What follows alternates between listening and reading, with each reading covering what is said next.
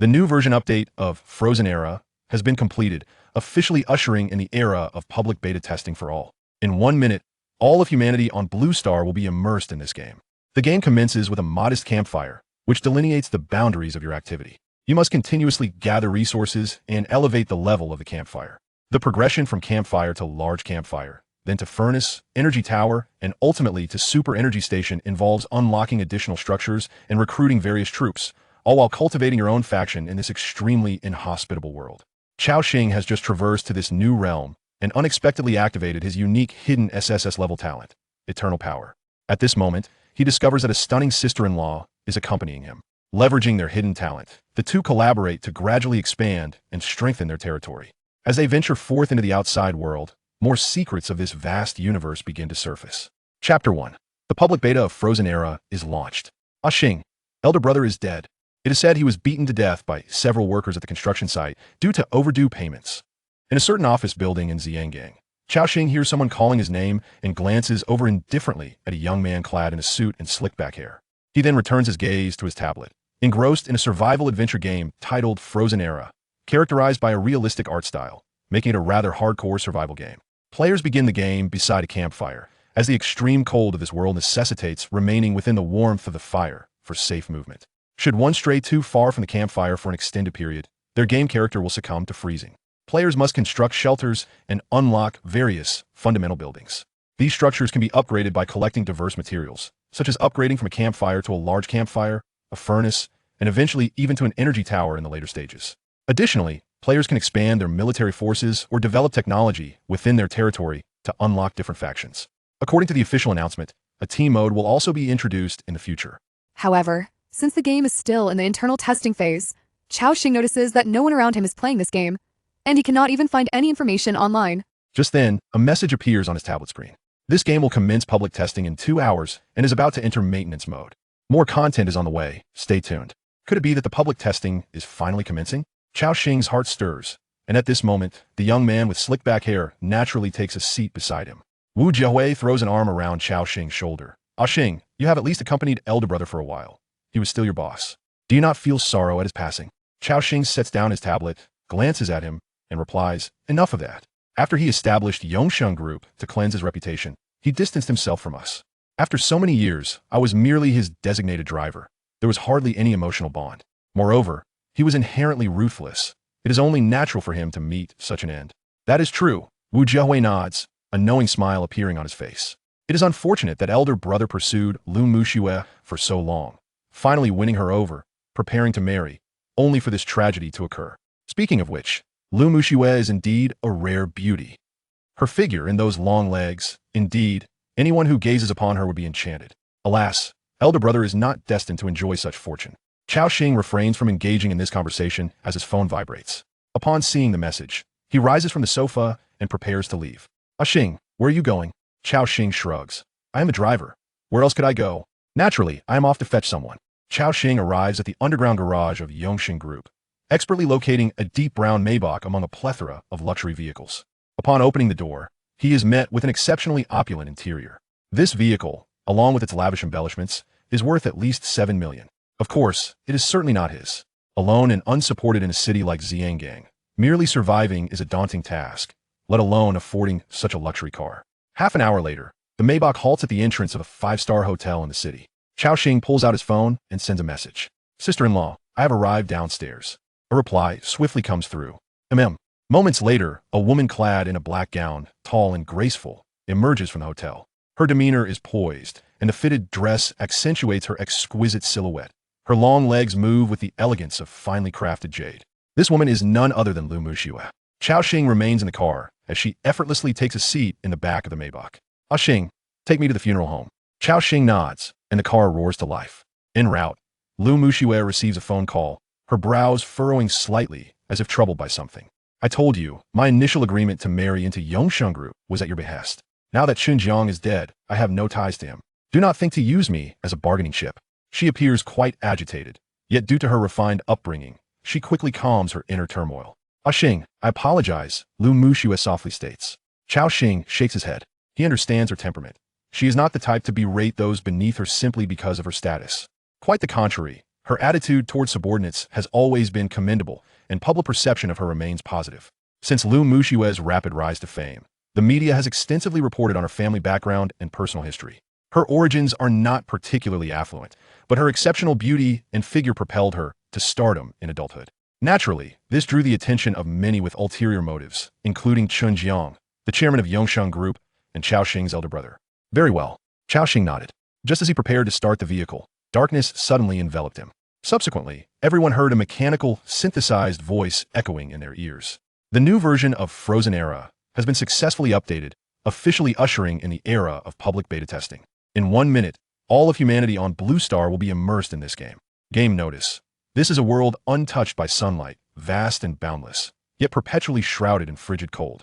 Your mission is to strive to survive in this realm. Upon the commencement of the game, you will appear beside a campfire. This is your beacon of survival. Remember, do not venture beyond the illuminated area of the fire. Your objective is to gather more resources, expand your territory, and develop additional units. The new version introduces a family survival mode, organized by family units, with a maximum of 4 individuals per group. If you have no relatives, you will be randomly grouped with those nearby. So, I wish you all the best in this brand new world, and may you endeavor to thrive. As Cao Xing regained his sight, he suddenly discovered himself in a desolate, ice-laden landscape. Before him stretched an expanse blanketed in snow and ice. What the hell, where's my Maybach? Before he could finish his thought, a piercing chill enveloped him. Cao Xing felt as though he would be frozen in place at any moment. Pissed, Cao Xing took a deep breath and instinctively moved closer to the nearby burning campfire, finally feeling a hint of warmth. At that moment, a character panel materialized before him. Name, Cao Xing race, human of Blue Star level, 1, 0/100 occupation, none health, 100 strength, 4 agility, 3 spirit, 5 constitution, 5 alert interface, unopened current status, cold current temperature, -31. Oh my, this system panel looks exactly like the one I played on my tablet. Then, a second system notification appeared. All survivors are requested to promptly select their occupational system. Currently, there are 5 major systems: Frost Iron Mechanic, Polar Warrior, Frost Mage, Aurora Knight, and Snowfield Hunter. A glimmer of excitement flashed in Cao Xing's eyes. The opportunity to choose an occupation. Evidently, these professions were akin to those he had previously experienced. However, Cao Xing was aware that these 5 professions lacked significant combat prowess in the early stages. For instance, the Frost Iron Mechanic's initial skill involves summoning a small self-destructing robot whose power pales in comparison to the firecrackers we used to blow up latrines as children. The Polar Warrior merely possesses a simple slashing attack.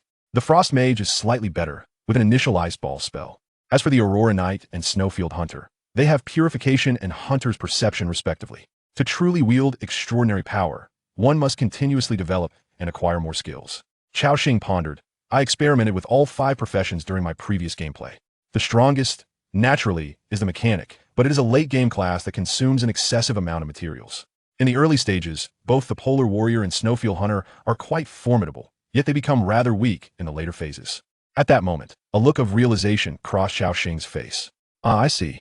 The introduction of this family survival mode is intended to enable us survivors to allocate our professions wisely, ensuring safe passage through the early, mid, and late stages, thereby improving our chances of survival. However, Cao Xing glanced at his companion. Aside from himself, there was only Lu Mushue. Although he was uncertain as to why he had been grouped with her, now was not the time for such thoughts.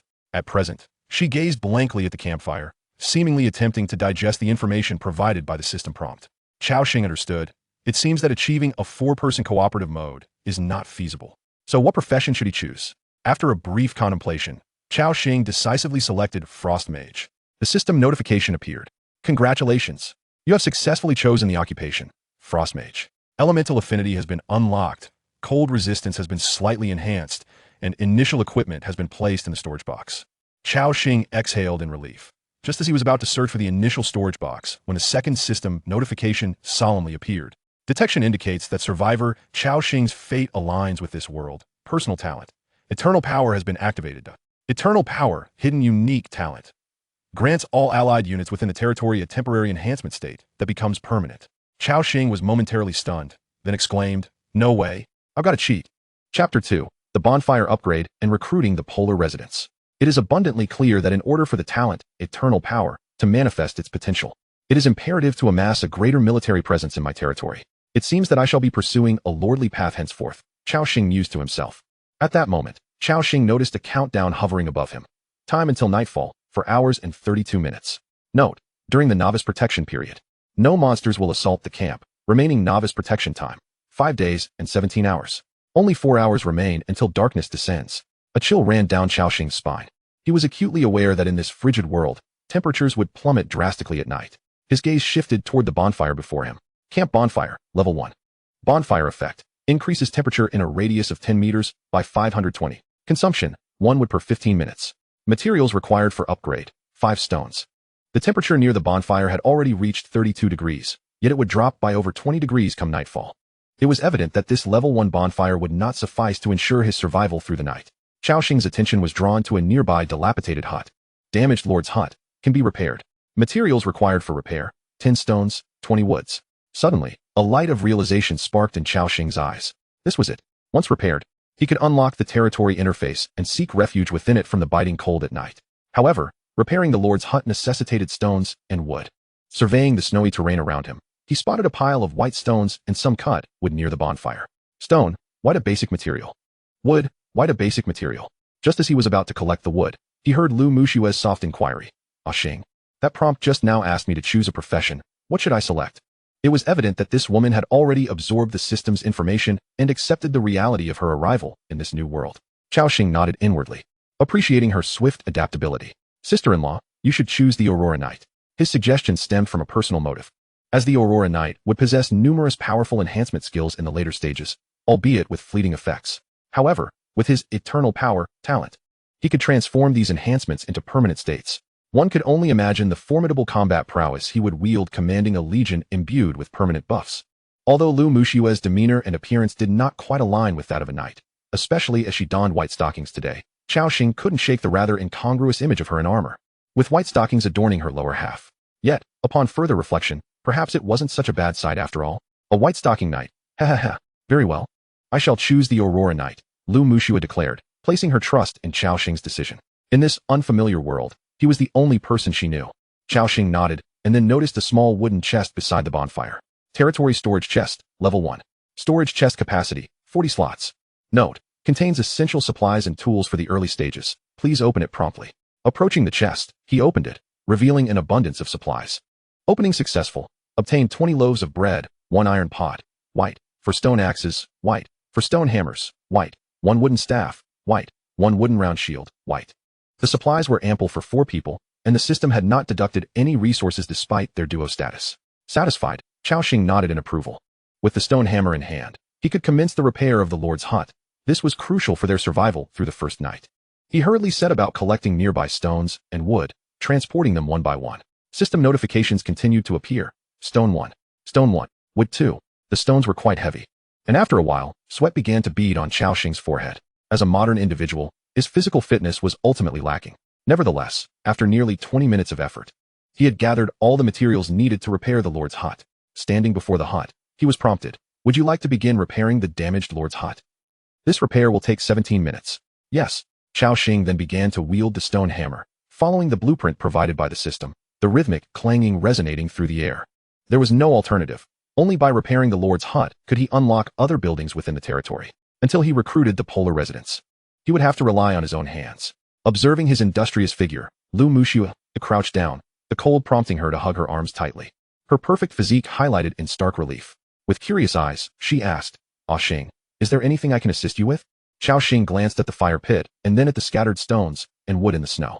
He nodded. Please gather the nearby stones and wood, and upgrade the camp bonfire as swiftly as possible. Without a moment's hesitation, Lu Mushue stood up and walked toward the perimeter of the fire pit. Shortly thereafter, he witnessed her somewhat clumsily hauling a stone over. It was evident that the weight of the stone was a challenge for her, cradling it in her arms. Her hands turned red from the cold, yet she persevered, continuing to move stones. Stone 1. Finding her high-heeled shoes inconvenient, Lu Mushue removed them, walking barefoot on the snow. Her small face turning pale from the chill. Cao Xing, focused on repairing the Lord's hut, did not intervene. In this world, survival necessitated effort from everyone. As Lu Mushue set the stone down, her well-defined curves were prominently displayed, a sight that stirred Cao Xing's blood. He hastily averted his gaze, concentrating on his work. While he toiled on the Lord's hut, Lu Mushue busied herself with transporting stones to upgrade the bonfire, their collaboration proving efficient. Not long after, Cao Xing received a system notification. Your camp bonfire has been upgraded to level 2. Camp bonfire, level 2. Bonfire effect. Increases temperature in a radius of 20 meters by 1020. Consumption, 1 wood per 13 minutes. Materials required for next level, 10 stones. The upgraded bonfire's coverage was significantly expanded, and even Cao Xing felt a warmth enveloping him, enhancing his work efficiency. Moments later, another system notification appeared. Lord's hut successfully constructed. Territory interface unlocked. Congratulations. You may now build additional infrastructure.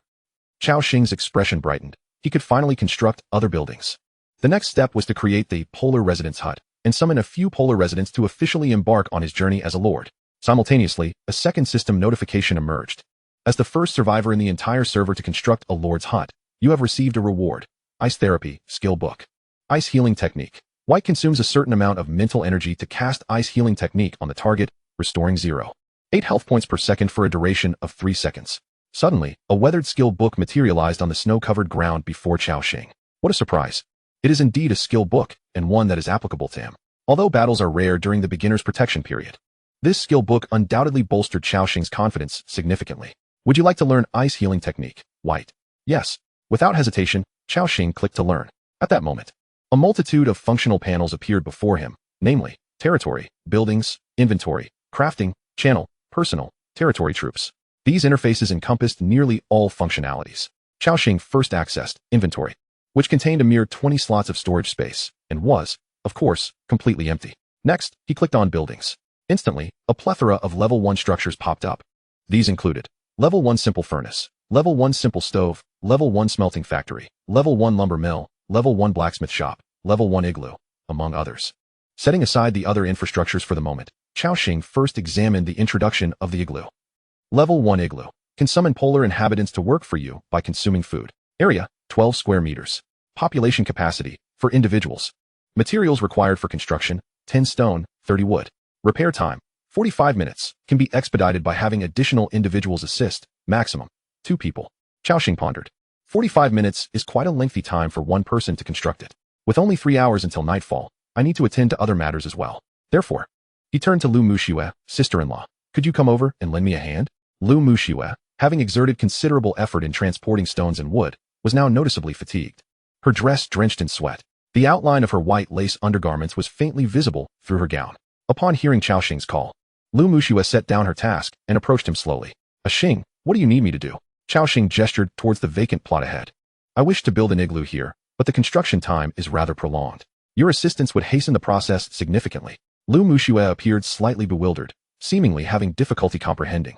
Yet she nodded in agreement. Thus, the two began collaborating to erect the igloo. Clang, clang. In the expanse of the snowy field, rhythmic sounds of hammering resonated. Half an hour later, a system notification appeared. Construction successful. Igloo, territory population 4. You can now recruit polar inhabitants to work for you by consuming food. Note: as the Lord, you must provide food for your subordinates daily. If they remain hungry for an extended period, they will abandon you. Suddenly, a small structure resembling a camp tent, not exceeding 2 meters in height, appeared on the snow before them. At that moment, another system notification rang in Cao Xing's ears. As the first survivor in the server to construct the igloo, you have been awarded 50 bread. Seeing this notification, a glimmer of delight flashed in Cao Xing's eyes. Incredible. A full 50 units of food. What a splendid reward. He couldn't help but feel fortunate that he had prior experience with this game, enabling him to construct these buildings in record time, ahead of everyone else. Cao Xing mused. Recruiting 1 polar inhabitant requires 5 units of food. Without this system reward, I could only recruit a maximum of 2. However, now I can recruit a full complement of 4 polar inhabitants. With this thought in mind, Cao Xing clicked to recruit. Would you like to consume 20 food to recruit 4 polar inhabitants? Yes.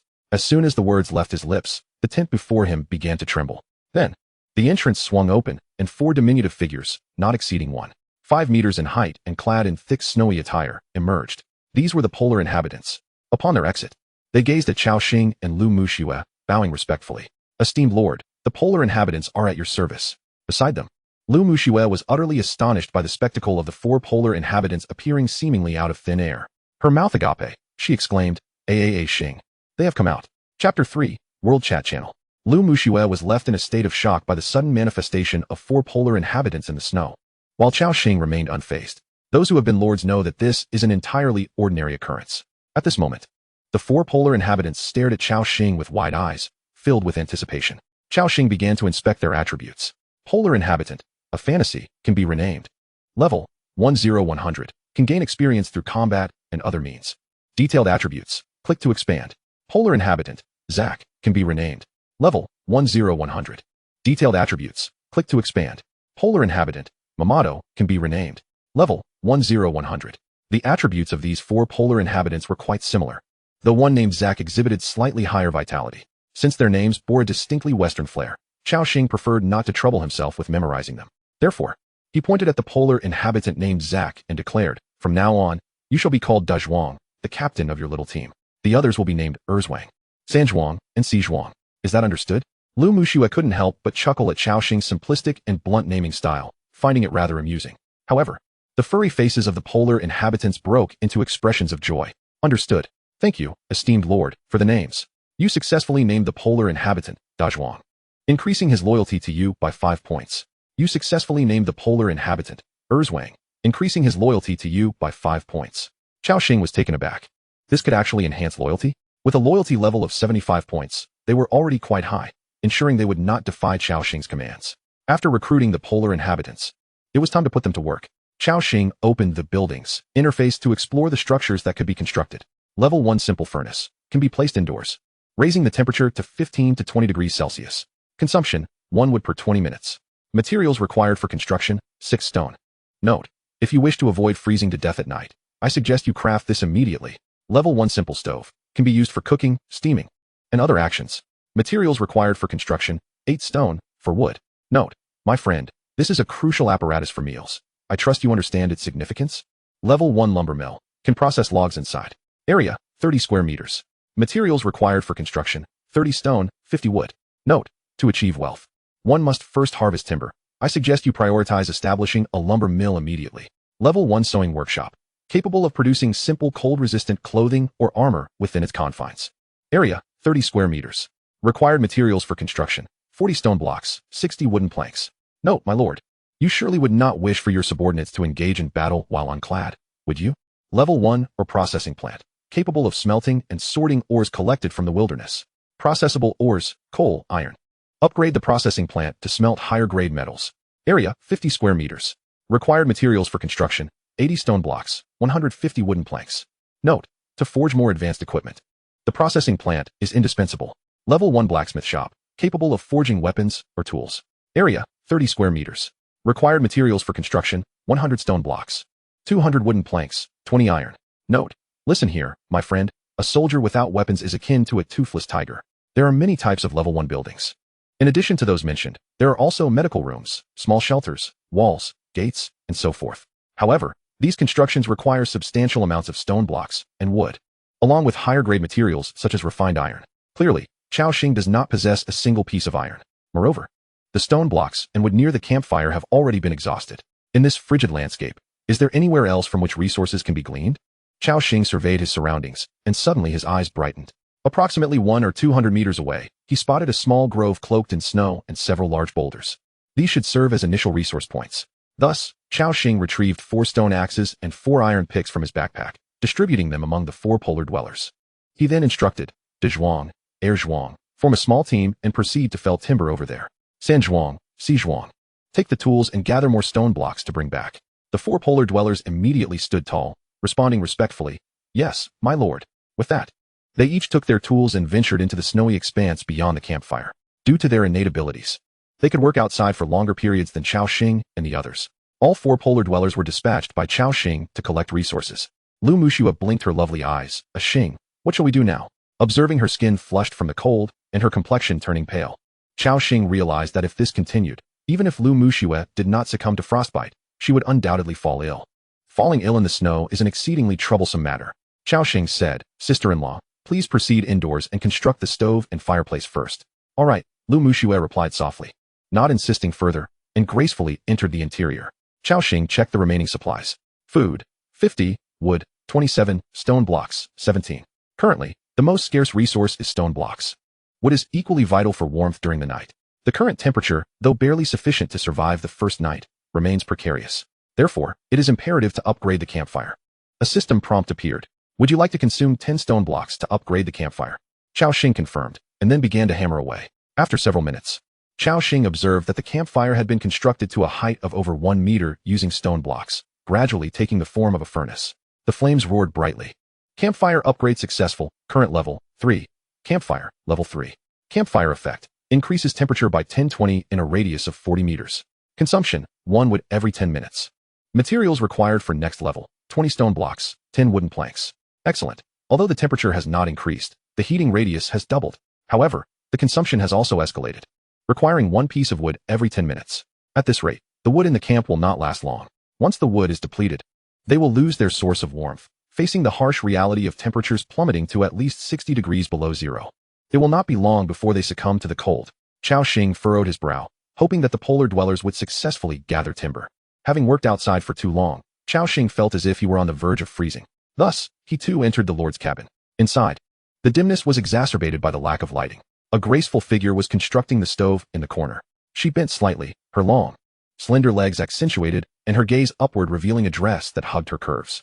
This posture further emphasized her form, akin to a perfectly rounded bowling ball. Wow, that's impressive, Cao Xing couldn't help but exclaim.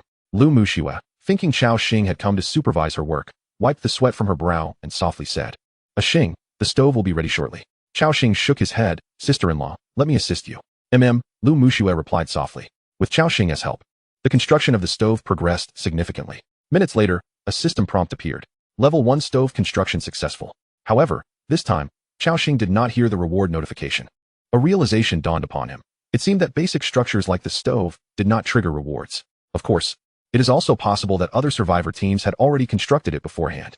With over 7 billion people globally descending into this snowy realm, many individuals undoubtedly possessed remarkable adaptability. With a crackle, the wood ignited, and the stove began to emit a warm orange glow, illuminating the entire Lord's cabin. Currently, the Lord's cabin was barren, save for the stove, rendering it nearly empty. By the stove, the two felt waves of warmth enveloping them. Cao Xing glanced at the indoor temperature. Current temperature, 16. Though still quite cold, it was a significant improvement compared to the sub-zero temperatures outside. Lu Muxue curled up her body, shivering continuously. Having worked so diligently, she had not felt the chill until now, realizing her body was already mottled with blue and purple from the cold. Cao Xing frowned, contemplating. It seems the sewing workshop must be prioritized urgently. With the scant clothing we have, it is little better than being unclad. If this continues, not only Lu Muxue, but I too might succumb to the cold. A profound sense of crisis surged within him. Cao Xing began to explore other functionalities within the Lord's interface.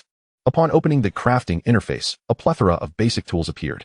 Items such as stone axes, stone hammers, stone picks, wooden bowls, wooden tables, wooden chairs, wooden beds, and more. After reviewing the list, Cao Xing understood that he could create some simple tools or furniture from these. He then began to examine the chat channel feature, which presented him with 4 options. World channel, global server, limited to 1 message per person per day.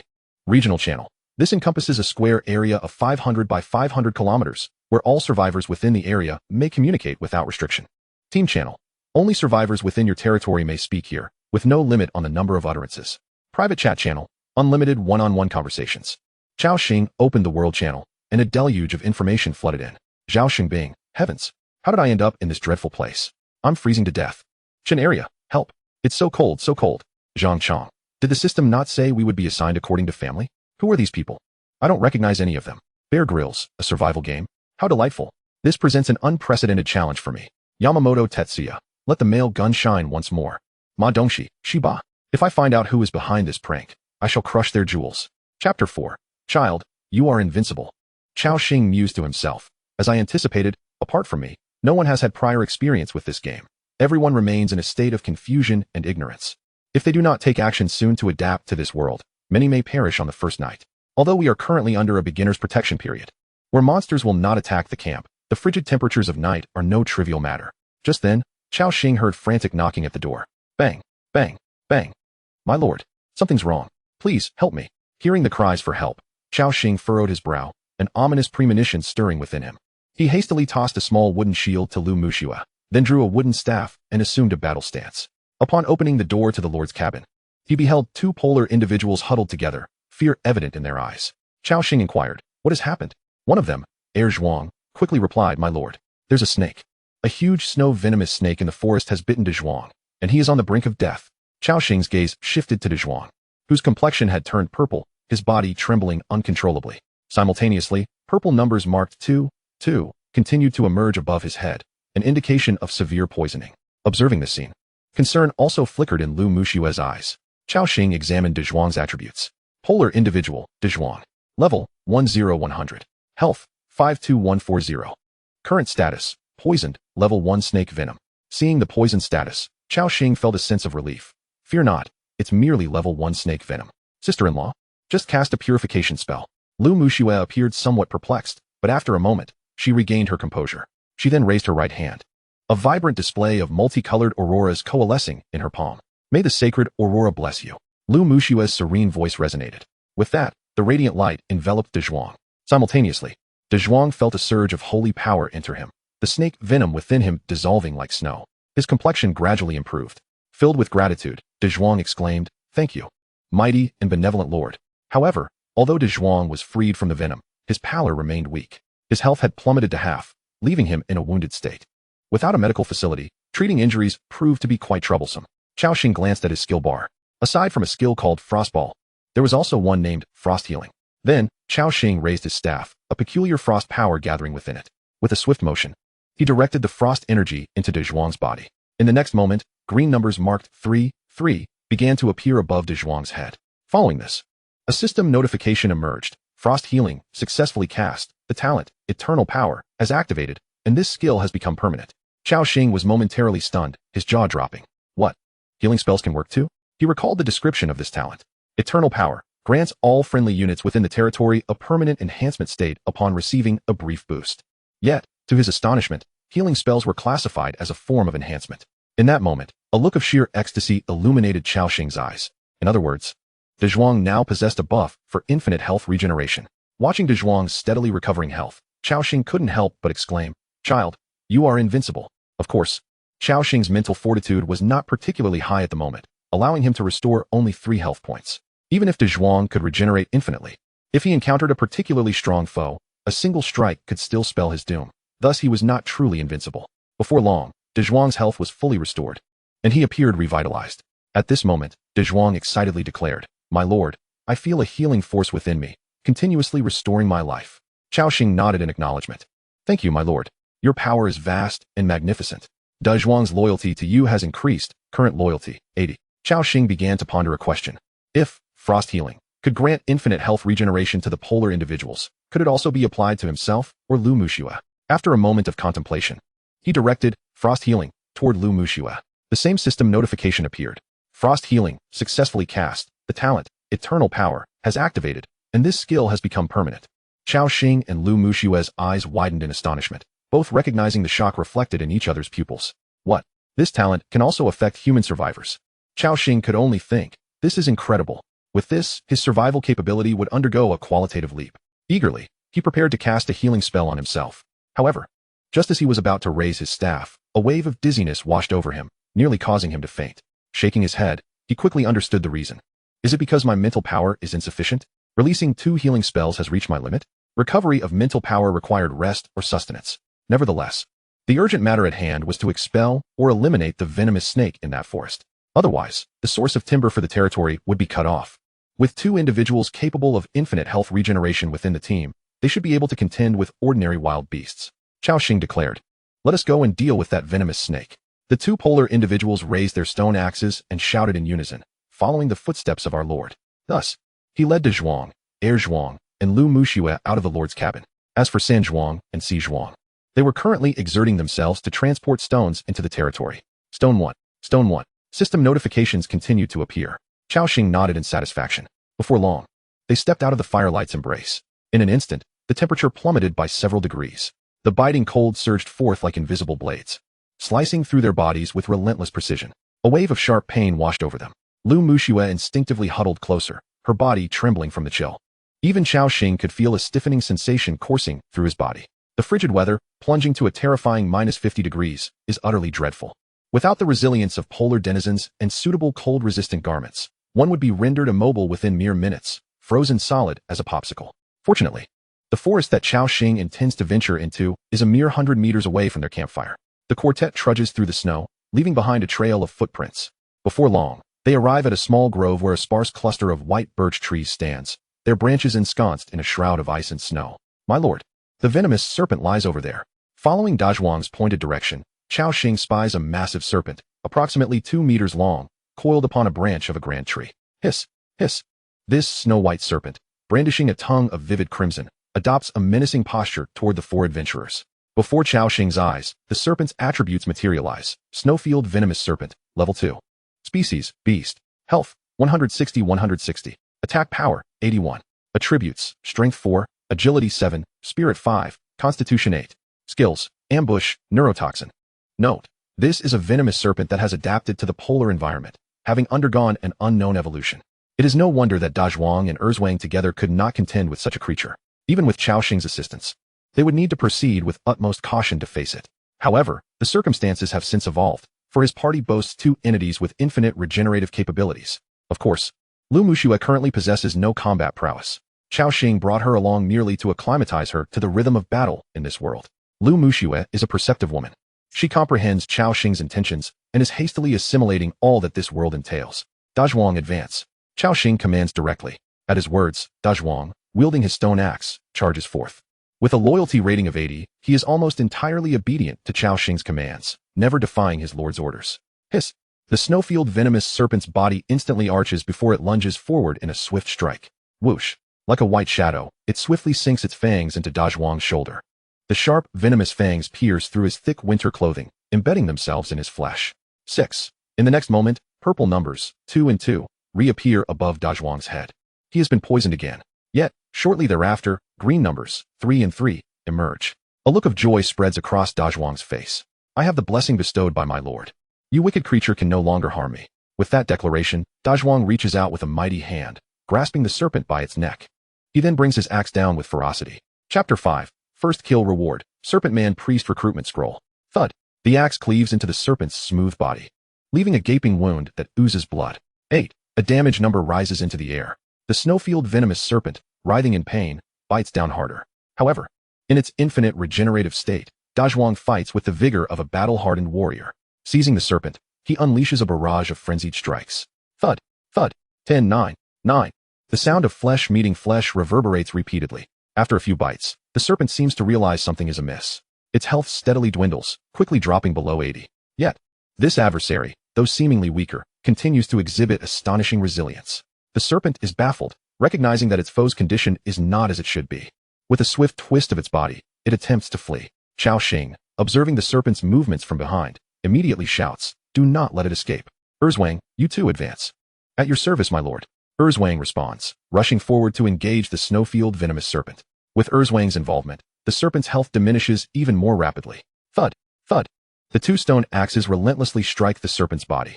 In no time, its health plummets below 30. Meanwhile, after a brief respite, Cao Xing regains a modicum of spiritual energy. He raises his staff, channeling the nearby frost magic. In a moment, a fist-sized ice orb forms at the tip of his staff. Go! With a flourish of his staff, the ice orb is propelled forward, crashing into the Snowfield Venomous Serpent with an explosive impact. 21. An exaggerated damage number erupts from the serpent's body. The enemy's health reaches 0, and it collapses, utterly defeated. A system notification appears. Successfully slain Snowfield Venomous Serpent LV2. You have gained 30 experience points. Combatants. Dazhuang has gained 15 experience points. Erzwang has gained 15 experience points. Congratulations. You are the first in this area to slay a wild creature, earning the first kill reward, 1 Serpent Man Priest Recruitment Scroll. Witnessing the might of the ice orb spell, Dazhuang and Erzwang's eyes widen in astonishment. My lord, your power is truly formidable. Such strength, my lord. Cao Xing casts a brief glance at them. These polar dwellers are easily awed. The frost mage profession is characterized by high damage at a significant cost. That single ice orb has utterly depleted the spiritual energy he had painstakingly restored. Meanwhile, Cao Xing approaches the corpse of the Snowfield Venomous Serpent, and a system notification appears before him. Snowfield Venomous Serpent corpse can be decomposed. Cao Xing promptly selects the option to decompose it. In an instant, the serpent's body vanishes, leaving behind a tattered snake skin, several pieces of fresh red snake meat, and a purple venom sac. Tattered snake skin, white 1. Though damaged, it can still be utilized to create simple leather garments. Fresh snake meat, green, 17. Fresh snake meat, with each piece providing 5 units of food. Venom sac, green 1. A snake's venom sac. Applying it to a weapon may yield unexpected effects. Upon seeing the items on the ground, a glimmer of delight sparks in Cao Xing's eyes. My goodness, so much snake meat. And a piece of snake skin. This is a bountiful haul. 17 pieces of snake meat equate to a substantial 85 units of food. Moreover, the most crucial aspect is that they now possess a new source of nourishment beyond dry bread, succulent snake meat. At that moment, Dazhuang and Erzwang's eyes fixate hungrily on the vibrant red snake meat, accompanied by the unmistakable sound of saliva being swallowed. Meat is meat. My heavens. How many years has it been since we've seen fresh meat? Erzwang, pinch me. I cannot be dreaming. The polar dwellers are beings accustomed to life underground, rarely afforded the luxury of fresh meat. Cao Xing remains unaware of their lifestyle, yet through previous conversations with the polar denizens, he discerns that their environment must be quite harsh. Erzwang tugs on Dazhuang's goat-like beard, exclaiming, Dazhuang, you are not dreaming. This is indeed real meat. Heavenly grace. If only someone could grant me a morsel of delectable meat, I would willingly offer my life in return. Cao Xing was well aware that these polar dwellers were merely speaking to themselves. All right, everyone, hasten your work pace. Tonight we shall indulge in snake soup together. Upon hearing this, Dazhuang and Erzwang immediately sprang to their feet, exclaiming, Long live the Lord, and set off with fervor, wielding their stone axes to fell trees. Observing their enthusiasm, Cao Xing gathered all the materials from the ground. He turned to Lu Muxue and remarked, Sister-in-law, do you remember? If we encounter enemies in the wild, we must fight in this manner to vanquish them. Lu Muxue cradled her shield in her arms and nodded resolutely. Yes, I remember, Xing. Cao Xing nodded in acknowledgement and led her back to the vicinity of the campfire. The moment they stepped into the warmth of the fire's glow, the biting cold was significantly alleviated. Hiss! Both of them shivered simultaneously. They had been outside for nearly 7 minutes this time. According to Cao Xing's estimate, their maximum activity duration was 15 minutes. If they could craft cold-resistant clothing, their active time could be greatly extended. Cao Xing glanced at his territory resources. Food 135. Wood 36, stone 54. The materials for constructing a sewing workshop were still insufficient. It appeared that creation would have to wait until another day. Were there any alternative methods to withstand the harsh cold? Cao Xing's gaze shifted to the side, where the polar dwellers, clad in thick snow gear, stood. Clearly, their attire was robust and offered excellent protection against the cold. At this moment, it was likely that most survivors were contemplating the use of coercive means to seize these polar dwellers' garments. However, it would be prudent to refrain from such actions. For once the first polar dweller was slain, the goodwill of this race would plummet by 50. Upon the death of a second polar dweller, relations would irrevocably shift to hostility. Not only would it become impossible to recruit polar dwellers to work for him, but any encountered on the road would also launch attacks on his camp. Cao Xing mused, very well, I shall endure for now. By tomorrow, I should gather enough wood and stone to construct the sewing workshop. At that moment, he recalled the first kill reward bestowed by the system, which appeared to be a recruitment scroll. Upon retrieving it from his backpack, the attributes of the scroll materialized before him. Serpent Folk Priest Recruitment Scroll can summon a level 5 Serpent Folk Priest to assist the Lord in battle. Occupies 2 population slots. Upon seeing this system description, Cao Xing's countenance brightened with joy. What a splendid reward. A scroll capable of summoning a level 5 creature. However, he realized he had never encountered the Serpent Folk in his previous gaming experiences, leaving him uncertain about their nature. Perhaps this was due to Cao Xing not advancing far enough in the game to uncover its full scope. The vastness of this world exceeded his imagination. Would you like to consume the scroll to summon the Serpent Folk Priest? Yes. As soon as he confirmed, a hexagram materialized before him. In the next instant, the hexagram radiated a blinding light. Lu Muxue, standing nearby, observed Cao Xing's actions with curiosity. Simultaneously, they felt an overwhelming and chilling presence descend upon them. Then, the cold wind swept through, revealing a sinuous, snow-white creature. A 5-meter-long serpent, its body adorned with scales, swayed its slender tail casually through the snow. Atop this serpentine form rested the head of a human female, her elongated eyes and sculpted features exuding an aura of enchantment at first glance. Both Cao Xing and Lu Muxue were awestruck by the imposing beauty of this serpent-like being. What a massive serpent! Lu Muxue exclaimed, her mouth slightly agape.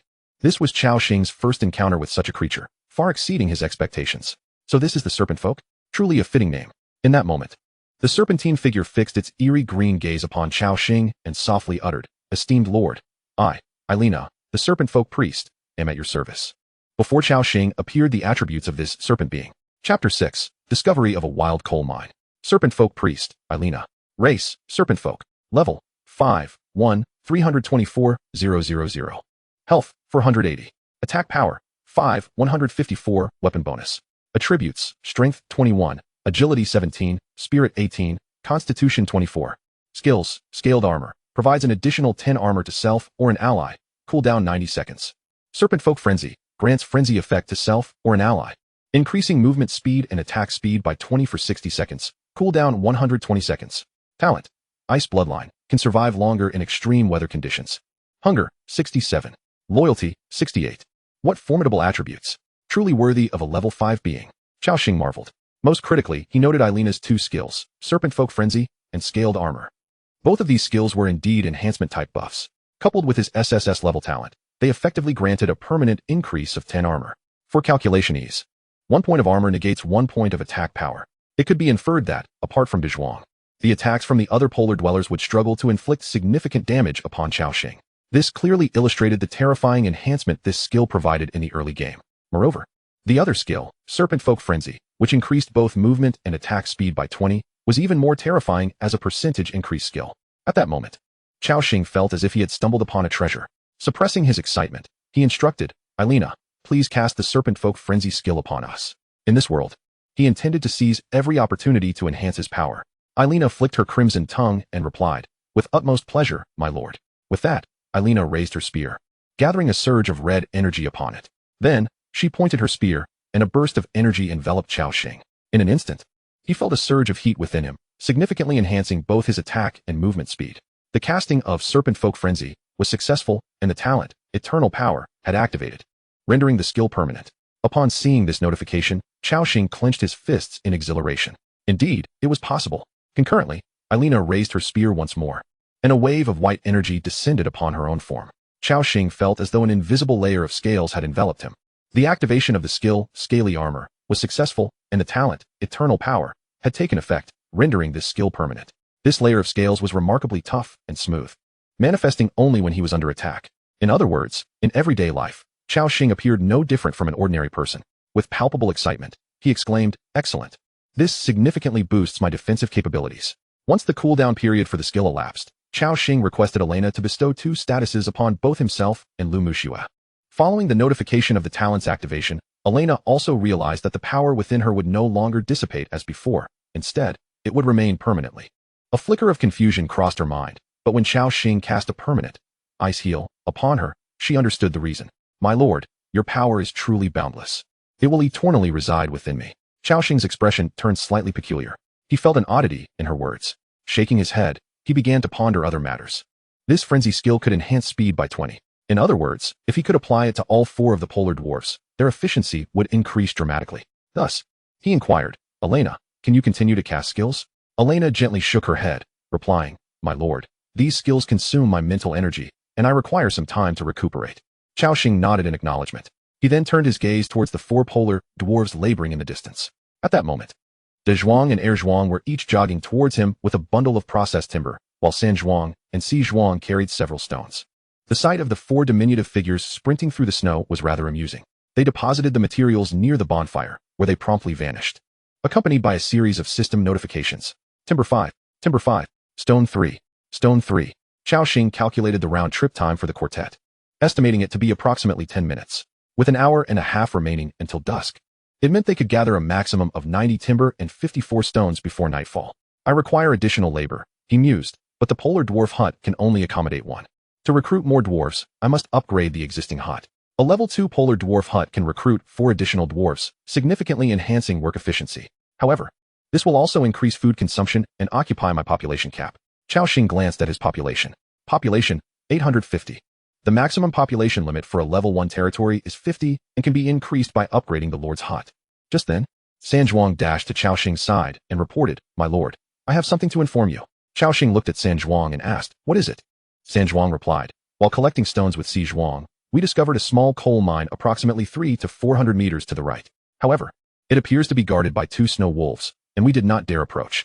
I feared these wolves might pose a threat to our camp. Hence my report to you, my lord. Upon hearing the word coal mine, Cao Xing's eyes brightened. It is well known that coal is a more advanced energy material than wood, burning longer and generating more heat.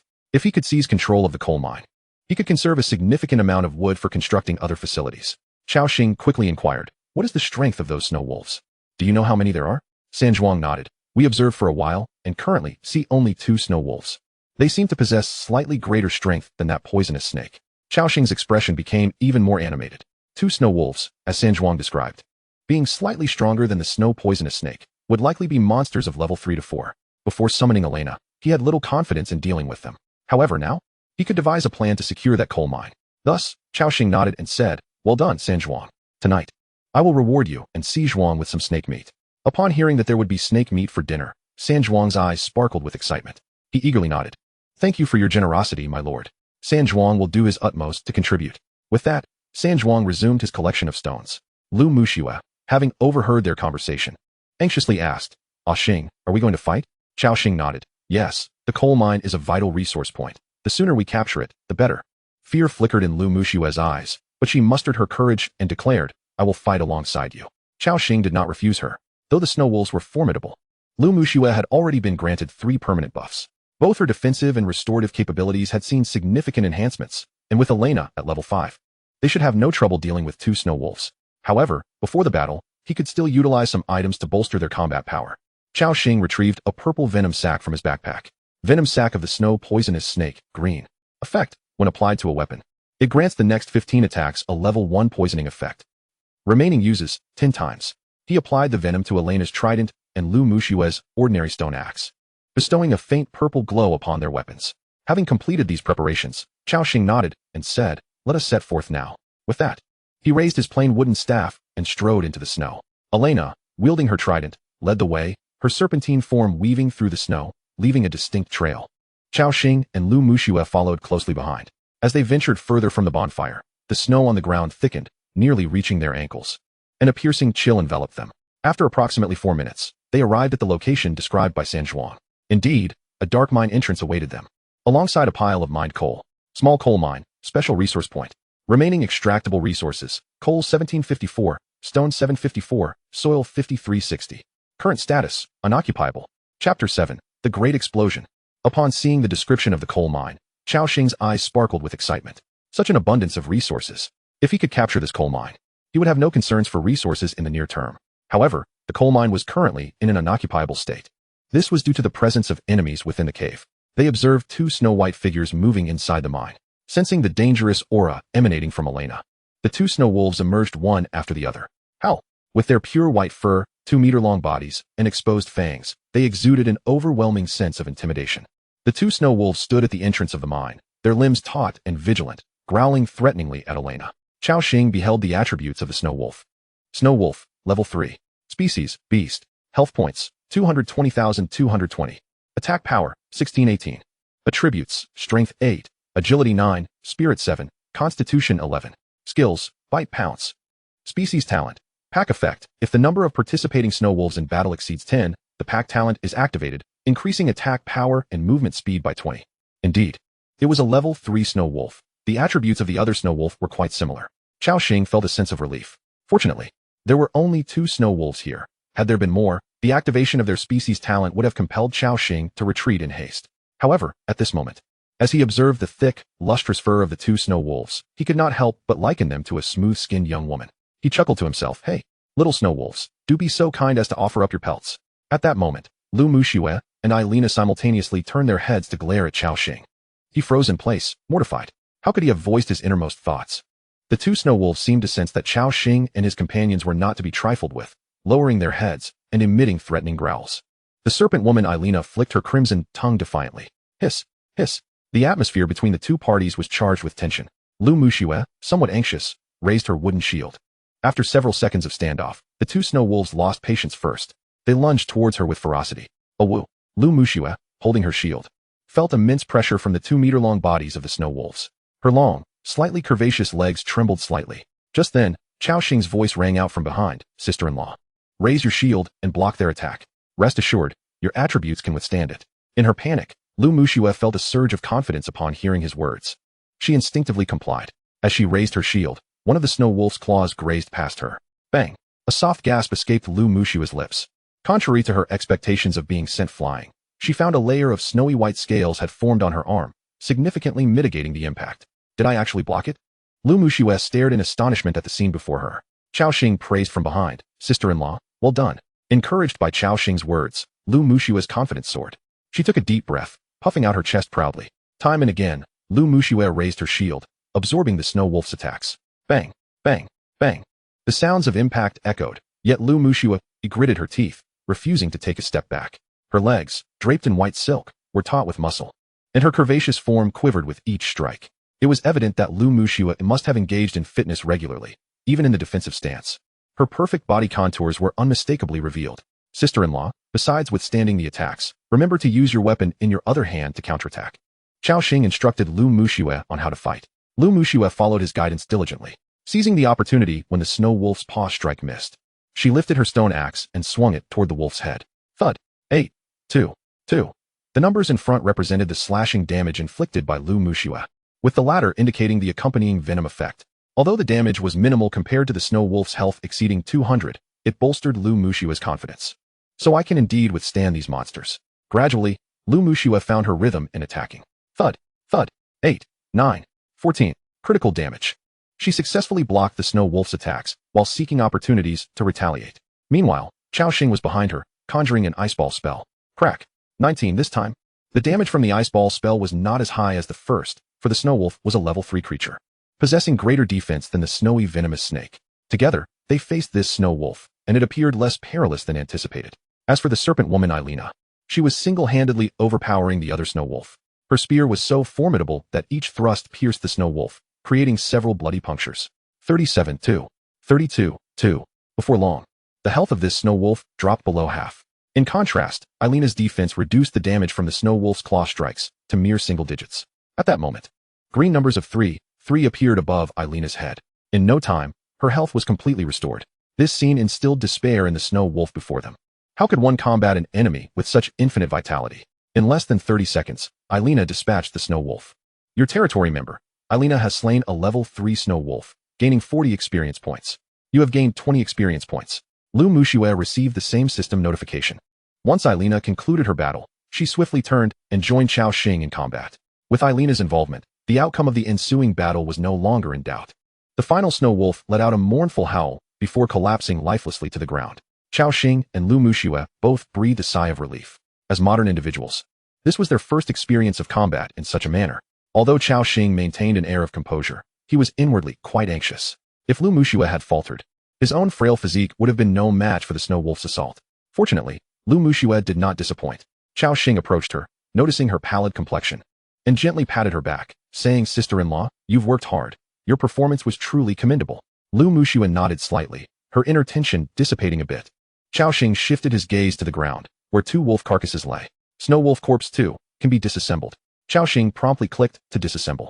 A beam of white light enveloped the 2 carcasses, and a second later, a plethora of materials appeared on the ground. Slightly damaged wolf pelt, green, 2. Thick wolf pelt can be crafted into a coat, offering decent cold resistance. Fresh wolf meat, green, 134. Chewy wolf meat, 1 piece provides 5 food. Snow wolf bones, green, 32. Sturdy bones, useful for crafting simple armor or weapons, or for making broth. Wolf fangs, green, 11. Sharp wolf fangs, suitable for crafting arrows or binding to wooden poles to create long spears. Frost wolf knight recruitment scroll, blue, 1. A scroll imbued with the power of contracts, allowing you to summon a formidable level 10 Frost wolf knight immediately, but ensure your food supply is ample beforehand. Upon witnessing the array of materials, Cao Xing's astonishment deepened. Wow, this is truly a magnificent haul, Cao Xing exclaimed in delight.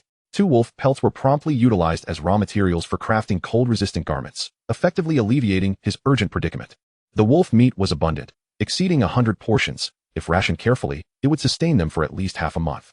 Most remarkably, however, was the Frost Wolf Warrior recruitment scroll, which astonishingly had the power to summon a level 10 creature, even more formidable than Ailina.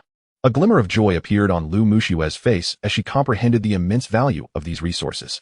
That's wonderful, Xing. Cao Xing nodded in agreement. He picked up a pristine white wolf pelt from the ground and draped it over Lu Muxue. Although it wasn't fashioned into a garment, merely possessing these 2 wolf pelts provided substantial protection against the cold. Lu Muxue instantly felt a wave of warmth enveloping her, and she gazed gratefully at Cao Xing. "Thank you, Xing." "You're welcome, sister-in-law," Cao Xing replied, then wrapped the other wolf pelt around himself. In that moment, the harsh chill of the world was significantly dispelled. Cao Xing couldn't help but reflect on how he was no longer battling in short sleeves and shorts amidst the snow. Chapter 8. Ancient Weapon Barret. Cao Xing gathered the remaining materials from the ground, and then, filled with anticipation, approached the coal mine nearby. A deserted small coal mine has been discovered. Do you wish to occupy it? Yes. Occupation successful. Acquired small coal mine 1. Acquired bronze treasure chest 1. Congratulations. As the first survivor in the entire server to occupy a resource point, you have received a reward. Ancient Weapon Barret, purple, 1, 127mm ammunition 10 rounds. Cao Xing, What on earth? Barrett? Surely I'm not mistaken? However, when he beheld the heavy sniper rifle, entirely black and extending a meter in length, lying on the snow before him, he confirmed his suspicion. This was indeed a Barrett. Yet, upon reflection, it seemed quite reasonable. After all, this world melded technology with magic. The cold iron mechanics could eventually pilot mechs and summon squadrons of bombers. So what was one Barrett in comparison?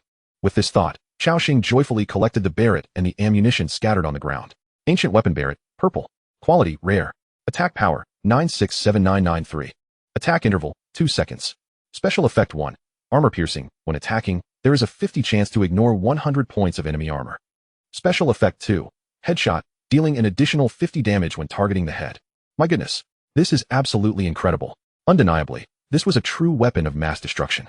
An attack power exceeding 900 in the early stages could obliterate any foe in its path. Coupled with the latter two effects, if both were triggered, even monsters below level 20 would be unable to withstand a single shot, though he was a mage, who decreed that a mage could not wield a Barrett. Alas, the only drawback was that Cao Xing possessed merely 10 rounds of ammunition. He contemplated.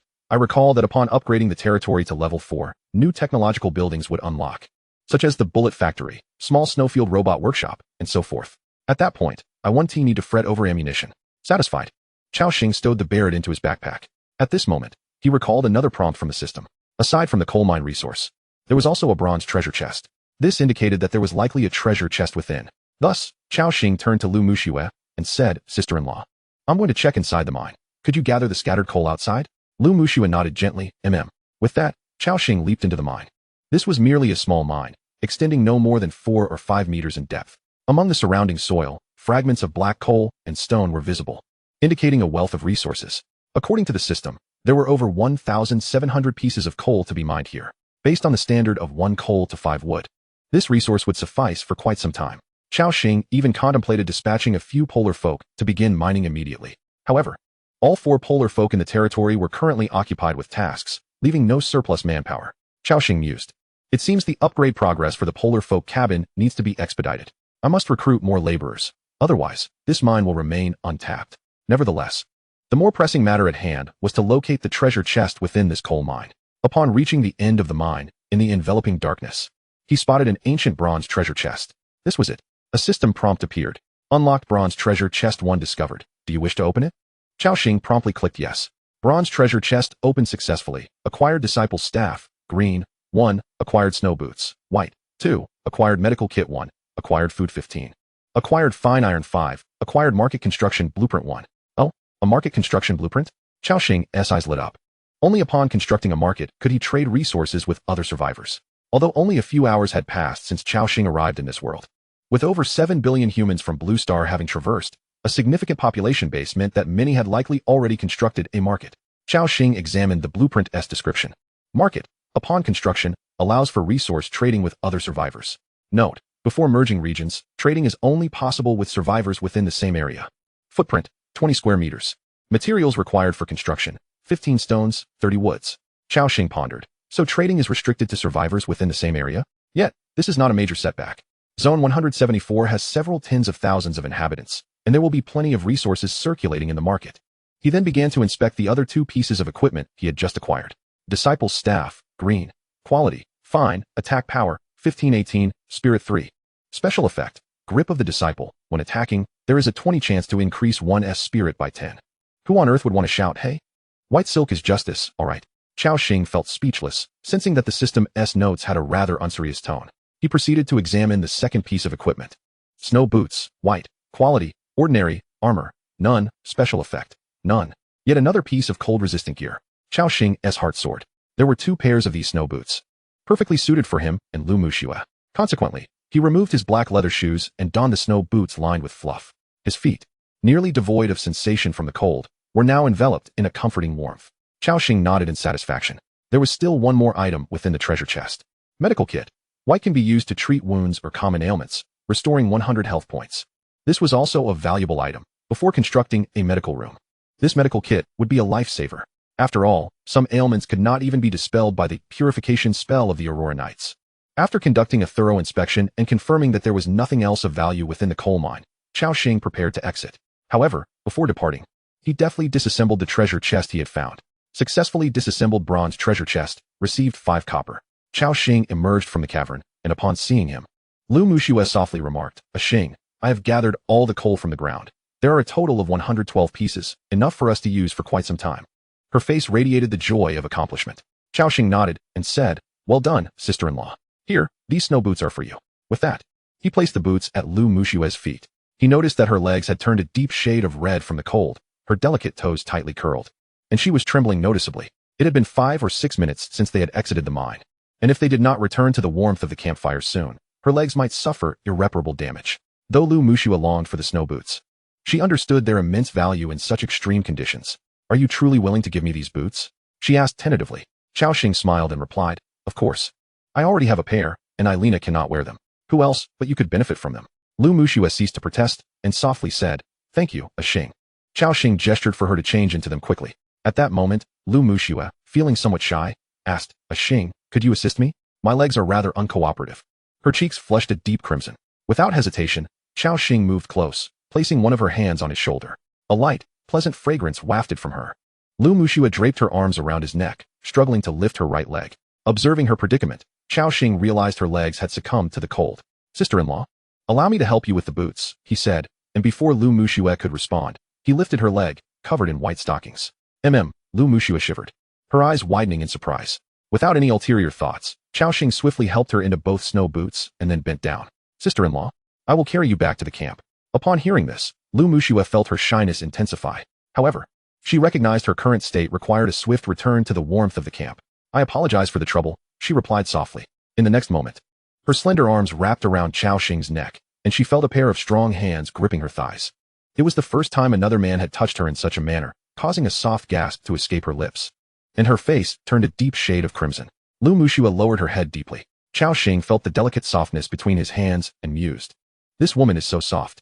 He then carried Lu Muxue, along with Eileen, back to the camp.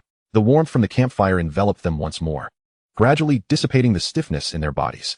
After settling Lu Muxue comfortably, Cao Xing looked up and noticed the sky had darkened significantly. There was still half an hour until nightfall. He needed to construct a small shelter before darkness fell to ensure Eileen had a place to stay warm. Otherwise, the loyalty of these inhabitants would wane if they were left to endure the cold at night. Additionally, he needed to establish a market for trading with other survivors. Cao Xing glanced at the resources currently at his disposal. Food, 50 bread, 17 snake meat, 134 wolf meat. Wood, 97, coal, 112, stone, 62. Not too shabby. There were sufficient materials for constructing the lumber mill and market, with enough remaining for a small dwelling. Thus, Cao Xing called out to the distance, De Zhuang, Air Zhuang. You can all return now. Upon hearing the command, the polar inhabitants set down their tools, shivering as they returned to the warmth of the campfire. My lord, is there something you need? Cao Xing nodded and began issuing orders. De Zhuang, Air Zhuang. You two will construct the lumber mill. San Zhuang, the task of building the market falls to you. Si Zhuang, go and build a small dwelling. At this point, Cao Xing added, once you finish these tasks, you may eat. The last statement lit up the eyes of the 4 polar inhabitants. Rest assured, my lord, we will complete the tasks before nightfall. Indeed, we will handle it, my lord, you need not worry. Chapter 9, Delicious Snake Soup. At this moment, a gurgling sound emerged near Cao Xing's ear. It was not from him, but rather from Lu Muxue beside him. She was not particularly sturdy to begin with, and after recently engaging in a battle, it was only natural that she felt famished. Noticing Cao Xing's gaze, Lu Muxue's cheeks flushed as she buried her head deeper. I'm sorry, she stammered. Cao Xing shook his head, saying, sister-in-law, let's head inside. We need to prepare for cooking. Lu Muxue nodded gently. They then entered the spacious lord's cabin. To cook, they first needed to set up a cooking stove. Thus, Cao Xing found a corner and opened the construction interface to begin building. Would you like to consume materials? 8 stone, for wood, to construct a level 1 simple stove. Yes, following the blueprint provided by the system. Cao Xing began the construction. In just a few minutes, a simple stove made of stone appeared before him. Stove, level 1. Defense value, 30. Area occupied, 1 square meter. Cao Xing then retrieved the initial equipment provided by the system. A large black pot, white. Though it appeared to be merely a large black pot. Disassembling it would yield 2 pieces of iron. This time, Cao Xing intended to prepare a pot of snake soup. In this icy expanse, water was readily available. He merely needed to step outside and chip away some ice to bring back to the pot, where it would quickly melt. Once the water reached a boil, he tossed in 2 sizable pieces of snake meat, equivalent to 10 food units, a rather lavish addition. After pondering for a moment, he added 2 more pieces of snake meat. Within minutes, a rich aroma of meat began to fill the cabin. Lu Muxue, huddled nearby, could not help but lift her head, swallowing in anticipation as she gazed at the pot. Sister-in-law, it will be ready soon. Just hold on a bit longer. Lu Muxue shyly lowered her head and responded softly. Xing, let me take care of the cooking from now on. Cao Xing chuckled. You are to become the Lord's wife. Such tasks cannot be left to us. We currently lack sufficient manpower, but once we recruit more soldiers, we won't need to cook ourselves. Lu Muxue smiled warmly at his words. Xing, you are quite knowledgeable. Cao Xing shook his head. It's nothing. I merely play a lot of games. Outside, the sky grew ever darker, and the temperature began to plummet dramatically. After lighting the stove, the temperature in the room had risen to 11 degrees, but in the blink of an eye, it dropped back down to 16. The outdoor temperature has reached an astonishing 50 degrees. The biting cold wind howls like a serrated blade, relentlessly sweeping across the bodies of the polar inhabitants. At such a temperature, even the warmth of a bonfire cannot facilitate any form of labor, unless one upgrades the bonfire to an energy tower. Only then could they weather the tempestuous snowstorms with ease. At this moment, Cao Xing noticed several notifications appearing on the territory interface. Your territorial structure, lumber mill, has been successfully constructed. Your territorial structure, market, has been successfully constructed. Your territorial structure, small shelter, has been successfully constructed. Cao Xing let out a sigh of relief. He had assigned tasks to the 4 polar inhabitants, and they had all been completed before dusk. Thus, he approached the door of the Lord's cabin and called out, Dazhuang, Erzwang, you may come to dine now. The 4 polar inhabitants rushed into the Lord's cabin, with even Elena curling up and squeezing in against the wooden wall. The Lord's cabin, which measured merely 30 square meters, was instantly filled to capacity. Lu Muxue had already filled 6 wooden bowls to the brim with meat soup, in which floated the boiled flesh of snakes. The eyes of the 4 polar inhabitants gleamed, their hands trembling as they held the bowls. However, since Cao Xing had not spoken, they dared not make any presumptuous movements.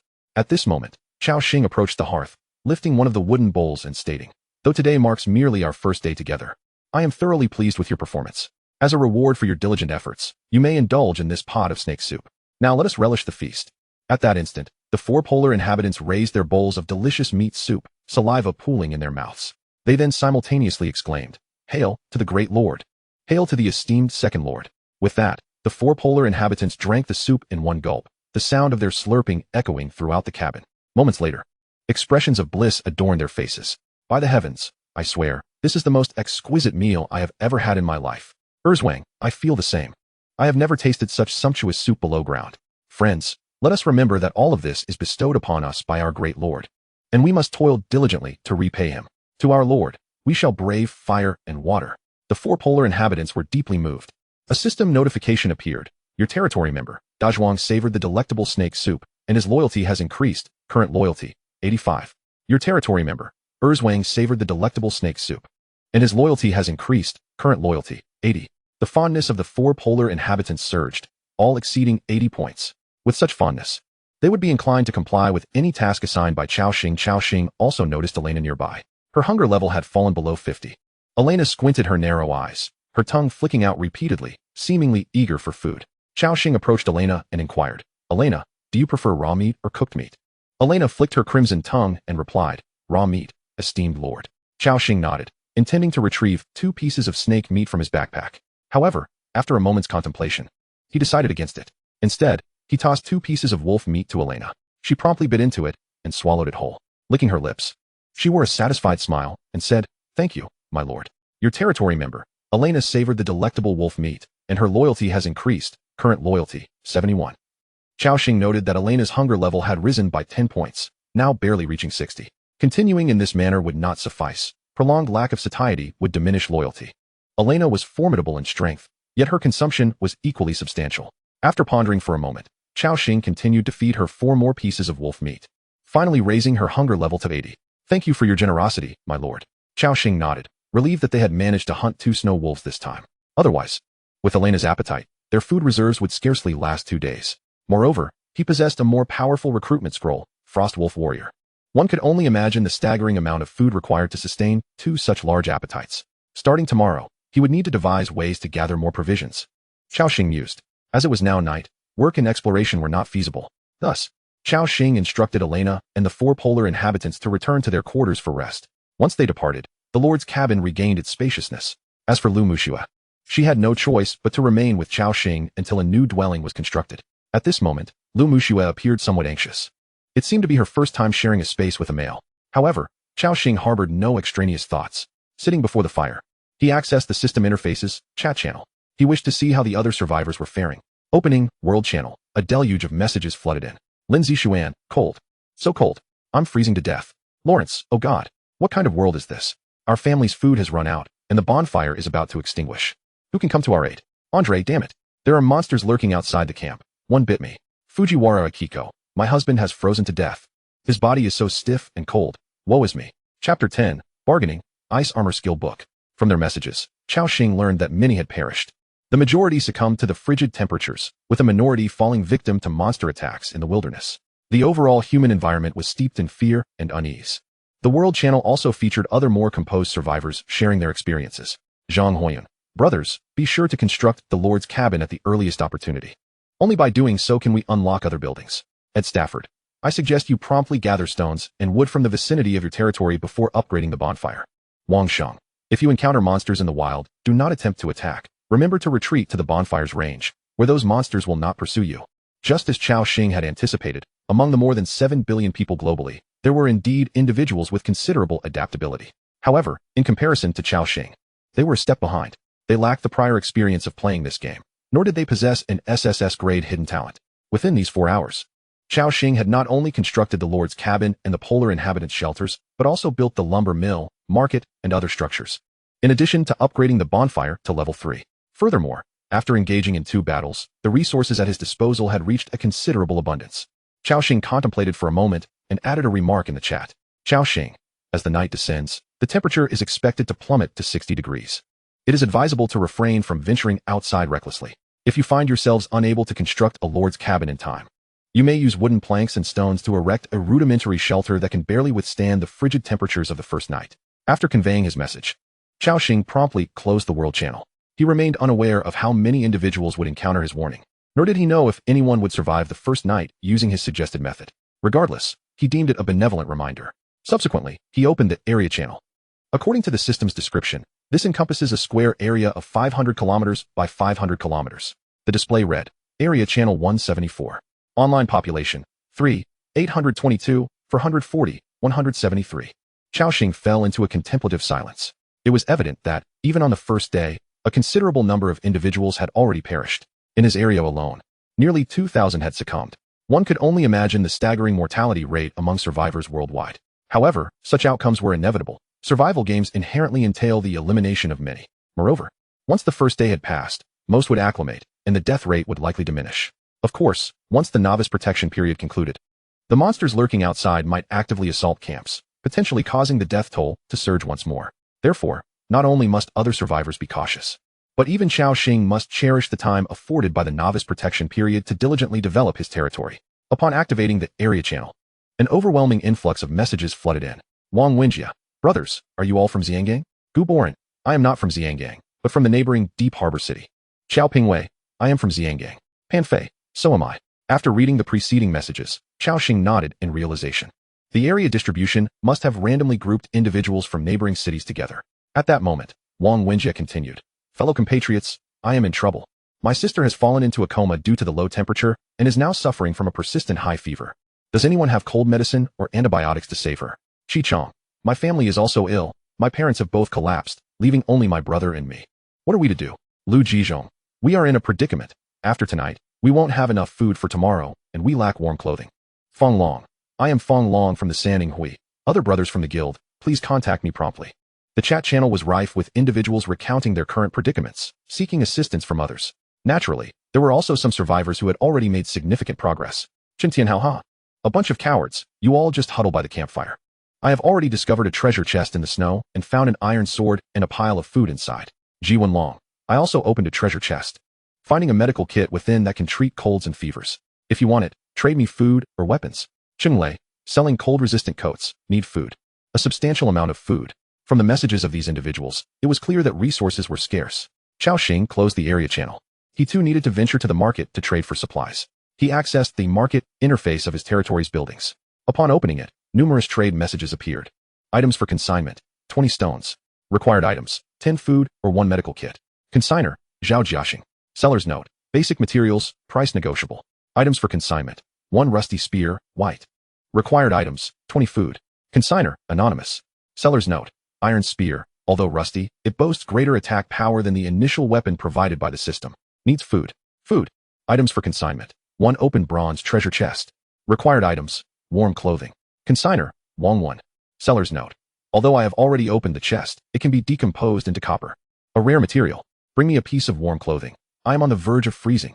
It was evident that this was the first day of the global event.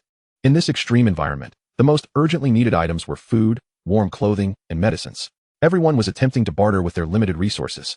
Cao Xing possessed only 1 medical kit and lacked warm clothing himself. Thus, he could not afford to trade these items. He continued browsing to see if anything he required was available. At that moment, he stumbled upon a consignment message. Items for consignment. Ice Armor Skill Book, White 1. Required items, 50 food or 5 medical kits. Consigner, Milesi. Cao Xing's eyes flickered with interest. It was the Ice Armor of the Frost Mage. This skill can enhance the user's armor value for a duration of 20 seconds based on their mental strength, though it is quite demanding. For other Frost Mages, this might seem a lackluster skill, but for Cao Xing, it was a godsend. For this skill could be combined with his own talents to transform into a permanent enhancement. Furthermore, when stacked with Elena's scaly armor, Cao Xing's defensive capabilities would reach terrifying heights. At that moment, he was tempted to purchase the skill book on the spot. However, it was apparent that the seller was asking for a steep price, demanding 50 food outright. Fortunately, the seller's note indicated that negotiation was possible, suggesting there was room for discussion. Consequently, Cao Xing opened the private chat interface for the consignment. Cao Xing, I will trade 10 food for the Ice Armor skill book. Within moments, Milesi replied with an exasperated emoji. Milesi, I said negotiate, not rob. You think you can trade 10 food for a skill book? Why don't you go and steal one? Go on, get lost. Cao Xing replied, I understand your urgency, but please hold on. What if I told you that this is not ordinary food, but rather meat? Milesi, meat? You got your hands on meat that quickly? The tone of the other person was laced with incredulity. Cao Xing knew that the other party was skeptical, as meat could only be obtained from those wild creatures at this stage. It was evident that on the first day, hardly anyone could defeat those monsters. He directly pasted the item information into the private chat window, though he sent the information for snake meat. At that moment, Milesi finally believed that Cao Xing indeed possessed meat. Impressive, my friend. You actually managed to acquire snake meat. Cao Xing inquired. So, will you sell it? Milesi, of course, I'll sell it, but your offer is far too low. At least 40 food, which is equivalent to 8 pieces of snake meat, otherwise. It's a no-go. Cao Xing countered. What are you thinking? I don't even have that much snake meat. At most, I have 3 pieces. However, Milesi stubbornly insisted that it couldn't be less than 6 pieces of snake meat. Cao Xing retorted. If that's the case, forget it. Keep it for yourself. The ice armor is merely a preliminary skill. Its drop rate isn't particularly low. After tomorrow, you won't even be able to trade for food. Upon hearing this, the other party seemed to waver. Milesi curiously asked, is what you said true? Chapter 11. The First Night, The Nature of Greed. What Cao Xing stated was undoubtedly a fabrication. The skill, Ice Armor, is one of the fundamental abilities available to mages in the early stages of their journey. Although it may seem somewhat lackluster, its worth is not to be underestimated. Cao Xing retorted nonchalantly, believe it or not, it's entirely up to you. Upon hearing this, Milesi sighed in resignation. Fine, 3 pieces of snake meat it is. If I ration it wisely, it should suffice for my family for another day. The last statement stirred something within Cao Xing. After a moment of contemplation, he sent a message. How about this? You adjust the trade to 20 units of food, and I will contribute an additional 5 loaves of bread. Milesi, momentarily taken aback, replied, all right. Cao Xing instructed, then please modify the transaction details in the market, and I will purchase it immediately. In no time, the price of that skill in the market transformed to food 20. Cao Xing promptly secured the deal. Transaction successful. You have acquired the Ice Armor Skill Book X1. You have lost 3 fresh snake meat and 5 loaves of bread. Ice Armor consumes a certain amount of mental energy to enhance the armor of oneself or an ally. Mental 06. Effect lasts for 30 seconds. Cooldown period is 60 seconds. Cao Xing's eyes gleamed with delight. This was precisely what he needed. With his current mental strength at 5, augmented by the Staff of the Believer, it reached a total of 8 points. In essence, this meant he could permanently enhance his armor by an additional 5 points. He clicked to learn the skill, successfully acquiring Ice Armor. Following the system notification, he felt a surge of joy. He then cast Ice Armor upon himself. Stacking armor. Success.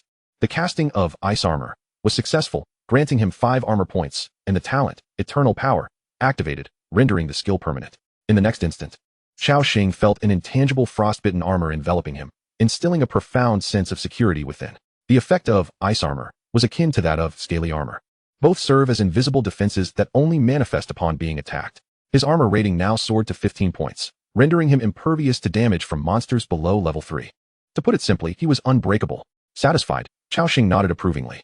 After a wait of 60 seconds, he applied a layer of ice armor onto Lu Muxue as well. As the Team's tank, it was imperative to bolster her defenses. At that moment, the two were alone in the same room. Lu Muxue, through the chat channel, learned of the circumstances faced by other survivors. She now comprehended that not everyone was as fortunate as she, residing in the warm confines of the Lord's abode. Many survivors continued to endure hunger and the biting cold. Had she not been partnered with Cao Xing, it was entirely possible that Lu Muxue would have faced a similar fate, perhaps even a graver one, enduring a night of frigid torment.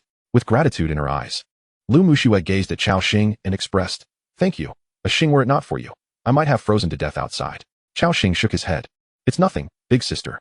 Since we have been assigned to the same team, we must support one another to thrive in this world. Helping you is also aiding myself." Lu Muxue nodded earnestly. "I will adapt to this world as swiftly as possible, so as not to become a burden to you." Cao Xing acknowledged her resolve with a nod. Then, a comfortable silence enveloped them, though the atmosphere felt somewhat awkward. Suddenly, Lu Muxue appeared to recall something. Her cheeks flushing crimson, her body trembling slightly. Moments later, she removed her snow boots and retreated to the small wooden bed. Wrapped in her wolf fur coat, she buried her blushing face deep within, leaving only her delicate little feet exposed. Between them was a warm hearth. After a brief interval, Cao Xing remarked, "Rest well, sister." As night fell, the coals in the hearth burned brightly. Through the Lord's cabin, the sound of the wind outside could be heard. At this moment, both were swathed in wolf pelts, using them as blankets. Lu Muxue gazed at Cao Xing's silhouette, lost in thought. Just then, a notification appeared on Lu Muxue's system interface. "Your friend, Bai Yunlan, has sent you a video invitation. Do you accept?" Upon arriving in this world, survivors possessed an inherent communication feature within their systems. Once friends were added, they could freely send messages, make calls, and even share video feeds. Lu Muxue's expression shifted to one of seriousness, as the caller was her mother. After a moment's deliberation, she clicked to answer. "Xiaoxue, how are things on your end?" The moment the video connected, a woman's voice resonated from the other side. Lu Muxue was taken aback. Her mother was actually inquiring about her well-being. However, before Lu Muxue could respond, Bai Yunlan continued, "Oh dear, Xiaoxue, our family suddenly finds ourselves in this world. What dreadful luck. You cannot imagine how miserable it has been for me, your two younger brothers, and your father. That box contains such a meager amount of food. It barely suffices for Dabao and Xiaobao's appetite for a single meal. Now, our supplies are nearly depleted. Your father and I have gone without food, suffering from both hunger and cold. Xiaoxue, do you have any surplus food to help us out?" A bitter smile graced Lu Muxue's lips. So this was the true nature of her family? Even before she could utter a word, they revealed their selfishness. They showed no concern for her well-being, immediately demanding food from her. Lu Muxue recalled how it had been back on Blue Star, where she was constantly subjected to stringent demands, with all her earnings controlled and her life scrutinized, ultimately leading to her being forced into a marriage with a man she despised. Taking a deep breath, she seemed to summon a newfound courage. She shook her head resolutely. "Mom, I do not have any extra food." Upon hearing this, Lu's mother immediately expressed confusion. "Really? Not even a single morsel? Xiaoxue, your two brothers have gone a whole day without food. You know how much they eat. They used to have 4 or 5 meals a day. Now, in this world, they have only eaten once. And your father and I have barely consumed half a loaf of bread." As she spoke, Lu's mother's eyes darted around, seemingly assessing Lu Muxue's situation. Lu Muxue affirmed firmly, "There is none." Just then, the video feed revealed the visage of another middle-aged man. He scrutinized Lu Muxue's background, questioning, "Xiaoxue, are you trying to deceive us? You've moved into a house, yet you claim there is no food? And that fur you're draped in. Where did you acquire it?" Accompanying voices of 2 children chimed in, pointing at the screen. "Mom and Dad, I recognize the fur on our sister. That wolf fur. Sister has already slain a wolf. She must have meat." Upon hearing this, Lu's mother erupted in anger. Well, you wretched child. How dare you deceive your own mother? You have meat, and you refuse to share with your family. Huh? You ungrateful wretch. I've raised you all these years for nothing." At this moment, Lu's father joined in the condemnation, while the 2 children clamored noisily in the background. "Xiaoxue, what do you intend to do? Your mother and I are on the brink of starvation, and you refuse to share even a morsel of food. Has your conscience been consumed by a dog?" Faced with the accusations from her family, Lu Muxue bit her lip, tears welling in her eyes, momentarily at a loss for words. The mother of Lu had grown increasingly aggressive. "And yet you still felt wronged? We have endured hunger all day without a hint of complaint. Lu Muxue, it seems your wings have truly hardened." Lu Muxue's eyes were red, on the verge of tears. At that moment, a figure suddenly intruded into the scene. "You 2 old fools, what are you barking about?" Upon hearing the insult, the voices from across fell silent. Then, they beheld a young man standing beside Lu Muxue. Lu's father, upon seeing the image of Cao Xing, demanded, "Xiaoxue, who are you with? Who is this man?" Before Lu Muxue could respond, Cao Xing interjected. You don't need to know who I am. If you desire food, go find it in the snow yourself. The middle-aged man opposite retorted, I am speaking to my daughter. What right do you have to interject? Cao Xing chuckled, what right do I have? Just the fact that I am the one who killed the wolf and possessed the meat. How about that? The middle-aged man seethed, then I want to ask you. I will ask Xiaoxua. She is my daughter. Cao Xing sneered, you can ask her all you want, but the food is under my protection. As long as I am here, not a crumb will be given to you. You have hands and feet. Why not use them to procure food instead of leeching off your daughter? Have you no shame? You. What about me? At your age, still clinging on shamelessly. You are even less than a woman, a worthless thing. After unleashing a torrent of scorn, the middle-aged man's face turned a deep shade of red. Nearby, the sounds of two children began to wail.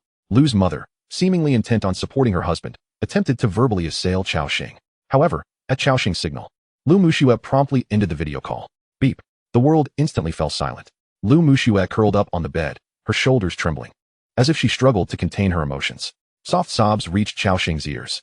After a moment, when the sobs subsided, Cao Xing reassured, it's all right now, sister-in-law. Lu Muxue lifted her head, her swollen eyes gazing at Cao Xing with gratitude. Xing, thank you for coming to my rescue. Cao Xing shook his head, it's nothing. These wretches wish to reap without sowing and take supplies from me. No chance. You must remember, no matter who comes to you asking for food or other resources, you must not give them anything. If you grant them once, they will come endlessly thereafter. Do you understand? Hearing this, a hint of bitterness flickered in Lu Muxue's eyes. How well she understood this principle. Back on Blue Star, all her expenses, including funds, were controlled by her family. She had wished to refuse. Yet under her parents' relentless psychological pressure, she had silently endured it all. Now, arriving in this world seemed to offer her a chance to escape her original family and start anew. After a moment, Lu Muxue solemnly nodded, I will, Xing. With that, they each settled onto their respective beds, yet the events that had just transpired left them both wide awake. Suddenly, Lu Muxue seemed to recall something. She abruptly stood and approached the stove. The stove was lit, and hot water was boiling in the iron pot. Before long, Lu Muxue returned with a small bucket of hot water to Cao Xing's side. Her face bore a shy expression as she softly said, Xing, I noticed your feet are a bit frostbitten. Soak them in warm water before sleeping. It will be more comfortable. Cao Xing was momentarily taken aback, indeed feeling that his feet were nearly frozen. All right, sister-in-law. Just as he prepared to reach for the wooden bucket, he heard Lu Muxue gently say, I will help you. Her voice was so soft that Cao Xing almost thought he misheard. However, Lu Muxue had already crouched down, placing the small wooden bucket beside the bed. With a flushed face, she awkwardly lifted Cao Xing's feet toward the bucket. It was the first time Cao Xing had allowed a girl to help him soak his feet, and he felt an odd sensation in his heart. Thank you for your trouble, sister-in-law. Lu Muxue shyly responded, not at all. The warm water splashed against Cao Xing's icy soles, steam rising continuously. Lu Muxue crouched down, her figure curvaceous and alluring. A sight that could only be described as a devilishly perfect physique. Her delicate hands caressed the tops of Cao Xing's feet, each touch sending electric shivers through him. As the steam rose, both could distinctly feel their body temperatures rising. Sister-in-law. Hearing her name called, Lu Muxue lifted her head, her face shrouded in a hazy mist. At that moment, she noticed Cao Xing's face drawing closer. Realization dawned upon her, and her face flushed a deep crimson as she lowered her gaze. Yet before long, she raised her head to look at Cao Xing again. Her exquisite face, besides shyness, seemed to bear a hint of anticipation. At this angle, Lu Muxue's reddened cheeks appeared so enticing, her slightly trembling lips beckoning to be tasted. Their proximity dwindled, and they could feel each other's warm breath. Lu Muxue, in her nervousness, also seemed to harbor some expectation. Lu Muxue wanted to say something more, but found the man's face rapidly magnifying before her. Moments later, she transitioned from initial hesitation to a timid response. The night was ablaze. In the small room, the temperature steadily climbed. A few minutes later, Lu Muxue's chest rose and fell, collapsing into Cao Xing's embrace, her breath fragrant. Then, she stood from Cao Xing's arms. Her face flushed as she burrowed into her small blanket. Meanwhile, after Lu Muxue hung up the call, both Lu's father and mother were immediately incensed. They attempted to contact Lu Muxue numerous times, but each call was directly rejected. Lu's mother, despondent, lamented, Old man, what should we do now? Xiaoxue refuses to give us food, and Dabo and Xiaobao are crying from hunger. We don't even know what we'll eat tomorrow. Lu's father, Lu Zhenjie, was also deep in thought. Suddenly, as if recalling something, he said, Yunlan, don't you think that boy with Xiaoxue looks somewhat familiar? Upon hearing this, Lu's mother's expression turned contemplative. Moments later, she exclaimed, I think I remember. That boy seems to be a driver for Chunjiang's company, often sent to pick up our daughter. Both were taken aback. Lu's mother, in a fit of rage, declared, well, a mere driver dares to insult us. Just wait until I find the opportunity. I'll teach him a lesson. Lu Zhenjie, regaining his composure, said, hold on, I just saw Fong Long speaking.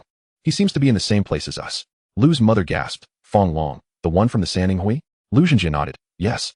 He seems to have started collaborating with other members of the Sanning Hui. It appears he is making good progress. Lu's mother beamed with delight. That's wonderful. I remember Fong Long was once a fervent pursuer of Xiaoxua. Let us contact him and see if we can procure some food. The next day, a system notification appeared. Attention all survivors. You have survived the first night of the Frozen Era. Remaining novice protection period. For days, 22 hours. There are still 5 days of safety time. Cao Xing opened his eyes, immediately noticing the beauty lying beside him. A lingering fragrance seemed to linger at the corners of his lips. Last night, they had not crossed the final boundary. On their very first day in this world. Neither of them was psychologically prepared. Cao Xing shook his head, casting aside the chaotic thoughts. He then glanced at the regional channel. Region Channel 174. Online users, 3, 802. 440, 173. Compared to yesterday, over 1,000 more had perished. They had all succumbed to the trials of this world's first night. The world and regional channels were rife with cries for help. At that moment, Lu Muxue awakened, seemingly recalling the events of the previous night, and instantly became shy once more. She peeked out and softly inquired, Xing, what shall we do today? Cao Xing replied, today, we will first upgrade the Polar People's hut, and then recruit 4 Polar people to work. Afterward, we will set up the tailor's shop and blacksmith's forge. But we want to need to do that ourselves. For now, let us go arrange work for those Polar people. Lu Muxue softly responded. The two then rose from the small wooden bed and exited the lord's cabin. The sky in this apocalyptic world remained drearily dim, even at dawn. Sunlight was a rare sight. For Polar people stood waiting outside the campfire. Greetings, Lord. Good morning, Second Lord. The 4 Polar people respectfully called out. Cao Xing nodded and proceeded to assign them tasks. He instructed the 4 Polar people to form 2 groups and simultaneously upgrade the Polar People's hut. A system prompt appeared. Would you like to consume materials? 50 wood and 30 stones to upgrade the Polar People's hut to level 2. Yes. The upgrade of the Polar People's hut began, with a remaining time of 27 minutes. The Polar people commenced their work diligently. Meanwhile, Cao Xing retrieved the recruitment scroll that had dropped yesterday from his backpack. Frost Wolf Knight Recruitment Scroll. Blue. This scroll can recruit a level 10 Frost Wolf Knight. The reason he hadn't recruited it yesterday was that nightfall was approaching, and there was no need for him to engage in battle. Moreover, such a powerful creature consumed a considerable amount of food each night. Every bit saved was advantageous. A system prompt appeared. Would you like to use the scroll to recruit the Frost Wolf Knight? Yes. Cao Xing promptly confirmed. In the next instant, a colossal hexagram array materialized beneath his feet, which began to radiate an even more dazzling light. Wow, this commotion seems even more terrifying than when summoning Eilina. Surprise flickered in Cao Xing's eyes. Through the brilliant light of the teleportation array, he vaguely glimpsed a towering figure over 2 meters high, exuding an oppressive aura. As the brilliance faded, a massive white wolf, covered in snow-white fur and nearly 3 meters long, emerged. Its robust limbs and protruding fangs showcased its formidable strength. Looking upward, Cao Xing noticed a Frost Wolf Knight clad in white armor, wielding a longsword, seated atop the white wolf. At this moment, the Frost Wolf Knight pulled the reins, causing the wolf beneath him to tilt its head back and let out a long howl. A whoa! The sound was thunderous and resonated for several kilometers. Compared to the oppressive force of the Serpent Folk Priest, it was at least twice as powerful. Upon noticing Cao Xing below, the Frost Wolf Knight removed his helmet, revealing a mane of deep brown hair that resembled wild grass. He then dismounted with an elegant leap and performed a standard knightly salute towards Cao Xing. I, Frost Wolf Knight Assam, am at your service. Cao Xing gazed in awe at the impressive duo before him. Attributes then appeared. Frost Wolf Knight, Assam, not advanced. Race, human. Level, 10, 172, 210, 000. Health, 1020. Attack power, 137, 146. Armor, 2, for 127. Attributes, Strength, 57, Agility, 54, Spirit, 48, Constitution, 51.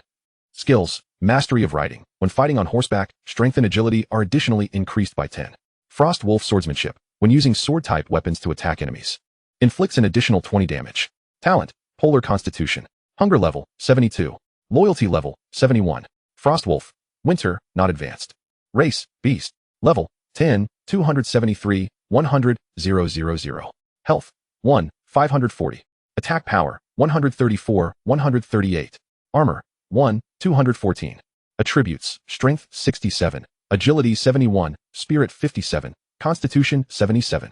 Skills, Frostbite. When an attack hits, adds 1 layer of frost effect to the enemy. When the number of frost layers exceeds 5, the enemy's blood turns to ice, immobilizing them for 35 seconds. Frost Claw Strike. When an attack hits, adds 1 layer of bleeding effect to the enemy, causing a loss of 0. 3 health per second for 3 seconds. Talent.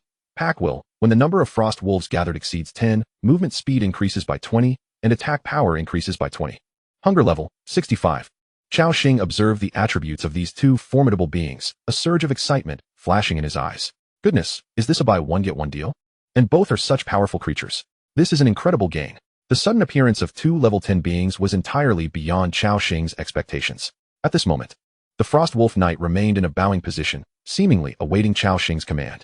After a moment of contemplation, Cao Xing refrained from hastily issuing orders to the Frost Wolf Knight. Instead, he first bestowed upon Assam and the Frost Wolf beside him 4 permanent buffs: Ice Armor, Ice Healing, Scale Armor, and Serpent Folk Frenzy.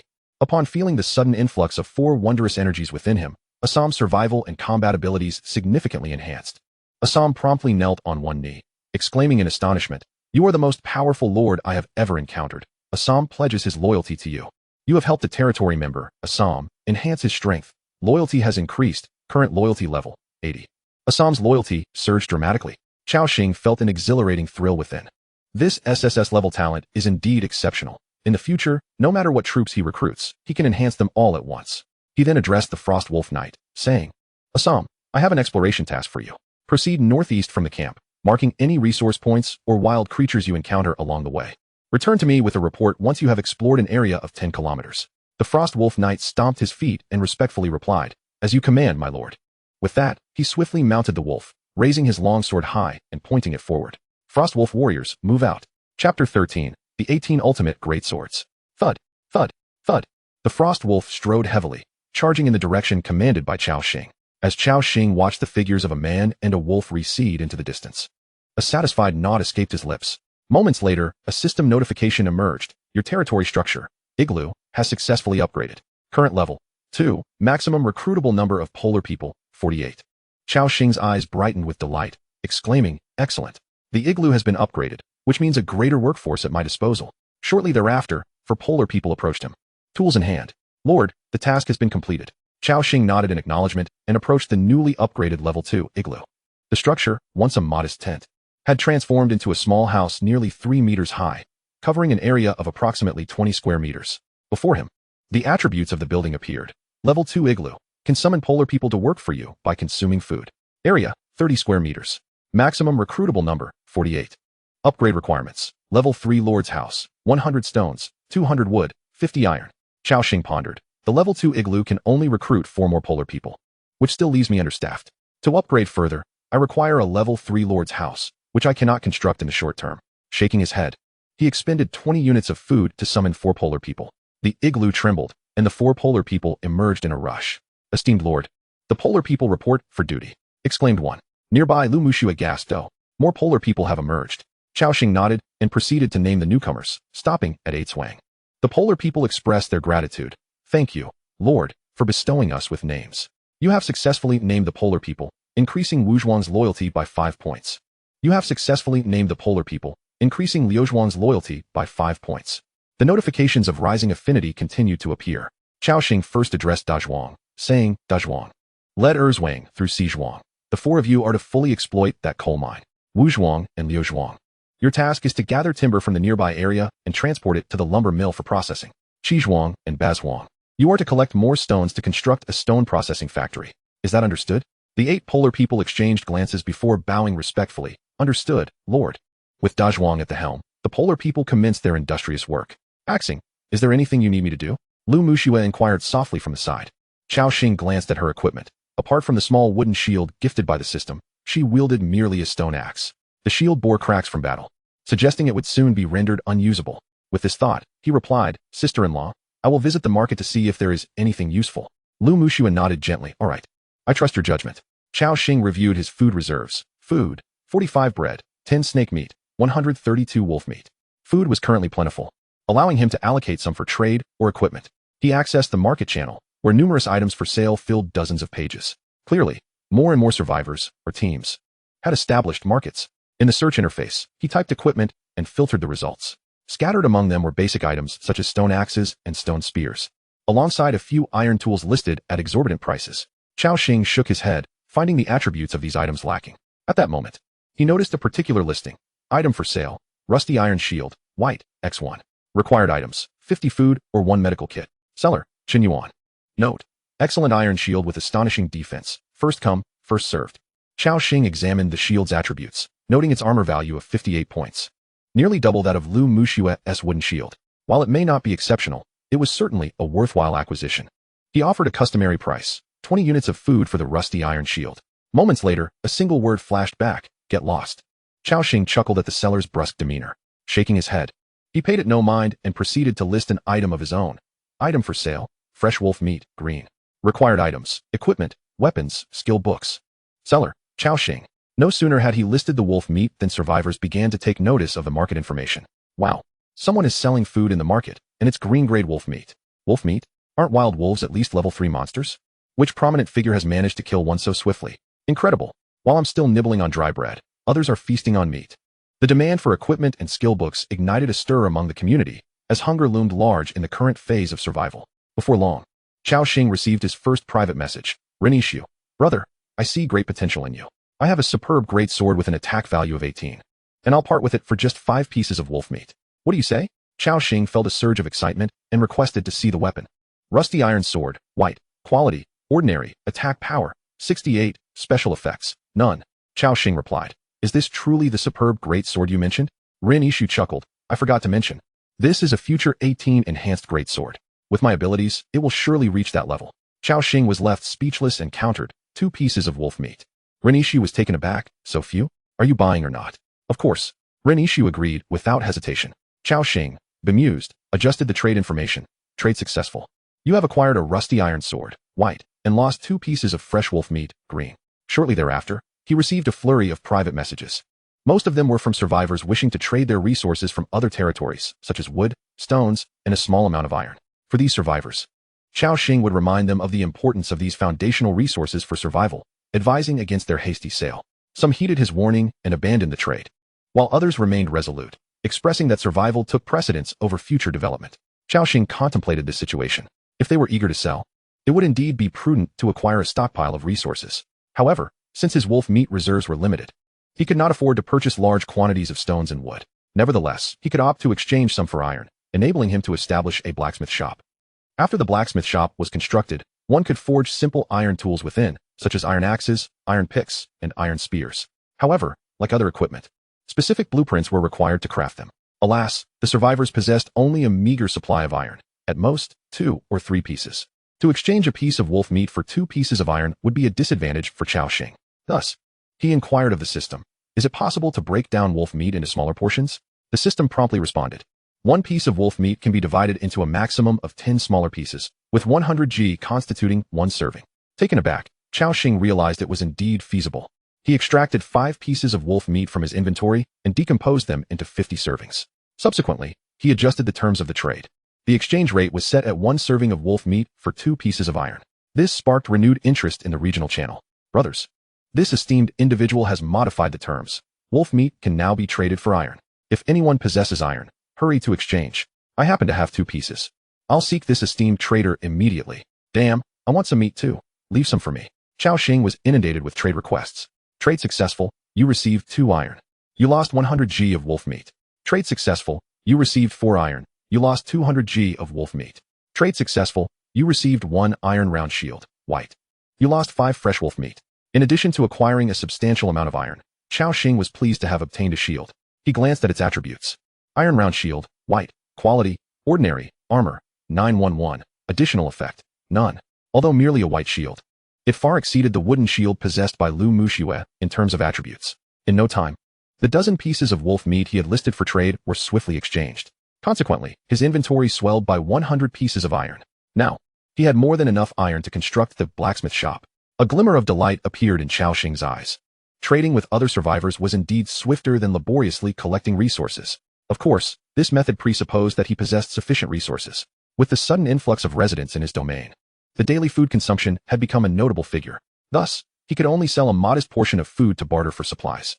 Just as Cao Xing prepared to conclude the trades, a survivor named Chen Yuan messaged him again. Brother, I'm selling that iron shield to you for 10 pieces of wolf meat. He seemed to have noticed the market's activity. Upon reading the message, Cao Xing couldn't help but chuckle. This fellow had the audacity to set such a price. He clearly valued that battered shield highly. Having just acquired a shield with better attributes for merely 5 pieces of wolf meat, Cao Xing replied, "No, you keep it." Hearing this, the survivor Qin Yuan became anxious. "Come on, brother. We can negotiate. How about 8 pieces?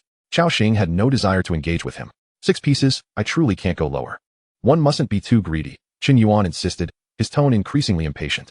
At this juncture, Cao Xing calmly responded, "Leave." Chapter 14. Your milk tea is under attack. With that, Cao Xing promptly blocked the individual. Meanwhile, several hundred kilometers away, a human survivor, about to send another message, was met with a system notification. You have been placed on the blacklist by the other party and can no longer communicate. He stood frozen, then seethed, that insufferable brat.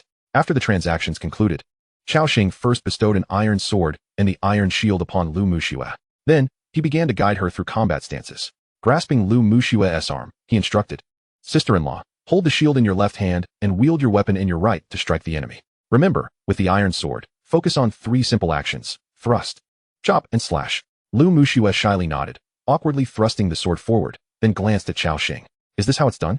Observing her soft and uncoordinated thrust, which lacked any lethality, Cao Xing found it somewhat endearing. Was she attempting to perform a comedic swordplay? He shook his head, positioning himself behind her. One hand steadying the shield while the other lifted her right arm. "Sister-in-law, your sword stance should resemble this." At that moment, Lu Muxue felt the warmth of Cao Xing's presence behind her, her cheeks flushing with embarrassment. He guided her wrist forward for a thrust. Whoosh. The sword cut through the air. Lu Muxue let out a soft protest. The previous movement had been too vigorous, causing their bodies to press closely together. Cao Xing even felt the soft contour of her form. Clearing his throat, he quickly stepped back to maintain a respectful distance. Lu Muxue was acutely aware of the recent contact, her face burning crimson, her legs feeling slightly weak. Nevertheless, she gritted her teeth and persisted in her training. Cao Xing continued to instruct Lu Muxue in swordplay. As she diligently absorbed his teachings, Lu Muxue soon found her rhythm. Half an hour later, both were lightly perspiring and gradually distanced themselves. Following Cao Xing's guidance, Lu Muxue repeatedly practiced the prescribed movements. Meanwhile, Cao Xing observed with satisfaction, nodding approvingly. He then checked his territory's resources. Food, 45 bread, 10 snake meat, 111 wolf meat. Wood, 92, coal, 107, stone, 45, iron, 100. Cao Xing contemplated. Last night, the campfire and furnace consumed a considerable amount of coal, but it also saved me plenty of wood. Now, with 8 polar dwellers mining resources together, efficiency has significantly increased. By the end of today, I should be able to construct both the sewing workshop and the blacksmith shop. Cao Xing nodded in satisfaction. This progress was swift. While most survivors were still fumbling about, his territory had already begun to take shape. If he continued to develop at this pace, it wouldn't be long before he could upgrade the territory's level and erect more advanced structures. Then, he could establish a barracks, training these polar dwellers into combat units. Coupled with Cao Xing's talents, they would become formidable creatures capable of infinite regeneration. The future brimmed with promise. Just then, a system notification interrupted Cao Xing's thoughts. Your territory member, Assam, is under attack. Upon seeing this notification, Cao Xing's heart sank. Damn, my milk tea. No, my knight is under attack? Who could it be? It was worth noting that Assam was already a level 10 knight, paired with his frost wolf, posing a formidable challenge to any foe beneath the first tier. This situation indicated that Assam was facing a strong adversary. Lu Muxue, standing nearby, also heard the same notification. She approached Cao Xing, worry etched across her features. Cao Xing reassured her, "Fear not, Assam bears 4 permanent statuses we have bestowed upon him. As long as he is not struck down in a single blow, his innate abilities should suffice to ensure his survival." After a few minutes of anxious waiting, the absence of news regarding Assam's demise allowed Cao Xing to breathe a sigh of relief. Both gazed in the direction from which Assam had departed, hoping for his safe return. Moments later, Cao Xing discerned a robust figure limping back toward them. It was none other than the Frostwolf Knight, Assam. Upon witnessing this sight, Cao Xing swiftly drew his barret and approached Assam. Lu Muxue and Elena hurried over as well. What transpired? Cao Xing asked, hefting the barret as his vigilant gaze swept the surroundings. Assam dismounted from the Frostwolf and knelt on one knee, exclaiming, "My lord, I sincerely apologize. I encountered a formidable foe outside, and neither I nor Winter could withstand a single blow from it. Had it not been for the powers you granted us in advance, we might not have returned at all." Cao Xing furrowed his brow upon hearing this and glanced at the condition of the Frostwolf. He noticed a change in Winter's health status. Frostwolf, Winter, health, 13861-540. Status, fractured, health capacity reduced by 10, movement speed decreased by 20.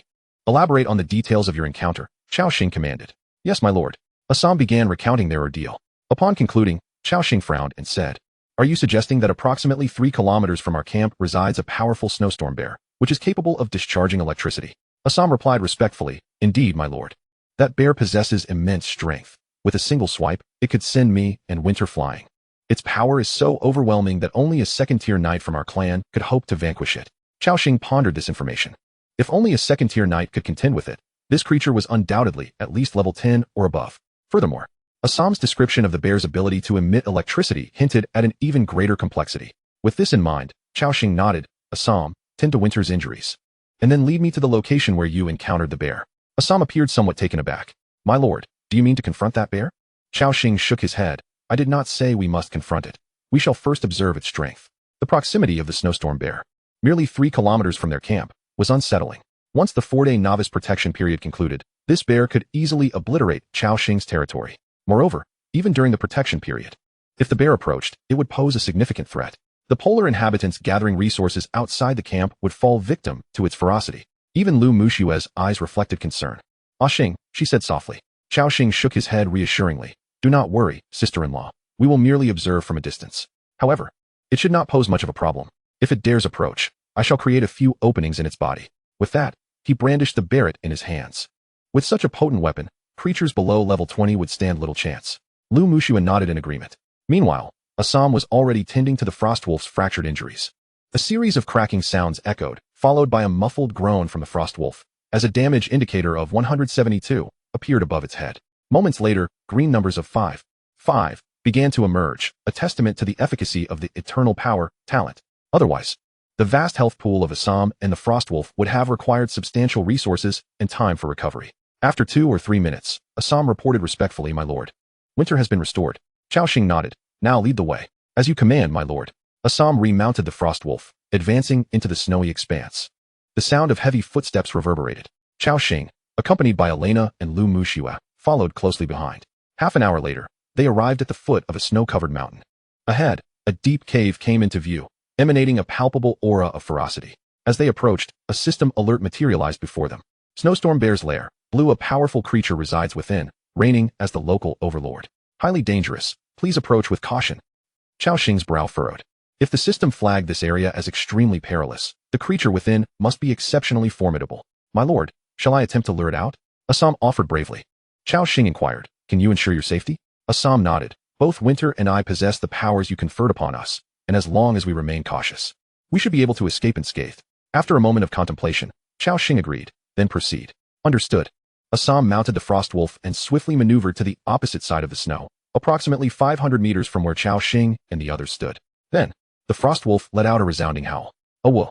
The sound was booming and resonant. In response, an echoing roar akin to that of an ancient beast erupted from within the cave. Roar.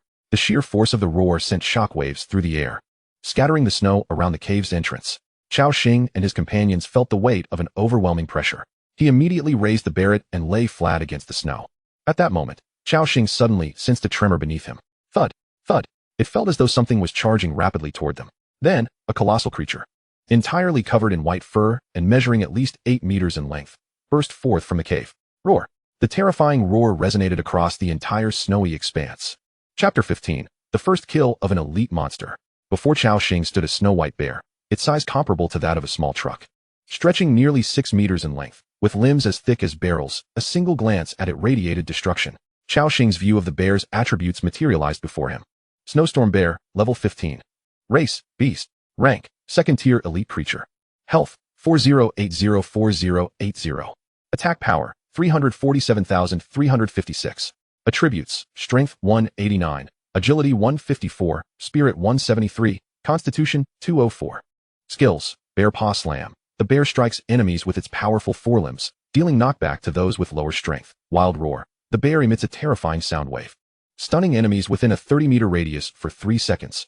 Lightning Strike. Harnessing the power of lightning, the bear slams the ground, inflicting 130 lightning damage to enemies within 20 meters and paralyzing them for 1 second. Talent. Cold Resistance. Talent. Lightning Body. Able to manipulate faint electrical energy. Good heavens. An elite creature of level 15. Cao Xing was utterly astounded. This fellow, merely in terms of attributes, rivals an ordinary level 20 creature, and with those 3 skills, its actual combat prowess becomes even more terrifying. At this moment, upon sensing Assam's presence, The ferocious bear roared and charged forward without delay. Boom, boom, as it ran. Each step resonated like cannonballs striking the snow, the explosive sounds echoing continuously. Such overwhelming might caused Assam, who was waiting in place, to feel a twinge of anxiety. Meanwhile, Cao Xing rapidly assessed the attributes and distance between them in his mind. This creature's health pool was remarkably vast. Without a headshot, Barrett would require at least 5 shots to take it down, and I am still 500 meters away from it, considering the bear's frenzied speed. It would take at least 10 seconds for it to close the distance. The Barrett has a 2-second reload time, and factoring in aiming time, 10 seconds would be ample for me to unleash 5 shots. With this conclusion, Cao Xing felt a surge of confidence. It meant he could eliminate this bear with the Barrett before it reached him, provided all 5 shots found their mark. However, given the bear's immense size, if he were to miss, it would signify his utter incompetence. Simultaneously, the frost wolf beneath Assam tensed its limbs, fully prepared for a desperate battle against the snow bear. Roar! The bear surged forward with incredible speed. Just as it raised its massive paw to strike, a gunshot rang out. Bang! A spray of blood erupted from the bear's back. 872. A horrifying damage number appeared. Roar! The bear, in pain, lost its balance midair and tumbled several meters across the ground. How ferocious! Cao Xing gazed in astonishment at the formidable weapon in his hands. The powerful recoil from the Barrett had jolted against his shoulder, yet at that moment, a layer of ice armor and a layer of scale armor simultaneously manifested. Cao Xing sustained no damage whatsoever, and even the recoil had been nullified. Splendid. This meant he need not worry about recoil injuring himself. Cao Xing was overjoyed. Roar! At this moment, the bear swiftly regained its footing, its blood-red eyes scanning for the culprit behind the attack. Then, it spotted Cao Xing in the distance.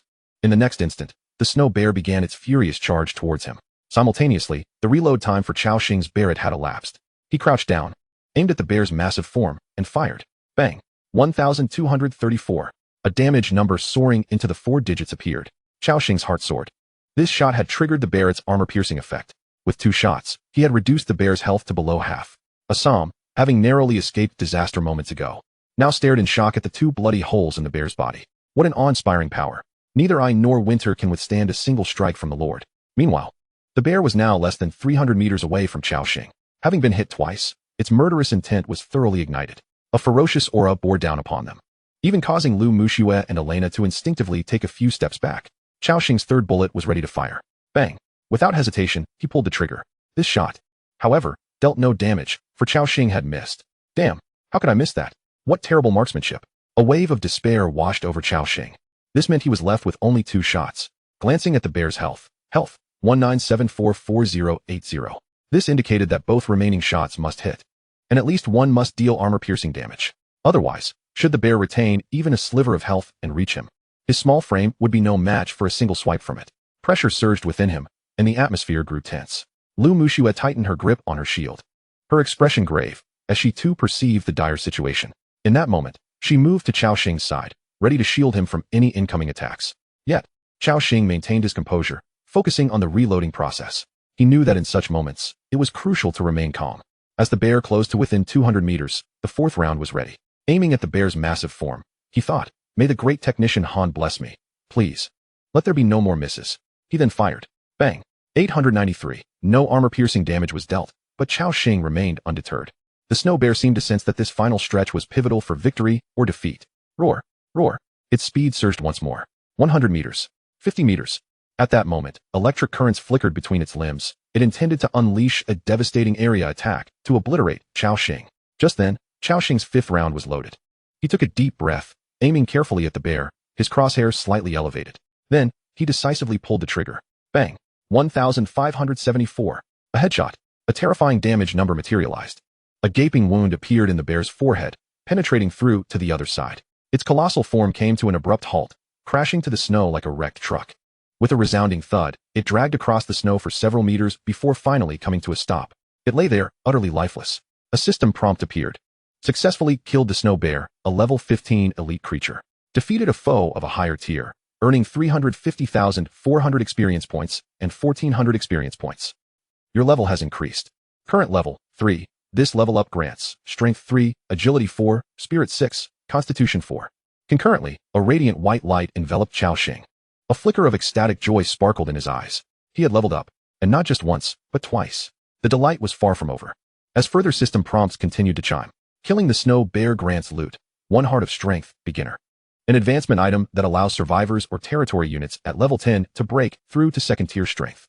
Gained 8 beginner elemental crystals, green. Crystals imbued with elemental power. Usable for constructing beginner magic buildings or as alchemical materials. Congratulations. As the first survivor in the entire server to slay an elite creature, you have received a first kill reward. 1 beginner elemental arrow tower blueprint. 1 Icefield Druid recruitment scroll. Upon witnessing this plethora of notifications, Cao Xing's overwhelming joy was nearly impossible to contain. This haul was truly phenomenal. A Heart of Strength, an Icefield Druid recruitment scroll, and an elemental arrow tower blueprint. How extraordinary. At that moment, Elena and Assam had all gathered by Cao Xing's side. They stood in awe, gazing at the lifeless body of the snow bear on the ground, murmuring in disbelief. What a terrifying weapon. My lord, your power shines as brilliantly and mightily as the stars. Elena is deeply impressed by your formidable combat prowess, and her loyalty has increased. Current loyalty, 80. Assam is similarly awed by your exceptional strength, and his loyalty has risen. Current loyalty, 85. Chapter 16. Disassembling the corpse of the savage bear, a bountiful harvest. Cao Xing nodded to himself, realizing that only by showcasing immense strength could one inspire greater loyalty from subordinates. This principle holds true in any realm. He glanced at Assam beside him and retrieved a vivid red crystal from his backpack. This was the Heart of Power he had just acquired from slaying the savage bear. Heart of Power, obtainable only from certain formidable creatures. Item effect. Enable survivors or territory members at level 10 to undergo advancement, enhancing all attributes by 100 upon promotion. In the Frozen Era, each advancement brings terrifying enhancements, at least a 100-point boost in attributes. It is exceedingly challenging to engage in battles beyond 1's current level without additional means. As Assam was already a level 10 being, he met the criteria for advancement. Thus, Cao Xing directly tossed the Heart of Power to him. Assam instinctively caught it, holding the powerful crystal in his hand, astonishment filling his eyes. My lord, such a precious Heart of Power, can it truly be mine? He asked incredulously. Cao Xing nodded, saying, Assam, in this endeavor, you have demonstrated your courage and astuteness. I believe you are deserving of even greater strength. Therefore, please accept this Heart of Power, and let us together forge a more prosperous territory. Moved to tears, Assam pounded his chest with one hand, standing tall and exclaiming, I am willing to give my life for my lord. Assam has been touched by your actions. Loyalty has increased. Current loyalty, 95, self-sacrificing. Seeing this notification, Cao Xing's heart soared with joy. Once loyalty exceeds 90, these soldiers reach a state of unwavering allegiance, ready to face death without hesitation. With this, he need not worry about Assam's potential rebellion. Under the watchful gaze of the others, Assam, before Cao Xing, crushed the Heart of Power. Crack! The sound of shattering glass echoed, and a red mist was absorbed by Assam. Amidst the astonished stares, Assam's aura rapidly ascended, reaching a terrifying level in the blink of an eye. A system notification appeared. Your territory member, Assam, has completed advancement. All attributes have increased by 100. Cao Xing nodded in satisfaction and then examined Assam's attributes post-advancement. Frostwolf Knight, Assam, second tier. Race, human. Level, 10, 172, 210, 000. Health, 2040. Attack power, 274,289. Armor, 2,427. Attributes, Strength 114, Agility 108, Spirit 96, Constitution 102.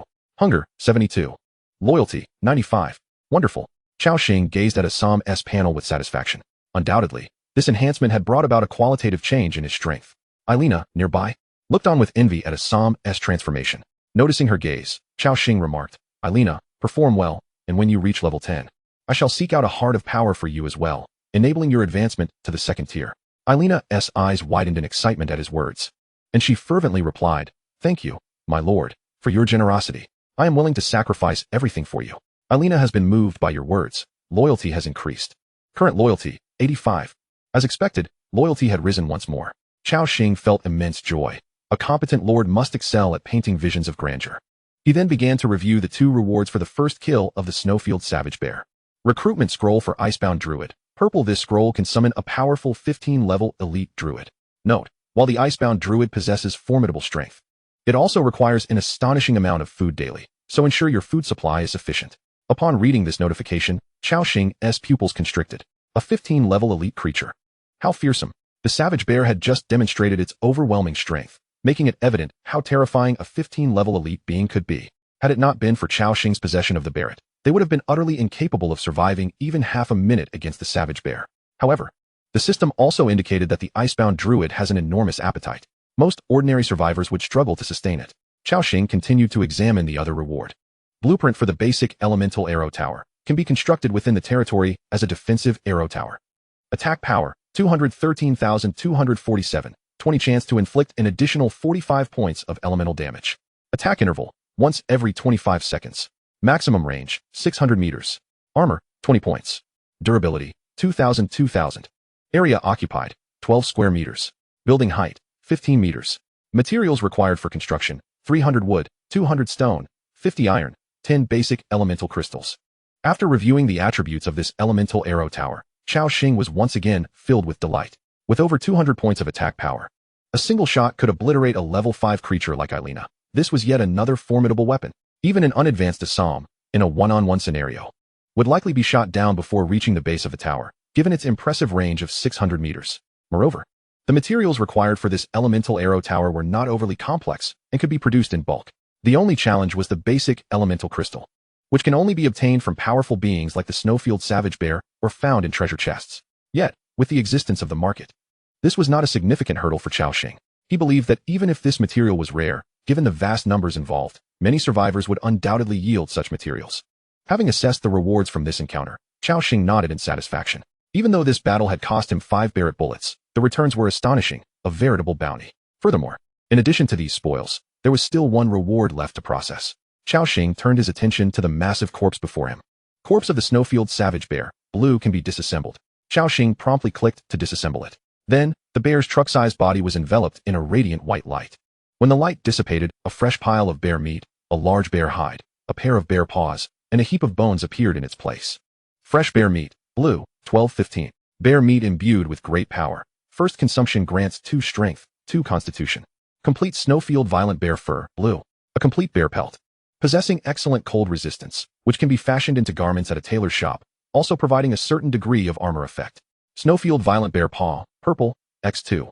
A rare trophy. It is said that the noble class of Avalon specifically collects these bear paws as a form of treasure, fetching a handsome price. Snowfield Violent Bear Gallbladder, blue, X1. A bear gallbladder with potent effects. Consuming it for the first time permanently increases health points by 200. But remember to cook it first. Snowfield Violent Bear Skeleton X172, blue.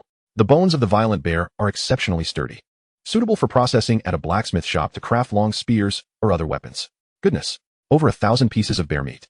Cao Xing was astonished. When calculated, it amounted to over 6,000 units of food. And what was most crucial, the meat could enhance attributes. A remarkable increase of 2 points in strength and constitution. For those in warrior professions, that translates to nearly 4 points of attack power and 40 health points, along with an additional point of armor. Now, during a time when survivors desperately needed food, and especially meat that could augment attributes, if traded at the market, Cao Xing believed it would spark a fierce scramble among survivors. He could almost envision a fortune cascading toward him, causing his breath to quicken with excitement. Chapter 17. The Silver Treasure Chest in the Cave. Catching his breath, Cao Xing forced himself to regain composure and inquired of the system. Without considering satiety, he sought to determine the minimum amount of bear meat required to achieve an attribute enhancement. It was known that the attribute increase effect from this bear meat only occurred upon first consumption.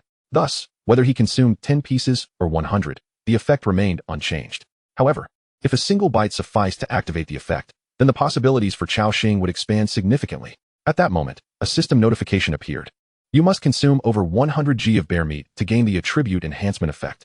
Upon reading this prompt, a wave of elation washed over Cao Xing. Just 100 g was needed. One piece of bear meat weighed 1 kilogram. Thus, with 15 pieces of bear meat, he could divide it into over 10,000 portions for trade. The potential for acquiring resources was staggering. Naturally, Cao Xing could not trade all of it. He needed to reserve some for daily necessities, especially with so many inhabitants in his territory. Additionally, he needed to recruit a level 15 Icefield Druid. Consequently, Cao Xing gathered all the materials from the ground. With that, the spoils of this battle had been nearly accounted for.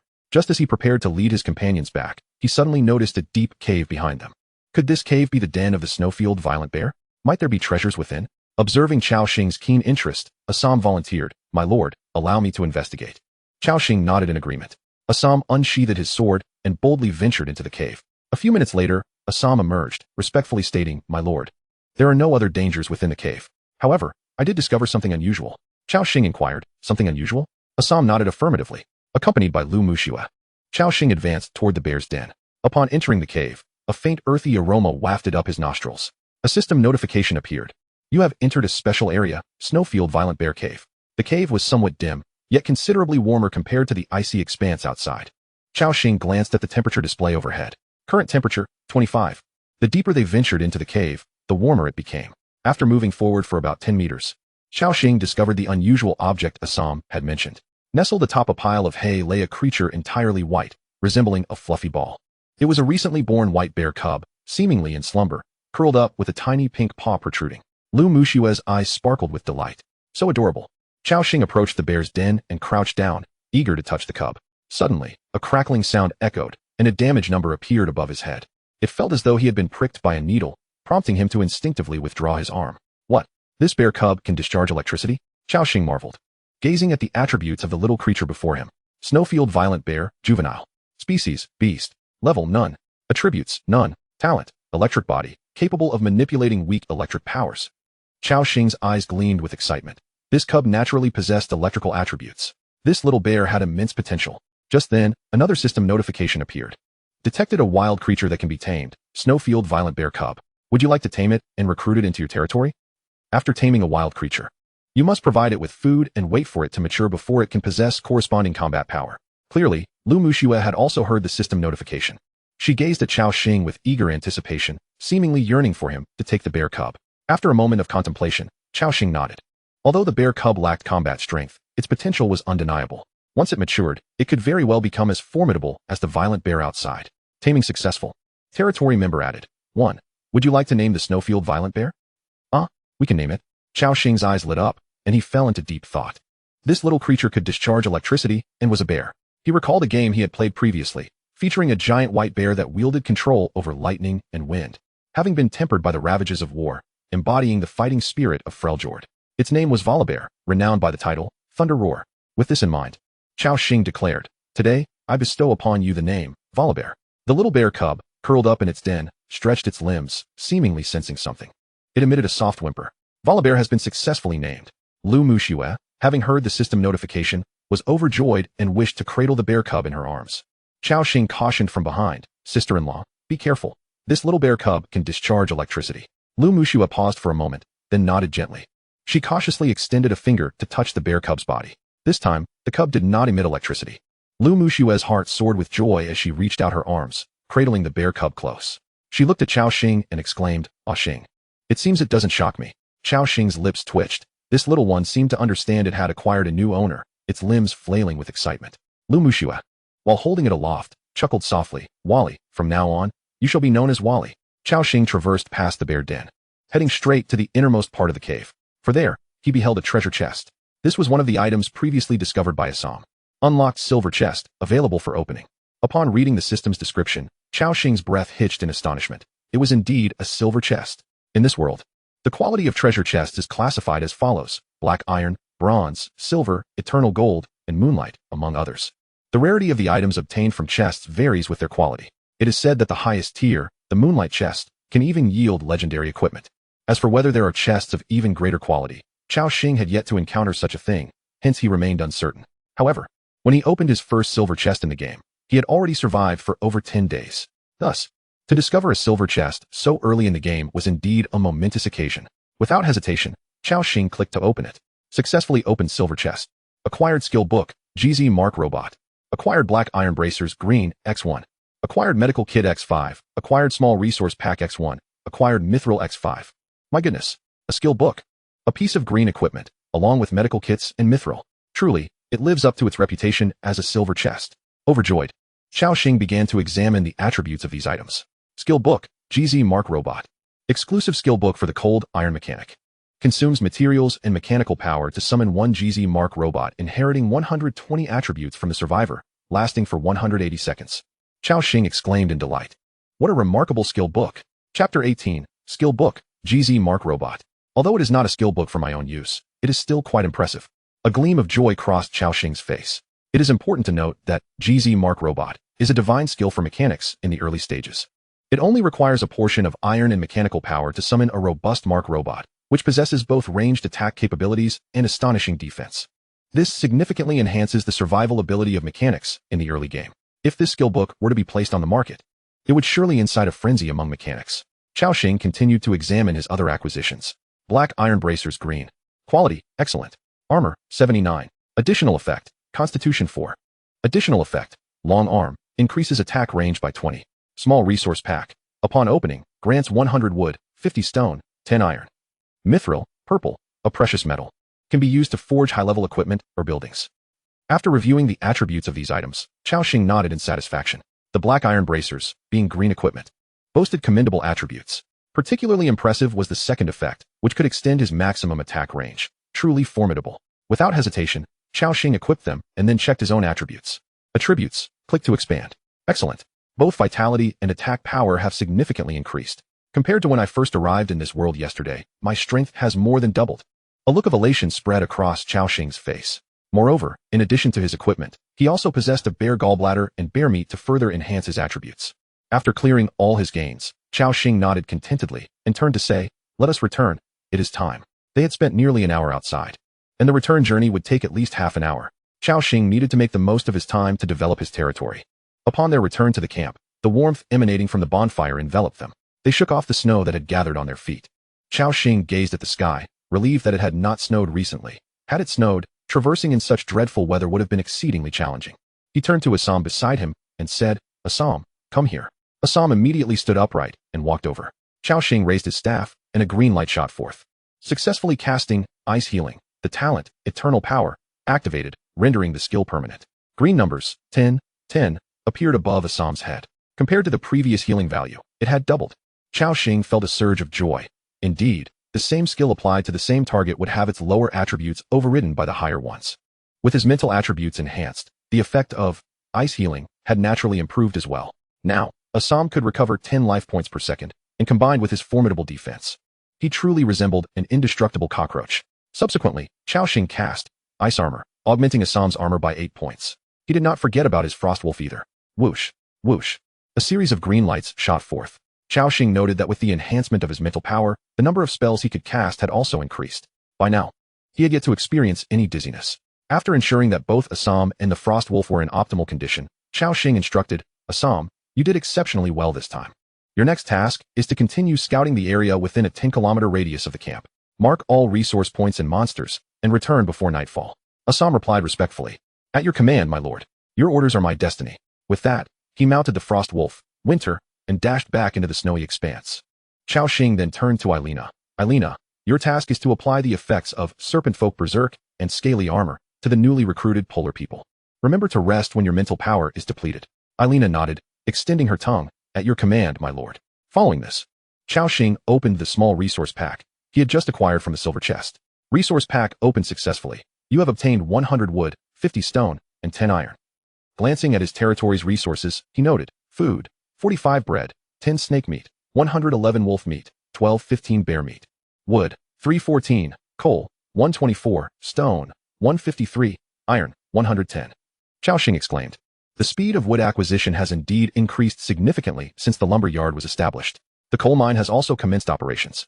The next step is to construct the sewing workshop or processing factory. He summoned 4 polar people and assigned them the construction tasks. Then, he surveyed the surroundings of the camp. Nearby, a circle of 7 or 8 small houses had already formed.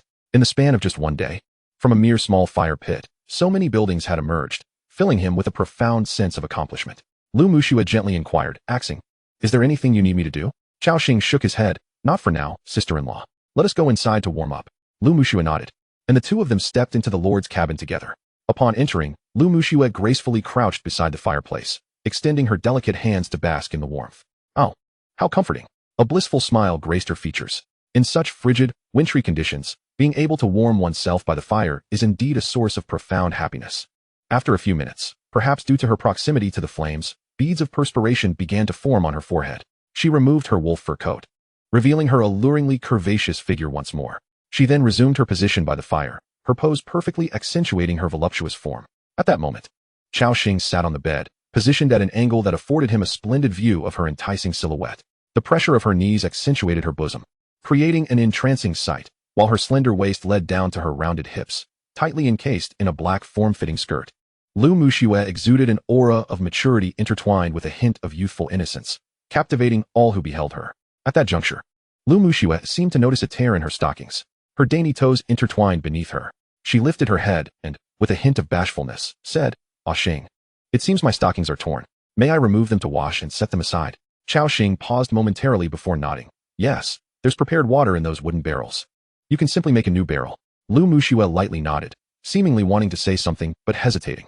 She then stood at the bedside and gracefully raised her long, delicate leg to gently peel off her stockings. It appeared to be her first time performing such an action in front of another man, and her cheeks flushed a deep crimson, her gaze averted from Cao Xing's eyes.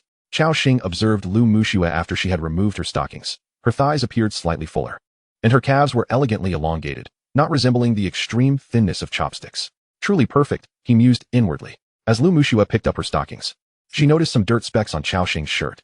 Blushing, she remarked, "Ah Xing, your shirt seems to have gotten dirty." Cao Xing looked down at his white shirt, which indeed bore a patch of black mud. After contemplating, he surmised it must have adhered while he was prone on the ground using the barret. Lu Muxue instinctively suggested, "Why not take it off, and I can wash it for you?" Realizing the subtlety of her words, her face reddened even more, and she lowered her head.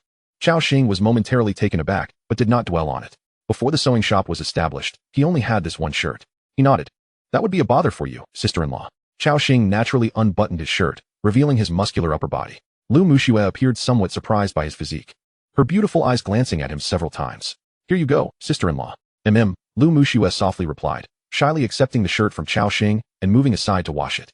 The sound of splashing water soon filled the air. Lu Muxue quickly washed both her stockings and Cao Xing's shirt, hanging them by the fire to dry. Then, she approached Cao Xing, holding a basin of steaming water. "Ah Xing, I see you've gotten some dirt on your chest as well. Would you like me to wipe it for you?" Originally intending to suggest he do it himself, she inexplicably uttered the latter phrase, causing her to feel mortified. Cao Xing also sensed the oddity of her statement, but nodded to avoid making Lu Muxue uncomfortable. "Thank you, sister-in-law." "No problem at all," Lu Muxue responded, relieved and bashful. At that moment, she placed the basin beside Cao Xing, crouching slightly to wet her hands. With flushed cheeks, she gently rubbed her hands across Cao Xing's chest. Her tender palms, warmed by the water, glided smoothly over his skin. In this close proximity, Cao Xing inhaled the unique fragrance that emanated from Lu Muxue. Her movements were somewhat stiff, indicating it was her first time performing such an intimate act. The warm touch glided over his chest, and Cao Xing distinctly felt Lu Muxue's body temperature rising. Minutes later, Lu Muxue, her cheeks still flushed, announced, "Ah Xing, I've finished wiping." Cao Xing, somewhat bewildered, nodded in response. Lu Muxue, her face a canvas of crimson, took the basin away. In an attempt to quell his own tumultuous thoughts, Cao Xing donned his wolf fur coat once more and stated, "Sister-in-law, I shall step outside for a moment to trade some supplies at the market." Lu Muxue replied softly.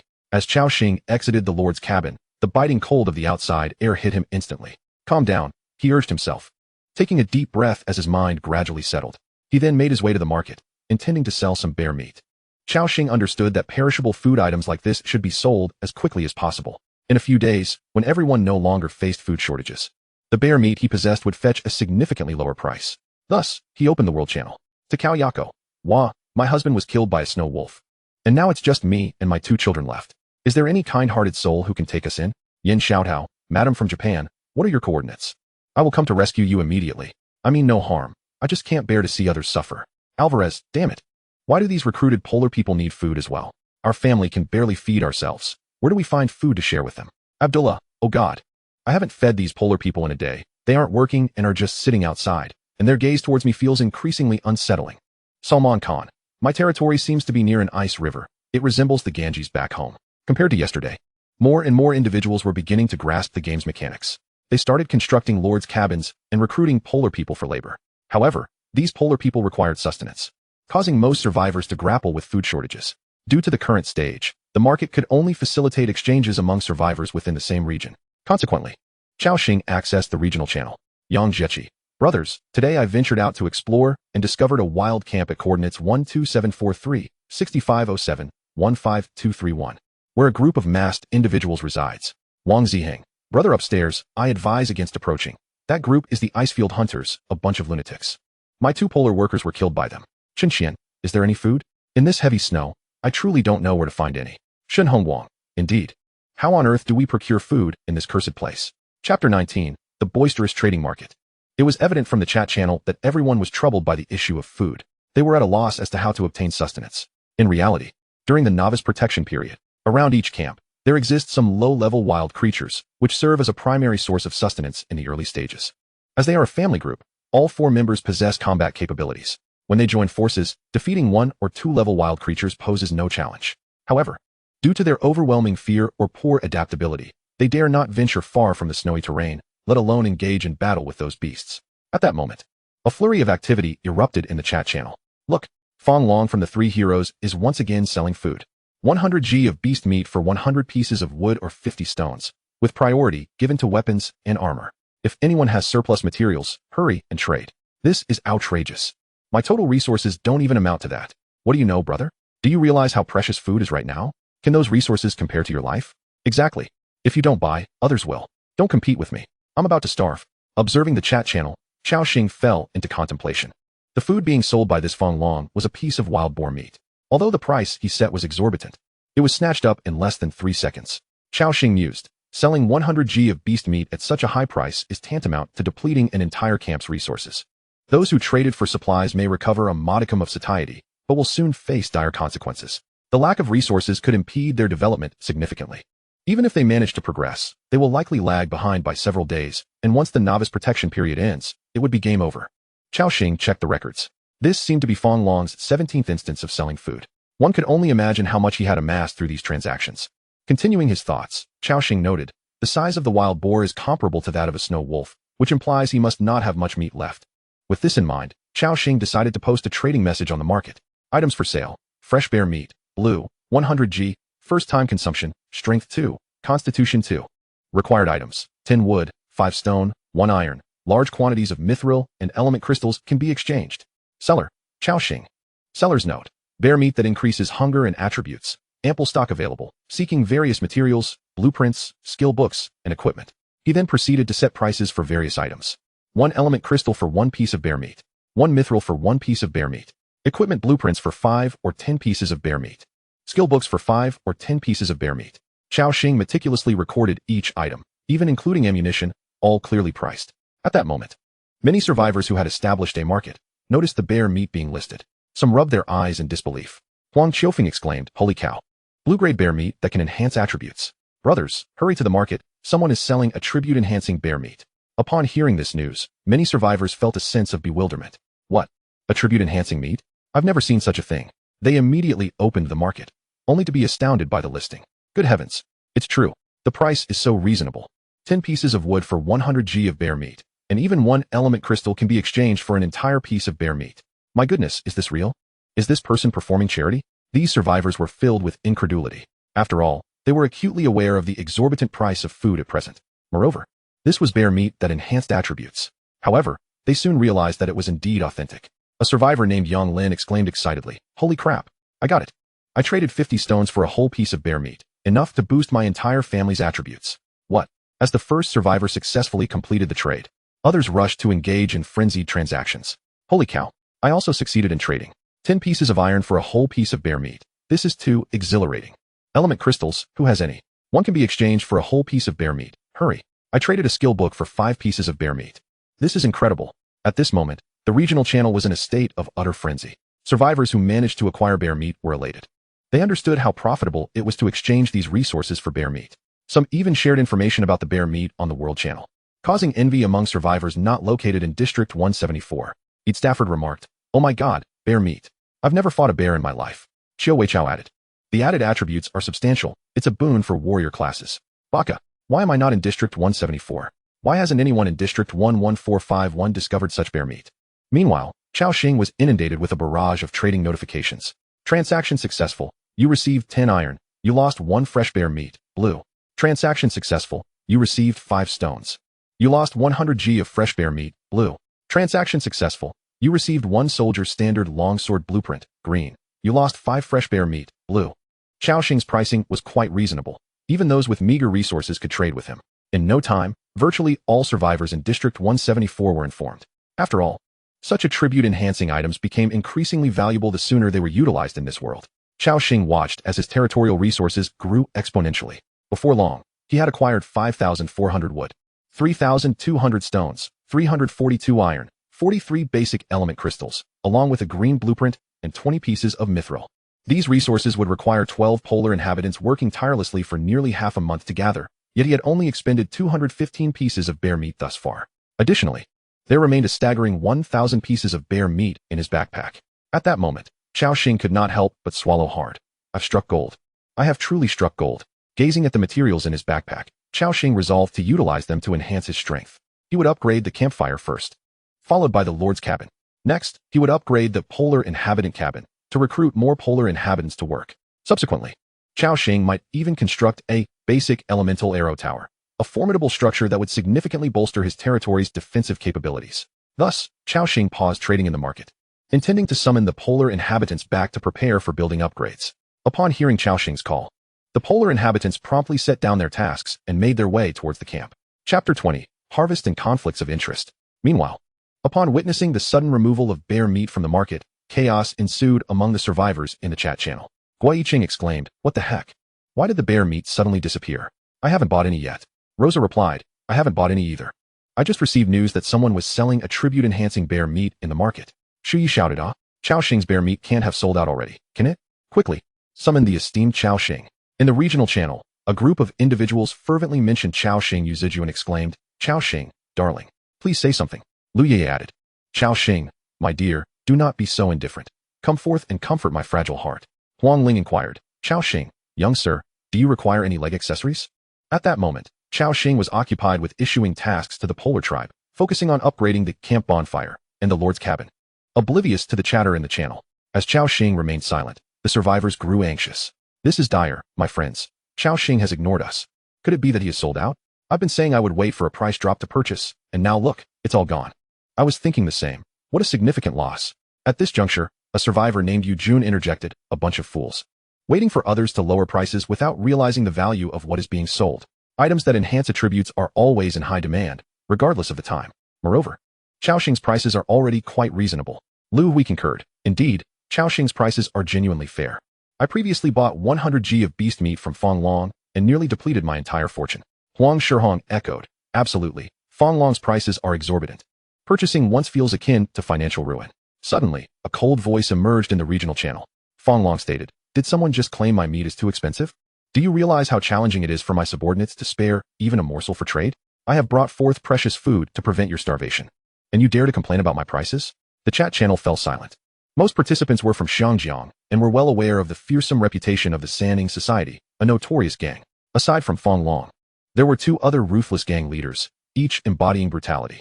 Hence, they named themselves the Sanning Society.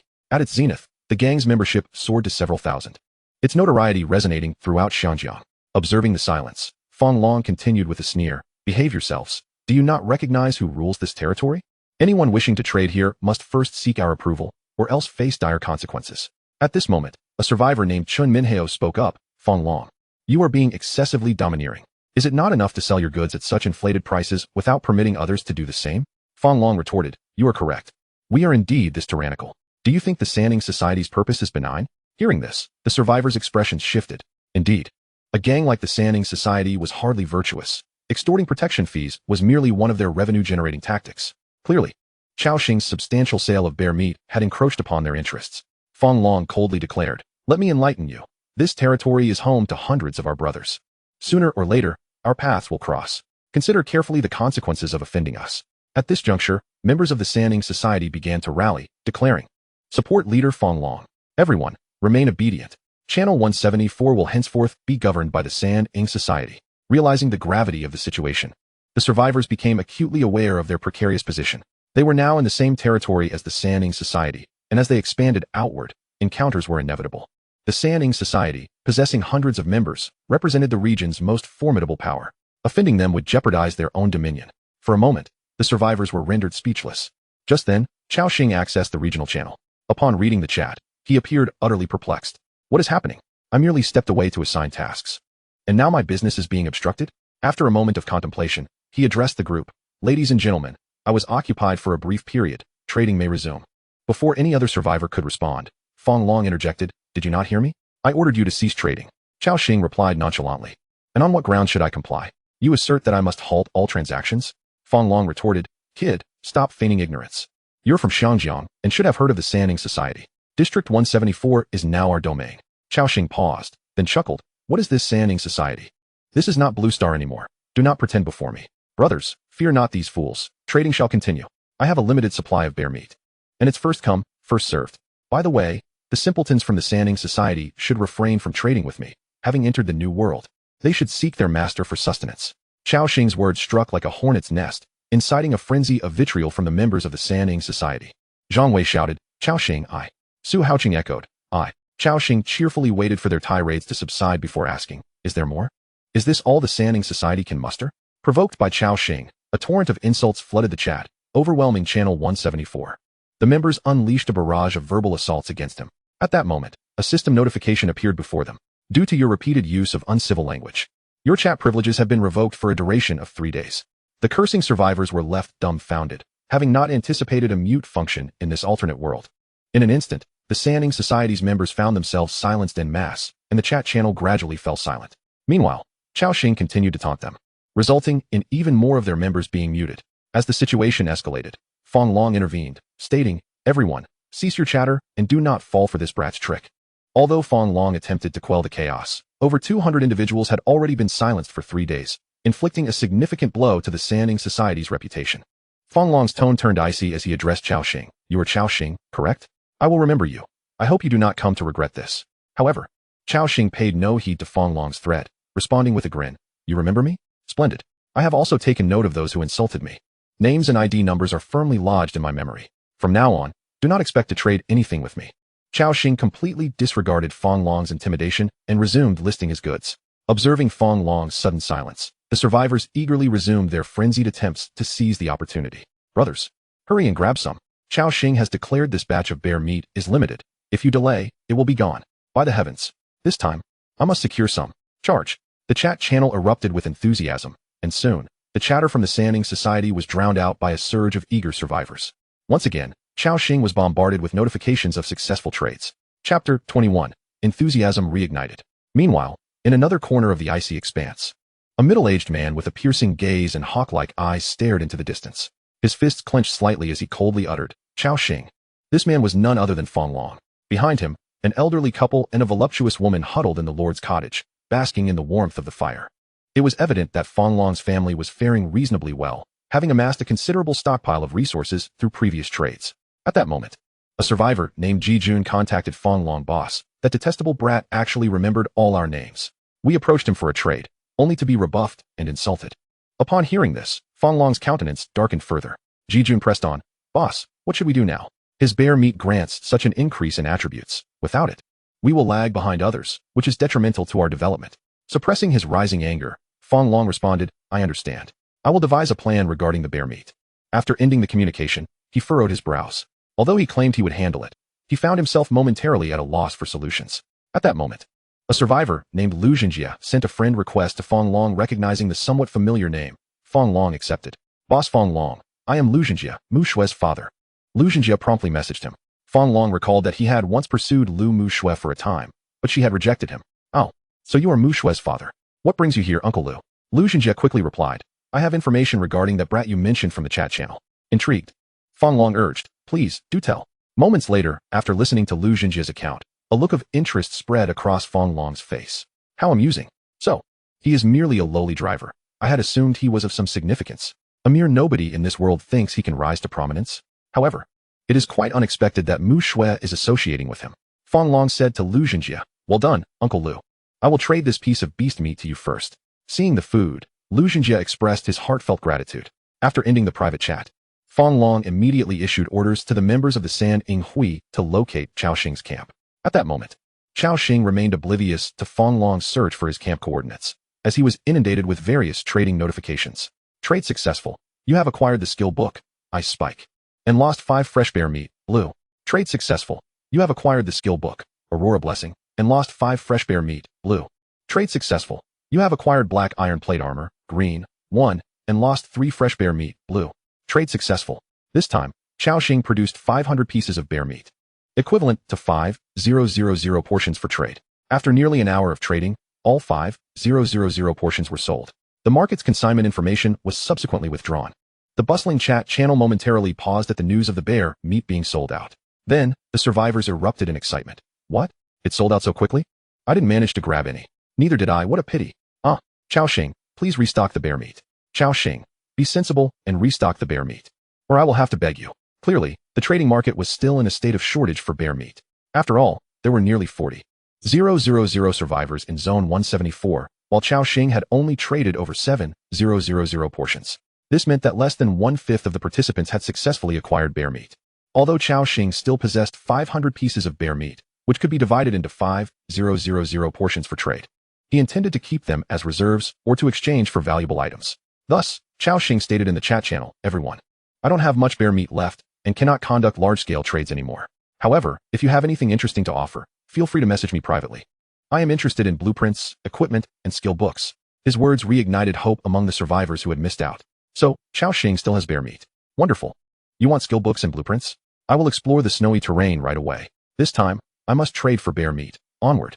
Just then, Cao Xing cautioned, "Everyone, it will be dark soon, so hold off on exploring. Let's wait until tomorrow." With this reminder, the survivors recognized the wisdom in his words. Indeed, it would become colder after dark, making outdoor activities hazardous.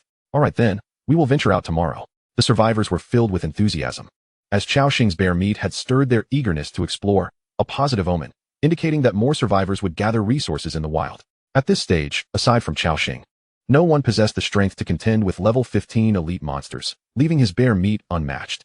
After closing the chat channel, Cao Xing surveyed his recent acquisitions with satisfaction. This trading round had netted him 15,000 units of wood, 7,800 stones, 570 iron, 62 primary elemental crystals, and an additional 30 pieces of mithril. He glanced at his territory's resource reserves. Food, 45 bread, 10 snake meat, 106 wolf meat, 500 bear meat. Wood, 20,764, stone, 11,135, iron, 1,022, coal, 137. Besides these, his backpack contained 113 primary elemental crystals and 50 mithril. He also possessed a green weapon blueprint, a green plate armor top, and 2 skill books. Such a staggering quantity.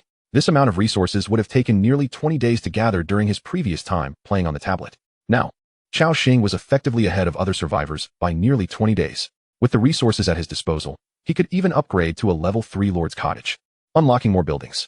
However, the level 3 Lord's Cottage required a level 15 smelting furnace, which was still a distant goal. Moreover, with nightfall approaching, it was prudent to return to the Lord's cottage.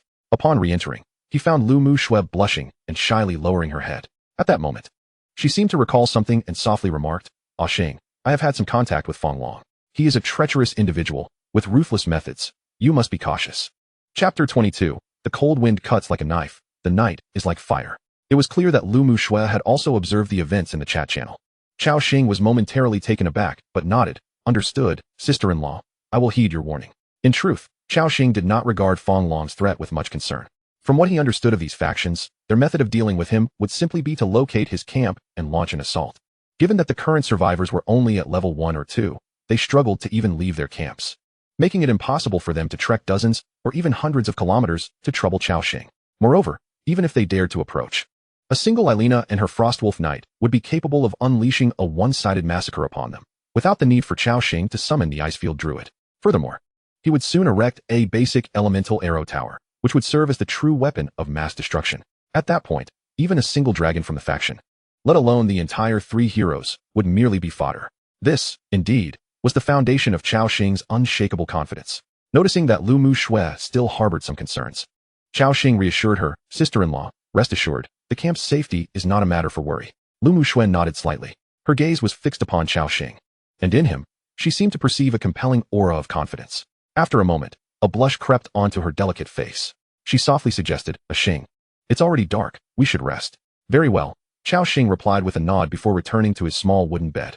As night fell, the hearth in the room crackled and radiated warmth, yet the cold wind outside continued to howl relentlessly. Even wrapped in wolf pelts, a shiver coursed through him. "Why is it so cold tonight?" Cao Xing wondered, emerging from the wolf pelt to glance at the temperature above him. Current temperature, 28. Good heavens. The indoor temperature was plummeting close to minus 30 degrees. No wonder it felt so frigid. He noticed Lu Muxue on her small bed, her body trembling slightly. "Sister-in-law, are you managing all right?" Cao Xing inquired. Lu Muxue gritted her teeth and replied, shivering, It's fine." From her demeanor, Cao Xing discerned that she was merely putting on a brave front. Therefore, he retrieved a large bear pelt from his backpack and draped it over her. With a layer of wolf pelt and a layer of bear pelt, she would be well equipped to withstand the night's chill. Feeling the added weight upon her, gratitude sparkled in Lu Muxue's eyes. "Thank you." Cao Xing shook his head. "It's nothing." He returned to his small wooden bed. wrapping himself in the wolf pelt in preparation for sleep. Just then, Lu Mu Shui gently spoke from behind him. Xing, since you've given me the bear pelt. What about you? Cao Xing replied, shaking his head. My constitution is stronger than yours. I'll just move the bed closer to the hearth, and I'll be fine. Upon hearing this, Lu Mu Shui suddenly suggested, Xing, would you like to share this bear pelt with me? Cao Xing turned in confusion, only to find Lu Mu Shui covering half her face, seemingly at a loss for words. After a moment of gathering her courage, she said, the bear pelt is too large. It feels wasteful for just me to use it. If we share, it will be warmer. With that, Lu Mu Shui buried her head beneath the covers, embarrassment flooding her cheeks. After contemplating for a moment, Cao Xing responded, all right then. I'll move my bed over and join them together. Soon, the two small wooden beds were merged into one large bed, with the heavy bear pelt laid atop it, resembling a vast quilt. Wrapping himself in his wolf pelt, Cao Xing nestled in. As he felt the stirring beneath the covers, Lu Mu Shui's body trembled slightly. She kept her back turned to him, appearing quite shy. Cao Xing did not dwell on it. He merely noted that it was indeed much warmer once he burrowed into the bedding. Time passed slowly through the night, and Cao Xing gradually drifted into slumber. In the latter half of the night, he suddenly felt a warm arm slip beneath the covers. Startled, he awoke from his dream. Turning around, he saw Lu Mu Shui. Her face flushed, and her gaze cast downward, obscuring her features. Sister-in-law? Just then, Lu Mu Shui unexpectedly asked, Xing, will you abandon me? Sister Mu Shui, why would you say such a thing? Cao Xing responded, puzzled. Lu Mu Shui nestled closer to him, gently shaking her head. Xing, I saw in the chat channel that many people have died these past few days. Countless families have been shattered, children left without parents or kin. I feel fortunate to have encountered you upon my arrival in this world. You are the first person to treat me so kindly. Hence, I fear that one day, you might suddenly cast me aside. Listening to Lu Mu Shui's heartfelt confession, Cao Xing lightly patted her soft back, reassuring her, what are you thinking? We are to embark on a long-term partnership in this world together. He continued, Mu Shui, you are very important to me. Upon hearing this, Lu Mu Shui's eyes glistened with unshed tears. She nodded earnestly. Moments later, gazing at the man before her, Lu Mu Shui's eyes began to flutter with drowsiness. Chapter 23, Refugees of Ice Peak City, The Others. The next day, Cao Xing awoke from his slumber. At that moment, he discovered that the bedside was empty, yet the lingering scent of Lu Mu Shui remained beside his pillow. Raising his head, he spotted a lovely figure crouched at the stove, preparing breakfast. This scene felt surreal to Cao Xing. In just 2 days since arriving in this world, everything had overturned his expectations. Lu Mu Shui seemed to notice that Cao Xing was awake and greeted him with a shy smile. Xing, you're awake. Just wait a moment, breakfast will be ready shortly. Having just tasted the joys of intimacy, Lu Mu Shui's face bore a charming flush, tinged with a hint of innocence. She appeared to have quickly adapted to her role. Shortly thereafter, Lu Mu Shui approached Cao Xing with a bowl of fragrant meat soup. Cao Xing took a sip and praised, this tastes delightful, Mu Shui. Really? Hee. Lu Mu Shui giggled. Then you should have more. Cao Xing nodded, and upon finishing the entire bowl before her, Lu Mu Shui's face radiated satisfaction. However, a moment later, she suddenly appeared pensive. Xing, last night's drop in temperature seems to have claimed many lives. Cao Xing pondered briefly before opening the regional channel. 174 regional channel. Online users, 371-044-0173. Compared to yesterday, over 1,000 more had perished. Although the mortality rate had decreased significantly, if this pace of death continued, humanity would soon dwindle to a mere fraction. Lu Mu Shui spoke with concern. Xing, do you think we will survive? Hearing this, Cao Xing nodded solemnly. We will survive together. Not only will we endure, but we will thrive in this world. Upon hearing his words, Lu Mu Shui nodded in agreement. After finishing breakfast, Cao Xing stood up, filled with determination. Compared to yesterday, he now had an additional goal, to ensure that he and Lu Mu Shui could live on in this world. Pushing open the door to the Lord's cabin, he found 8 polar inhabitants and Eilina already waiting at the entrance. As for Assam, he had risen early to undertake the task of exploring the surrounding environment that Cao Xing had assigned. Upon seeing Cao Xing emerge, the group of polar inhabitants spoke in unison. Lord, may you be in good health. Good morning, Second Lord. Lu Mu Shui stood prettily beside Cao Xing, awaiting his orders. Cao Xing nodded and declared, today, your primary task will be to construct buildings for the territory. De Zhuang and Air Zhuang focus entirely on upgrading the camp bonfire. 3 and 4 units. Expedite the construction of the sewing shop. For 5 to 8 units, your task is to erect the blacksmith shop and to build additional, small shelters. Is that clear? The 8 polar inhabitants straightened their posture and nodded in unison, responding, understood, my lord. They then commenced their work. The rhythmic sound of hammers ringing through the air. At this moment, Cao Xing encountered a dilemma. The manpower in his territory was insufficient.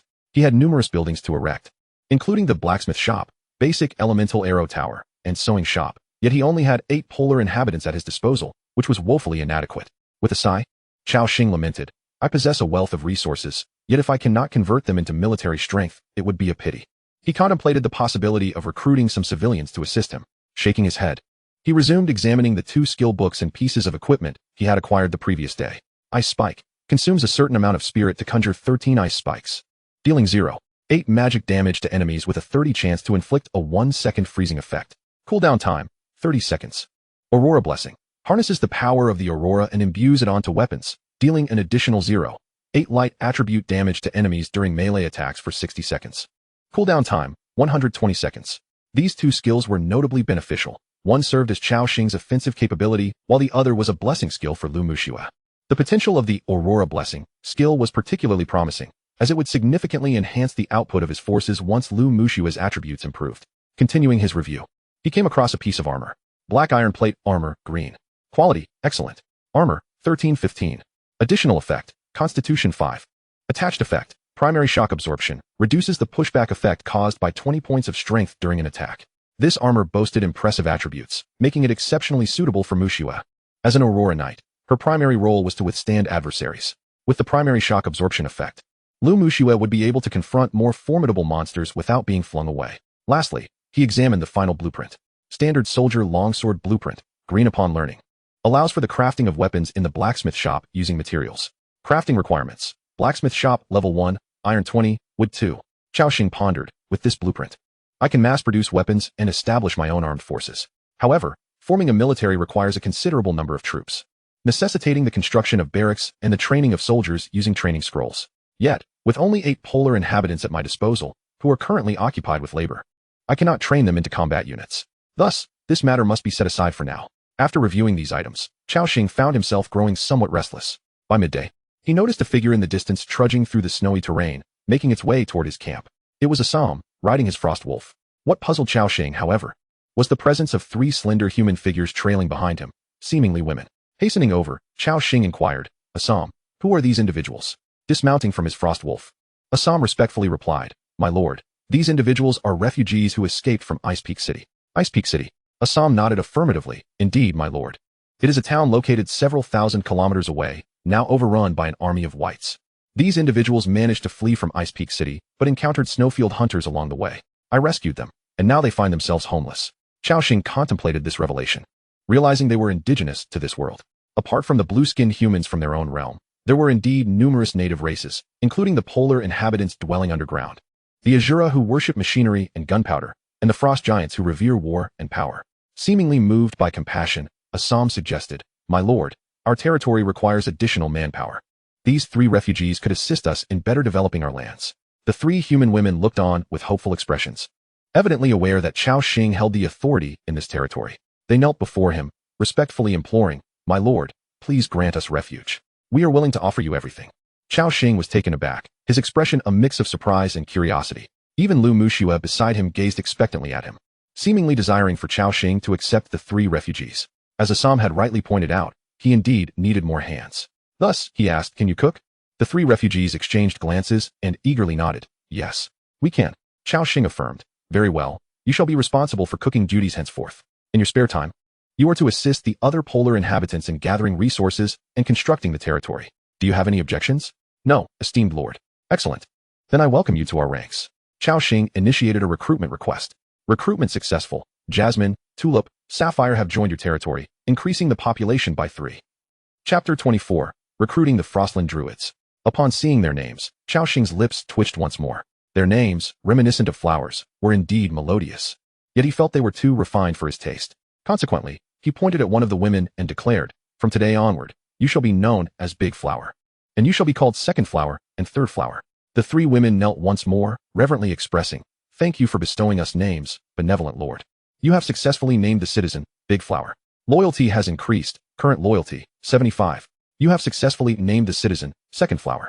Loyalty has increased, current loyalty, 73. Cao Xing glanced at their attributes. Citizen, Big Flower. Level, 1.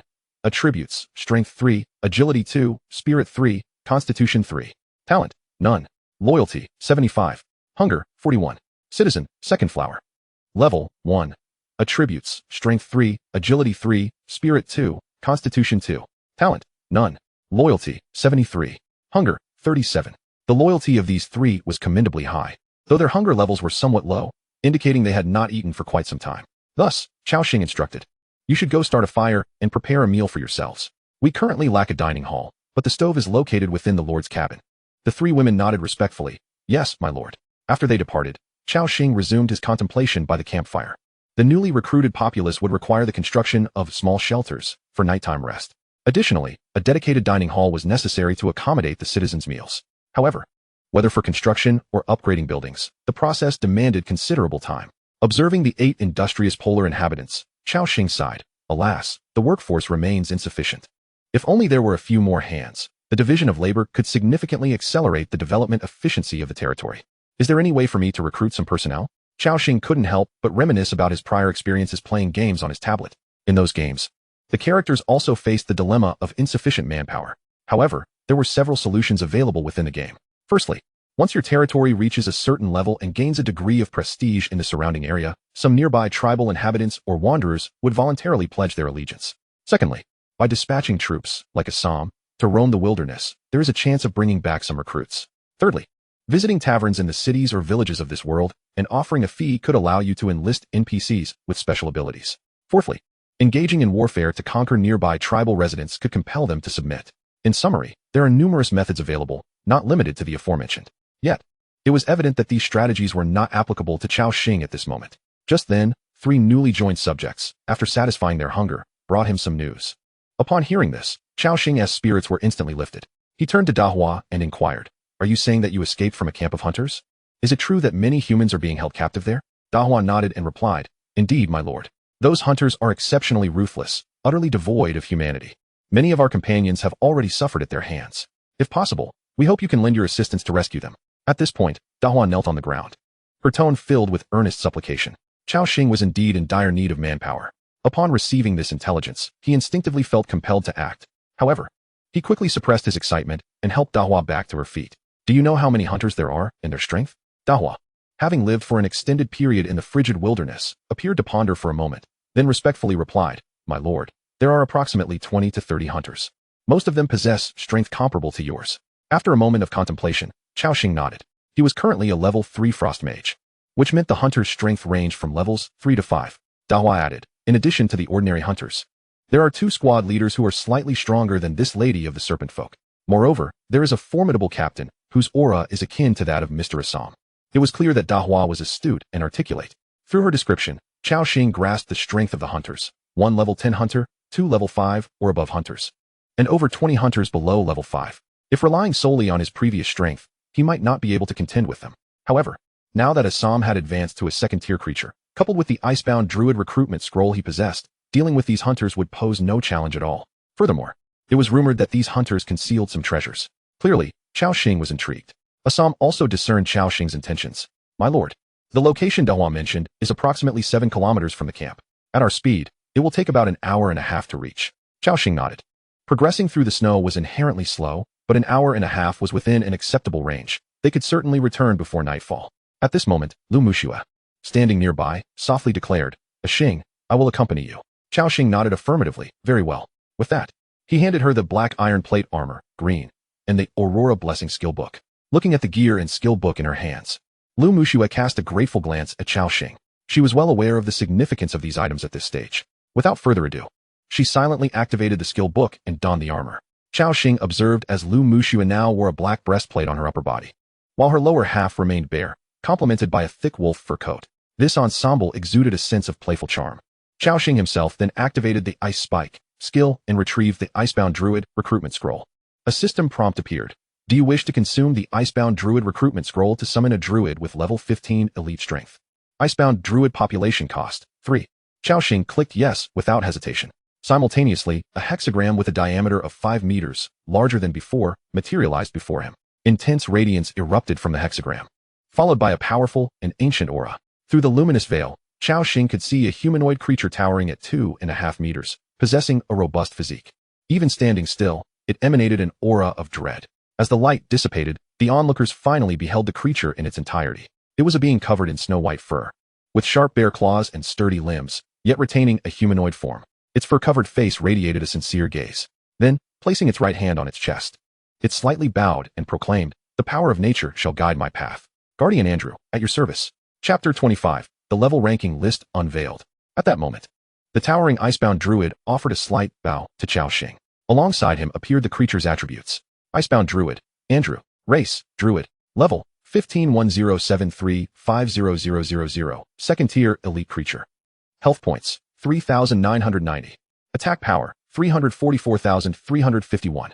Attributes, strength 172, agility 163, spirit 165, constitution 195. Skills, rending claw strike, wield claws to inflict 130 attack damage on enemies. Wild mark, when attacking hits, reduces the target's armor by 50 points and marks their location. Giant bear form, transform into an icebound giant bear, enhancing all attributes by 30. Additionally, gaining the skills Wild Roar and Ferocious Charge, lasts for 60 seconds with a cooldown of 180 seconds. Talent, nature affinity, while in nature. Life recovery speed increases by 20. Hunger level, 65. Loyalty, 63. Hiss, such formidable attributes. Cao Xing marveled in awe. This druid, indeed a level 15 elite creature, boasted terrifyingly powerful attributes. Even more alarming was the giant bear form skill that lay behind it. In that state, the druid would be the most formidable of all. Undoubtedly, Andrew was the most powerful creature he had summoned. Even an advanced Assam would not stand a chance. Cao Xing nodded in satisfaction. However, this druid seemed to have discerned Cao Xing's prowess. In his perception, Cao Xing was far too feeble, easily extinguishable with a mere slap. Such a lord could hardly command his unwavering loyalty. Likewise, Cao Xing noted the chill in Andrew's gaze, alongside his loyalty rating of merely 63. It was evident that this druid was not entirely submissive to him. Nevertheless, Cao Xing remained unfazed, a curious smile gracing his lips. He suddenly proclaimed, "Andrew, as my subject, you shall partake in divine blessings. Now, I shall bestow upon you an augmentation of power." Under the druid's puzzled gaze, Cao Xing signaled to Ilena. Understanding his intent, Ilena cast both Scaly Armor and Serpent Folk Frenzy upon Andrew. In that moment, a flicker of astonishment crossed Andrew's calm eyes. He sensed a surge of restless energy within him, enhancing his agility and strength. This elevation was nearly comparable to his own transformation into the form of a great bear. Moreover, the most terrifying aspect was that this enhancement was permanent. "What manner of blessing is this, my lord? It is truly formidable," Andrew exclaimed in shock. Cao Xing met his gaze with seriousness, stating, "This is a reward for your loyalty. Only my subjects are privileged to receive such blessings." The astonishment in Andrew's eyes deepened. Before he could respond, Cao Xing continued, "Andrew, the blessings do not cease. Allow me to further augment you." With that, Cao Xing cast Ice Healing and Ice Armor, causing green numbers of 12 to appear above Andrew's head. At this moment, Andrew's expression shifted from surprise to sheer astonishment. "My lord, your power is unparalleled in my lifetime. It is so mysterious and vast. I sincerely thank you for your blessings." Having said this, he bowed deeply to Cao Xing. A system notification emerged. "You have aided your subject, Andrew, in enhancing his strength. Loyalty has increased, current loyalty, 74. An increase of a full 11 loyalty points." Joy radiated from Cao Xing's eyes. "Look at you, pretending to be proud. Just wait and see how I win you over." This maneuver had thoroughly subdued Andrew, whose gaze toward Cao Xing was now imbued with reverence. At that moment, Cao Xing recalled a newly learned Aurora Blessing skill from Lu Muxue, which was also a buff skill. Cao Xing said, "Muxue, cast the Aurora Blessing on Andrew." Lu Muxue complied obediently, although Andrew bore no weapon. Upon the colorful aurora enveloping him, he was astonished to see his claws shrouded in a layer of radiant light. Satisfied, Cao Xing nodded, confirming his expectations.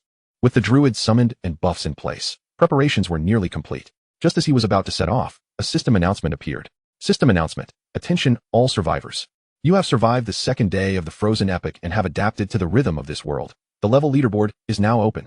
Level leaderboard. The first 100 survivors in each region to reach level 10 will receive leaderboard rewards. Meanwhile, all survivors across the blue star who have traversed into this world heard the system notification. Wow, the level leaderboard has been activated? Only 100 individuals in each region can receive rewards. The competition is quite intense. What are the leaderboard rewards? The second system notification followed.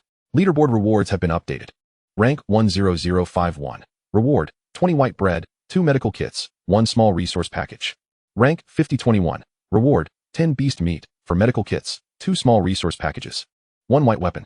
Rank 2011. Reward, 20 beast meat, 5 medical kits, 3 small resource packages, 1 black iron treasure chest. Rank 104. Reward, 40 beast meat, 10 medical kits, 1 medium resource package, 1 selectable green weapon, 1 basic heart of strength. Rank 3. Reward, 50 beast meat, 10 medical kits, 2 medium resource packages, 1 random second-order creature recruitment voucher, 1 selectable green weapon, 1 basic heart of strength. Rank 2. Reward, 100 beast meat, 10 medical kits, 3 medium resource packages, 1 random second-order creature recruitment voucher, 1 selectable blue weapon, 1 basic heart of strength. Upon seeing these rewards, survivors around the globe were momentarily stunned. Then an overwhelming excitement erupted. Huang Guihong exclaimed, "Wow! So many rewards, including food and medical kits. This is incredible. As long as we make it into the top 100, we won't have to worry about short-term resources." Li Yongqi added. "The top 10 can even choose their weapon rewards, and their green weapons." Jin Yu interjected, "Brothers, you're missing the point. The most valuable is that basic heart of strength, which allows survivors who reach level 10 to advance." Hu Wenwen chimed in, "That second-order creature recruitment voucher is also formidable. It can directly summon such powerful beings. The rewards for this leaderboard are astounding." Even Cao Xing was taken aback by the rewards for the top 3. It was worth noting that he himself did not possess a single blue piece of equipment. However, when he beheld the reward for first place, his breath quickened. Rank 1. Reward, 200 beast meat, 10 medical kits, 10 medium resource packages, 1 silver treasure chest, 1 second-order boss creature recruitment voucher, 1 basic heart of strength. Chapter 26. Raid on the Hunter Camp. A boss-level recruitment scroll. Cao Xing's eyes widened. In this world, both summoned and wild creatures were classified according to their quality. Quality represented their strength and growth potential: ordinary, elite, leader, boss, commander. The higher the quality, the more attributes gained upon leveling up. For instance, the Icefield Druid, as an elite creature, boasted attributes 30 stronger than ordinary creatures, with greater attribute gains at each level. Now, the reward for first place astonishingly skipped the leader tier and directly granted a boss-level creature recruitment voucher, which was indeed terrifying. In that moment, Cao Xing resolved to sprint with all his might, striving to secure the first-place reward. System announcement. The leaderboard rankings are being tallied. Shortly, you will be able to view your respective standings on the leaderboard. At this time, the level leaderboard ranks had not yet been disclosed. However, the vast majority of confident survivors across the globe had already begun to mobilize. Meanwhile, Fong Long, who was currently operating outside in the snowy expanse, also heard the system notification. He opened the channel for the San Inghui team. "Everyone, as you can see, the rewards for this leaderboard are abundant. Simply making it into the top 100 will yield plenty of resources. Additionally, this time we only need to compete against the other survivors in Region 174, so the pressure isn't too great." At this, the other survivors of San Inghui displayed confident smiles. Fong Long continued, "Therefore, this time, we in San Inghui aim to secure several spots in the top 10, and I will strive for first place." The survivor known as Ji Jun remarked, "Boss, in our District 174, is there anyone capable of competing with you?" Fong Long pondered for a moment before responding, "Indeed, there are some. From what I gather, there are several gangs in Xiangjiang City, inherently strong, and in this world, they can truly leverage their strengths. Wu Xinghu and Zhou Bo, for instance, are formidable adversaries." Upon hearing Fong Long's words, Ji Jun nodded in understanding. "What about Cao Xing?" he inquired. However, Fong Long merely scoffed him. "Just a fortunate fellow. Hardly worth my notice." Ji Jun nodded in agreement, and the two subsequently ended their communication. Meanwhile, survivors worldwide, having descended into this realm, commenced their activities. Wu Xinghu rallied his brothers from the Tiger Hall, urging them to charge forth with all their might, determined to secure as many spots as possible. Zhou Bo commanded his brethren from the Tiandao Association to hasten their progress, emphasizing that only by reaching level 10 before the end of the novice protection period could they reap rewards. In a heartbeat, survivors across the globe were mobilizing. At that moment, within Cao Xing's encampment, Lu Muxue had also heard the system announcement and was observing Cao Xing. Although she was uncertain of Cao Xing's standing among the other survivors, his performance over the past 2 days suggested he was at least among the top 10, if not the best. Unbeknownst to Cao Xing, who was preoccupied with territorial expansion, he had now adopted a new objective: to seize the top rank on the leaderboard. Cao Xing turned to Assam and Andrew, issuing a direct command: "Let us depart now. Our target is the hunter's camp, 7 kilometers away." Assam took the lead, drawing his sword and proclaiming, "Charging forth for our Lord is my lifelong mission." Beside him, Andrew fervently declared, "I shall fight for the balance of nature." With that, Cao Xing and Lu Muxue, accompanied by Assam and Andrew, set forth beyond their territory, leaving Elena behind to guard it. As they traversed the snowy expanse, the sounds of their footsteps echoed: a frost wolf knight, a claw druid, accompanied by 2 humans, forming an unusual ensemble amidst the boundless white. After over an hour, they approached the vicinity described by Dahu. From a distance of approximately 1 kilometer, they indeed spotted smoke rising from the snow, and beneath it, a sprawling camp with a sparse collection of tents came into view, a moderately sized hunter's encampment. As they drew near, a system notification appeared before Cao Xing. "Hunter S Camp, Special area. Danger level. Extremely dangerous. Although the system indicated that this group of hunters was formidable, Cao Xing felt confident, especially considering Assam and Andrew's strengths. Without a hint of hesitation, he urged Assam and Andrew to accelerate their advance, while he and Lu Muxue followed closely behind. Muxue, stay by my side. Let them handle the battle, Cao Xing instructed. Understood. Xing, Lu Muxue replied softly. Minutes later, they neared the camp.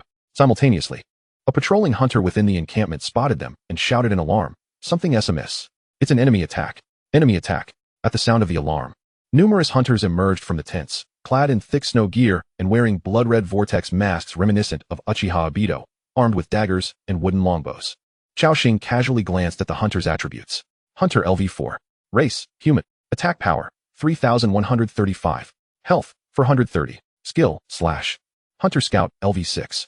Race, human. Attack power, 5,447. Health, 660. Skills, throwing knives, ambush. The hunter's strength aligned closely with Daha's intelligence. Thus, Cao Xing commanded, Assam, Andrew, engage. Assam raised his sword, shimmering with auroras. As he urged his frost wolf into a rapid charge. For glory, he exclaimed. With a primal agility, Andrew dropped to all fours and sprinted, proclaiming, nature shall punish these destroyers. The two powerful second-tier beings surged into the throng of hunters, unleashing a fierce onslaught. In a swift motion, Andrew lunged at a hunter, whose wild eyes widened in shock as he swung his claws. The exaggerated damage numbers floated above, 395. 6. The hunter's body was cleaved into quarters, blood cascading like scattered petals upon the snow. A system notification appeared before Cao Xing. Your territory member Andrew has slain a hunter LV4, gaining 40 experience points. Combatants Lu Muxue, Cao Xing, and territory attendant Elena receive half the experience, 20. Not only Cao Xing, but Lu Muxue beside him also heard the system notification and queried. Xing, it seems I have gained experience too. But I didn't participate in the battle? After a brief contemplation, Cao Xing understood the reason. Although Lu Muxue had not directly engaged in combat, she had bestowed the Aurora Blessing status upon Assam and Andrew, augmenting their damage. Thus, the system recognized her as a participant in the battle. Similarly, Cao Xing's application of ice armor and ice healing also counted him among the combatants. Even Elena, who was guarding the territory, had provided a buff to the druid. Joy illuminated Cao Xing's face. This feature was remarkable. Muxue, this is splendid news. As long as we recruit enough powerful attendants, we can simply grant them statuses and let them fight. In due time, we can level up while remaining in our territory. Moreover, this greatly enhances our chances of securing leaderboard rewards. Lu Muxue, upon hearing this, wore a smile of delight, standing close to Cao Xing as they observed the one-sided massacre unfolding in the camp. Assam had charged into the heart of the encampment, confronting a group of 7 or 8 hunters alone, while 2 archers loomed nearby. Yet, when their arrows struck Assam's armor, they merely registered as 2 minuscule damage numbers. 1. The hunter's attack power was decent, capable of inflicting minor damage on Assam, but it was utterly negligible. The next moment, green numbers of 10 appeared above Assam's head, marking his resilience. The hunters were utterly dumbfounded. How on earth is this even possible? They were losing health at a rate far less than what their opponents were recovering. This is simply outrageous. I must report this. Someone is cheating. Yet, Assam remained indifferent to their lamentations. With a loyalty rating of 95, he prioritized Cao Xing's orders above all else. That was to eliminate this band of hunters. Whoosh. The Frostwolf swordplay danced in his hands with a fierce grace. With each strike, a hunter's life was inevitably claimed. The Frostwolf accompanied him, leaping across the camp, changing positions with agility. At the second tier, Assam was an unstoppable force. Your territory member Assam has slain a level 4 hunter, gaining 40 experience points. You have gained 20 experience points. Meanwhile, Andrew was even more terrifying. He transformed into a demolishing form, forcefully appending tents one after another. The hunters hiding within were effortlessly dragged out and crushed under his paw. Normally, Andrew exuded an aura of sage-like tranquility and wisdom. Yet in battle, he resembled a frenzied beast. Roar. Following a terrifying roar, Andrew pinned a level 6 hunter scout and smashed its skull. Cao Xing and Lu Muxue continuously received notifications about experience points gained. Shortly thereafter, a radiant light enveloped Lu Muxue, indicating her level up. Ascending from level 1 to level 2 was a straightforward feat, requiring merely 100 experience points. However, progressing from level 2 to level 3 demanded a hefty 1,000 points. And this increment would continue to rise by 1,000 points for each subsequent level. Just then, a shadow abruptly burst forth from the innermost tent of the camp. Evidently aware of the terror embodied by Andrew and Assam, it sprinted towards the snowy expanse, harboring no intention of engaging in combat. Cao Xing caught a fleeting glimpse of the adversary's attributes. Hunter Captain LV10. Race, human. Attack power, 172184. Health, 1540. Skills, Ruthless Cut, deals damage twice at 80 attack power to enemies, inflicting a level 1 bleeding effect. Greased Feet, increases movement speed by 30 during escape. Goodness. This must be the captain within, Cao Xing exclaimed. Don't let him escape. This fellow, while merely a level 10 ordinary monster yet to advance, possessed that Greased Feet skill, an absurdly effective escape mechanism. Just then, Andrew roared once more. Roar. He transformed from his humanoid form into a colossal bear shrouded in white fur, charging forth like a cannonball. Boom. The explosive speed surpassed even that of a great ice bear. This was Andrew's skill, bear form. Thud. Thud. The ground trembled incessantly. In bear form, Andrew's attributes surged by 30, augmented by Eilena's Serpentfolk Frenzy, which further enhanced his movement speed by 20. With ease, Andrew caught up to the fleeing hunter captain. Then, amid the captain's terrified gaze, Andrew unleashed a mighty roar. Roar. His massive paw came crashing down. Smack. The hunter captain was reduced to a mere pile of mush. In the frigid snow, a vivid flower of flesh and blood bloomed. This gruesome scene rendered Lu Mushua pale. Yet she gritted her teeth, steeling herself to accept the reality. She understood that such sights would be commonplace should she wish to partake in the battles to come. A system notification echoed in Cao Xing's ears. Your territory member, Andrew, has slain the hunter captain LV-10, gaining 300 experience points. You have gained 150 experience points. At that moment, a white light enveloped Cao Xing. Your level has increased, current level, 4. Total gain from this level up, Strength 2, Agility 2, Spirit 4. Constitution 2. A surge of joy welled within Cao Xing. He had leveled up. An energy coursed through him, sharpening his mind and invigorating his body. Wow, this feeling of leveling up is truly delightful. Soon, Assam had concluded his battle as well. The entire band of hunters within the camp had been eradicated, leaving behind a gruesome tableau of dismembered corpses. A system notification appeared. You have destroyed a hunter camp, gaining 50 territory reputation. Attention, due to completing a high difficulty quest, you have received an additional reward, Phantom Assassin Recruitment Scroll, Blue, X1. Oh, another blue recruitment scroll? Cao Xing's eyes sparkled with excitement as he examined the attributes of this scroll. Phantom Assassin Recruitment Scroll, Blue. This scroll can summon a Phantom Assassin of elite level 20 strength. Goodness, a level 20 elite creature, even more formidable than Andrew. Cao Xing was filled with intense shock, followed by exhilaration. Clearly, this recruitment scroll would significantly bolster his strength. However, he refrained from summoning it immediately, opting instead to accompany Lu Mushua into the camp. First, they needed to clear the battlefield. The duo entered the chaotic scene before them, where even the campfire had been extinguished. Approaching the corpse of a hunter, Cao Xing prepared to examine it when a system notification interrupted him. Humanoid beings cannot be dissected. Cao Xing's lips twitched. What does the system take me for? I have no intention of dissecting anything. This is slander, pure slander. Nevertheless, Cao Xing proceeded to rummage through the bodies of the hunters. Acquired Hunter's Mask, White, X1. Acquired Tier 1 Soldier Training Book, White, X1. Acquired Currency 15. A mask? Cao Xing's curiosity piqued as he checked its attributes. Chapter 28, Goblin Treasure Vault Key. Hunter's Mask, White. Quality, Common. Equipment effect, increases spirit by 3 points. Note, wearing this mask will classify you as a disciple of the evil god, making you a target for bounty across various towns on the continent. Cao Xing was taken aback. This mask was indeed a faction item. Shaking his head, he stowed it away in his backpack. After all, 3 points of spirit weren't worth the trouble. He continued to inspect the next item. Tier 1 Soldier Training Book. White. This training book can transform ordinary individuals within your territory into Tier 1 soldiers with combat capabilities. Cao Xing's interest was piqued. This was precisely the training book needed for the early game. It would allow him to train De Zhuang and Air Zhuang into combat units, and subsequently, they could gain experience through battles. Currency 15. Universal currency of the continent, which can be used to purchase supplies or recruit followers in towns. There's nothing more to say about this. Money makes the world go round. With sufficient currency, one could even procure some pleasingly attractive slave girls in the towns. With that, Cao Xing began to sift through the corpses one by one. Acquired 1 Hunter's Mask, White, 13 coins. Acquired 1 Level 1 Soldier Training Book, White. After rummaging through the corpses, Cao Xing continued his search within the tents of the camp. However, what he encountered inside those tents was a sight that made him feel nauseated. In every corner of the tents lay frozen, mangled corpses, their limbs and heads severed separately. The torsos were placed upon a peculiar pattern, with the limbs arranged at 4 cardinal points and the heads positioned upon the chests, resembling a sinister ritual.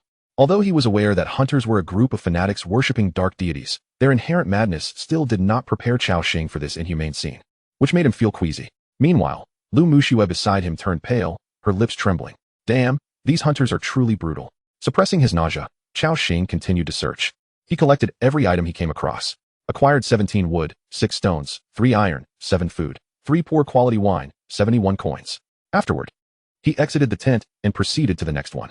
Inside, he encountered yet another unfortunate soul who had been dismembered. Cao Xing continued his meticulous search in every corner.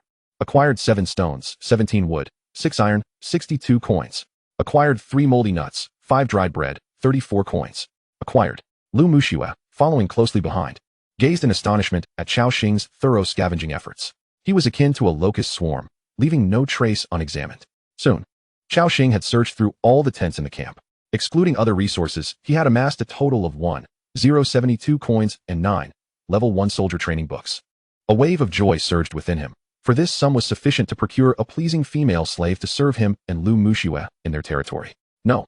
Why do I keep thinking about female slaves? Cao Xing quickly shook his head. At that moment, Andrew approached. My lord, I discovered something unusual on that fallen scoundrel. Cao Xing turned, intrigued. What is it? Andrew held up a bronze key and directly handed it to Cao Xing.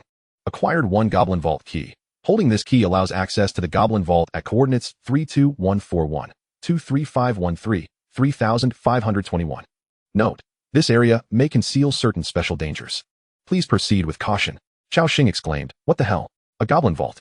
In this world, the Goblin race is relatively weak, yet they excel in digging and treasure hunting. Thus, a Goblin's vault often contains precious treasures. However, the system had also warned of potential dangers in that location. Cao Xing opened the mini-map and glanced at the coordinates recorded on the key. It was approximately 40 kilometers away, not too far. Yet, without any means of transportation, it would take a day to reach there. It seems that accessing this vault will have to wait. He shook his head and placed the key into his backpack. At that moment, Assam also made a new discovery. My lord, I found the refugees captured by the hunters. However, it seems that few of them remain. Assam frowned as he spoke. Upon hearing this, Cao Xing immediately made his way alongside Lu Muxue. They arrived at the front of the innermost tent in the camp. Lifting the curtain, Cao Xing beheld several humans bound together like twisted strands, both men and women among them, and a child as well. Just as Assam had indicated, there were hardly any left. Only 7 individuals remained. Upon seeing Cao Xing enter, the humans' eyes flickered with terror as they begged for mercy. Please, sir, do not kill us. We beg you, spare us. It was evident that this group had been thoroughly terrorized by the hunters' methods. They were frantically pleading for their lives. Cao Xing glanced at their names. Colin Hopper LV3, Lucio Lore LV2, Marin Kuhn LV2, Survivor, Tong Chu LV1. When Cao Xing's gaze fell upon the last name, his eyes widened in surprise. A human? Lu Muxue also noticed the name displayed and remarked, a Xing. It seems to be that little girl in the corner. She is also a human from our blue star. Cao Xing focused intently, and although the little girl was draped in a simple straw coat, the uniform beneath it clearly indicated her origins. At that moment, the girl appeared anxious and fearful, her eyes filled with trepidation as she looked at Cao Xing. Lu Muxue approached gently, offering comfort. Little sister, we are not hunters. Like you, we are humans from Blue Star. The girl lifted her delicate face, cautiously gazing at Lu Muxue. Upon confirming that Lu Muxue was indeed a human survivor, she suddenly burst into tears. Wah, Daddy was taken away by those masked people. He will never return, Wah. After crying for a while, the little girl seemed to realize something and quickly stifled her sobs. She anxiously looked at Lu Muxue and apologized. I'm sorry, big sister. Chu shouldn't have made such loud noises. Please forgive me. Lu Muxue shook her head, feeling sympathetic. It's all right. Can you tell me what happened? Tong Chu nodded, as if gathering her thoughts. Then, in her tender voice, she recounted, Yesterday, I went out with Daddy to look for food. We hadn't gone far when we were suddenly attacked by a few arrows. Then we encountered those terrifying masked people. They captured us. They beat up Daddy, and at night, they took him away, Wah. Chapter 29, Wheat Seeds and the Church's Letter. After she spoke, the little girl once again broke into inconsolable tears. The taking away she referred to was undoubtedly being seized by the hunters for some nefarious ritual. Cao Xing and Lu Muxue exchanged glances, clearly understanding that the little girl, having lost her father, had fallen into the hands of these deranged hunters. Had Cao Xing not arrived, her fate was all too predictable. Lu Muxue looked at Cao Xing and softly asked, A Xing, can we take her back to our camp? After a moment of contemplation, Cao Xing nodded. The camp was gradually finding its footing, and adding another mouth to feed was not a significant burden. Moreover, this little girl was a survivor. She might prove useful in the future. Lu Muxue gently reassured, Little sister, would you like to come back to our camp with us? The girl named Tong Chu gradually ceased her crying and curiously inquired, Is there food at your camp? Chu hasn't eaten in a long time. Lu Muxue, upon hearing this, affectionately ruffled her hair. Of course, the lord of this territory is that big brother over there. He is quite formidable. Her tone conveyed a sense of admiration. Upon hearing this, Tong Chu turned her gaze toward Cao Xing, her eyes reflecting a blend of fear and curiosity. Then, a thought struck her, and she tentatively inquired, "Can we bring my mother along as well? Father will not be returning, and my mother is still at the camp." Cao Xing was momentarily taken aback. Indeed, in this version of the game, which featured a family team mode, if Tong Chu was with her father, her mother must surely be at the camp. Yet, this question plunged Cao Xing into a quandary. After all, human survivors are not like the indigenous people. They would not easily rebel against the Lord, and their loyalty could still be observed. He understood the complexities of human nature. The reason he was willing to take this little girl was that she posed no threat due to her lack of combat capability. If it were adults, the situation would be far more complicated. Thus, Cao Xing accessed the system interface and inquired, "What must I do if I wish to invite other survivors to join my territory?" The system promptly responded. The answer to this question pertains to the territory merging function, which currently offers two methods. Method 1. Invite the other party to join your territory as a new lord, sharing building permissions, resources, and so forth. Method 2.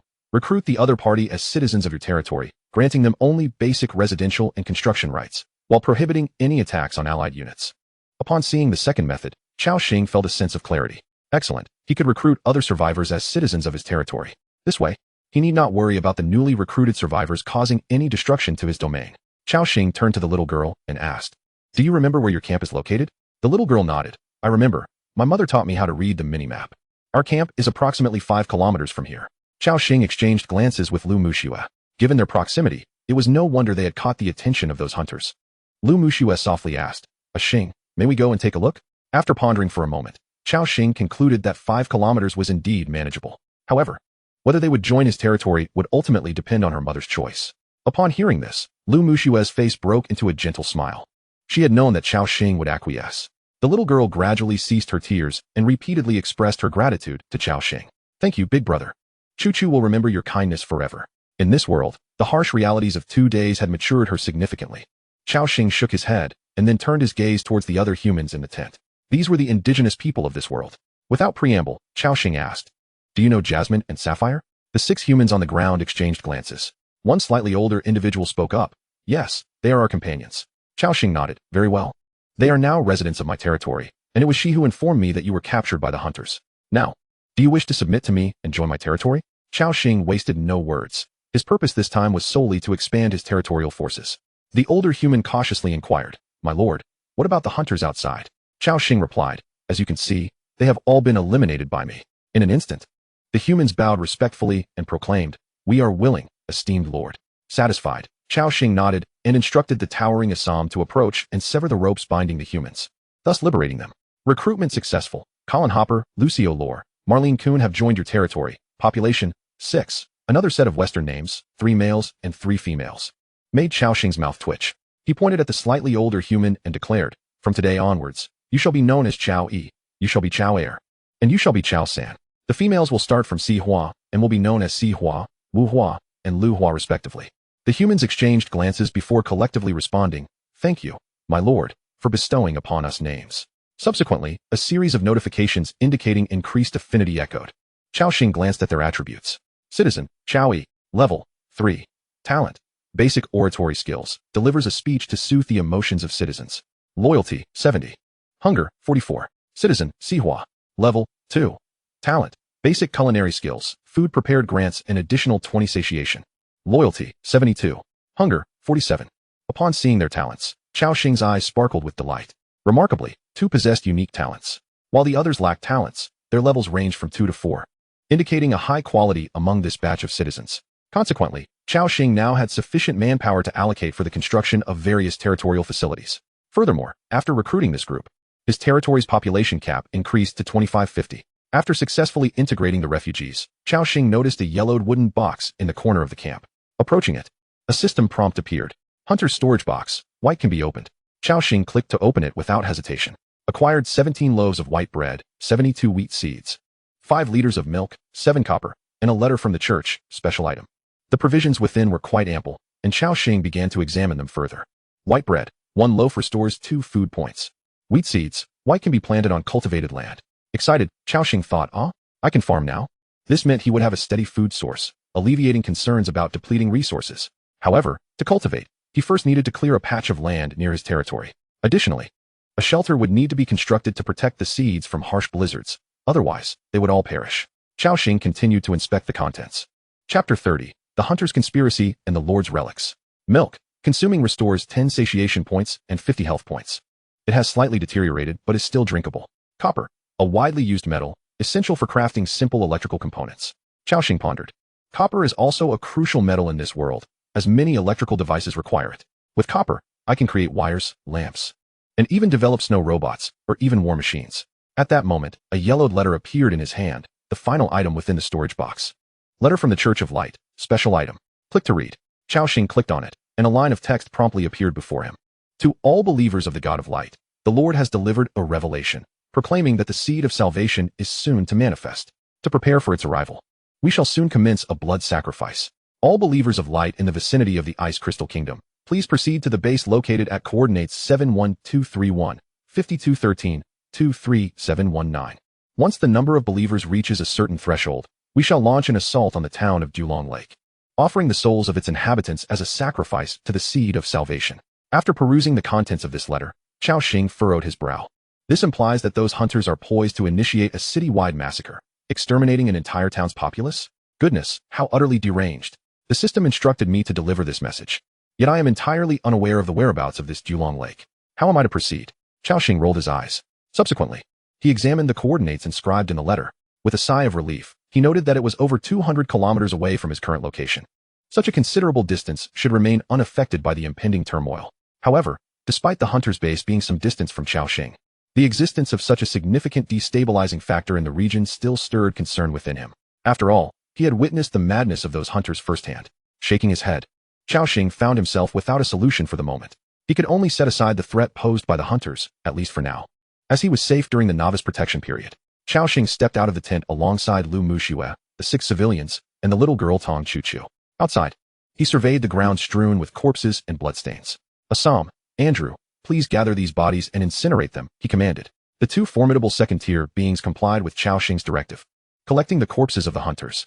After a brief interval, a great fire blazed, consuming the entire camp. Watching the rising smoke, the refugees were overwhelmed with emotion.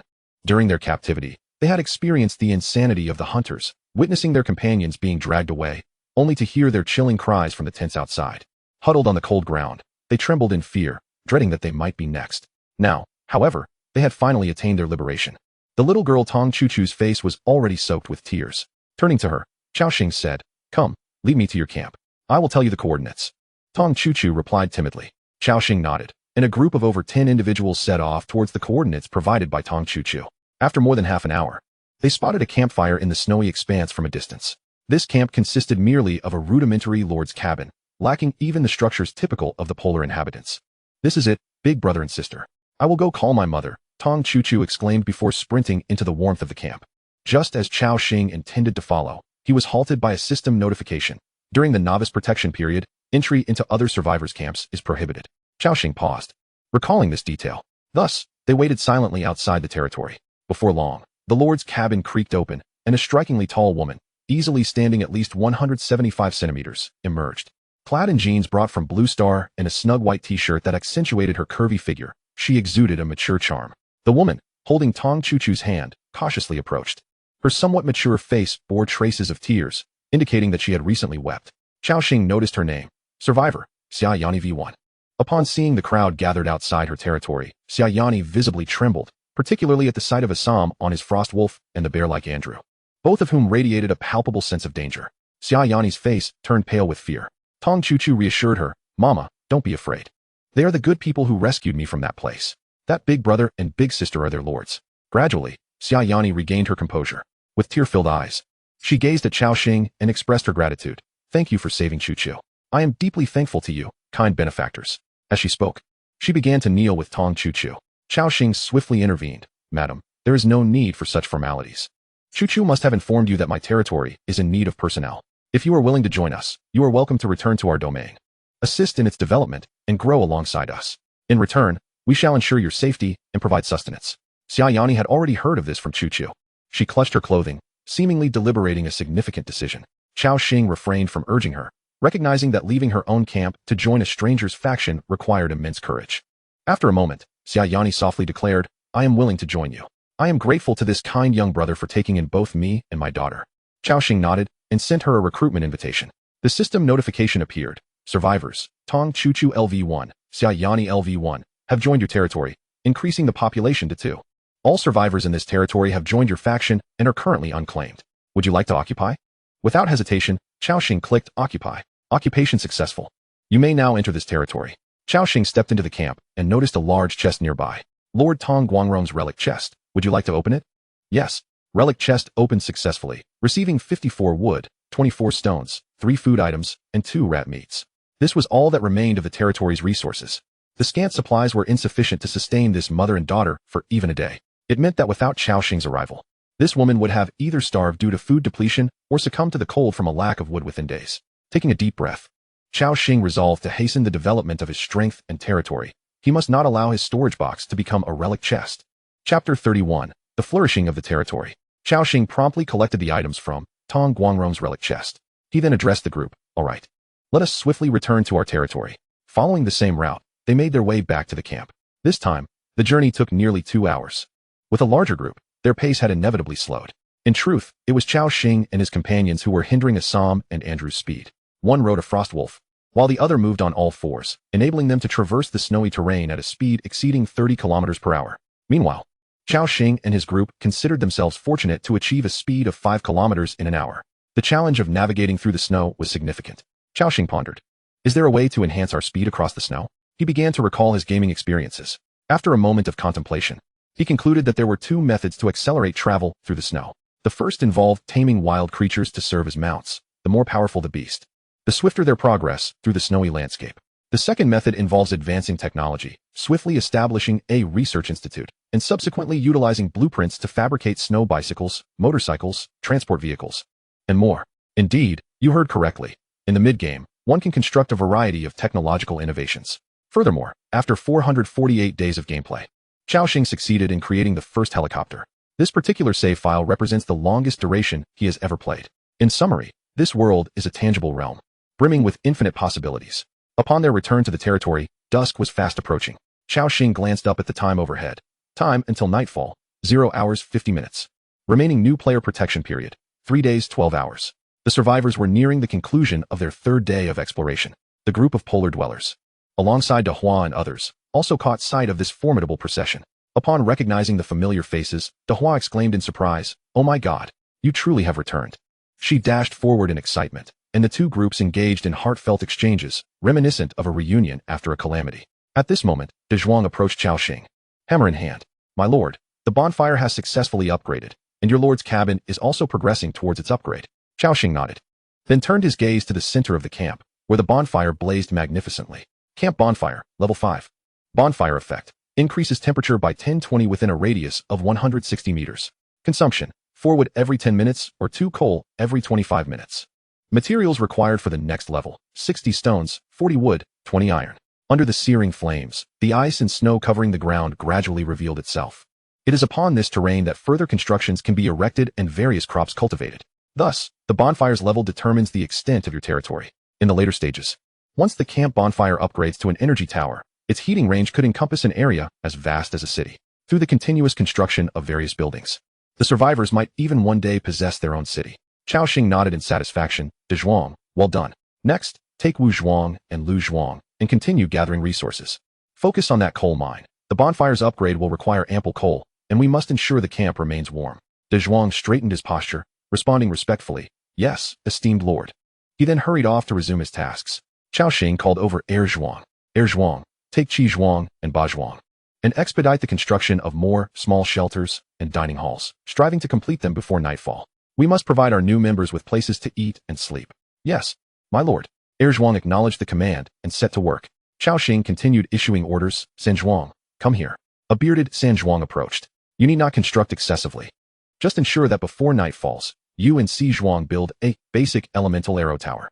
San Zhuang replied respectfully, I guarantee the task will be completed, esteemed lord. In an instant, the polar dwellers were bustling with activity once more.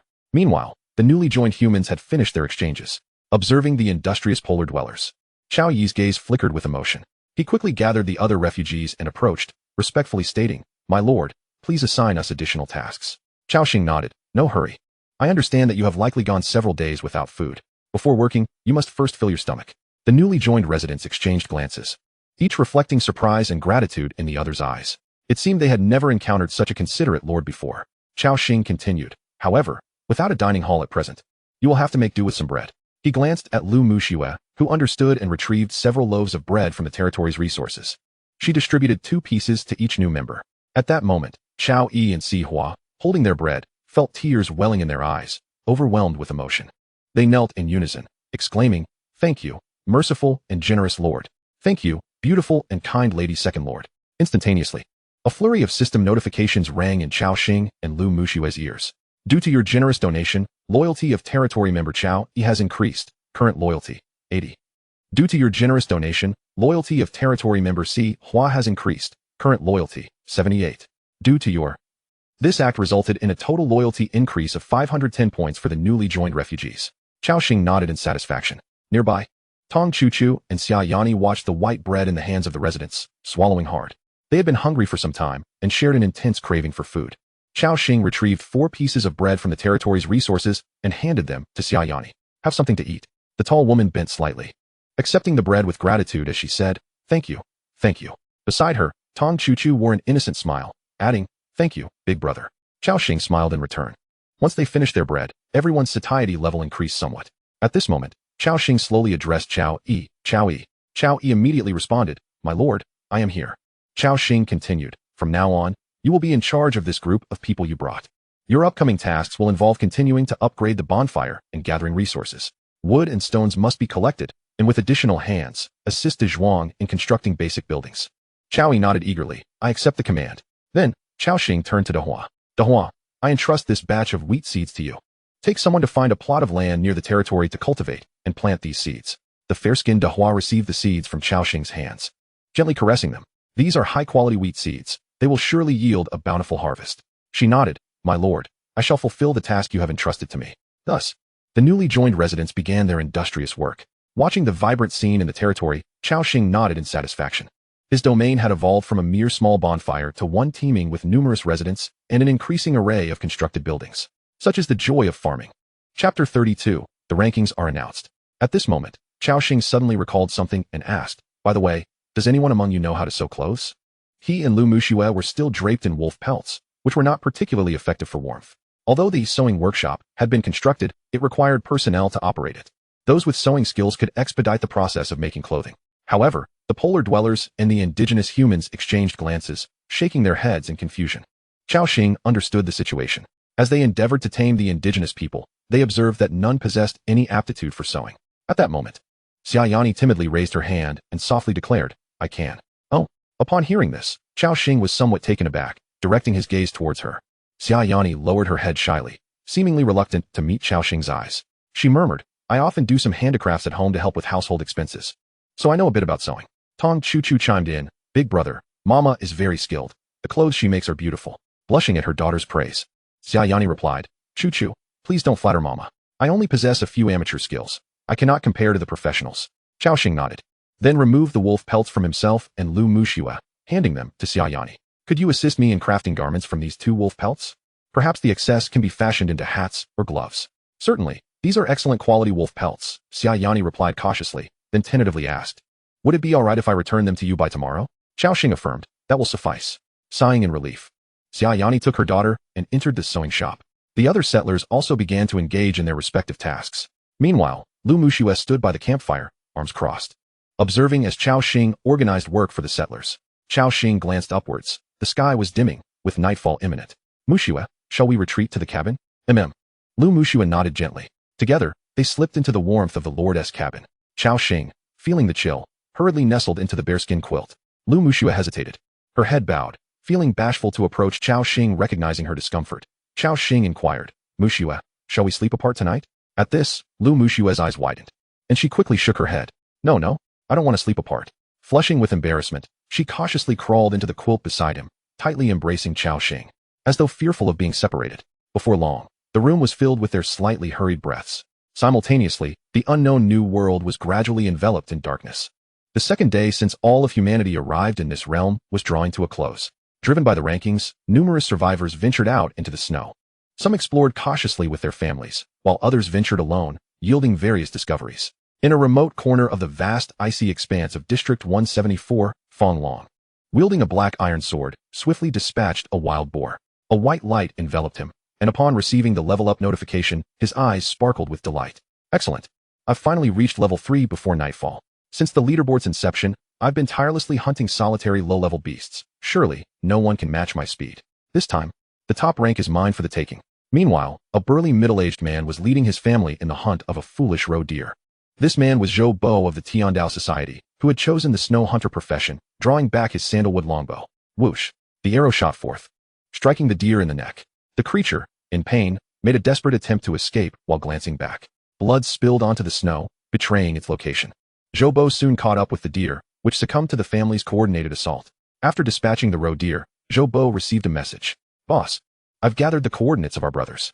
Within a 30-kilometer radius of your camp, 2 of our brothers' camps are located in that area. If we expand today, they should be able to reach you by tomorrow. A sinister grin spread across Zhou Bo's face. Excellent. Once those 2 brothers arrive tomorrow, we can team up for monster hunting and significantly boost our leveling efficiency. At that point, Fang Long and Wu Xinghu will all be beneath my feet. After ending the communication, Zhou Bo gazed at the darkening sky and said to his family, "It's getting late. We should return to the camp." As the day of exploration concluded, numerous survivors made their way back to their camps. The chat channels began to buzz with activity. Su Shu brothers. It turns out that teaming up with family to tackle those low-level monsters isn't that challenging. We've already taken down a wild boar today. It'll feed us for several days. Zhangxi haha. I chose the polar warrior, and I had my dad select the snow hunter. Our father-son duo is simply unbeatable. Lin Danian, damn. You all managed to catch prey, while I had the worst luck, encountering several frost goblins shortly after leaving the camp. I couldn't fend them off. They've been chasing me all the way and are now stationed outside my camp. It's unbearable. Yang Tao, the brother above, has it rough. While some rejoiced, others despaired. The majority of survivors began to acclimatize to this new world. At that moment, a countdown appeared. Level leaderboard is being compiled. In 3 minutes, the rankings of survivor levels across districts will be announced. Everyone can check their level and relevant rankings on the leaderboard. The rankings refresh in real time. Upon seeing this system notification, the survivors perked up with anticipation. Lu Xiaowao, the leaderboard is finally about to be revealed. Who do you think will take the top spot or make the top 3? Xinjun, not sure. I've just reached level 2, and it takes 1,000 experience points to reach level 3. It's a bit daunting. Yuan Winley, need I say more? Clearly, our leader Wu Xinghu has reached level 3. Wuchang, you Tiger Hall folks are overestimating yourselves. Our leader Zhou Bo has also reached level 3. This time, the top spot is definitely Zhou Bo's. Chen Hailing, let's not bicker. The first place is undoubtedly our leader Fang Long. As the survivors engaged in spirited debate, Chen Hao remarked, "It seems the top 3 spots are likely to be claimed by those 3. Xiao Bo added, "Indeed, those who reached level 3 today are undoubtedly the strong and resourceful." Just then, a voice notification echoed. System announcement. All survivors, please note, the level leaderboard update has been completed. Chapter 33, Bear Gallbladder Soup, Health Recovery. System announcement. All survivors, please note, the level leaderboard update has been completed. Hearing this announcement, survivors across the globe eagerly opened the leaderboard, including those from District 174. However, the rankings that appeared exceeded everyone's expectations.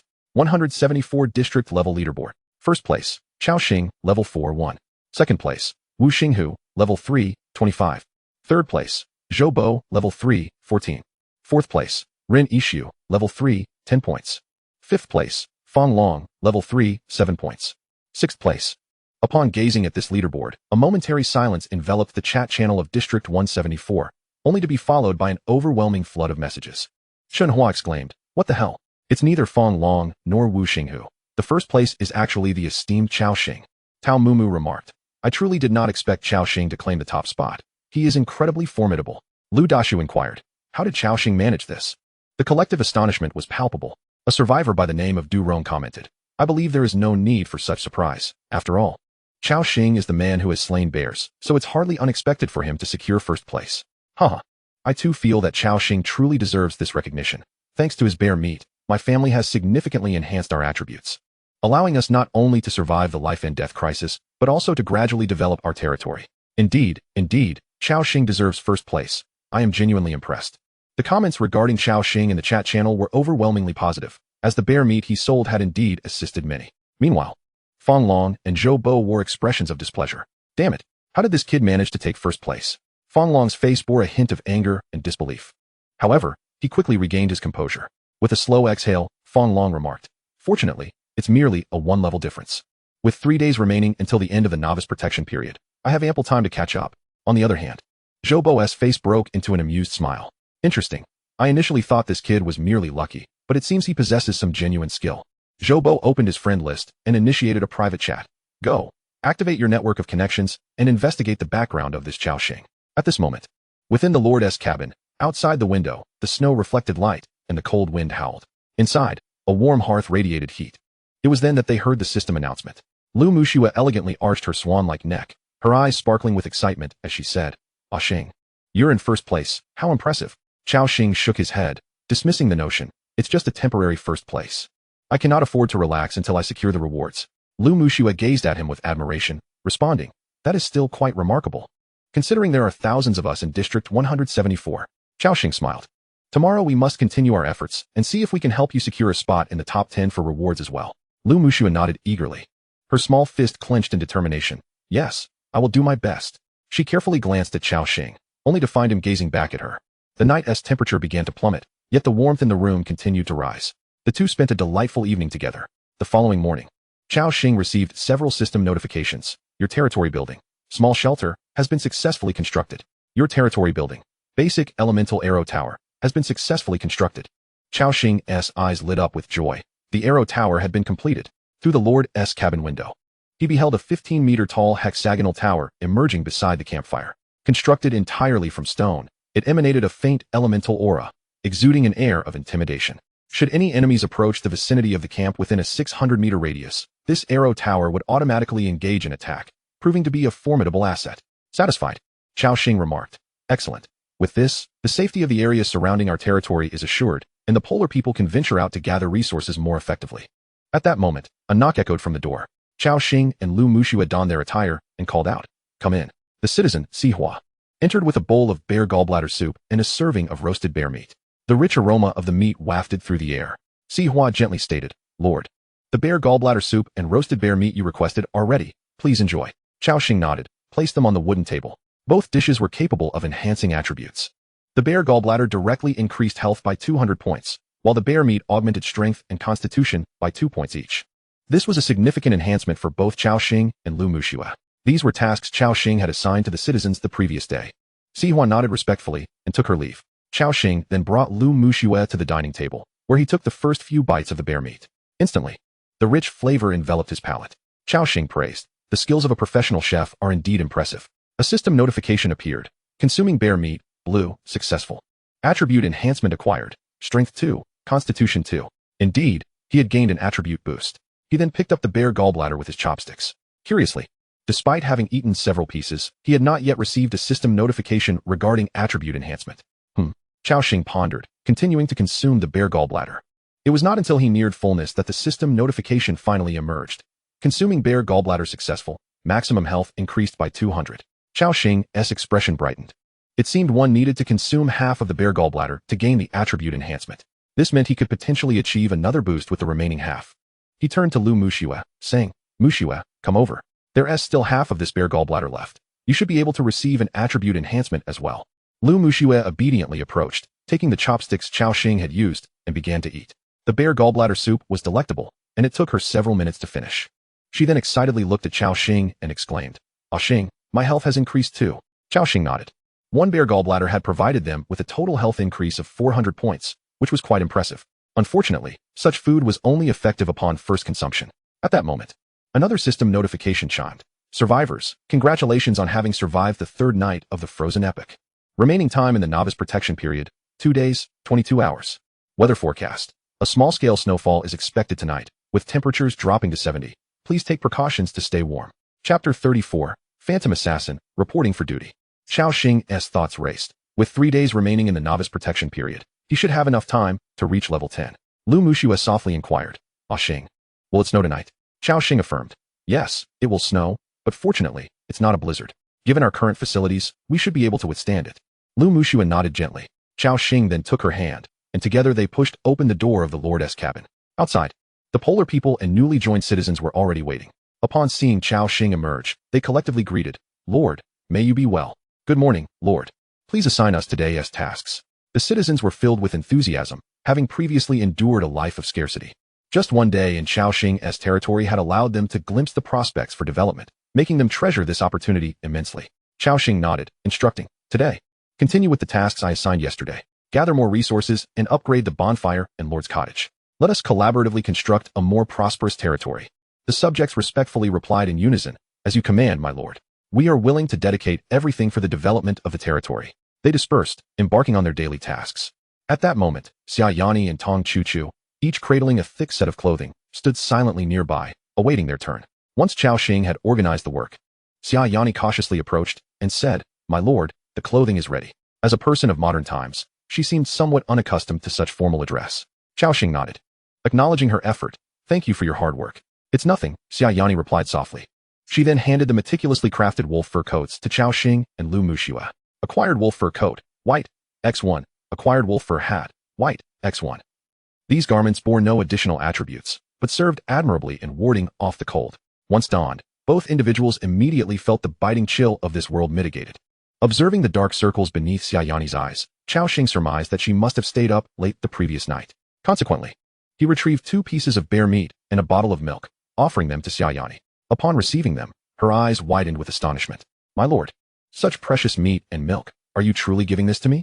Cao Xing nodded. Chu is still young. She needs nourishment. Xia Yani's eyes glistened with unshed tears as she grasped Tong Chu's hand and earnestly stated, "Thank you. Thank you."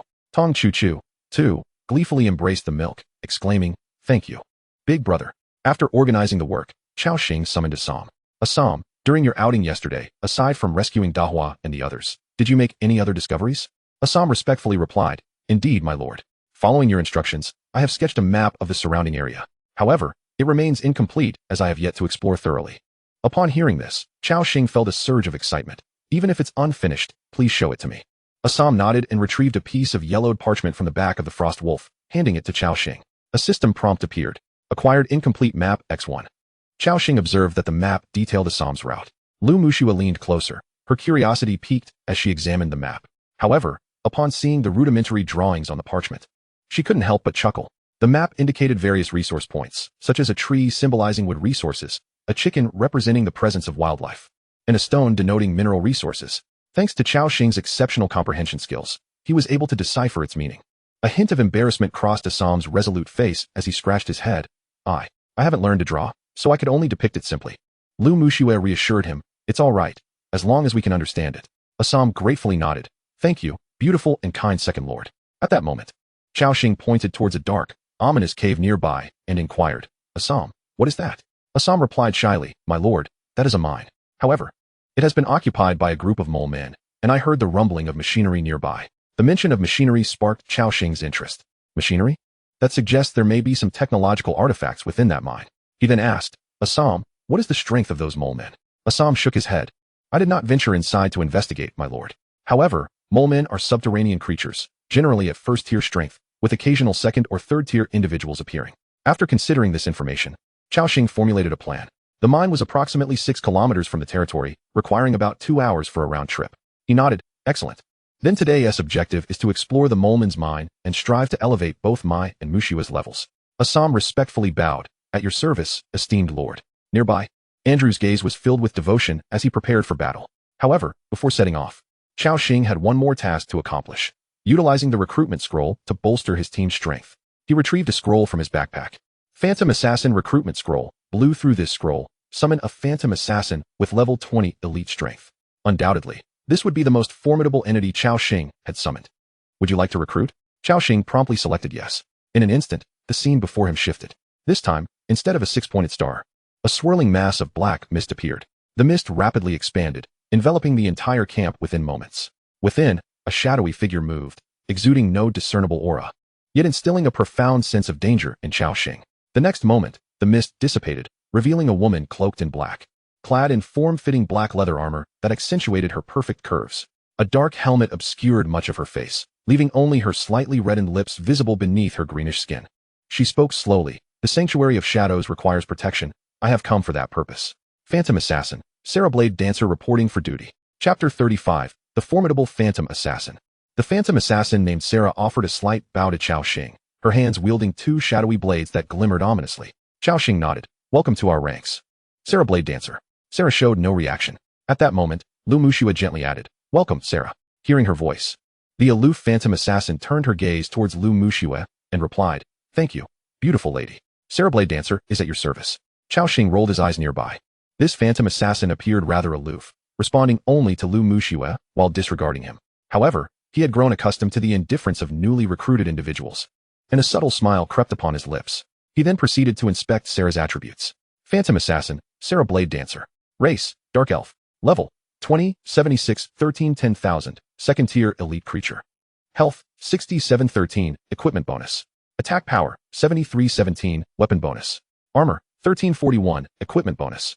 Attributes, Strength 234, Agility 307, Spirit 227, Constitution 251. Skill, Stabbing Dagger, throws a dagger, dealing 130 damage to the enemy and reducing their agility by 135, cooldown 180 seconds. Phantom Veil, obscures one's form, conceals one's presence, enhancing evasion probability by 30 and increasing movement speed by 20. Duration, 5 minutes, cooldown, 8 minutes. Blessing of Liberation, upon striking, there is a 30 chance to inflict 225 damage, a 15 chance to inflict 315 damage, and a 5 chance to inflict 432 damage. Talent, Shadow Body, in Hidden State. Additional 15 evasion rate. Bond, Assassin, when there are 3 or more assassins in the party, the trigger probability of Blessing of Liberation increases by 5. And when there are 10 or more, it increases by 10. Satiation, 63. Loyalty, 59. A look of uncontainable astonishment appeared in Cao Xing's eyes. Clearly, this was an exceedingly formidable entity. With nearly 700 in attack power, a single strike could trigger a critical hit, rivaling the fire of a Barrett rifle. Should the Blessing of Liberation be activated, that blow could cleave an enemy's skull asunder. Cao Xing lamented, "This is no mere assassin. This is a veritable berserker, capable of dispatching a child with a single stroke." However, while Sarah had indeed grown powerful, with Cao Xing's permanent talent enhancement, she could ascend several tiers further. Thus, with keen interest, Cao Xing turned to Sarah and inquired, "So, Sarah, I am now prepared to bestow upon you a blessing. Will you accept?" Sarah parted her lips, puzzled. "A blessing?" Cao Xing nodded affirmatively. Indeed. Sarah remained silent, seemingly hesitant. Her uncertainty stemmed from a lack of trust in this new lord, as well as skepticism regarding the potency of any blessing he could confer, given his seemingly meager strength. After a moment's pause, Sarah gently nodded, "Very well. Please bestow the blessing upon me." Without further prompting from Cao Xing, Elena placed Serpentfolk Frenzy and Scale Armor upon her. Sarah's body trembled as she distinctly felt the surge of power. Her thin lips parted, but before she could speak, Cao Xing cast Ice Heal, Ice Armor, and, in conjunction with Lu Muxue's Aurora Blessing, a succession of 5 permanent buffs enveloped her. Sarah stood frozen in place, and Cao Xing noticed her shoulders quivering slightly. As an assassin frequently tasked with execution, Sarah was acutely aware of the terrifying nature of these permanent states. Not only would they significantly enhance her sustainability, but they would also bolster her survival capacity. Particularly, Elena's Serpentfolk Frenzy was a percentage-based buff. Sarah could feel her speed of movement and attack escalating dramatically. Beneath her helmet, heavy breaths escaped her. She then positioned her shadow blade before her chest and respectfully bowed to Cao Xing. "Thank you for your blessing, great lord. I, Sarah the Blade Dancer, pledge my loyalty to you." This gesture of homage was heartfelt. A system notification echoed in Cao Xing's ears. "You have assisted your follower, Sarah the Blade Dancer, in enhancing her strength. Loyalty has increased, current loyalty, 71. A smile graced Cao Xing's face. He then turned his gaze to the others in the territory. "Let us proceed. Our objective, the Mole Man Mine." Assam and Andrew responded in unison, "As you command, my lord." The aloof Sarah added softly, "The Hall of Shadows shall guide my path." Cao Xing nodded in satisfaction. He then took Lu Muxue's hand, and the 5 figures stepped out of the camp, venturing into the boundless snowfield. An hour later, they found themselves amidst the vast ice expanse. Behind them, a trail of footprints marked the snow, soon to be concealed by the forecasted snowfall that night. Cao Xing halted, for they had arrived at the location marked on Assam's map. Before them stood a snow-covered mountain, at the base of which appeared to be a passage leading underground. Assam spoke first. "My lord, there lies the mine I discovered yesterday." Cao Xing nodded and continued onward. As they drew near, a system notification emerged. "Mole Man Mine. Special area, home to numerous mole men and various unique dangers. Please approach with caution. Danger level, extremely dangerous. Another warning of extreme danger." Yet, Cao Xing remained unfazed. Compared to his strength during their time at the hunter's camp, he had significantly improved. He waved his hand and declared, "Let us enter." The group understood and advanced into the mine, with Andrew, possessing the highest defense, leading the way, followed by Assam. As for Sarah, she faded into the shadows upon entering the cavern. Cao Xing sensed nothing of her presence, yet he knew she was near.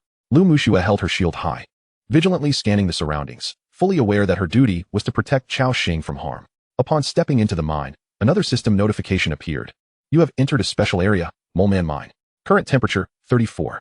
The temperature within the mine was somewhat warmer, gradually dispelling the chill from their bodies. Cao Xing observed 1 or 2 torches emanating blue flames affixed to the walls of the mine. Assam, please retrieve those torches for me. Assam obediently complied. Acquired Magic Energy Stone Torch 1. Magic Energy Stone Torch, a low-energy illumination tool. 1 Magic Energy Stone can provide lighting for up to 6 months. Chapter 36. Take all the tracks and minecarts. Cao Xing's eyes lit up. This was indeed a valuable item. Some mechanical contraptions in this world required energy to operate, and this energy was derived from magic energy stones. In later stages, energy towers and various other constructions would necessitate magic energy stones for power. This item is akin to elemental crystals, serving as a form of hard currency. Cao Xing nodded. Assam, Andrew, gather all the magic energy stone torches for me. The two complied, removing the torches one by one. Magic Energy Stone Torch 1. Magic Energy Stone Torch 1. System notifications echoed in Cao Xing's ears. He then noticed the iron tracks and the overturned minecart nearby. Abandoned minecart. White a mining tool of the mole men. You may dismantle it to obtain 8 pieces of iron, or bring it back to the territory and use 4 pieces of iron to repair it. Iron track. White can be used to construct a railway, accelerating mineral transport speed. Can be dismantled to obtain 4 pieces of iron. Cao Xing's eyes gleamed with excitement. These 2 items were indeed treasures. Provided there were enough iron tracks, a railway could be constructed near the territory, connecting to the mine. This would dramatically expedite mineral extraction. Take them. All of them. Cao Xing commanded, promptly collecting the minecarts and tracks. Acquired abandoned minecart, white 1. Acquired iron tracks, white 1. Acquired. Cao Xing nodded in satisfaction. From this entrance area, a total of 17 magic stone torches, 3 abandoned minecarts, and 15 sections of iron tracks were collected. 1 section of track is 1 meter in length. The harvest was quite commendable. Cao Xing continued to lead his group forward. After a short distance, they heard the clattering sound of chiseling ahead. Upon closer inspection, they discovered a multitude of diminutive creatures with short limbs and mouse-like heads. Moleman Miner, level 5. Race, Beast. Health, 440. Attack power, 4145. Attributes, Strength, 21. Agility, 15. Spirit, 18. Constitution, 22. Skill, Chisel Strike, wielding a pickaxe. Inflicts damage equal to 110 of attack power. Talent, Night Vision. Having lived underground for an extended period, the molemen have evolved their vision to see more clearly in darkness. Moleman Supervisor, level 7. Race, Beast Human. Health, 620. Attack power, 5759. Attributes, Strength, 31. Agility, 24. Spirit, 25. Constitution, 33. Skill, Whip, wielding a whip. Increases the work speed of moleman miners by 10. Effect lasts for 5 minutes. Dread, when health falls below 30, the moleman supervisor's movement speed increases by 20, and they will choose to flee. Talent, Night Vision. Upon noticing Andrew and the others approaching, this group of molemen immediately emitted a series of threatening squeaks. The moleman supervisor brandished his whip. Crack. Intruders, eliminate them. Fearful of the whip in the supervisor's hand, the molemen seized their pickaxes and charged towards Cao Xing and his companions. Squeak. Squeak. Without further prompting from Cao Xing, Assam, Andrew, and Frostwolf Winter surged forward. Roar. The narrow mine tunnel quickly filled with the 3 towering figures. Andrew led the charge, akin to a frenzied giant bear, barreling forward and sending the molemen flying. Boom. Boom. 173, 178, 164. Damage numbers floated up, and with Andrew's terrifying strength, the impact alone was sufficient to inflict considerable blood loss on these molemen. Before the fallen molemen could rise, Assam's long sword pierced through. Stab. 437. As Assam's blade directly penetrated one moleman's head, it dealt critical damage. Your subordinate, Assam, has slain a level 5 moleman, earning 50 experience points. You have gained 25 experience points. Meanwhile, Frostwolf Winter had also tackled a moleman, unleashing a frenzy of bites. Squeak. Squeak. After a brief encounter, the moleman miners crumbled under the onslaught. More terrifyingly, in the darkness, flashes of cold light continued to dart about. Each glimmer brought forth a horrifying damage number. 704, 753, 1614.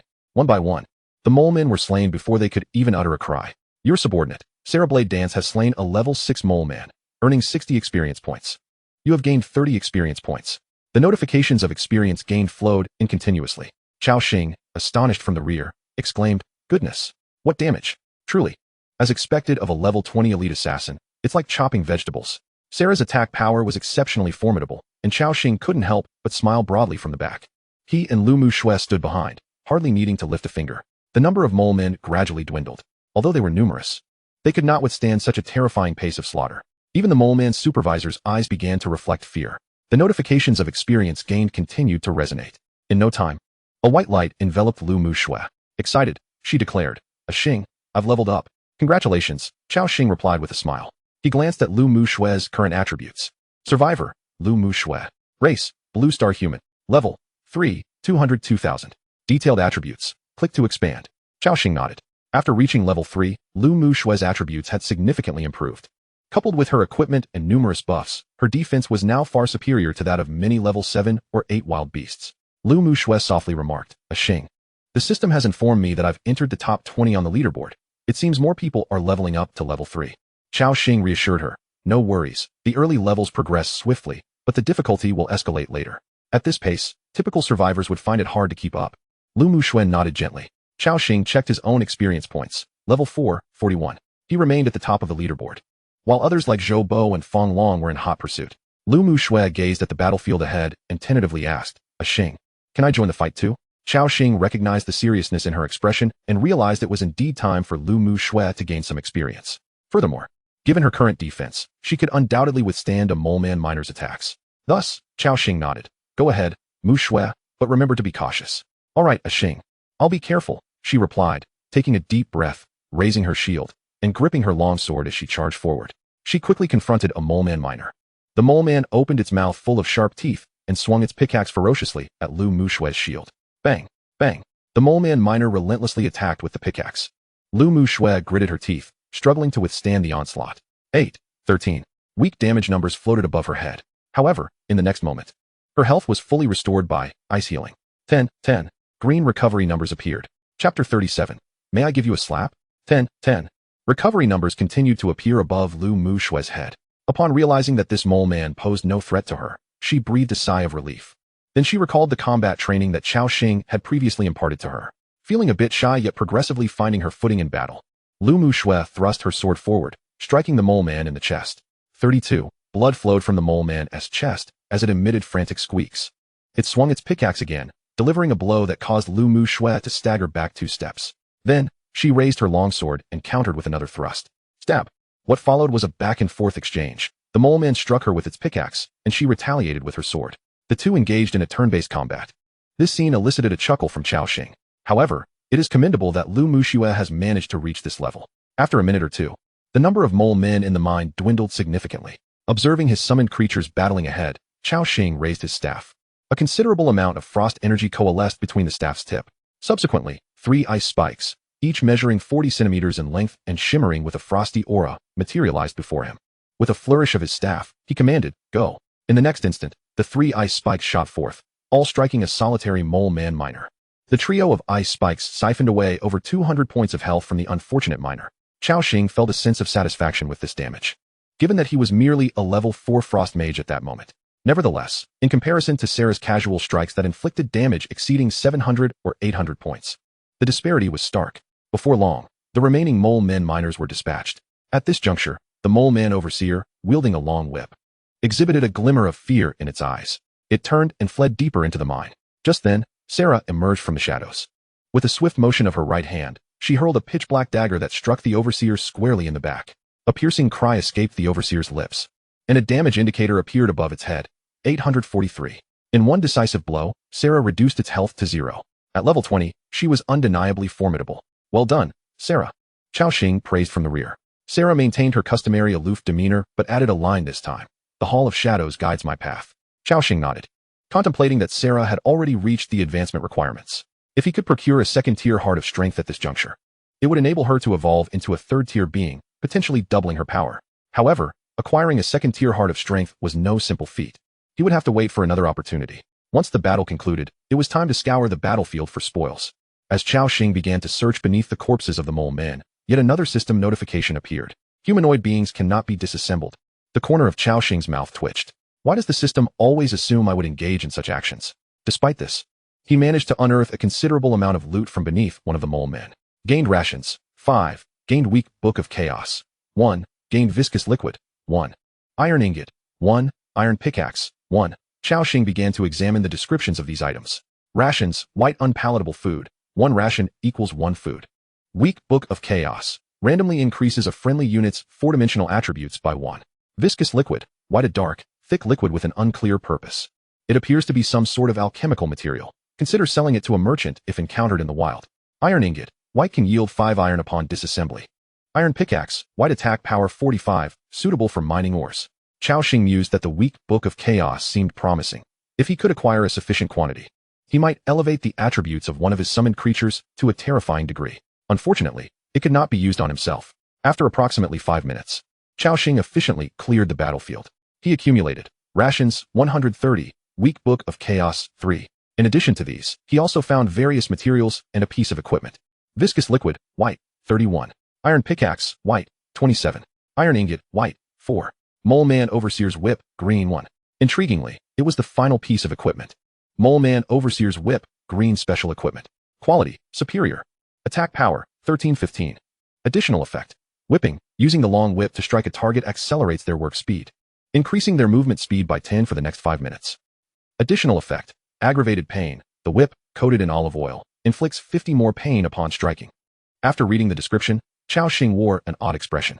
Could this item also provide a buff-like effect? If combined with my hidden talent, could it potentially become a permanent enhancement? Cao Xing resolved to conduct an experiment. After all, a 10-point increase in movement speed was rather substantial. Thus, under the astonished gazes of Lu Muxue, Andrew, and the others, he delivered a sharp lash to himself with the whip. Crack. 7. Following the crisp sound, Cao Xing inhaled sharply. Ouch! While the damage was minimal, the presence of the second effect, aggravated pain, made the sting acutely painful. Before he could fully recover from the sensation, a system notification appeared before him. You have been affected by the whipping effect. Movement speed increased by 10. Effect lasts for 5 minutes. His talent, Eternal Power, activated, transforming, whipping, into a permanent enhancement state. Cao Xing was taken aback. Could it truly work? He found himself momentarily bewildered. Then, a thought struck him, and a look of delight spread across his face.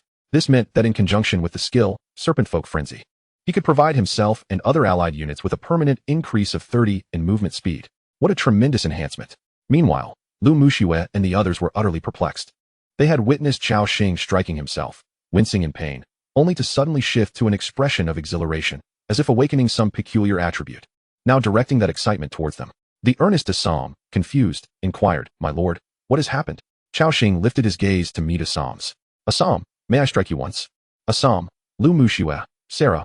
Although this request seemed peculiar, Assam, with his unwavering loyalty at 95, would not defy Cao Xing's command. After a moment of contemplation, he nodded. "If it pleases you, my lord, then so be it."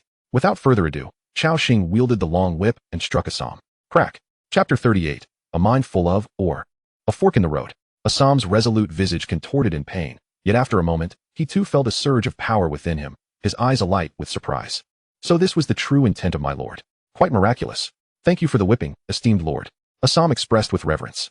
At this juncture, Assam bashfully added, "My lord, may I request to be struck a few more times?" He yearned to grow even stronger. Cao Xing shook his head. "No, only the first whipping yields results." Hearing this, Assam nodded, somewhat regretfully. Meanwhile, those nearby, listening to their conversation, were left in utter bewilderment. Although aware that Cao Xing's actions might carry some underlying intention, the peculiarity of the situation was striking. Realizing their misconceptions, Cao Xing cleared his throat twice and proceeded to elucidate the effects of the whip. Upon hearing this, a look of enlightenment spread across the crowd. At that moment, Cao Xing declared, "Well then, Andrew, Sarah, allow me to bestow upon you my blessings." Andrew and Sarah exchanged glances before nodding in agreement. One by one, Cao Xing delivered the blessings. Crack, crack. The sound of the whip echoed through the cavernous depths of the mine. Andrew, with his resilient physique, felt little impact from the pain, while Sarah trembled slightly beside him. When it was Lu Muxue's turn, she gazed apprehensively at the whip in Cao Xing's hand and softly inquired, "Ah Xing, do I have to?" After a brief contemplation, Cao Xing nodded, acknowledging that a 10-point increase in movement speed was indeed a significant enhancement. Moreover, it would only take the first strike for her to endure. Lu Muxue pondered for a moment before assenting. "All right." Without further ado, Cao Xing delivered a swift lash. Lu Muxue emitted a muffled groan, her eyes pleadingly fixed on Cao Xing. It hurt quite a bit. Witnessing this scene, Cao Xing was momentarily reminded of the events from the previous night, and a surge of blood rushed to his head. However, he quickly regained his composure. Clearing his throat twice, he announced, "The enhancements have been successfully conferred. Let us continue our journey." Andrew and Assam pressed onward into the depths. The passageway contained a stretch of railway leading deeper into the mine. As Cao Xing advanced along the route, he collected the scattered railway from the ground. Railway 1. Before long, He had amassed over 100 meters of railway. Even disassembled into iron, it amounted to several hundred pieces. Filled with joy, Cao Xing mused, just a bit more, and I can connect that coal mine to my territory, significantly accelerating resource collection. At that moment, a fork in the tunnel appeared. The left passage seemed to lead further into the mine, with the faint roar of machinery echoing from within. The right passage, however, was barricaded with wooden planks, marked with a red X. It appeared to be a restricted area. The group halted, awaiting Cao Xing's decision. After a moment's deliberation, Cao Xing commanded, "Andrew, dismantle the wooden planks. I wish to see what lies within." Obediently, Andrew brandished his enormous paw and struck the barricade. Crack! Snap! The planks splintered apart, revealing the scene within the mine. Cao Xing observed several overturned mine carts and some scattered excavated ores on the ground.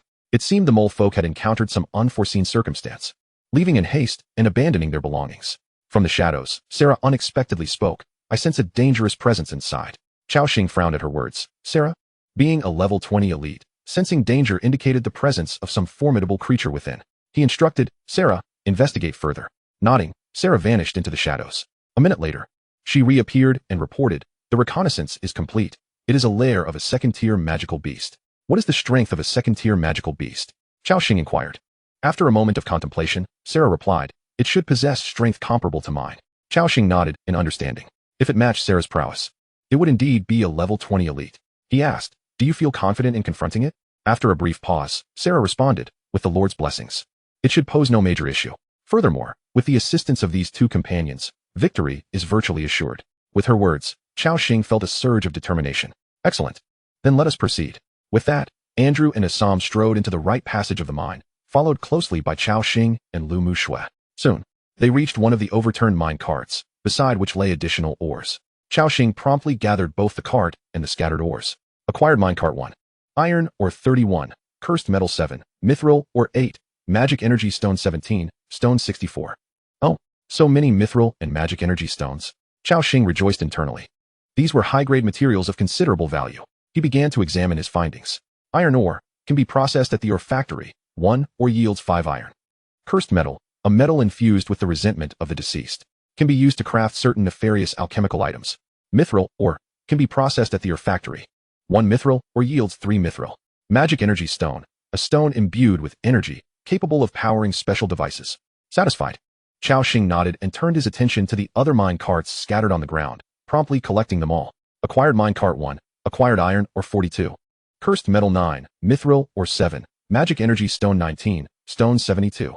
Additionally, he did not overlook the railway beneath his feet. Acquired railway 42, acquired abandoned minecart 7.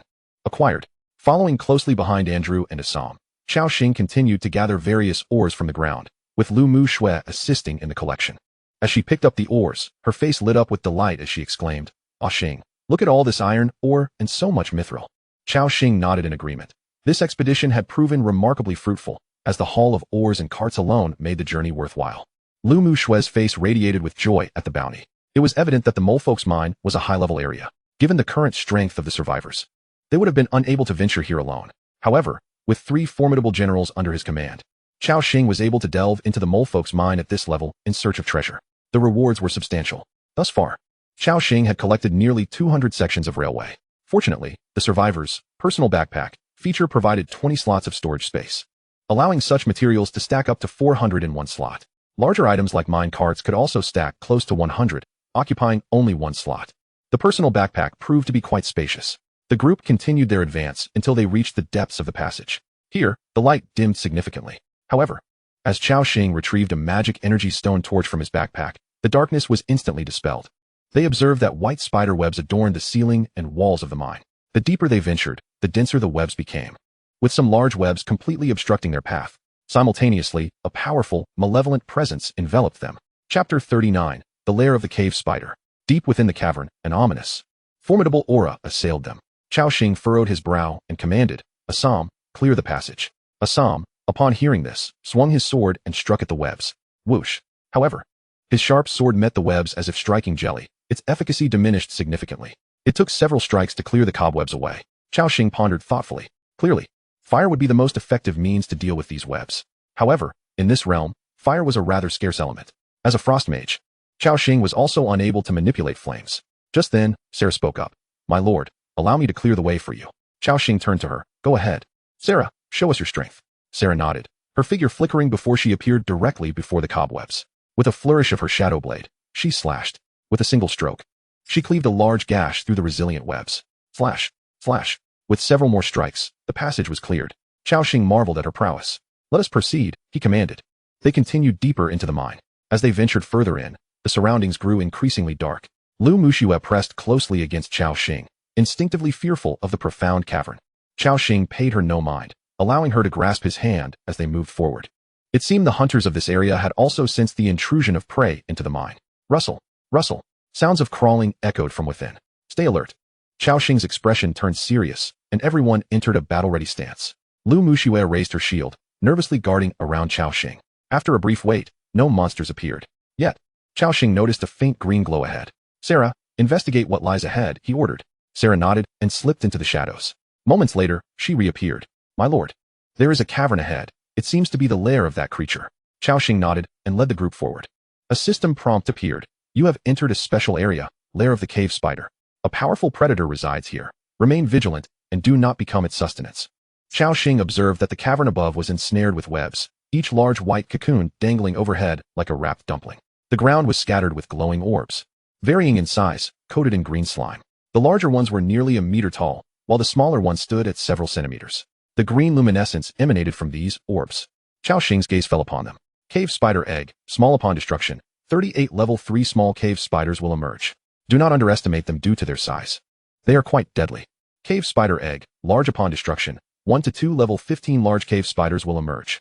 Beware of the large ones. They are formidable and may swallow you whole. Cao Xing's eyes widened as he realized there were at least dozens of cave spider eggs scattered across the lair. Goodness. If all these eggs were to hatch, it would summon at least dozens of cave spiders. A chill ran down his spine. Just as he contemplated ordering the destruction of the spider eggs, the webs above them began to tremble. Buzz, buzz.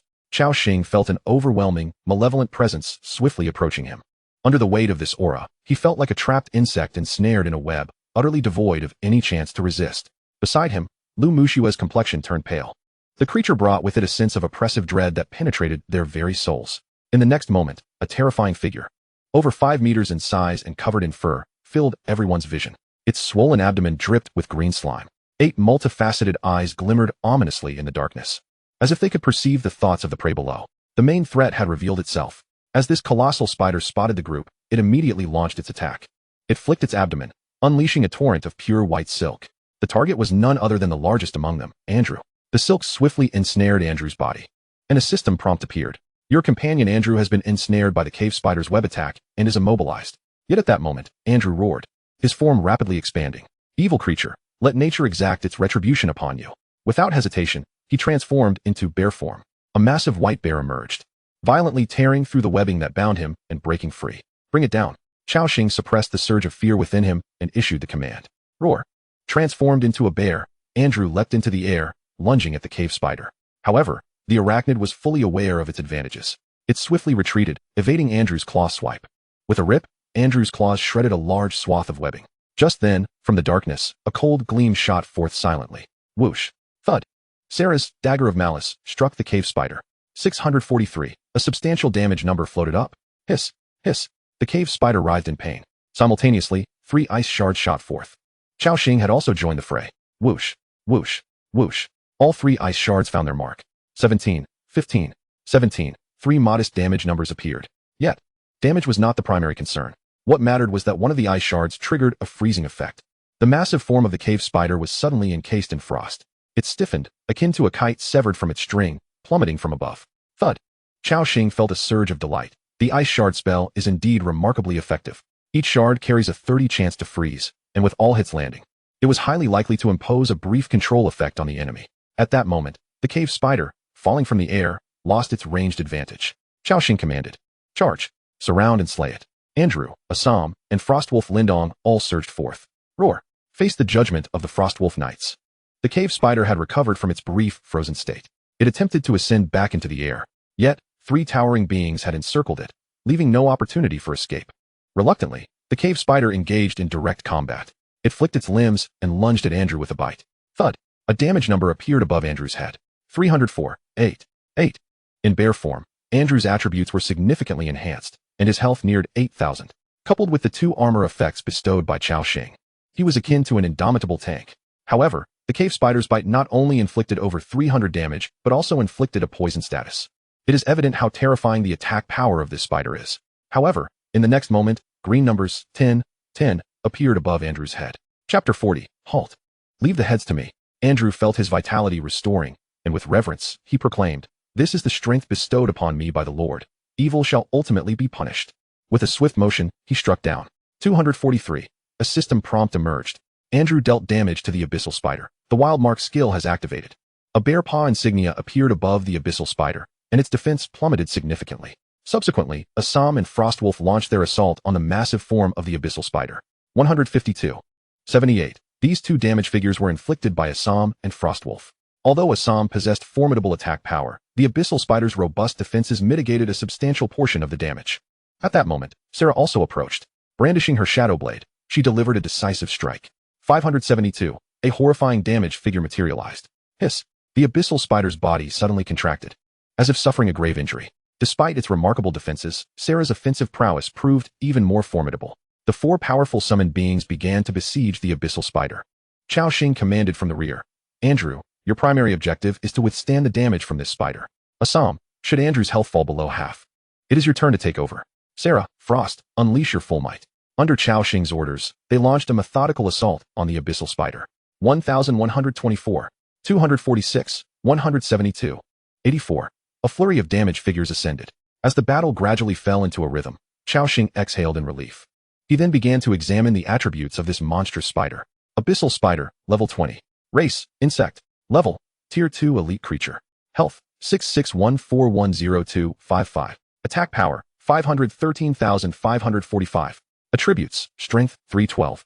Agility, 287. Spirit, 334. Constitution, 357. Skills, powerful web, emits a strong web to control enemies. If the enemy's strength is insufficient, they will be permanently ensnared. Egg laying, hatches a multitude of small spiders on the spot, numbering between 20 to 50, causing disruption to enemies. Spider frenzy, when the abyssal spider's health drops below 30. It will preemptively hatch all spider eggs, commanding all spiders to attack enemies. Talent, neurotoxin, attacks inflict a layer of level 2 neurotoxin effect. Such a formidable creature. With health exceeding 10,000 and a self-inflicted toxin attack, it is even more terrifying that it can hatch all spider eggs once its health falls below 30. In that moment, Cao Xing realized that the spider eggs surrounding them posed a significant threat.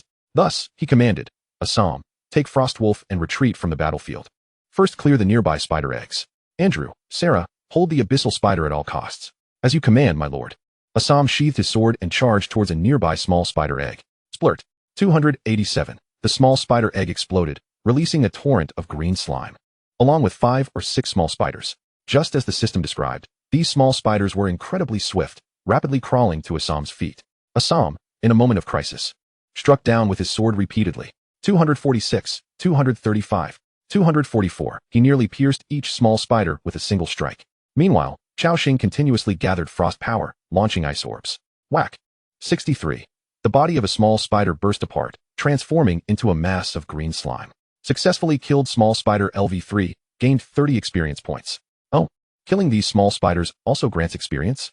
Cao Xing's eyes lit up instantly. Considering the multitude of spider eggs within this cave, it promised to be a substantial source of experience.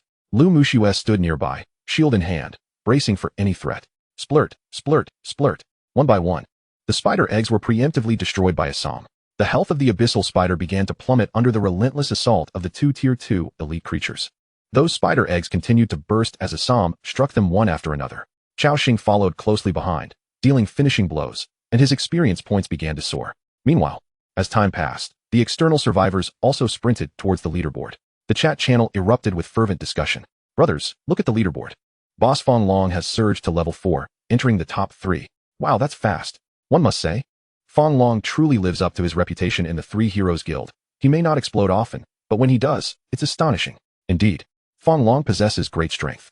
Other survivors, upon seeing the discussions in the chat channel, hastily opened the leaderboard to check.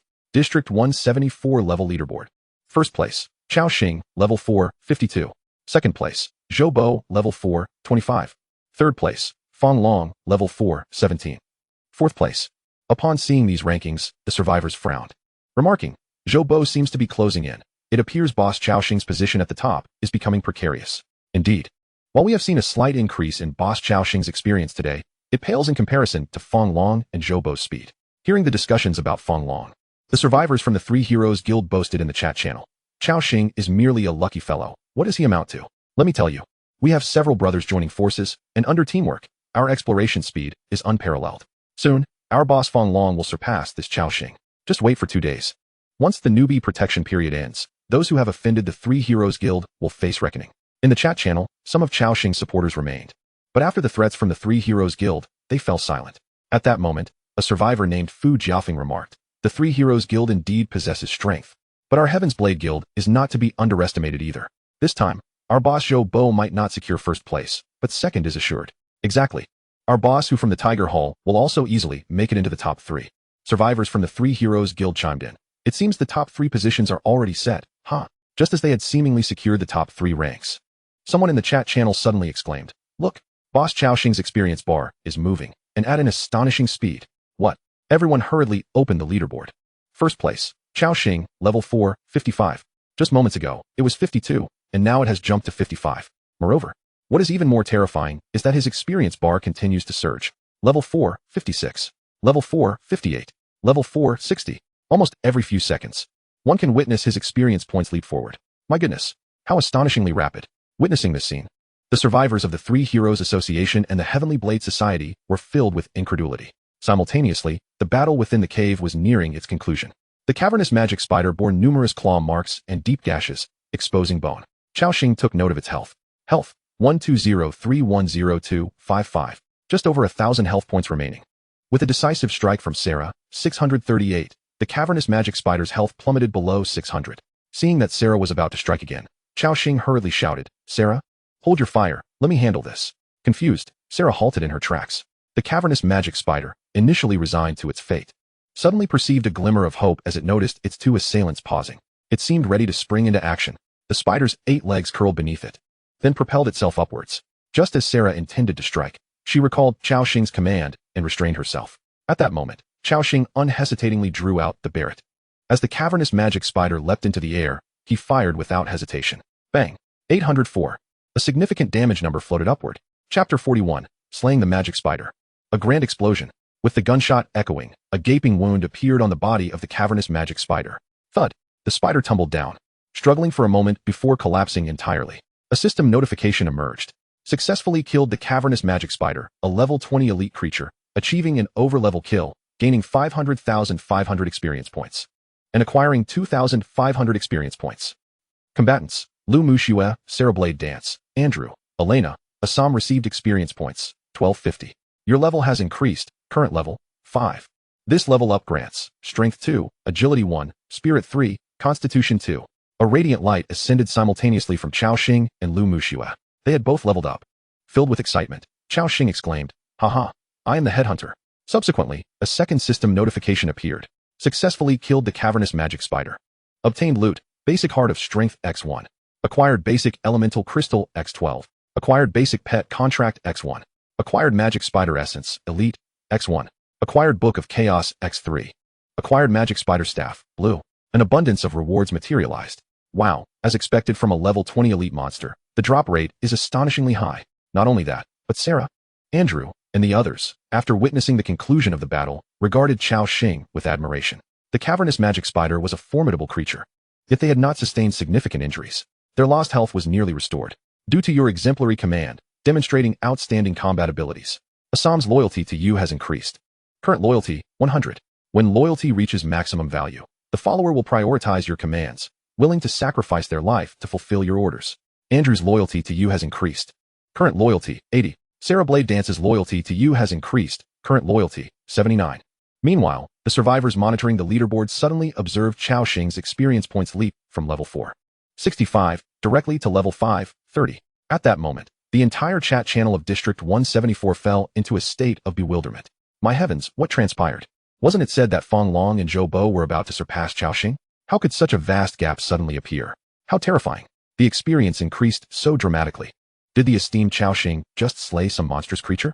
At this instant, the survivors from the Three Heroes Association began to voice their disbelief in the chat channel. Impossible. There must be an error with the leaderboard. Indeed, Advancing from level 4 to level 5 requires thousands of experience points. How could he obtain so much at once? However, other survivors could no longer endure the situation. You members of the Three Heroes Association should cease your stubbornness, even alleging a leaderboard malfunction. Exactly, the evidence is right there. Yet you refuse to acknowledge it. As more and more people rallied in support of Cao Xing, the voices of the Three Heroes Association were swiftly drowned out. In the Mole Man mine, Lu Muxue approached with a joyful expression, softly saying, "Ah Xing, I leveled up too. The system notified me that I've entered the top 10 on the leaderboard." Cao Xing nodded. "That is splendid. It seems there's hope for you to break into the top 3 by the end of this leaderboard." He affectionately ruffled Lu Muxue's hair. This intimate gesture caused Lu Muxue to feel a tinge of shyness. She softly responded with an Subsequently, Cao Xing began to examine the rewards he had just acquired. Apart from the basic Heart of Strength and basic Elemental Crystal, the rest were all new items. Cao Xing began his inspection. Basic Pet Contract. Green can be used on a wild creature to make it your exclusive pet, with a success rate of 520. Tip: you may attempt to use forceful methods to tame it, which can significantly increase the success rate. Book of Chaos. Contains runes of moderate power. Can be used on a follower to randomly increase 3 attributes. Magic Spider Essence. Elite contains the potent soul power of the essence. Can be used on a second tier or below follower, greatly increasing the likelihood of evolving into an elite creature, with a success probability of 5080. Upon seeing the Magic Spider Essence, Cao Xing's eyes lit up. Wow, this essence can actually allow a normal creature to evolve into an elite one. Although there is a chance of failure, the likelihood of success is evidently much higher. Cao Xing scanned the surroundings before his gaze settled on Assam. Assam was merely a second-tier ordinary creature. If he could be elevated to elite status, he would become even stronger. Thus, Cao Xing summoned Assam and handed him the Magic Spider Essence directly. "Assam, use this. It will make you more powerful." Assam gazed at the blue flame in his hand. Without a hint of hesitation, he promptly absorbed it into his body. In the next moment, Assam suddenly stiffened. He felt a surge of immense power coursing through him, beginning to transform his very being. Simultaneously, everyone felt an exceptionally formidable aura rising from Assam. A system notification appeared. Your follower, Assam, has used the Magic Spider Essence and successfully evolved into an elite creature, potential enhanced, all attributes increased by 30, and will gain additional attribute boosts with each level up. Additional activated skill, Frost Blade Aura, concentrating the power of frost, unleashing a blade of icy energy with a freezing effect, maximum attack range of 30 meters. Dealing 166 attack damage to all enemies in its path, cooldown time of 60 seconds. Cao Xing's eyes sparkled with excitement. A new skill, and a ranged one at that. This enhancement is indeed formidable. Assam also sensed that after utilizing that ghostly flame, his strength had significantly increased. He looked at Cao Xing with fervor, kneeling on one knee and respectfully stating, "Thank you, my lord, for the bestowed power. Assam is at a loss for how to repay you." Cao Xing nodded and replied, "You have earned this, Knight Assam. From now on, you shall join me in constructing a domain replete with glory." Assam was nearly moved to tears. Choked with emotion as he said, "To encounter a lord such as yourself is truly a stroke of fortune for me." As Assam's loyalty reached its maximum value, no further system notifications appeared. Satisfied, Cao Xing nodded and then examined Assam's attributes. Frost Wolf Knight, Assam, second-tier elite creature. Race, human. Level, 10, 3635, 10,000. Health, 2660. Attack power, 312,327. Armor, 2,427. Attributes, Strength, 148. Agility, 140. Spirit, 135. Constitution, 133. Skills, Horsemanship Mastery, Frost Wolf Swordsmanship, Frost Blade, Aura. Hunger level, 80. Loyalty, 100. Indeed, all attributes had seen a remarkable increase. Now, he commanded 3 second-tier elite creatures. Cao Xing glanced at the items in his backpack and retrieved a primary power crystal. This item could be utilized by both the Lord and summoned creatures. Cao Xing pondered. This time, securing a spot within the top 10 of the rankings alongside Mu Shui should be achievable. Thus, this power crystal shall be used to enhance the strength of my subordinates. Chapter 42, The Staff of the Demon Spider, Opening the Silver Treasure Chest. Cao Xing glanced at the Frost Wolf Winter beside him. It was also a level 10 creature, meeting the advancement criteria. If he could elevate it to the second tier, he would have a full roster of second-tier summoned creatures, excluding Alina. Therefore, he entrusted the Heart of Power to Assam. Assam, go forth and allow your winter to undergo advancement. A powerful knight requires a formidable steed to unleash his full potential. Upon hearing this, Assam trembled as he accepted the crimson crystal from Cao Xing's hand. He gazed at Cao Xing with gratitude, refraining from further words. Instead, he turned and approached Frostwolf Winter. "Winter, accept the power bestowed by our Lord. Together, let us vow to defend our Lord's honor." With that proclamation, he hurled the power crystal towards Winter. The frost wolf seemed to instinctively recognize this item as a means to strengthen itself. In the instant Assam cast the crystal, Winter opened its maw and bit down. Crack! The sound of the crystal shattering resonated, and a surge of formidable power coursed through its being.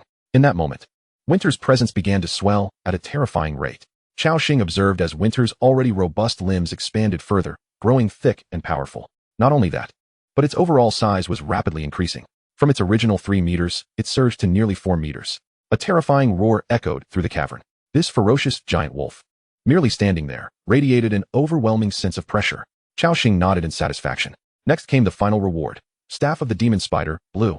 This was the first blue equipment Cao Xing had acquired, and he was exceedingly eager to learn of its attributes.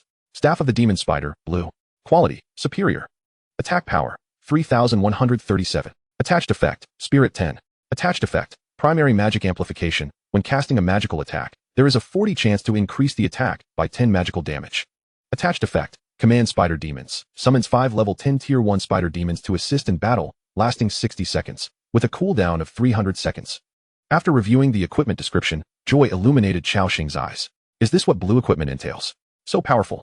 Not only does it augment spirit by 10 points, but it also includes a summoning effect for spider demons.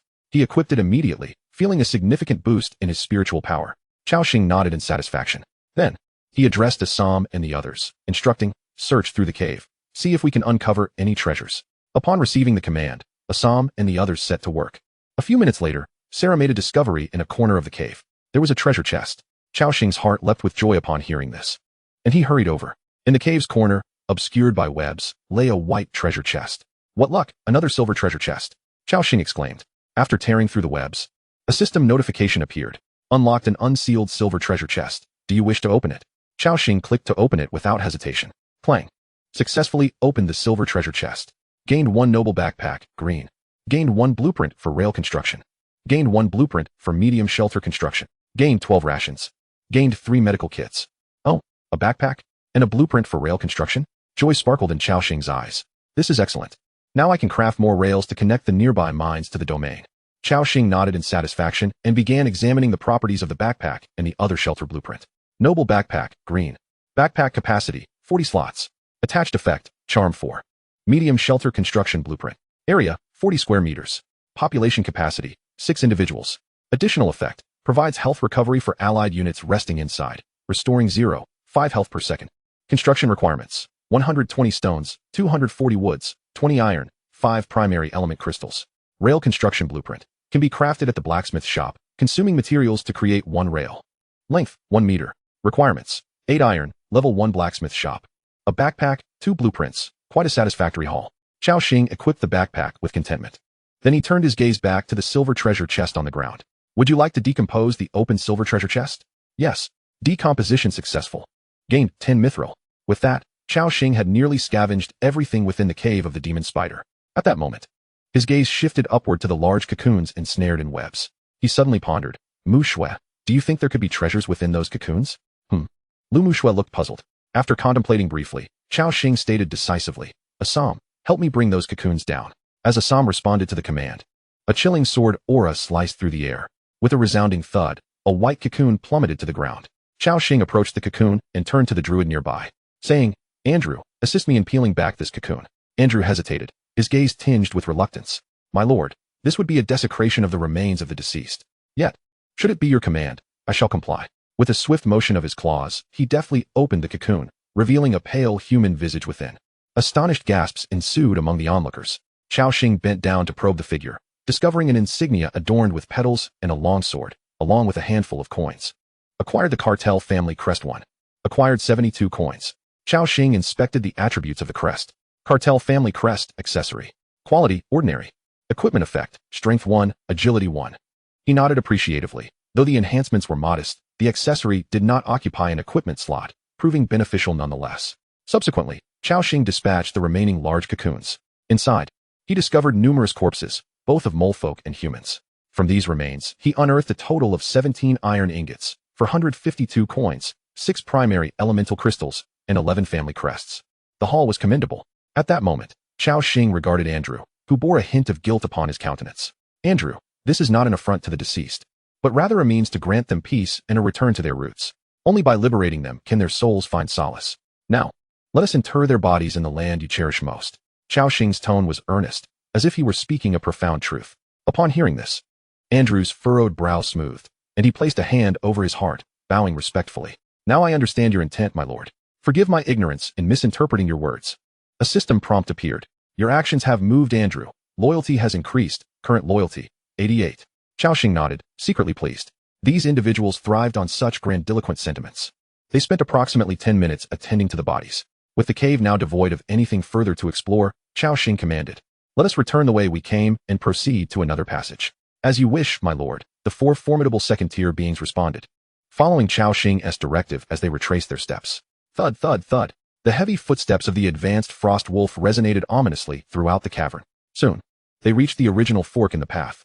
This time, they opted for the left passage, with the four summoned beings leading the way. Cao Xing and Lu Muxue trailed behind, diligently collecting iron tracks and scattered ores. Iron Track 1. Iron Track 1. Mana Stone 3. Chapter 43. Mana Crystals and Burrowing Robots. Iron Track 1. Mana Stone 3. Mana Crystal 1. The system notifications proliferated. Cao Xing and Lu Muxue reveled in their collection of these precious minerals. With a new backpack, Cao Xing felt no concern for capacity limitations, leaving no stone unturned as they gathered every possible item. "A Xing, here are several mana crystals that can be decomposed into 5 mana stones," Lu Muxue exclaimed, holding 2 crystals with delight. Cao Xing's eyes brightened at the sight of the mana crystals. "Excellent finds. Muxue, please keep them." "Indeed," Lu Muxue replied with a light chuckle. As they progressed, Cao Xing raised his staff to renew the effects of Ice Armor and Ice Heal. After traversing nearly 100 meters, they encountered another wave of molefolk miners. Squeak, squeak. Approximately 15 molefolk emitted threatening sounds. Among them, Cao Xing noted several wielding iron swords and spears. Molefolk Soldier LV9. Health, 960. Attack, 6,771. Molefolk Spearman LV10. Health, 1040. Attack, 7,679. A few of the molefolk had significantly elevated in level and had acquired basic combat techniques. This time, without needing a command from Cao Xing, the 4 powerful summoned beings charged ahead. Thud, thud. The frost wolf, Winter, led the charge, its robust limbs propelling it through the cavern, sending molefolk flying. It then opened its massive jaws and lunged at one molefolk, biting down fiercely. 273. Blood gushed forth. Squeak, squeak. The molefolk shrieked in agony, struggling desperately, but soon met their demise as their bodies were severed. The attacks from the other molefolk struck the frost wolf, only to trigger layers of scale armor and frost armor. 34, 27, 15. A few paltry damage numbers floated up, and before the molefolk could mount another assault, the frost wolf's health was miraculously restored. The appearance of several green numbers indicating a recovery of 22, 22. In mere moments, its health was fully replenished. With Cao Xing's heightened mental acuity, the healing effect of Ice Heal had also seen a significant enhancement. The scene before them cast a shadow of despair over the molefolk. Subsequently, Assam and Andrew joined the fray. 437, 8. 312, 8. 784, 8. Damage numbers soared. The prowess of Assam and his allies was akin to a dimensional strike against the molefolk miners. Additionally, Sarah stealthily wielded her shadow blade, effortlessly cleaving through the ranks of molefolk as they fell like wheat before the scythe. Meanwhile, Cao Xing accompanied Lu Muxue, leisurely collecting spoils. Iron Track 1. Rations 7. Viscous Liquid 1. It must be said, this combat was remarkably tranquil.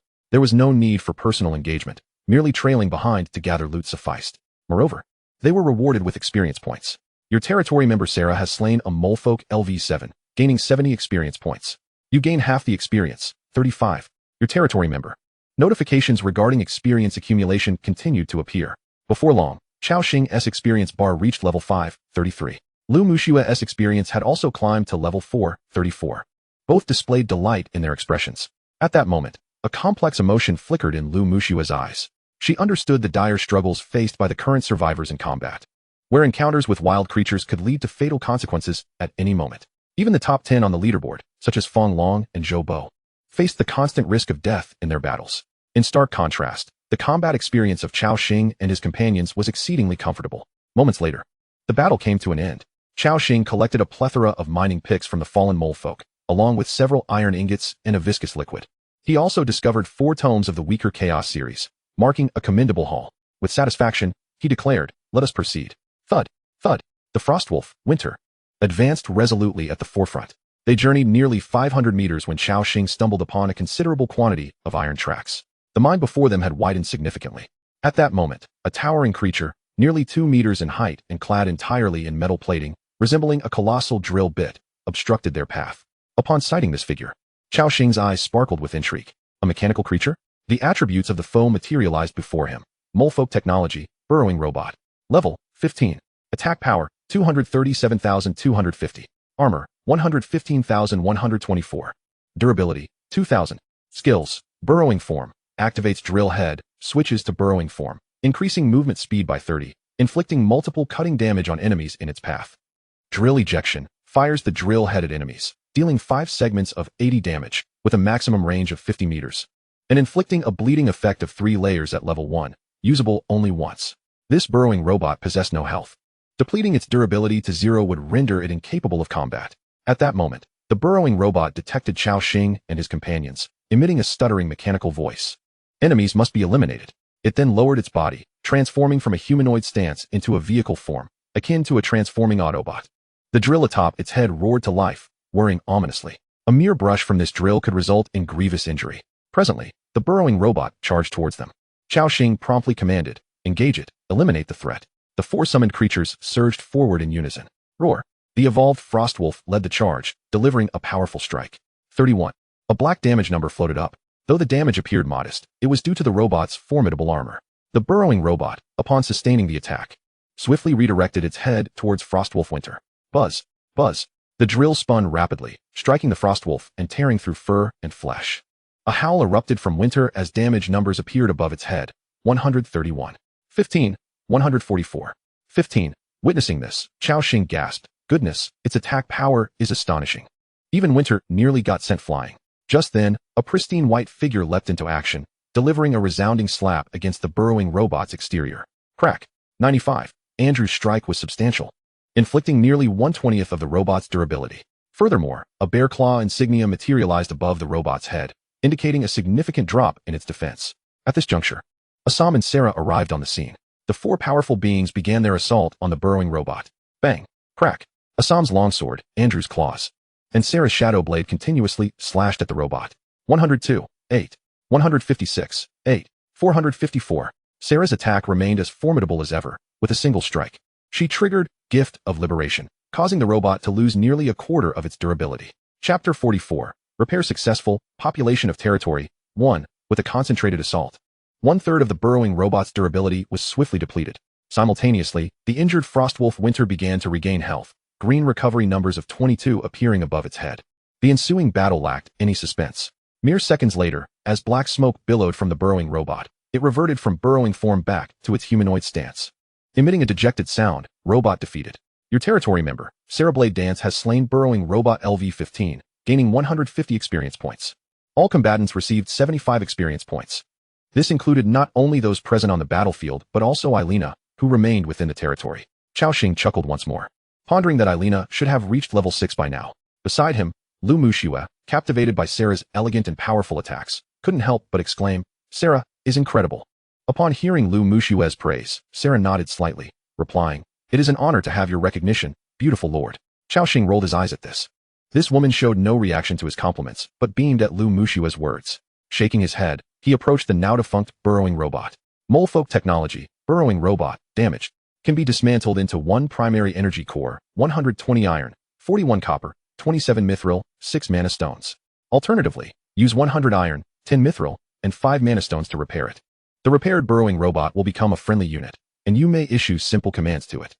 Noticing the second option, Cao Xing's eyes lit up. Oh, it can be transformed into a friendly unit? Having already witnessed the robot's formidable attack power, he understood that in a one-on-one scenario, the Frostwolf stood no chance against it. Moreover, this machine could be employed for mining, making it a versatile robot. A glance into his backpack revealed ample materials. Iron 1723. Mithril 133. Mana stones 164. Fortunately, he had collected a substantial amount along the way, more than sufficient for repairing the burrowing robot. Consequently, Cao Xing promptly initiated the repair process. Repair in progress. Creak, creak. The sound of machinery whirring filled the air. Simultaneously, the previously incapacitated robot seemed to awaken anew. The damaged sections of its metallic shell were stripped away, exposing the intricate electrical components within. As various materials were fed into it, the repairs commenced swiftly, and before long, it was restored to its former glory. A system prompt appeared. Repair successful. You have lost 100 iron, 10 mithril, and 5 mana stones. You have acquired 1 burrowing robot, Population of territory, 1. Cao Xing was taken aback. This contraption counted as a population unit? After a moment's thought, he dismissed the concern, knowing his population cap was still significantly high. At this moment, the burrowing robot stood upright once more. I am a robot. Master, please command. Witnessing this spectacle, Sarah, Andrew, and the others cast curious glances, seemingly bewildered by how the entity they had just vanquished had risen again. Cao Xing cast a glance at the status of the drilling robot. Moleman technology, drilling robot. Level, 15. Attack power, 237, 250. Armor, 115, 124. Durability, 1,002,000. Maximum movement speed, 30 kilometers per hour. Energy consumption, 1 magic stone for 30 days, low energy standby state. 1 magic stone for 1 day, high energy combat state. Skills, drilling form, drill head projection. The other attributes remained unchanged from what he had observed previously. Now that it had become an ally, Cao Xing could see its energy consumption and movement values. In low energy state, it consumed only 1 magic stone over the course of a month, which was remarkably low. However, the recently repaired drilling robot was in a rather precarious state of durability. Just as Cao Xing contemplated restoring its durability, he suddenly sensed an ominous presence rapidly approaching. Assam, with his keen perception, swiftly drew his sword and warned, "My lord, be cautious." At that moment, a multitude of crimson eyes suddenly emerged from the darkness. The sound of footsteps, thud, thud, thud, accompanied by the whirring of machinery, echoed as dozens, even hundreds, of figures charged toward Cao Xing and his companions. Andrew and Sarah's expressions hardened, and they instantly entered a state of readiness. As Cao Xing's gaze swept over the scene, a large throng of mole men wielding knives, guns, swords, and halberds came into view, their numbers overwhelming. Among them stood several towering robots, each 2 to 3 meters tall. Cao Xing's eyes scanned the attributes of these creatures. Moleman Archer LV-11. Health, 1, 760. Attack power, 133, 135. Moleman Soldier LV-7. Health, 640. Attack power, 5, 459. Moleman Technology, Excavator Robot. Level, 15. Attack power, 377, 394. Armor, 134, 139. Durability, 2, 500. Skill, Excavator Form, activates bucket, enters excavator mode. Movement speed increased by 20. Skill, Charge, advances at full power, flattening all enemies in its path, dealing 130 heavy damage to foes along the way, with a 50 chance to knock them back. In addition to this excavator robot, Cao Xing also spotted a tracked robot equipped with tank treads, as well as another drilling robot. Have I stirred a hornet's nest? Cao Xing exclaimed in astonishment. Hundreds of mole men surrounded them, accompanied by 3 formidable robots. Even Cao Xing felt a surge of pressure. Nevertheless, recalling the strength of Sarah and the others, he found solace. His recruited creatures were no mere pushovers.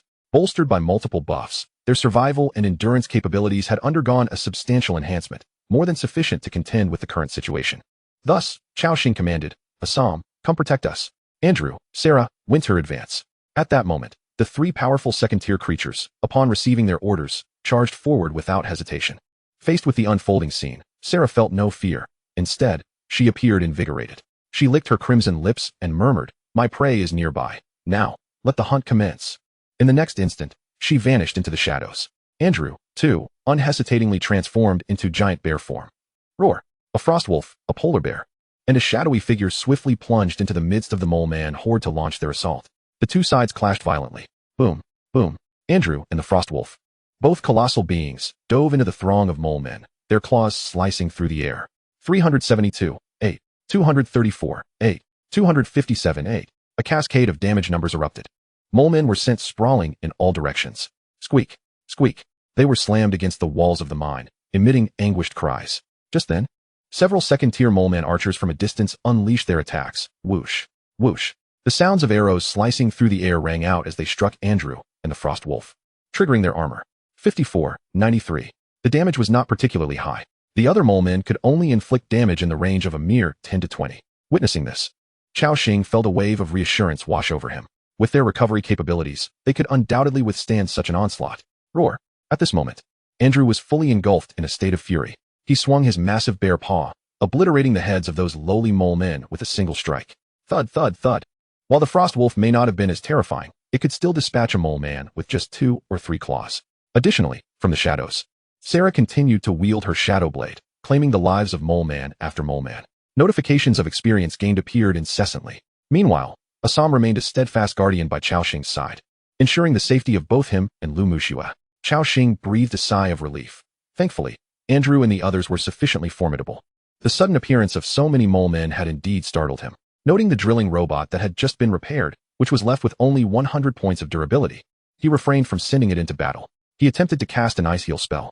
A system notification appeared. Ice Heal, successfully cast. Talent, Eternal Strength, activated. Transforming the skill into a permanent state. Numbers indicating recovery began to rise one by one, as the drilling robot's durability rapidly restored. Cao Xing's eyes lit up. Incredible. It truly works. He then cast an Ice Armor spell on the robot, while Lu Muxue also bestowed an Aurora blessing upon it. Before long, the drilling robot declared its full recovery. At that moment, it emitted a mechanical voice, stating, "I feel in excellent condition." Cao Xing nodded approvingly. "Splendid. Since you have recovered, it is time for you to join the battle." Acknowledged, Master. Under Cao Xing's command, the robot marched forth with its metallic strides, entering the fray. Buzz, buzz, buzz. The drill head began to spin, and the drilling robot charged into the midst of the mole men, sending them flying one by one. 254, 233, 213, 247. Damage numbers soared, eliciting shrieks from the mole men. Squeak, squeak. Cao Xing's attention returned to the battlefield. On the field, the three robots boasted the highest attack power. Their formidable defenses and offensive capabilities made them as challenging as elite monsters of the same level. In a one-on-one scenario, Andrew and the Frost Wolf might not fear them. However, with so many mole men attacking simultaneously, they had to fight while skillfully maneuvering to evade. Squeak, squeak. The nearby mole men warriors relentlessly wielded their weapons, cleaving at Andrew and the Frost Wolf. With the dual mitigation of their scaled armor combined with frost armor, alongside their inherent defenses, the damage inflicted by these mole men was negligible. Almost immediately, numbers indicating healing, 22, 22, began to appear above the heads of Frostwolf Winter and Andrew. After nearly 3 minutes of combat, their health had barely diminished by 30. Simultaneously, Sarah continued to emerge from the shadows, assaulting the three robotic foes. She understood that if she could eliminate these machines first, the remaining mole men would pose no threat. Crack! The shadow blade swung. An exaggerated damage figure floated upwards. This strike had triggered the double critical effect of Gift of Liberation. The last tracked robot was obliterated by Sarah on the spot. Witnessing this spectacle, Cao Xing felt a surge of confidence. Huh. Let me show you what an illusionary assassin with infinite healing can do. Sarah dispatched them. Meanwhile, several mole men had also noticed Cao Xing behind them, seemingly aware that he was the mastermind pulling the strings. One mole man captain, adorned with a hat, pointed at Cao Xing. Kill him. Upon hearing this, the other mole men cast their gazes toward him. Squeak, squeak. Armed with spears and iron swords, they charged at Cao Xing, acting as a guardian. Assam moved in an instant. A horde of shadowy figures shall not offend our lord. With a flash of cold light, the Frostwolf swordplay rang out as he danced. Flash, flash, flash. One mole man after another met a grim fate beneath Assam's blade. Having advanced to elite status, Assam was truly unstoppable. Your territory member, Assam killed a mole man soldier LV-11, gaining 110 experience points. You gained experience points, 55. Your territory member, Sarah's Blade Dance, killed a mole man soldier LV-13, gaining 130 experience points. You gained experience points, 65. Notifications of experience acquisition continued to pour in. There were easily hundreds of mole men here. Cao Xing watched as his experience bar surged rapidly. It had already reached 86 at level 5. At this moment, Lu Muxue remained in a state of heightened alert. Since the battle commenced, she had vigilantly surveyed her surroundings. Guarding Cao Xing closely, Cao Xing patted Lu Muxue on the shoulder and said, "All right, you can relax a bit now." Lu Muxue's shoulders trembled slightly. Then she turned her head and let out a gentle sigh of relief. Suddenly, a white light enveloped Lu Muxue. Her beautiful eyes sparkled as she exclaimed, "A Xing. I've reached level 5. Cao Xing replied with a smile. "Excellent. It seems you have a chance to break into the top 3 this time." Cao Xing checked the level leaderboard. 174 district level leaderboard. First place, Cao Xing, level 5, 86. Second place, Lu Muxue, level 5, 2. Third place, Zhou Bo, level 4, 43. Fourth place, Fong Long, level 4, 21. Lu Muxue had leaped to second place. At this moment, the chat channel in District 174 erupted in excitement. Lu Jing, wow. Cao Xing is terrifying. Leveling up is akin to having taken hormones. Chinyu. Indeed, it's absurd. It hasn't been long, and he is almost at level 6. In Kawaii, who is this Lu Muxue? She just surged past Zhou Bo and Fong Long to claim second place. Huang Shana. Our District 174 is truly filled with hidden talents. Another hidden powerhouse emerges, and judging by her name, it seems she is a female. Survivors expressed their astonishment. At that moment, a survivor named Chunyi remarked, "Wait a minute, don't you think the name Lu Muxue sounds familiar?" Upon his mention, the other survivors pondered thoughtfully. "It does ring a bell. I recall that one of the top 10 goddesses listed in our Hong Kong fashion magazine was named Lu Muxue. No way. Could it really be the goddess Muxue? Zhuo Baoxing. I believe it's quite possible. Aside from the goddess Lu Muxue, there shouldn't be anyone else with such prowess. Right? So it turns out it's the goddess Lu Muxue. That makes sense. Meanwhile, other survivors also noticed the changes on the leaderboard. Fang Long, having just slain a snow wolf in a snowy expanse, changed his expression upon receiving news from his subordinates. This kid is almost at level 6? And Lu Muxue has reached level 5 as well? Fang Long's face turned ashen. He had intended to catch up to Cao Xing today, but it seemed the gap was only widening. This filled him with a sense of pressure. At this rate, this kid might really take first place. If that happens, he could summon a boss-level creature with the first place reward, making it even harder for Fang Long to contend. He needed to devise a plan. Fang Long opened his friend list, locating a survivor named Ji Jun, and sent a message. Have you found out anything about that kid's camp coordinates? The reply came swiftly. Boss, no one can venture far from their camps right now, and no one has spotted that kid, making it difficult to track. Useless. Fang Long cursed, abruptly ending the communication. Yet he understood that at this stage, discovering someone's camp coordinates without their voluntary disclosure was a daunting task. Fang Long fell into contemplation. After a moment, an idea struck him. I recall that Muxue seems to be with that kid. Moreover, Lu Muxue's family contacted me just yesterday. I wonder if I can leverage her family to uncover their camp coordinates? Fang Long's eyes suddenly brightened. It seemed promising. It was said that Lu Muxue had been tightly monitored by her family since childhood, needing to report all her whereabouts, and was quite obedient to her parents. Lu Xinjie, being a rather greedy individual, could likely be bribed with a few morsels of food. With this thought, a sly smile crept across Fang Long's face. Thus, he opened his friend list and dialed Lu Xinjie. Chapter 46, Inquiring about Camp Coordinates. At this moment, the battle within the moleman's mind was drawing to a close. Cao Xing and Lu Muxue stood behind Assam, effortlessly launching their attacks. 3 40-centimeter-long ice spikes coalesced and shot forth. Uft, uft, uft. One level 10 mole man was concentrated upon by Cao Xing and fell lifelessly. Successfully killed mole man LV-10, gaining 100 experience points. Satisfied, Cao Xing nodded. Not bad. After equipping the magic spider staff, his attacking power had undergone a marked transformation. In contrast to Cao Xing, Sarah's prowess was even more formidable. Realizing that the moleman's attacks posed no effective threat to her, Sarah abandoned her stealth and engaged in outright slaughter. The shadow blade danced incessantly, akin to a reaper of souls on the battlefield. Exaggerated damage notifications floated upwards, with the mole folk falling one by one, as if they were mere vegetables being cleaved. Cao Xing and Lu Muxue watched in awe as Sarah showcased her prowess. Just then, a video call request suddenly chimed from Lu Muxue's side. Upon inspection, it was her father reaching out. Lu Muxue turned to Cao Xing and whispered, Xing, my father has called again. He left a message indicating an urgent matter. Should I answer? At this moment, her trust in Cao Xing had overtaken her loyalty to her family entirely. Cao Xing pondered for a moment, intrigued by the timing of Lu Muxue's father's call. Could it be that he had seen Lu Muxue's rise on the leaderboard and sought some advantage? After a brief contemplation, he replied, Go ahead, let's see what he desires. However, speak to him as if I am not present. Lu Muxue nodded in agreement and then answered the call. At that moment, Lu Xinjie, viewing the video feed, exclaimed excitedly, Xiao Shui, you finally answered. We've sent you so many messages without a reply. What are you up to? Upon hearing the latter part, Lu Muxue's expression turned icy. Is there something you need? The experiences of the past few days had fortified her spirit. She was no longer the submissive Lu Muxue under her family's control. Sensing her tone, Lu Xinjie appeared to realize something was amiss. His previously displayed anger quickly dissipating as he forced a smile. Oh, it's nothing much. I merely wanted to inquire about how you've been. I saw that you made it onto the leaderboard. That is quite impressive. Your mother and your brother are very proud of you. A chill swept through Lu Muxue's heart upon hearing his words, recognizing their insincerity. The pride he spoke of was absent during her rise to fame. She had merely been seen as a tool for their financial gain. She retorted coldly, If you have something to say, just say it. I have no food to offer. Lu Xinjie's smile faltered, seemingly taken aback by her assertive demeanor. However, he continued with a facade of cheerfulness, Xiao Shui, I don't want food.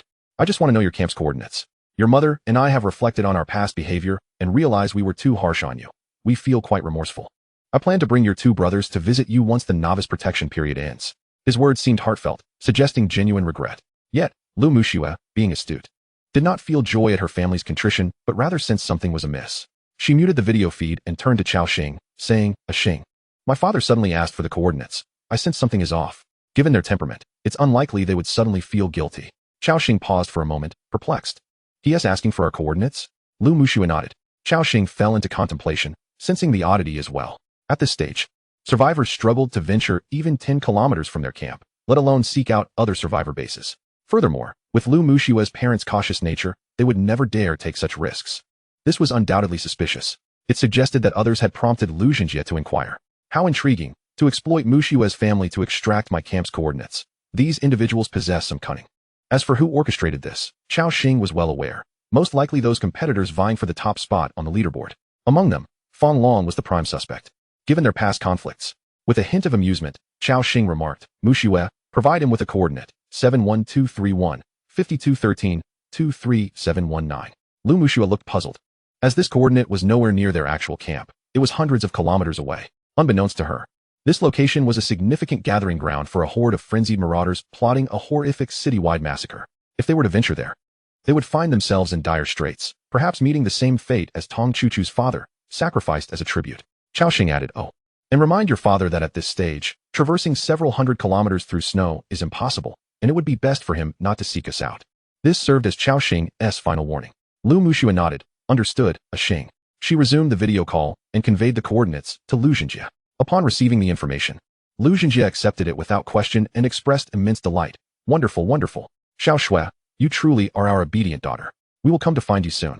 With that, he abruptly ended the call. Lu Mushue glanced at Cao Xing, who nodded in affirmation. After this brief interlude, the preceding battle had concluded. Cao Xing assessed his experience points. Level 5, 90, so close to reaching level 6. The battlefield lay strewn with the corpses of molefolk, leaving only 4 formidable second-tier creatures and a drill robot standing.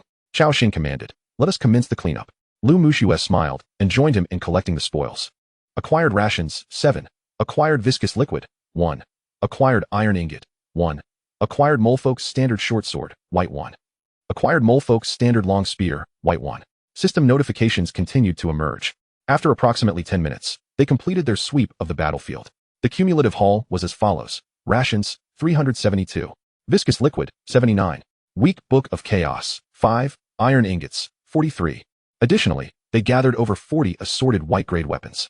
Besides this, Cao Xing noticed 3 smoke-emitting robots standing quietly nearby. Molefolk technology, shovel robot, damaged. Molefolk technology, track robot, damaged.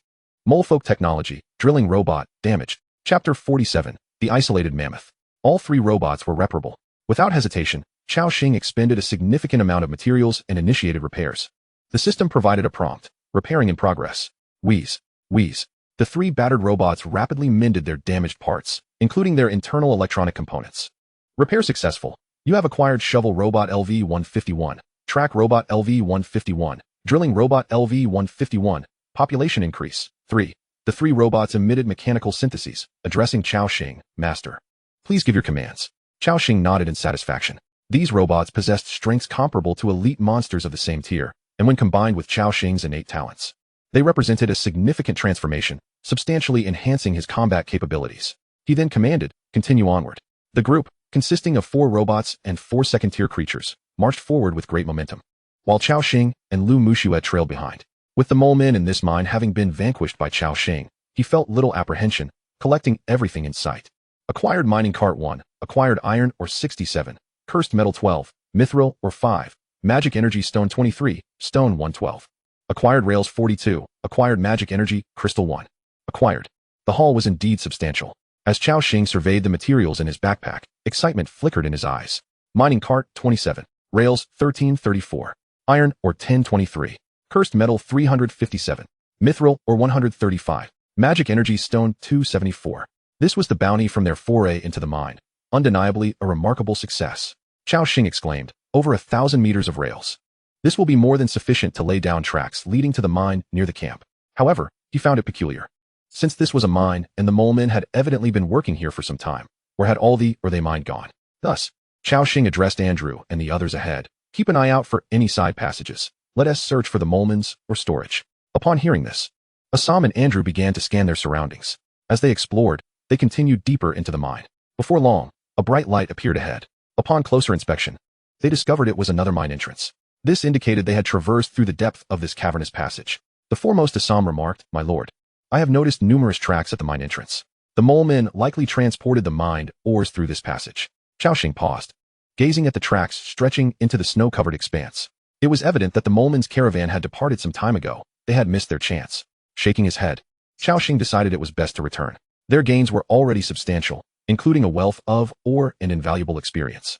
along with the addition of 4 formidable robots to their ranks. Notably, these robots exhibited remarkable mobility in the snow, particularly the enormous tracked robot. Standing 3 meters tall with 2 massive tracks, it could navigate various terrains. Cao Xing pondered, surely, this type of robot can carry 2 people across the snow without issue? With this thought, he was the first to climb onto the back of the tracked robot, finding a flat spot to sit. He then patted its shoulder and commanded, advance. The tracked robot responded to the order as its tracks began to turn rapidly. Creaking and crunching, it left behind 2 tracks nearly 50 centimeters wide on the snowy ground. The robot surged forward, and Cao Xing felt the exhilarating rush of wind beside him, filled with delight. So fast, the mobility of this tracked robot exceeds my expectations.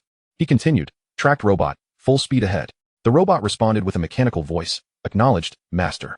With a hum, its energy core began to spin rapidly, switching to high energy mode. At that moment, the robot's speed surged further, reaching an astonishing 30 kilometers per hour. This was on snow, making such a speed truly remarkable. Wow, incredible, Cao Xing exclaimed, captivated by the scenery whizzing past him. Meanwhile, Andrew and the others at the mine entrance exchanged glances as they beheld Cao Xing riding the tracked robot. After a few turns, Cao Xing guided the robot back toward them. He then called out to Lu Muxiue, Muxiue, come aboard. Cao Xing gestured with the robot's arm in invitation. With curiosity glimmering in her eyes, Lu Muxiue stepped onto the mechanical palm, which smoothly lifted her, elevating her view.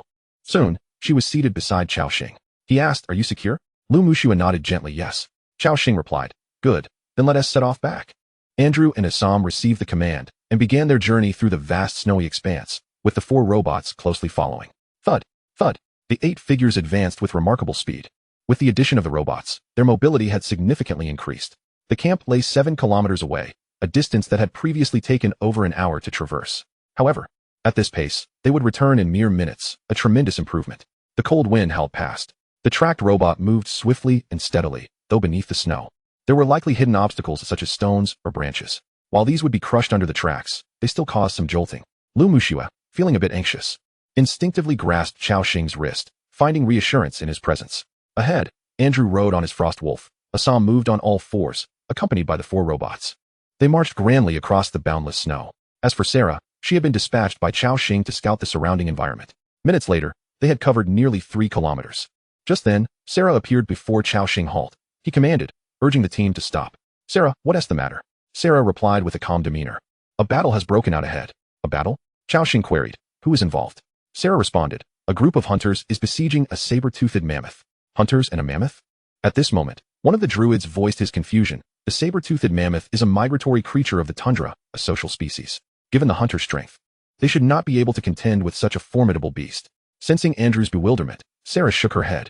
It is a solitary juvenile mammoth that has fallen into the hunter's trap. Chapter 48, Leader-Level Creature.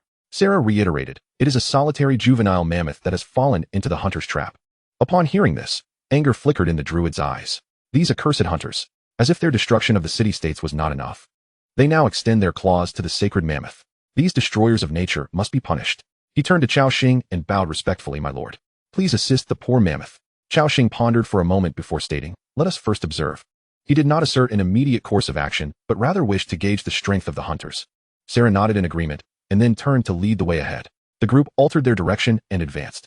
Within a couple of minutes, they arrived at the location where Sarah had discovered the battle. Before them lay a canyon, with a fissure nearly 100 meters wide. Above the chasm, several colossal tree trunks, each stretching 100 meters long, served as makeshift bridges. However, one of these massive tree bridges appeared to have fractured, and something had fallen into the depths below. Fortunately, the canyon was not particularly deep, measuring only a few dozen meters in height. They could hear cries emanating from the canyon below. Throw the nets. Hurry, cast the nets. Pull the chains, restrain its movements. Do not let this mammoth escape. Following the sound, they beheld a group of masked humans armed with swords and spears, besieging a massive creature cloaked in shades of gray, standing nearly 5 meters tall. Its body was enveloped in grayish-white fur, crowned with 2-meter-long curved tusks. Cao Xing's heart stirred. This was the long-extinct creature of Blue Star, the mammoth.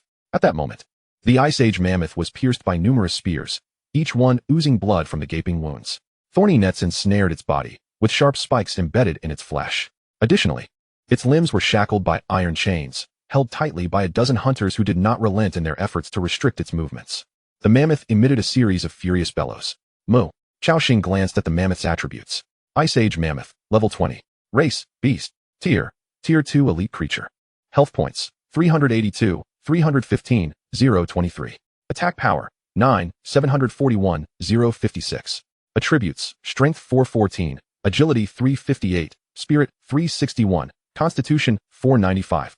Skills, Ice Age Roar, emits a deafening roar, instilling fear in surrounding enemies, reducing their defense by 100 for 3 seconds. Tusk Strike, launches enemies into the air, dealing 180 attack power damage, inflicting 2 layers of level 5 bleeding effect. Mammoth Stomp, the mammoth lifts its front limbs and crashes down, dealing 300 damage to enemies beneath it and 80 shock damage to enemies within a 100-meter radius, stunning them for 13 seconds. Frenzied Charge, the Ice Age mammoth enters a state of fury, sprinting at an increased speed of 200, sending targets weaker than itself flying for 100. Talent, Giant Beast Physique, additional 30 health points. Talent, Cold Resistance. Status, bleeding, poisoned, severely injured, fractured. Cao Xing's gaze flickered. What a formidable level 20 elite monster this was. However, it was evident that the mammoth was in dire straits. It had fallen into a meticulously laid trap set by these hunters and was currently being besieged by at least 20 to 30 of them. Spears pierced its skin, erupting in sprays of blood. Its health points steadily dwindled, and the snow-covered ground was already stained crimson with its blood. Moo! The mammoth raised its head, letting out an enraged roar, seemingly attempting to break free from the hunter's grasp. Yet, its hind legs were severely fractured, making even standing a challenge. The hunters nearby strained to hold onto the chains, offering it no chance of escape. One elite hunter laughed heartily. Brothers, hold on. This mammoth is on the brink. Our camp hasn't had meat in ages. Once we slay this mammoth, we'll have enough food for half a month, and the leader will surely reward us handsomely. Upon hearing this, the other hunters were instantly invigorated. At that moment, one of the smaller hunters, eager to showcase his bravery, wielded a spear and charged forward. Seizing the opportunity while the Ice Age mammoth was unsuspecting, he leaped high and thrust the spear toward the mammoth's neck. Thud! The spear plunged deep. Moo! The mammoth let out a tragic bellow. Yet, the hunter exclaimed in exhilaration, I did it. I hit the mammoth's vital spot. I am the bravest warrior of our glorious church. The leader will surely commend me. But just then, the mammoth swung its trunk violently, striking him with great force. Bang! The hunter was sent flying.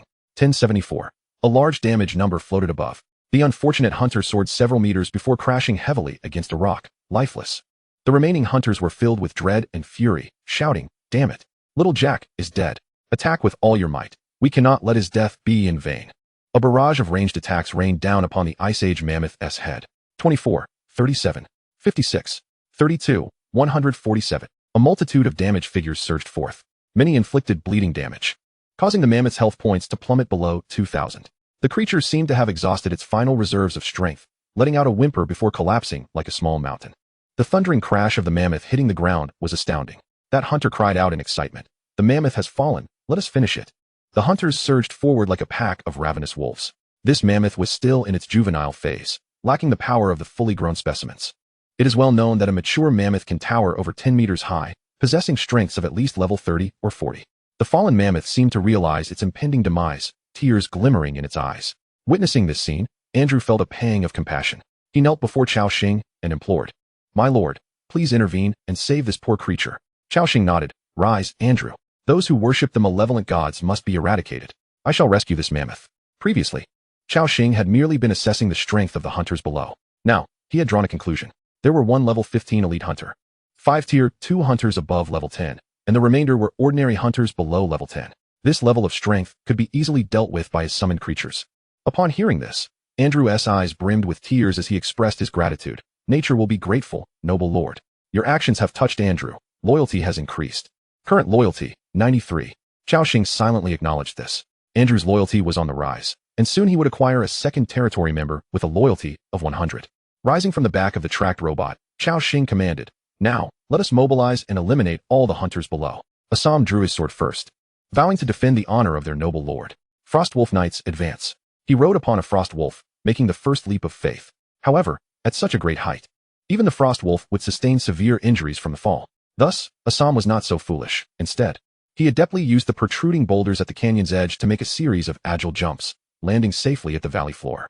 Simultaneously, the remaining 3 robots and Sarah initiated their actions. Chapter 49, The Pet Contract, Rescue the Mammoth. Andrew transformed into the form of a colossal bear and roared thunderously. The terrifying sound waves reverberated throughout the canyon.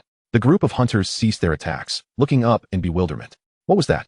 It appeared to be a white bear, accompanied by other humans. Meanwhile, Assam, mounted on his frost wolf, charged toward the group of hunters. "There is an enemy. Stop him," shouted an elite hunter. The other hunters immediately entered battle mode, and within moments, 5 or 6 of them rushed forward to besiege Assam. Undeterred by the overwhelming numbers, Assam boldly drew his sword. Swish, swish. The frost wolf's swordsmanship danced with ferocity, while the beast's claws relentlessly struck, sending the hunters sprawling. Boom, boom. Observing his comrades being flung away, the elite hunter recognized the formidable foe he faced. He commanded, "All together now. Capture this one and present him to the leader." At that moment, on the opposite side of the canyon, 3 robots had descended down a steep slope. A thunderous rumble echoed. Reinforcements? The elite hunter's expression shifted in alarm. Just then, he felt a chilling sensation at the nape of his neck, as a wave of impending doom enveloped him. Sarah had stealthily approached from behind the elite hunter, her shadow blade striking silently. Thud! A horrifying wound appeared on the elite hunter's back. Hiss! What kind of attack is this? The elite hunter gasped, attempting to flee. But the shadow that had marked him was relentless, ensnaring him like a parasite. Those targeted by Sarah stood no chance of escape. Meanwhile, Andrew transformed into a frenzied bear, swatting and tearing apart the hunters surrounding the mammoth. Your territory member, Andrew, has slain Hunter LV8, gaining 80 experience points. Combatants gain 40 experience points. Your territory member, Assam, has slain Hunter LV7, gaining 70 experience points. Combatants gain 35 experience points. The notifications of experience acquisition continued to pour in. Cao Xing stood atop the canyon, quietly observing the battle below. This scene did not require his intervention. 2 minutes later, the battle neared its conclusion. Only a handful of hunters remained, struggling to hold their ground. "Let us go, Mu Shui, we should descend." With that, Cao Xing leaped down from the back of the tracked robot alongside Lu Mu Shui, leaving the machine above the canyon. As they descended, the fight had already concluded. Sarah had dispatched the level 15 elite hunter with a single strike. System notifications appeared. Territory member, Sarah has slain elite hunter LV15, gaining 450 experience points. You gain 225 experience points. At the same time, a white light enveloped Cao Xing. Your level has increased. Current level, 6. This upgrade grants Strength 1, Agility 2, Spirit 4, Constitution 2. Cao Xing felt a wondrous surge of power within him. He nodded in satisfaction and issued a command. Assam, Sarah, clear the battlefield. Andrew, come with me. The bloodlust in Andrew's eyes gradually faded. The recent slaughter had transformed him into a primal beast. Moments later, a look of reverence returned to his gaze. Now, Andrew respectfully followed Cao Xing to the side of the ice mammoth. Cao Xing surveyed the mammoth's current condition. Ice mammoth, health, 1104155023. Status, bleeding, fractured, poisoned, near death. A plethora of negative statuses plagued the ice mammoth, its condition far from optimistic. Teetering on the brink of death. Moreover, due to bleeding and poisoning, its health continued to dwindle. Above its head, purple numbers 5, 6 appeared incessantly. Cao Xing frowned. The mammoth was gravely injured, presenting a troubling dilemma. Lu Mu Shui instinctively clenched her fists, her face reflecting concern. The mammoth lay on the ground, emitting faint, sorrowful cries, seemingly aware that its time was drawing near. With a look of compassion, Andrew approached and gently stroked the mammoth's head. Poor child. Turning to Cao Xing, Andrew's eyes pleaded with hope. My lord, do you have a way to save this mammoth? Cao Xing did not respond immediately, instead attempting to cast Ice Heal on the mammoth. System notification appeared. Cannot cast healing spells on non-friendly units. Cao Xing furrowed his brow and shook his head. Andrew, my powers can only be used to assist my own subjects. I cannot aid the mammoth. Hearing this, a glimmer of despair flickered in Andrew's eyes. How could this be? The damage numbers above the mammoth's head continued to dwindle, now falling below 1,000. With a sigh, Andrew realized he could do nothing further and could only accompany the mammoth through its final moments. The mammoth's breaths grew weaker. At that moment, Cao Xing seemed to recall something. Previously, when he defeated that giant spider, the system had granted him a pet contract. He wondered if it could be applied to such a mighty creature as the mammoth. If it could, the mammoth would become a friendly entity, allowing him to heal it. With this thought, Cao Xing resolved to try. Andrew, can you communicate with it? Andrew lifted his head and replied, My lord, I can manage some basic communication. Cao Xing nodded. Good, speak with it and ask if it would be willing to become my pet and sign the pet contract. Only by becoming my pet can I offer it assistance. Andrew was momentarily taken aback, but then, seeing a glimmer of hope, he replied excitedly. I will do my utmost to persuade this child. The mammoth tribe is powerful and proud. In Andrew's memories, few warriors have managed to tame such a creature. The mammoth, resolute in its defiance, would rather embrace death than yield to any other creature. Yet, in a desperate bid for survival, Andrew could only attempt to persuade it. He pressed the bare paw against the mammoth's flank, uttering a series of peculiar syllables. The mammoth laboriously rotated its gaze, first towards Cao Xing, then back to Andrew, seemingly grappling with a formidable decision.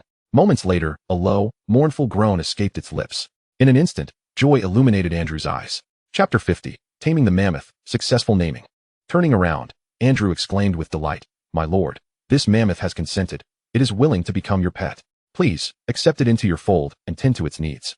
Andrew appeared quite anxious, for the mammoth's vitality had dwindled to a mere 500 points, its breath growing increasingly shallow. Cao Xing, taken aback by the mammoth's agreement, soon donned a look of astonishment, quickly followed by exhilaration. After all, this was no ordinary creature. It was a chief-level beast in its youth, brimming with potential. Should it become his pet, and coupled with his talents, it could undoubtedly evolve to formidable heights. However, the immediate priority was to establish a contract with it.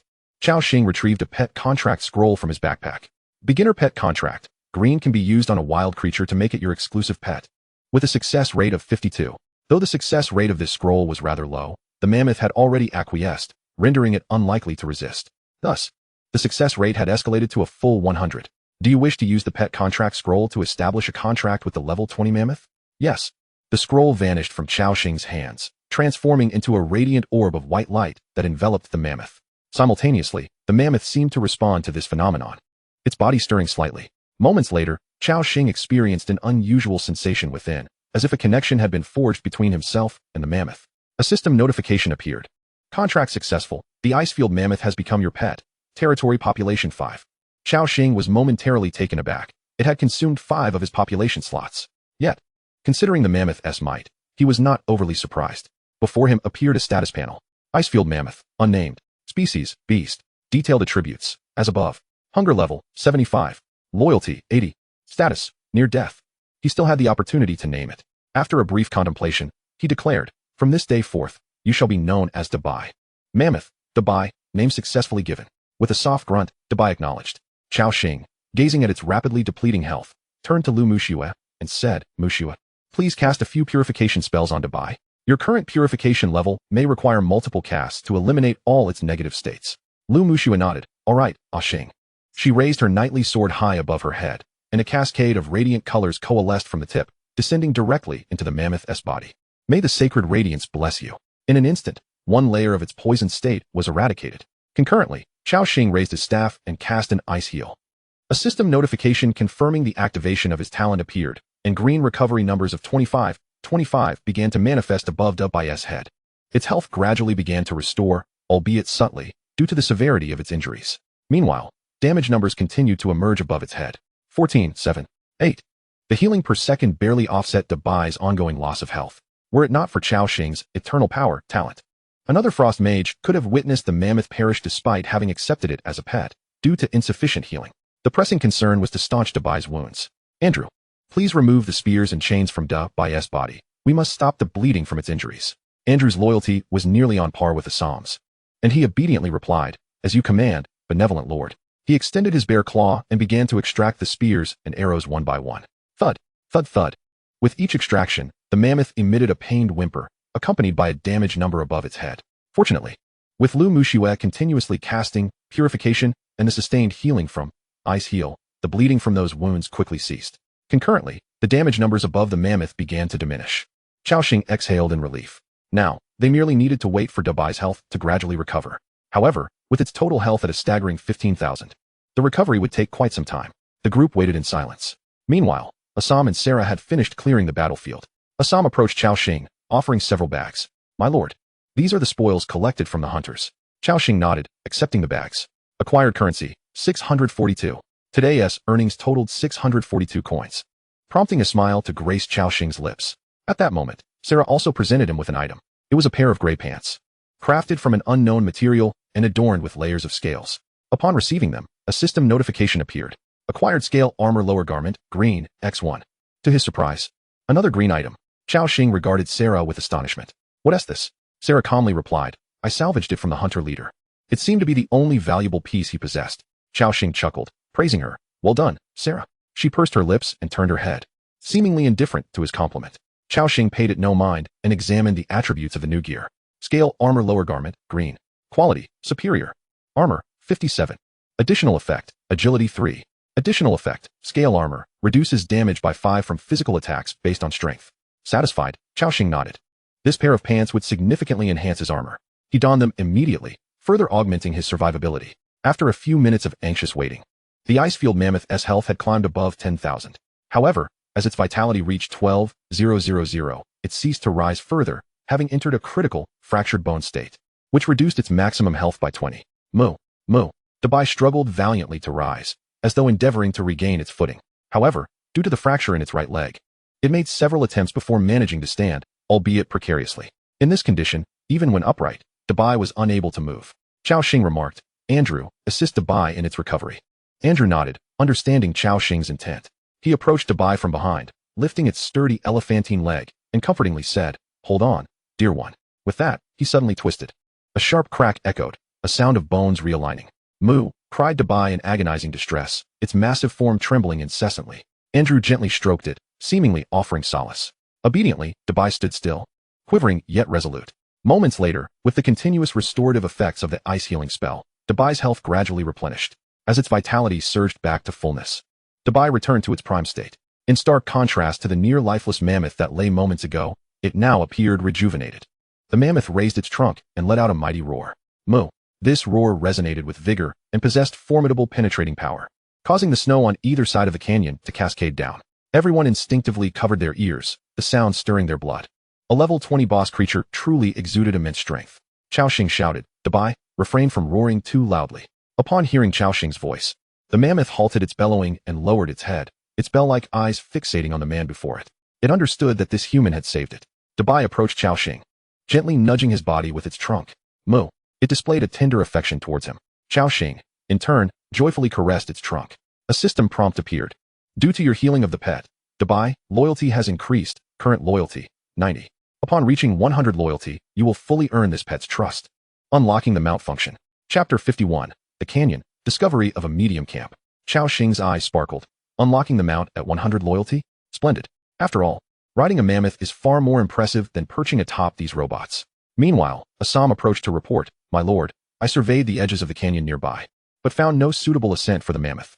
Its size is simply too great." After hearing Assam's report, Cao Xing glanced around. The canyon was at least 70 to 80 meters deep, with steep terrain on either side, occasionally revealing protruding boulders. While Cao Xing and his companions could easily climb, Dabai's considerable size posed a challenge. It was inconceivable for Cao Xing to abandon Dabai here and ascend with his team alone. After all, it was a level 20 boss creature with formidable combat prowess. After a moment's contemplation, Cao Xing declared, "Let us proceed deeper into the canyon and see if there are other routes to ascend." "Yes, my lord. Following your command. Andrew is willing to charge into battle for you." With the order given, Assam and the others advanced deeper into the canyon. The treaded robots, under Cao Xing's command, followed closely along the crevice's edge. Dabai trailed at the rear of the formation, its massive form exuding an imposing presence. Thud, thud. Each step of its robust legs reverberated like an earthquake, producing a heavy sound. With Dabai's addition, Cao Xing's team grew even more formidable. Simultaneously, as the treaded robots remained behind, Cao Xing found himself without transport. He glanced at the nearby shovel robot. Its bucket, 50 centimeters deep and nearly a meter wide, was perfectly ample for him and Lu Muxue to sit within. Thus, Cao Xing instructed the shovel robot to lower its bucket and, together with Lu Muxue, climbed inside. Creak, creak. The sound of the mechanical arm rotating filled the air. Cao Xing's view elevated, and he gleefully exclaimed, "We're driving a digger." The team resumed their advancement, maintaining a commendable pace. At that moment, Cao Xing glanced at the time overhead. Time until darkness, 2 hours 17 minutes. Current temperature, 53. With only 2 hours until nightfall, they needed to hasten their search for a route back to camp.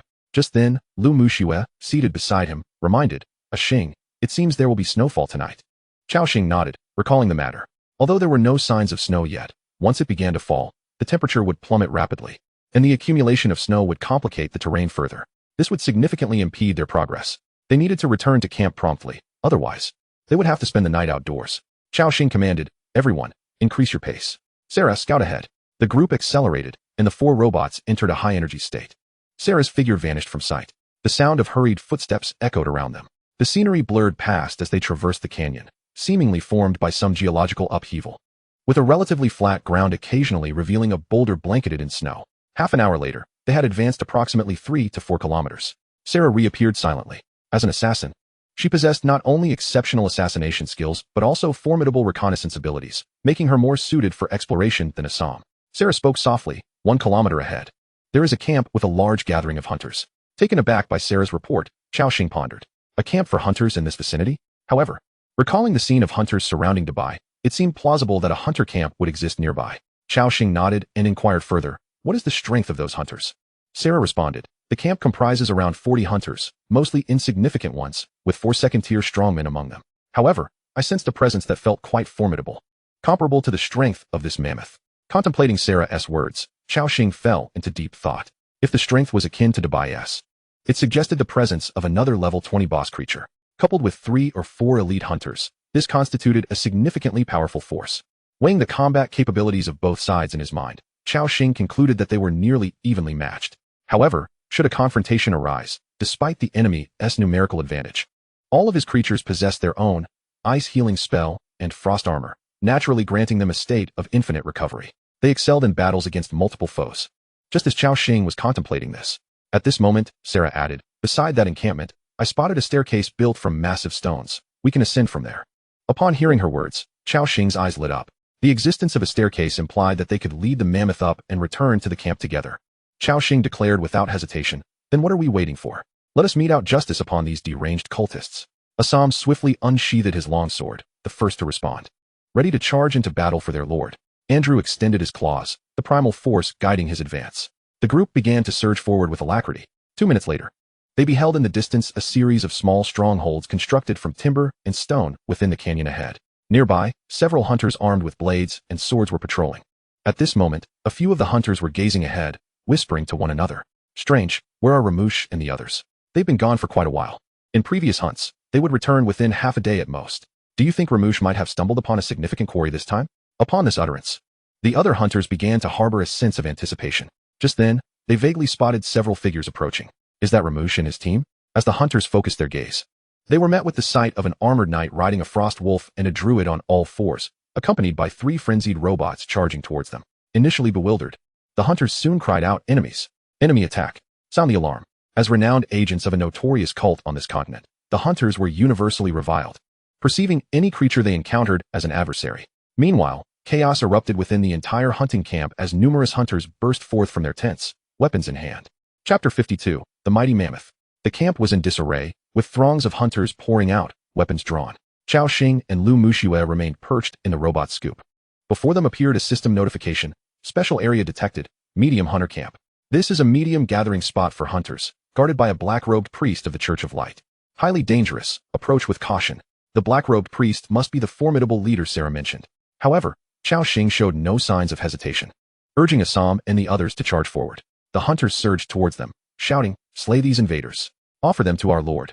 As the two factions drew near, Assam, Andrew, and 2 other robots engaged in battle with the hunters. Swish, swish. Assam's longsword glimmered as it left several wounds on nearby hunters. A cascade of damage numbers floated into view. Roar. The frost wolf beneath him tackled a hunter to the ground, unleashing a savage bite. "Ah, damn it. Get this beast off me." The hunter's cries echoed, only to silence abruptly. Andrew, equally ferocious, cast aside all defense. He transformed into bear form, swinging his massive paws with devastating force. Boom, boom. Each hunter struck by his bear paw was either fatally wounded or gravely injured. In less than 10 seconds of battle, at least 4 to 5 hunters fell to Assam and Andrew's onslaught. Cao Xing heard a continuous stream of experience gain notifications. Meanwhile, various thrown spears and arrows rained down upon Andrew and Assam, resulting in a flurry of damage numbers. They remained unfazed, trusting that their lord's ice heal would restore their vitality. The hunters who attacked them would soon face the brunt of Assam and Andrew's most ferocious counterattack. Roar, kill. Simultaneously, the 2 drilling robots shifted into attack mode, their colossal drill bits whirring violently as they charged through the ranks. Buzzing, the hunters were tossed about, sustaining grievous injuries. A multitude of damage numbers erupted. "Ah, what is that monstrous thing? My leg. Ah." The hunters struck by the drill bits let out blood-curdling screams. Meanwhile, Sarah stealthily approached the archers among the hunters, silently delivering her shadow blade. A series of terrifying damage numbers appeared as these archers fell without a sound. In less than a minute of combat, the hunters began to show signs of defeat. Just then, 4 hunters clad in black cloaks, exuding an unmistakably formidable aura, burst forth. They noted the carnage wrought by Andrew and his companions, as well as the disarray among their fellow hunters. One of them, wielding a chain mace, wore a grim expression. He commanded, "Charge. I'll handle that giant bear. You each take on an opponent." In an instant, he accelerated towards Andrew. Whoosh, whoosh. The massive chain mace whistled through the air as he swung it, and upon reaching Andrew, he hurled it with a roar. Die! Thud! A dull thud resonated as Andrew, caught off guard, was struck directly, suffering a severe blow to his back. Andrew's health plummeted. The hunter's eyes gleamed with triumph. But this only ignited a fierce rage within Andrew. Roar! Andrew bellowed like a wild beast, charging at him. Simultaneously, the other 3 cloaked hunters engaged Assam and the 2 drilling robots. These 4 hunters proved to be formidable, evenly matched against Andrew and Assam. Though the 2 robots boasted attack power comparable to elite creatures of their level, they faced overwhelming pressure in one-on-one confrontations. With Andrew and his companions occupied, the massacre within the camp gradually subsided, and more hunters began to encircle them. The situation appeared increasingly dire. Meanwhile, Cao Xing, observing from 200 meters away, caught a glimpse of the hunter's attributes. Hunter Vanguard Warrior LV-15. Rank, Tier 2 Elite Creature. Health, 37, 244, 537. Attack Power, 354, 377. Skills, Chain Hammer Strike. Throws a chain hammer, dealing 120 attack damage to enemies, with a 50 chance to stun the enemy, maximum attack range of 15 meters. Parry, assumes a defensive stance, with a 50 chance to negate 80 damage from incoming attacks. Whirling Hammer, swings the chain hammer, entering a high-speed rotation state, dealing multiple segments of attack damage to all enemies. Hunter Vanguard Swordsman LV-15.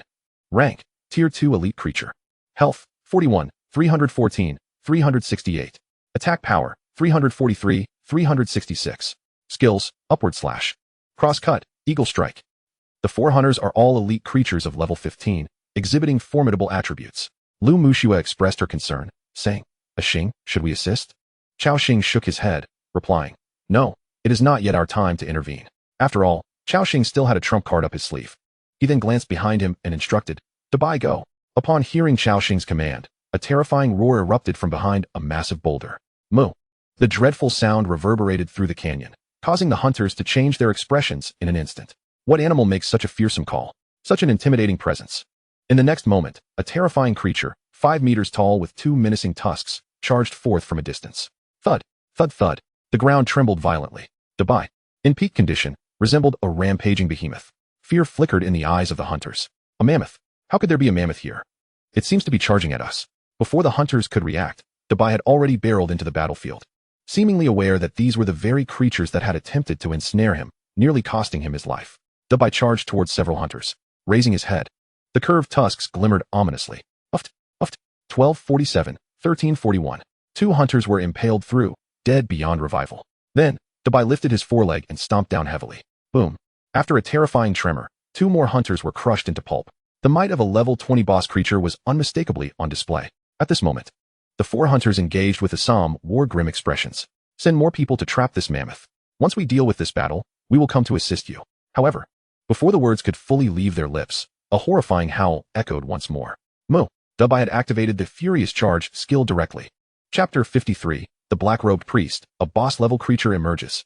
Dabai unleashed the Furious Charge skill. Boom, boom, boom. At this moment, the mammoth rampaged through the camp like an out-of-control locomotive, overturning tents and structures in its path. All hunters encountered were sent flying. 742, 854, 763. While in the Furious Charge state, Dabai's movement speed increased by 200. Just the sheer force of impact was enough to obliterate any ordinary hunter. Just then, a shadow swiftly darted from within the camp. The figure moved with astonishing speed, even quicker than Sarah. Like a wraith, it appeared behind Dabai. A glint of cold steel flashed. Swish swish. 673, 672. 2 damage numbers appeared, draining over 1,000 of Dabai's health in an instant. Dabai caught off guard, twisted its head, attempting to retaliate with a powerful swing. Yet, the assailant was incredibly agile, dodging Dabai's attack with a deft movement. The 2 parties briefly separated. At this juncture, Cao Xing finally discerned the assailant's appearance. It was a man clad in a black robe, seemingly shrouded in shadows, wearing a black mask. In his hands, 2 daggers glimmered with a chilling light. The attributes of the opponent appeared before him. Hunter Black-Robed Priest LV-20. Rank, Tier 2 Boss Creature. Health, 87, 648, 764. Attack Power, 843, 856. Skills, Dual Slash, deals 2 segments of 80 attack damage to the enemy. Smoke Bomb, throws a suffocating smoke bomb that blinds the enemy for 13 seconds, reducing agility by 50 points. Sneak Attack, cleverly maneuvers behind the enemy, delivering 130 backstab damage. Throwing Knives, launches 3 throwing knives at the enemy, each dealing 70 damage and inflicting 1 layer of bleeding. Cao Xing's gaze sharpened. The foe had finally appeared.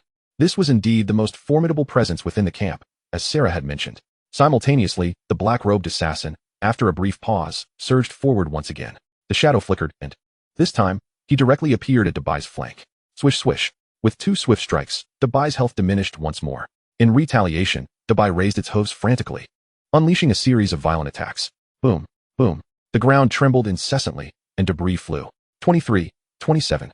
The black-robed assassin sustained a few minor splatter damages. At this moment, although Dabai's attack power and health were superior, the assassin's nimbleness rendered Dabai nearly helpless as it struggled to keep up. Furthermore, Dabai intermittently faced assaults from the opponent, causing its health to deplete steadily. 725, 733, 754. In less than 20 seconds of combat, Dabai had lost over 3,000 health points. The black-robed assassin halted, then provocatively made a slashing gesture across his throat toward Dabai. This act thoroughly enraged Dabai. Roar! Dabai descended into a state of fury, raising its forelegs in a frenzied stomp. Lu Muxiue, observing the battle anxiously, remarked, Xing, it seems Dabai cannot best him. Cao Xing nodded. As a boss-level creature, Dabai was indeed outmatched by the black-robed assassin. This was because Dabai's massive size granted it formidable offensive power, yet its movements were somewhat clumsy. Cao Xing reassured, do not worry. This fellow won't be arrogant for long. Dabai shall soon have reinforcements. At this moment, the tracked robot descended the massive stone steps and joined the fray. Meanwhile, Sarah had silently dealt with all the enemies on her end. At Cao Xing's command, Sarah made a beeline toward the black-robed priest. With a swift strike of the shadow blade, the black-robed figure suddenly felt a chill at his back, his expression changing drastically. In a critical moment, he spun around swiftly. Dagger at the ready. Clang. After a cacophony of metallic clashes, both sides were finally able to discern each other's visages. The cloaked priest of the hunters gazed at Sarah with astonishment. Another formidable opponent? Without uttering a word, Sarah wielded the shadow blade decisively, striking down once more. The black-clad assassin, undeterred, unleashed 2 daggers that created phantoms in their wake. Clang, clang, clang, clang. In an instant, the 2 elite assassins engaged in an intense close-quarters battle. 2 seconds later, due to a significant disparity in attributes, Sarah found herself swiftly overpowered. A victorious smirk appeared in the eyes of the black-robed assassin, too naive to confront me. However, before the smile could fully dissipate from his face, the massive white beast seized the opportunity, lunging forward with a powerful trunk swing. Bam! The hunter's assassin was instantly sent sprawling. 1123, a substantial damage numeral floated above. The black-clad assassin crashed to the ground, blood spewing from his mouth. Coughing, he shouted, Mammoth, I will slay you. Before he could finish, the massive beast had transformed into a furious creature, charging at him ferociously. Just as the black-robed assassin attempted to rise to fight back, a shadow blade silently sliced past his ear. Panic gripped him as he hastily attempted to evade. Yet, his movements were a fraction too slow. Swoosh. 684, a damage numeral appeared. The black-robed assassin touched the wound on his head, seething, damn it. How dare you attack this priest? The Church of Light will not spare you. However, Sarah and the massive beast paid no heed to his threats, launching an all-out assault. The tide of battle swiftly tilted in favor of Cao Xing. Meanwhile, with the addition of the tracked robots, Cao Xing dispatched a scoop robot to assist on Assam's side. In a 6-4 scenario, the elite hunters were comprehensively suppressed. In no time, one elite hunter wielding an axe was knocked unconscious by the scoop robot, only to be pierced through the heart by Assam's sword. Your territory member, Assam successfully killed Hunter Vanguard LV-15, gaining 450 experience points. Assam's level has risen. Current level, 11. Combatants gained 225 experience points. Cao Xing's eyes brightened. Assam had leveled up, though the experience required to progress from level 10 to 11 was substantial. Assam's remarkable performance over the past few days made this achievement entirely unsurprising. The remaining 3 elite hunters looked on in horror at the demise of their comrade. Damn it. Mate is dead. At this moment, the situation had turned to 6 against 3. With a thunderous roar, Andrew seized the throat of the elite hunter wielding a chain hammer. Without hesitation, Andrew struck down with a claw. Thud. The elite hunter's head was pierced through. Your territory member, Andrew successfully killed Hunter Vanguard LV-15, gaining 450 experience points. Frostwolf. Winter's level has risen. Current level, 11. Combatants gained 225 experience points. The situation had now shifted to 6 against 2. Cao Xing glanced over and commanded, Assam, Andrew, assist the mammoth. Leave the battle here to the robots. Chapter 54. First kill of the boss, a grand explosion. Upon receiving Cao Xing's order, Assam and Andrew unhesitatingly abandoned their current foes, rushing to join the massive beast. At that moment, besieged by Sarah and the mammoth, the black-robed assassin's countenance darkened further. Struggling against these 2 powerful beings was already a challenge. With 2 more formidable opponents rushing in, his defeat seemed inevitable. Damn it. Where did this batch of experts come from? How did they find my camp? And what are those robots? The black-robed assassin was consumed by a multitude of questions. Moreover, he realized something even more terrifying. These foes appeared to possess boundless vitality. The dark elven woman and the mammoth, despite sustaining his attacks, had quickly recovered. Brimming with vigor once more, the black-robed assassin thought to himself, "This cannot continue. I cannot outlast these adversaries. I must devise a plan to escape swiftly." Furrowing his brow, he prepared to flee. However, at that moment, Sarah would invariably latch onto him like a relentless phantom. Both being assassins, their battle instincts were extraordinarily sharp. Indeed, as a dark elf, Sarah's combat awareness surpassed his own. If not for his superior attributes, he would have stood no chance against her in a one-on-one confrontation. "Who are you?" the black-robed assassin demanded in terror. No sooner had he spoken than he felt a gust of wind above him. A robust mammoth's foot came crashing down. The black-robed assassin felt his scalp tingle as he executed a roll to narrowly evade the mammoth's heavy blow. Boom. Yet, before he could regain his footing, Assam's sword and Andrew's claws descended upon him with ferocity. This time, he could not dodge. Thud. 327, 247. The beast mark activated. The black-robed assassin was sent tumbling across the ground, his health plummeting below 3,500. The shadow blade loomed ominously in his vision. In a moment of desperation, he rolled backward just as the phantom assassin Sarah, Andrew, and Assam all surged forward. At that instant, a premonition of death gripped the hunter-assassin's heart. "Damn it! You wretched fiends, my lord will not let you escape." Sarah and the others paid no heed to his threats. Thud, thud, thud. 1,341, 345, 473. The trio's coordinated assault stripped the black-robed priest of over 2,000 health points.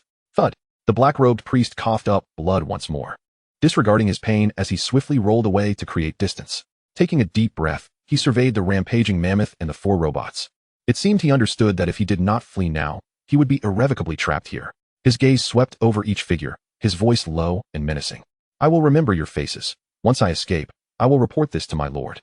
And you will endure an unending pursuit by our church of light across the howling snowfields." With those words, he suddenly produced a spherical object, tossing it to the ground. Bang! A cloud of smoke rapidly billowed up, enveloping all present. From a distance, Cao Xing chuckled. "Oh, you dare to threaten me." Simultaneously, Assam and the others lost sight of their target. Moments later, a figure darted out from the mist. Cao Xing, observing from a distance, quickly shouted a warning. "That guy is escaping. Block him." Sarah immediately sensed the urgency and swiftly emerged from the shroud of mist. At that moment, the black-robed assassin had already fled over 30 meters away. Without hesitation, Sarah drew a dagger and hurled it forth. Whoosh! The dagger of obstruction struck true. The hunter priest let out a muffled groan, a substantial damage figure appearing above his head. 943. Yet, he remained undeterred by the assault from behind and the negative status afflicting him, limping forward in a frantic escape. A level 20 boss-class assassin, if intent on fleeing, posed a formidable challenge to intercept. Damn it, can a duck that is almost in hand still fly away? At that moment, a long, pitch-black metallic object materialized in Cao Xing's grasp. It was the Barrett. With his enhanced physique, he could now effortlessly shoulder it and take aim. Meanwhile, the hunter leader had already distanced himself over 100 meters away, leaving Cao Xing more than 200 meters behind. Taking a deep breath, Cao Xing focused his gaze on the reticle of the Barrett. Once the target aligned perfectly with the sight, he fired without a moment's pause. Bang! The gunshot echoed. 874. This shot triggered an armor-piercing effect. As the fleeing hunter leader felt a sudden puncture in his back, his body stiffened abruptly. Struggling, he turned to cast one last incredulous glance at Cao Xing, before collapsing to the ground. A system notification appeared. Successfully killed the hunter black robe priest, level 20 boss. Defeated a higher level monster, gained 1, 200, 400 experience points, and received 4, 800 experience points. Your level has risen. Current level, 7. This level up grants Strength 2, Agility 1. Spirit 5, Constitution 3. A radiant white light enveloped Cao Xing. Everyone stood in stunned silence, gazing at the fallen body of the hunter leader. They all believed that this time, the hunter assassin would truly escape. Yet, at a critical moment, their lord had executed a miraculous feat from several hundred meters away, bringing the foe down. The mastery of their lord was truly unfathomable. Observing the adoring gazes of his subjects, a barely perceptible smile crept upon Cao Xing's lips. Just then, a second system notification sparked a look of delight in Cao Xing's eyes. Killing the hunter priest rewarded you with loot. Heart of Strength, Beginner, X1. Acquired a sturdy boss-class soul, Purple, X1. Obtained Silent Stinger, Blue, X1. Received Tavern Construction Blueprint, X1. Gained Skilled Hand Rune, Medium, X1. The notifications were not yet finished. Congratulations. As the first survivor in the entire server to kill a boss-class creature, you have received a first kill reward. Frost Shield Skill Book, Purple, X1. You have destroyed a medium-sized hunter camp, gaining 200 reputation points. Holy hell! Holy hell! Holy hell! Cao Xing exclaimed in astonishment. What a remarkable bounty. This was a true stroke of fortune. He promptly checked his backpack, discovering the swirling purple soul. Sturdy boss-class soul. Purple contains an immensely powerful soul fluctuation. Can be used on an elite-level subordinate below the second tier, with a high probability of evolving into a boss-class creature, success rate 50 to 80. In that moment, a fierce joy ignited in Cao Xing's eyes. Chapter 55, Frost Shield Skill Book. To think it could allow an elite creature to evolve into a boss-class creature. Cao Xing was taken aback, his face lighting up with unrestrained delight. Evolving from elite to boss not only enhances all attributes, but also grants the ability to learn a new skill. It represents a qualitative leap. Although there is a chance of failure when using this boss-class soul for evolution, the success probability is evidently much higher. If successful, Cao Xing would possess 2 boss-class creatures. He surveyed the surroundings. Assam, Andrew, and Sarah all met the criteria for utilizing this soul. Simultaneously, the territory members could sense the extraordinary power contained within it, capable of facilitating their transformation and ascension to a higher tier. Desire flickered in everyone's eyes. Even the typically aloof Sarah could not help but glance at Cao Xing. After a moment's contemplation, Cao Xing directly tossed the soul to Sarah. Stunned, she caught it, gazing at Cao Xing in disbelief. Are you certain you wish to give this to me? Cao Xing nodded faintly. Clearly, among the 3 summoned beings present, Sarah was the most suitable candidate for this soul. Upon becoming a boss class, her already formidable combat prowess would receive a monumental boost. Use it. I hope you become the strongest assassin, rekindling the glory of the Shadow Sanctuary. Sarah's breath quickened, her chest heaving beneath her fitted attire. Moments later, she nodded subtly and turned away, feigning nonchalance. However, before Cao Xing, a system notification appeared. Your generous gift has touched a territory member. Sarah Blade Dance. Loyalty has increased. Current loyalty, 91. A smile graced Cao Xing's lips, although Sarah feigned indifference. She had developed profound gratitude and recognition for Cao Xing within her heart. After all, loyalty points do not lie. A loyalty score of 91 was nearing the threshold of life and death devotion. At that point, she would willingly sacrifice her life for Cao Xing. At this moment, upon receiving the soul, Sarah directly infused it into her being. A powerful aura surged from her form. Cao Xing nodded. The metamorphosis from elite to boss requires some time. Moreover, since this essence holds a chance of failure, he was uncertain whether Sarah could successfully evolve into a boss-class creature. Shaking his head, he began to examine the second purple item, the first kill reward granted by the system. Frost Shield Skill Book, Purple, a hidden skill of the Frost Mage. Rumored to originate from a Great Lich. Skill effect, applies a frost shield surrounding oneself or an allied unit, reducing damage taken by 20. Each second, it releases a breath of frost upon nearby enemy units, inflicting 1 mental ice damage and reducing their movement and attack speed by 20. The shield effect lasts for 60 seconds, with a cooldown of 120 seconds, can be toggled on or off. Holy hell, Cao Xing was once again taken aback. The potency of this frost shield exceeded his expectations. It was a powerful skill that integrated damage reduction, infliction, and control, and its effects were remarkably formidable. Had he possessed this skill at that moment, even with just a buy, he could have suppressed that black-robed priest. After all, a 20 reduction in damage and speed is no trivial matter. Truly, it is worthy of being a purple skill. How impressive. Overjoyed, Cao Xing clicked to learn it without hesitation. He then cast the skill upon himself. The casting of the Frost Shield skill was successful. The talent, Eternal Power, has been activated, and the skill has become permanent. Cao Xing was suddenly enveloped by a formidable icy shield that encircled his body, exuding an ominous chill with each passing second. Upon inspection, he noted that the maximum range of this chilling aura extended to a mere meter around him. Although the area appeared limited, it undoubtedly constituted an area of effect assault. A gleam of exhilaration flickered in Cao Xing's eyes. Excellent. With this, the survival and combat capabilities of his subordinates would see a substantial enhancement. Simultaneously, Sarah had also undergone her transformation. A system notification appeared. Your territory member, Sarah Blade Dance, has successfully evolved, advancing to the rank of a chief-level entity, with a 30 increase in all attributes, and has acquired a new skill, Arc Flash. Cao Xing's expression brightened. How delightful. It seems my luck is not as dire as I presumed. He then proceeded to review the attributes of Sarah's newly acquired skill. Arc Flash instantly dashes forward at an extraordinary speed, inflicting 110 slashing damage upon enemies in its path. This skill is quite impressive. Not only does it possess remarkable mobility, but it also delivers substantial damage. At that moment, Sarah, satisfied with her current state, looked at Cao Xing, placed her shadowy blade against her chest, and bowed slightly, saying, "At your service, my lord." Cao Xing nodded, glancing at her attributes. Phantom Assassin, Sarah Blade Dance. Race, Dark Elf. Level, 20-1062, for 10-0000. Second tier, Chief Level Entity. Detailed attributes. Click to expand. Both her health and attack power had seen a significant increase. Should Sarah face that black-robed assassin in a one-on-one confrontation, it would undoubtedly be a complete rout. Cao Xing nodded in satisfaction. He then declared, "Search the supplies in this camp thoroughly. We shall prepare to return at once." Upon hearing his command, the summoned creatures sprang into action. Subsequently, Cao Xing, accompanied by Lu Muxue, opened the entrance to the hunter's camp and began to scour each tent. He collected everything within, amassing a notable haul. Acquired 62 wood, 23 stones, 7 refined iron, 14 dried cheese, 13 salt, 164 coins. Acquired 6 refined iron, 7 raw meat, 3 elvish wine, 7 vinegar, 76 coins. In each dwelling, there were various supplies. Besides the seasonings and provisions, Cao Xing also discovered 2 new items. Refined iron, blue, a metal that has undergone meticulous forging, exhibiting exceptional toughness. This material is, in essence, steel, suitable for mass-producing blue-grade armor. Elvish wine restores 200 health points upon consumption, but carries a 30% chance of inducing a drunken state. Produced by the Elvish winery, highly favored by nobles and knights. Cao Xing stowed these 2 items away once more. After approximately 10 minutes, he and Lu Muxue finally finished collecting everything from the camp. They had gathered a considerable amount of condiments such as vinegar, sugar, and olive oil. Observing the jars and bottles in his backpack, Cao Xing smiled. "A splendid haul. We shall enjoy food seasoned with spices henceforth." He then led Lu Muxue to the last building in the camp. Chapter 56, Scouring the Camp, A Bountiful Harvest. This was also the location from which the chief-level assassin had emerged. Upon entering, they found a small wooden cabin with a burning stove and a small wooden table. On the table lay a yellowed parchment map. It seemed the black-robed priest had not managed to conceal the map in the heat of the moment before dashing out. Cao Xing approached and collected it. Acquired the map of the Gale Snowfield 1. Click to expand for viewing. Cao Xing clicked on it. The map unfurled before him, revealing various symbols, rivers, mountains, beasts, and towns.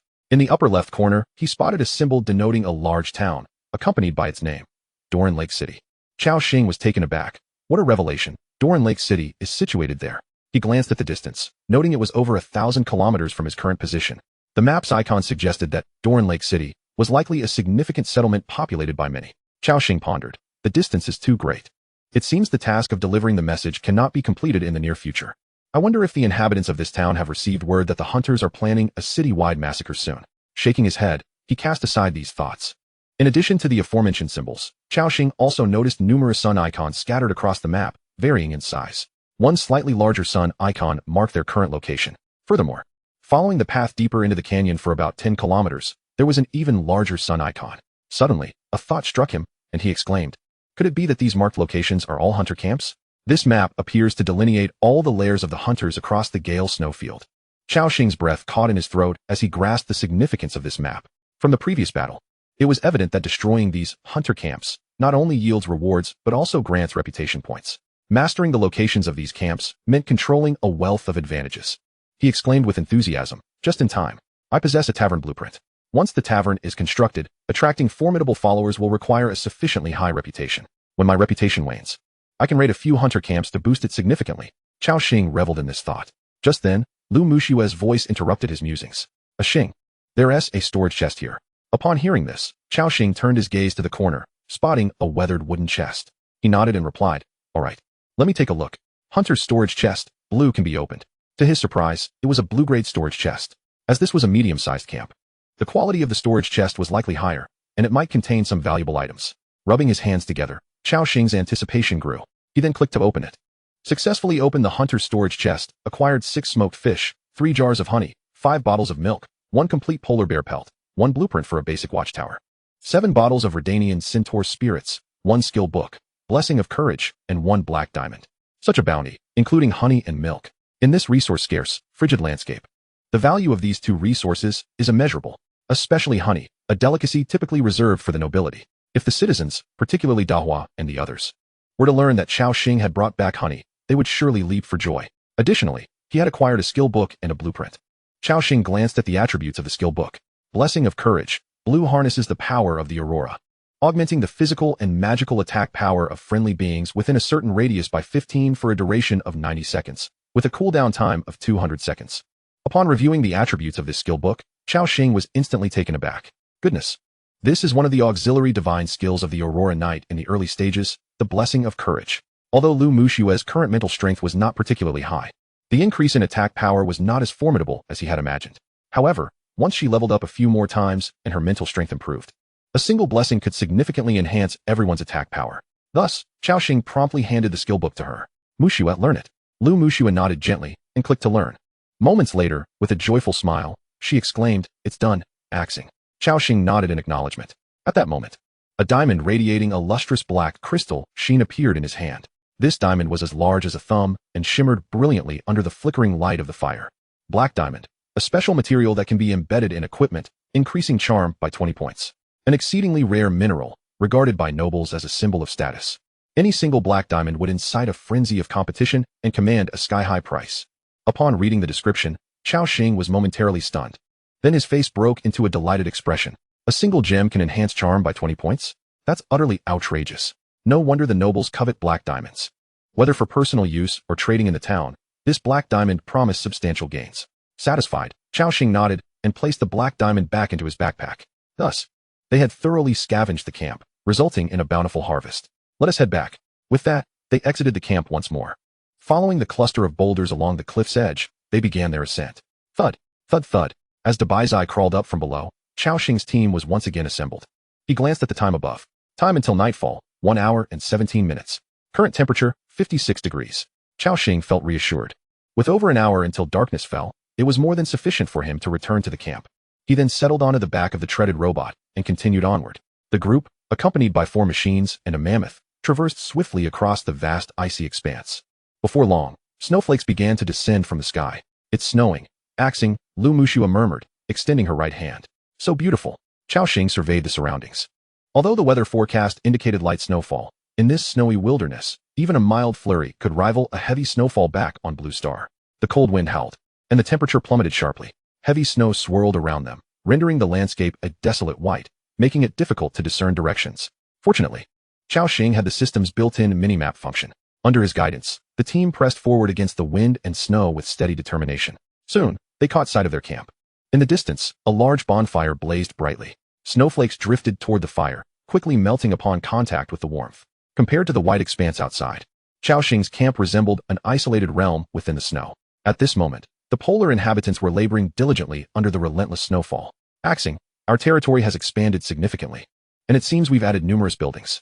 Lu Mushua exclaimed, her expression tinged with excitement. After all, this was the territory belonging to both her and Cao Xing.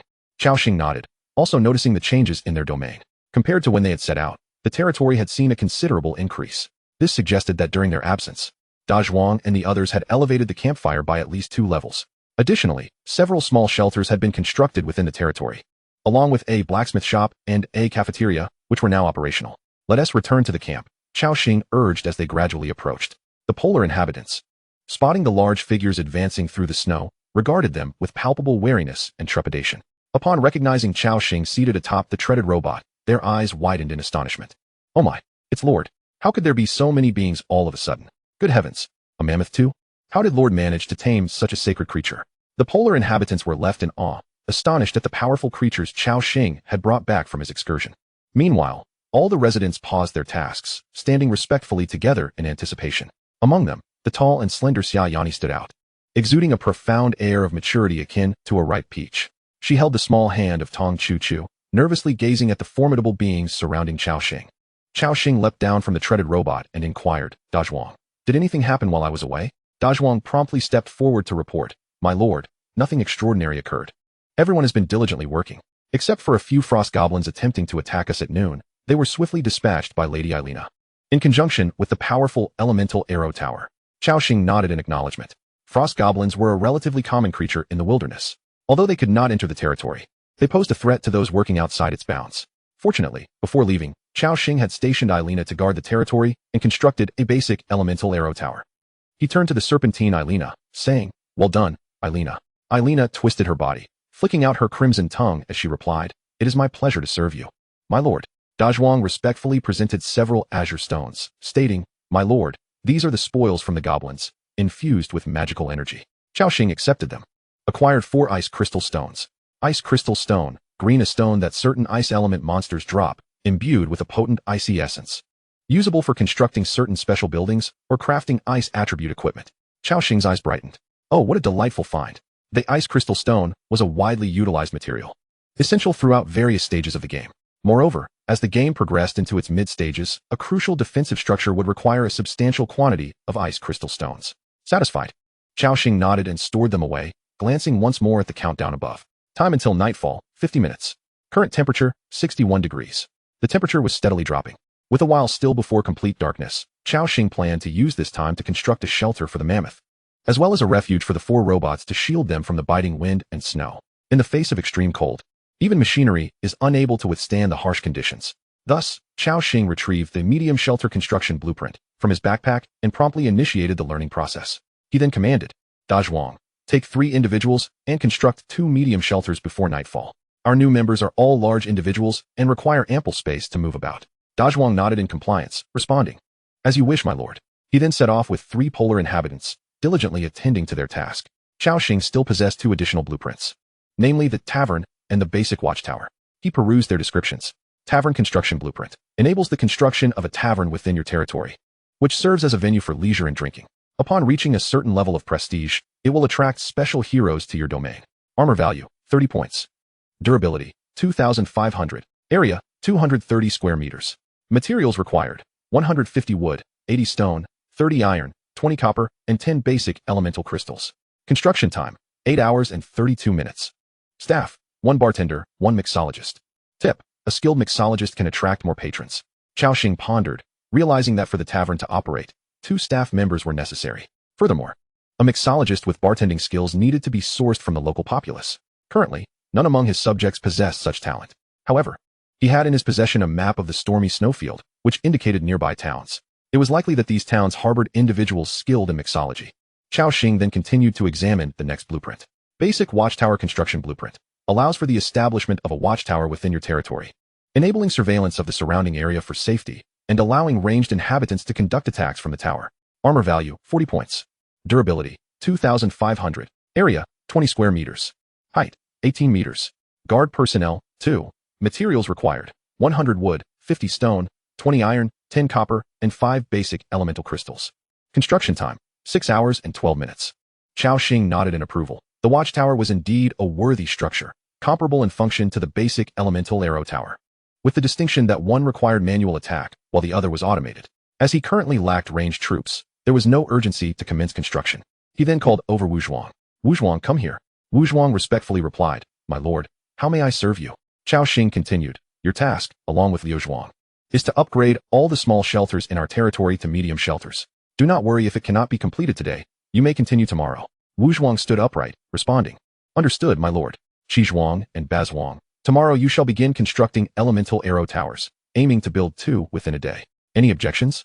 With ample resources at his disposal, but acknowledging that the construction of 1 elemental arrow tower required 6 hours, 2 per day would be their limit.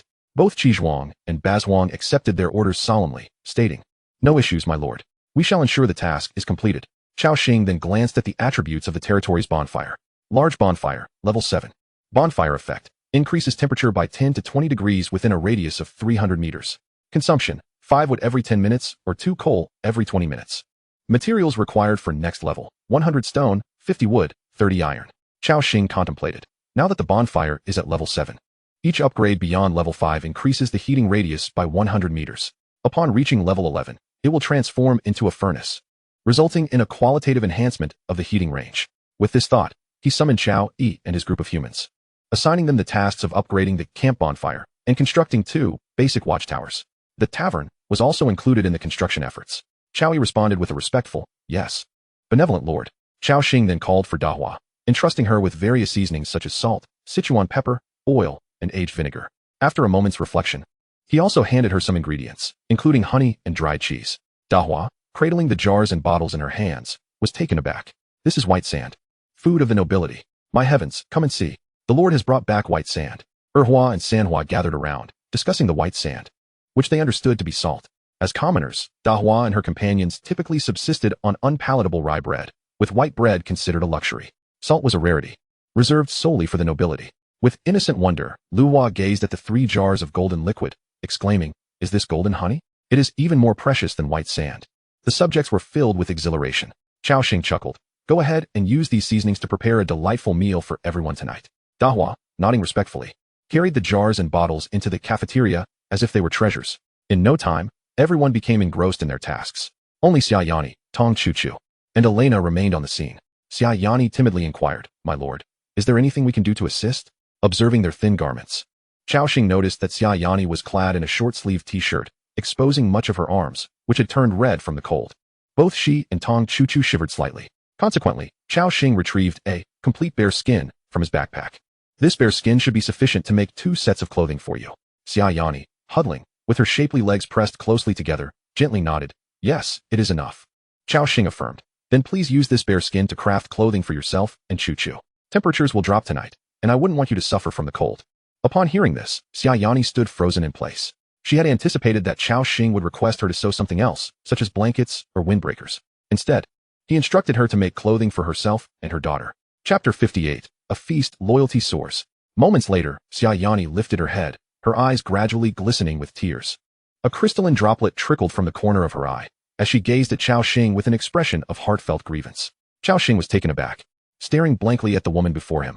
Had he inadvertently said something wrong? Why was she suddenly crying? Xiaoyani wiped her tears. Since arriving in this world, she had lived in constant fear, perpetually tense and on edge. Cold and hunger gnawed at her mental defenses. She hadn't even had the time to mourn the loss of loved ones.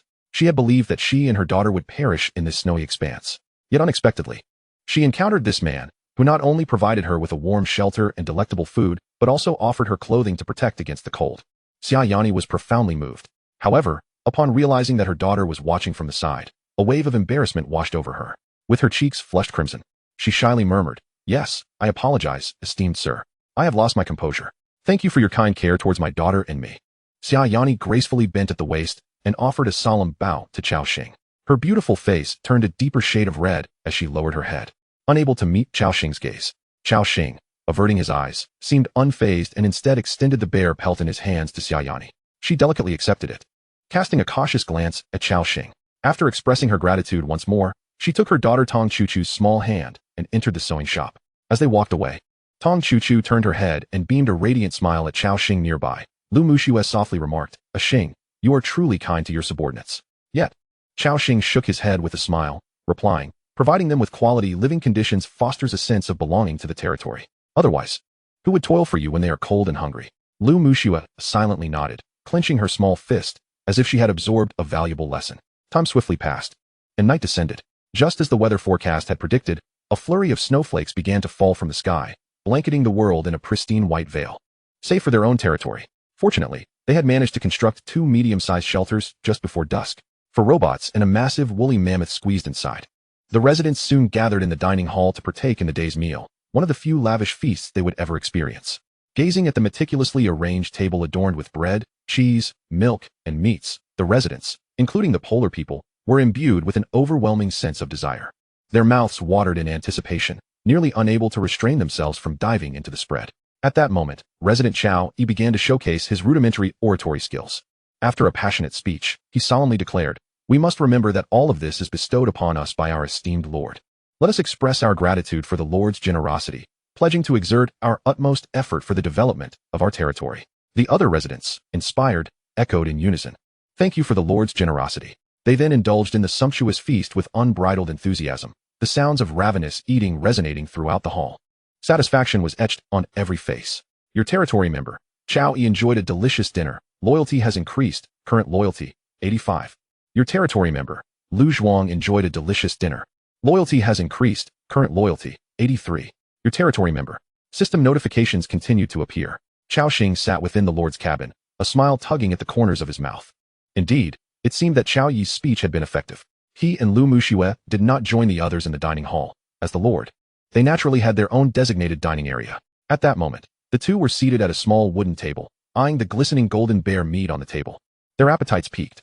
The roasted bear meat, brushed with honey, was a feast for the senses. Cao Xing could hardly wait to take the first bite. The delectable flavor melting in his mouth, he exclaimed, "This taste is simply extraordinary. Muxue, you must try it." Lu Muxue, upon hearing this, smiled and joined in the delightful meal. The two quickly finished their sumptuous dinner. Meanwhile, as night fell, the survivors hurried back to their camps, and the chat channel buzzed with activity once more. They shared tales of their day's adventures or engaged in market transactions. After satiating his hunger, Cao Xing moved a small stool next to the fireplace to warm himself, opening the world channel. He sought to gauge the progress of other survivors. A multitude of messages flooded in. Lu Wei, Family, who understands?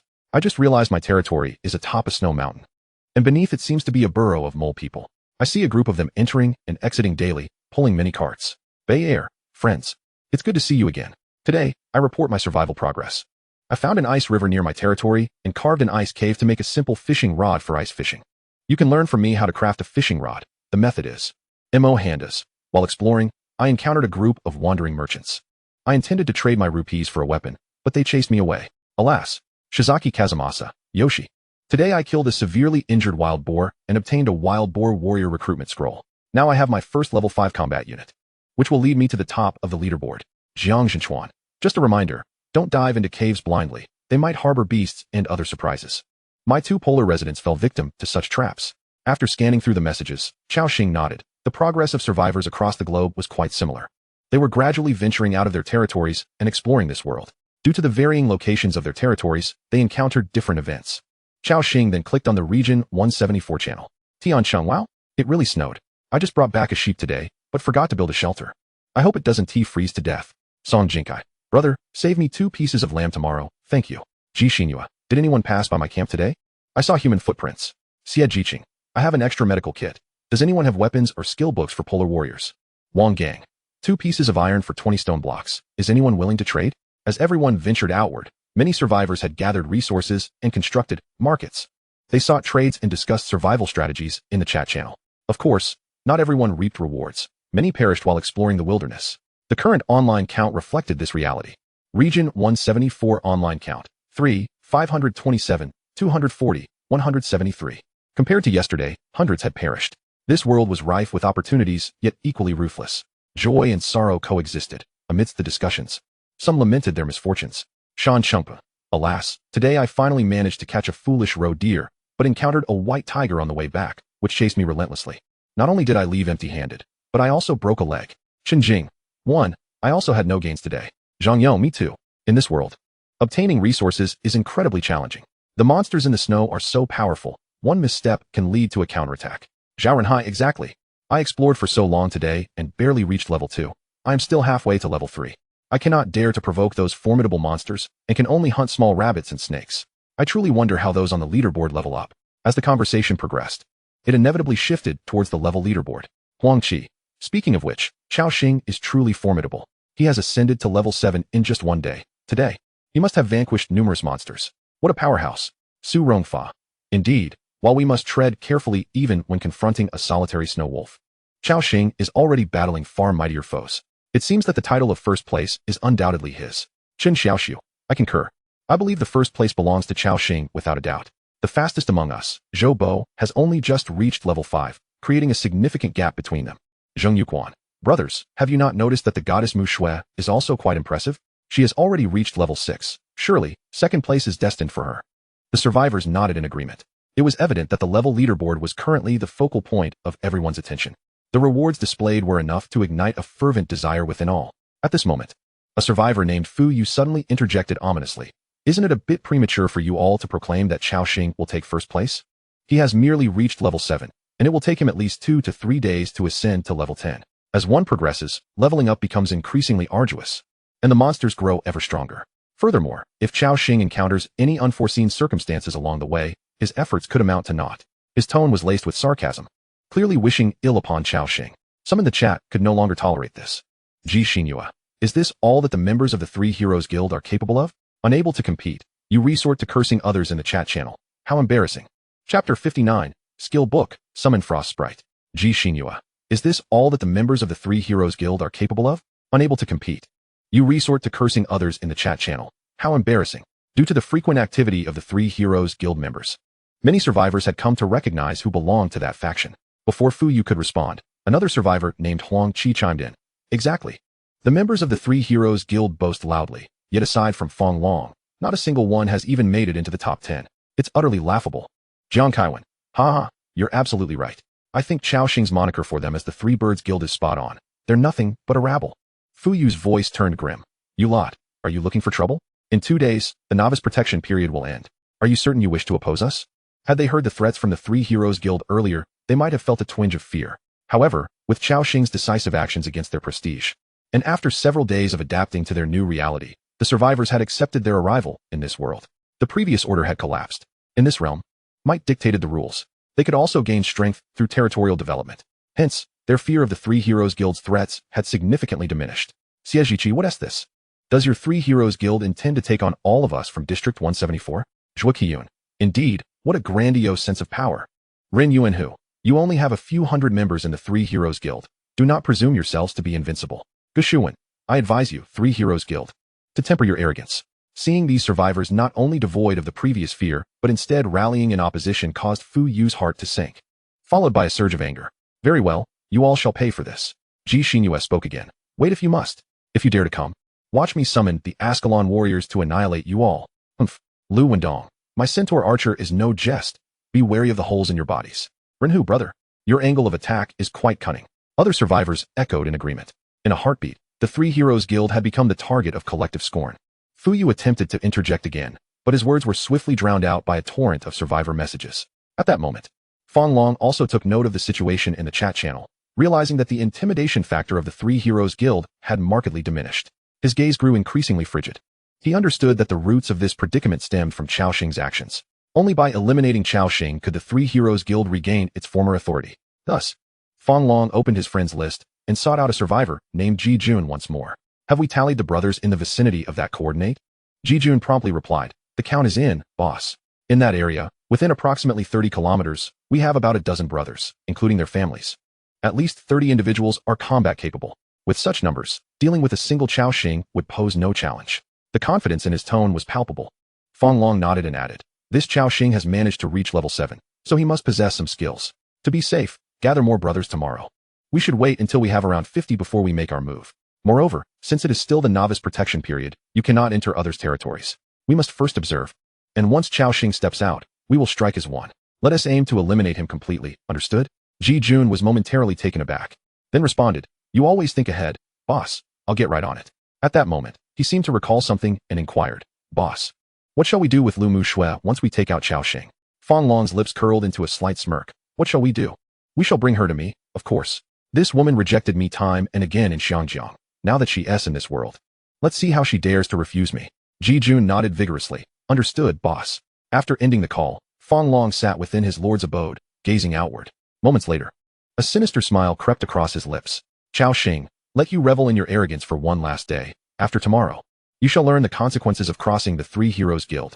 At that moment, Cao Xing remained blissfully unaware that Fang Long was already enacting his plan to confront him at that coordinate. Had he known, he would have laughed heartily. For regardless of how many came, they would find only death awaiting them at that location. Meanwhile, Cao Xing was perusing the regional channel when he suddenly received a private message from a survivor named Ding Liang. Ding Liang, hello, Cao Xing. Do you possess a skill book for the mechanic class and seek to exchange it for a skill book from another profession?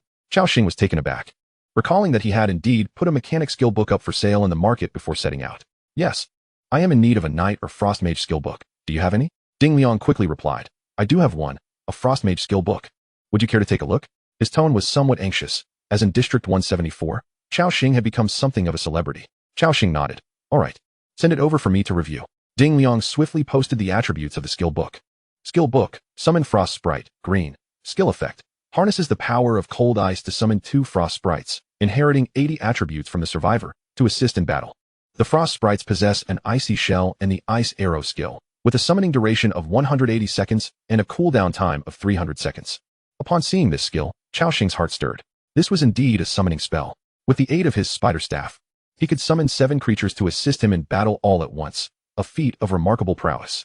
Clearly, this skill book was on par with the mechanical engineer's skill book in Cao Xing's possession. Thus, Cao Xing replied directly, certainly, let us trade at once. Upon hearing this, the other party exhaled in relief. The two swiftly completed the exchange. Trade successful, you have acquired the skill book, Summon Frost Sprite. You have lost the skill book, GZ Mark Robot. A tome of ancient design appeared in Cao Xing's backpack, and he promptly clicked to learn the skill. Skill learning successful. Ding Liang messaged again, expressing his gratitude. Thank you, esteemed Cao Xing. Cao Xing replied, what is there to thank? It is merely a matter of mutual benefit. Upon hearing this, Ding Liang felt that Cao Xing seemed quite amiable. Chapter 60, Trading, the Frost Archer Training Camp. Ding Liang sensed Cao Xing's approachable demeanor and cautiously inquired, by the way, esteemed Cao Xing, I recall you have some attribute-enhancing bear meat, correct? Cao Xing affirmed, indeed. Though the quantity is limited, I currently use it to trade for blueprints or skill books. Do you have any blueprints or skill books? Ding Liang responded. Not at the moment, but I can shout out in the chat channel for you, haha. He then returned to the chat channel and announced, brothers, I just completed a trade with esteemed Cao Xing, and he still has blue-grade bear meat. Anyone with blueprints, skill books, or equipment can trade with him. Limited stock. First come, first served. Upon hearing this, other survivors seemed to recall the matter. Jin Yan exclaimed, damn. After exploring all day, I almost forgot about this. I just happened to acquire a blueprint. Let us see if esteemed Cao Xing can make use of it. Tao Ran chimed in, huh? I also obtained an item from a box today, though it's not for my own use. I wonder if esteemed Cao Xing would be interested in trading. Sun Miao Miao added, I also have a recipe. I'll give it a try. They all began to send private messages to Cao Xing.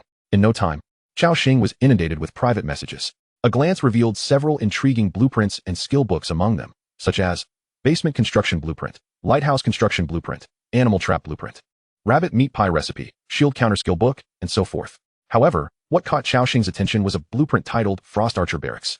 Frost Archer Barracks Blueprint allows for the construction of a training camp within your territory, transforming ordinary unskilled civilians into combat-capable frost archers. Armor, 50. Durability, 3,000. Area, 54 square meters. Oh, a special type of barracks blueprint. Cao Xing's expression brightened. This archer barracks blueprint would be immensely beneficial, enabling him to train civilians like Cao Yi and Cao Er into archers, who could then stand guard in watchtowers or be dispatched for combat. Cao Xing then reviewed the materials required for constructing this barracks. Materials needed for construction: 500 wood, 300 stone, 200 iron, 50 mithril, 50 ice crystal. 1 frost archer training manual. Quite a number of materials were required, but given his reserves, it was more than sufficient. The only troublesome aspect was that training manual. Cao Xing mused. I recall that such training manuals drop from kills in the wild. After a moment's contemplation, he shook his head. Regardless, let us acquire all these blueprints first. He then spent a total of 20 pieces of bear meat to procure all the blueprints, and an additional 10 pieces to obtain the Frost Archer Barracks blueprint. Trade notifications appeared in succession. Trade successful. You have acquired 1 basement construction blueprint. You have lost 5 pieces of bear meat. Trade successful. You have acquired 1 lighthouse construction blueprint. You have lost 2 pieces of bear meat. Trade successful. You have acquired 1 shield counter skill book. You have lost 5 pieces of bear meat. Trade successful. Moments later, Cao Xing found 4 or 5 new blueprints and a skill book in his backpack. Delight illuminated his eyes. Clearly, he had profited significantly from this exchange. These blueprints would be nearly impossible to acquire for food through normal trade, even in the mid-game. However, with attribute-enhancing food in his possession, he faced no competition, allowing him to procure these valuable blueprints and skill books at a bargain price. Cao Xing began to inspect the attributes and construction requirements of the blueprints. Basement construction blueprint allows for the excavation of a 5m x 5m x 3m basement within your territory, intended for storage or as a temporary shelter. Armor, 40.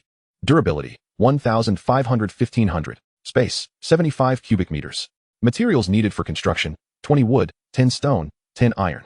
My lord, perhaps we should consider a change in our developmental direction. Exploring subterranean possibilities. Lighthouse construction blueprint allows for the construction of a lighthouse within your territory. Armor, 30. Durability, 2,500-2,500. Building height, 18 meters. Area, 25 square meters. Materials needed, 200 wood, 100 stone, 50 iron, 20 copper, 1 magic stone. A lighthouse can provide illumination at night. A mature lord must learn to utilize the nighttime effectively. Animal trap blueprint. Green, a special item that can be crafted at the blacksmith shop to ensnare prey. Quality, fine. Attack power, 57-61. Effect, deals 120 damage to targets that trigger the trap, reduces their movement speed by 30, and inflicts a continuous bleeding effect. Crafting requirements. Level 1 blacksmith shop, 5 iron, 1 copper. Tip, small animal traps are only effective against smaller creatures. You wouldn't want to use them against a dragon, would you? Upon reading the description of the animal trap, Cao Xing's eyes sparkled. This could be an excellent ambush tool. If he crafted a multitude of them and placed several traps around his territory, who would dare invade? Moreover, the materials required to craft the traps were minimal, allowing for mass production.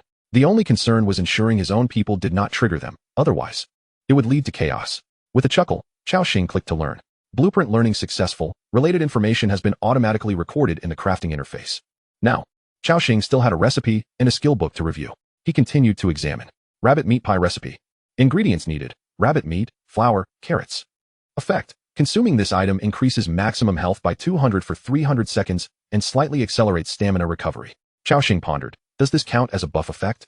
If we consider it, that would be akin to a permanent increase of 200 points to the upper limit of life, significantly enhancing survival capabilities. He resolved to seize the opportunity to test this. He then proceeded to examine the next skill book. Skill book, shield counter. Skill effect, at the moment of being attacked. Swing the shield to deflect the enemy's assault, initiating a power attribute comparison between both parties. If the power is lower than that of the target, damage received is reduced by 30. If higher, the damage is nullified, with a cooldown of 20 seconds. If used adeptly, the princess won't escape. Excellent. This is indeed a survival technique of divine caliber. Cao Xing nodded in satisfaction. As one of the critical skills for an Aurora Knight in the early stages, shield counter is extraordinarily formidable. When wielded skillfully, it can greatly enhance one's survival ability. Naturally, this requires extensive practice. Cao Xing promptly clicked to learn all these blueprints and recipes. He then prepared to give the shield counter skill book to Lu Muxue. At this moment, Lu Muxue was gently wiping her body with warm water. Being particularly fond of cleanliness, Cao Xing had used several wooden boards to create a small partition, serving as a makeshift bathing area. The soft sound of flowing water stirred boundless imagination. After a brief while, a beautiful figure peeked out, her bare feet softly padding across the corner of the small room. Upon seeing Cao Xing, Lu Muxue shyly lowered her head. Before long, she burrowed into the bearskin blanket, revealing only her small head, bashfully saying, "Ah Xing, it's time to rest." Cao Xing nodded, replying, "All right, let me wash up first." However, Lu Muxue gently said, "No need to wash, you don't smell." Taken aback, Cao Xing chose not to be coy. He promptly shed his wolfskin coat and, clad only in his underpants, dove into the blanket. Instantly, warmth enveloped him in waves. At that moment, Lu Muxue softly inquired, "Ah Xing, have you become stronger?" Cao Xing hesitated, puzzled. Why do you say that?" "And no reason. Just feels like your physique is more robust." As she spoke, her face flushed crimson, her voice dwindling to a whisper, akin to a murmur. Cao Xing chuckled, gently caressing her smooth, jade-like back. "Perhaps it's because we leveled up a few times today. Each level we gain brings an enhancement to our attributes, which in turn improves our physical condition. Who knows, after leveling up dozens of times, we might even possess a physique akin to that of a superhero." The lovely lady in his embrace softly acknowledged. The warmth within the blanket steadily rose, shielding them from the cold and darkness of this post-apocalyptic world. Chapter 61. Oh no, could it be that this lady has taken a liking to me? In the deep of night, Cao Xing and Lu Muxue drifted into a peaceful slumber. Outside, the cold wind howled, and snowflakes danced like feathers in the air. The bonfire at the center of the territory blazed brightly, providing warmth to the entire domain. The inhabitants of Cao Xing's territory retreated to their small shelters, embarking on a well-deserved rest after a day's toil. However, one building still glimmered with light, the sewing shop. The furnace inside crackled and popped as it burned. Xia Yani sat at her workbench, meticulously processing a bare skin, while Tong Chu squatted beside her, curiously watching her mother's movements. Chu, just wait a little longer. Tomorrow we'll be able to wear warm bearskin coats," Xia Yani reassured.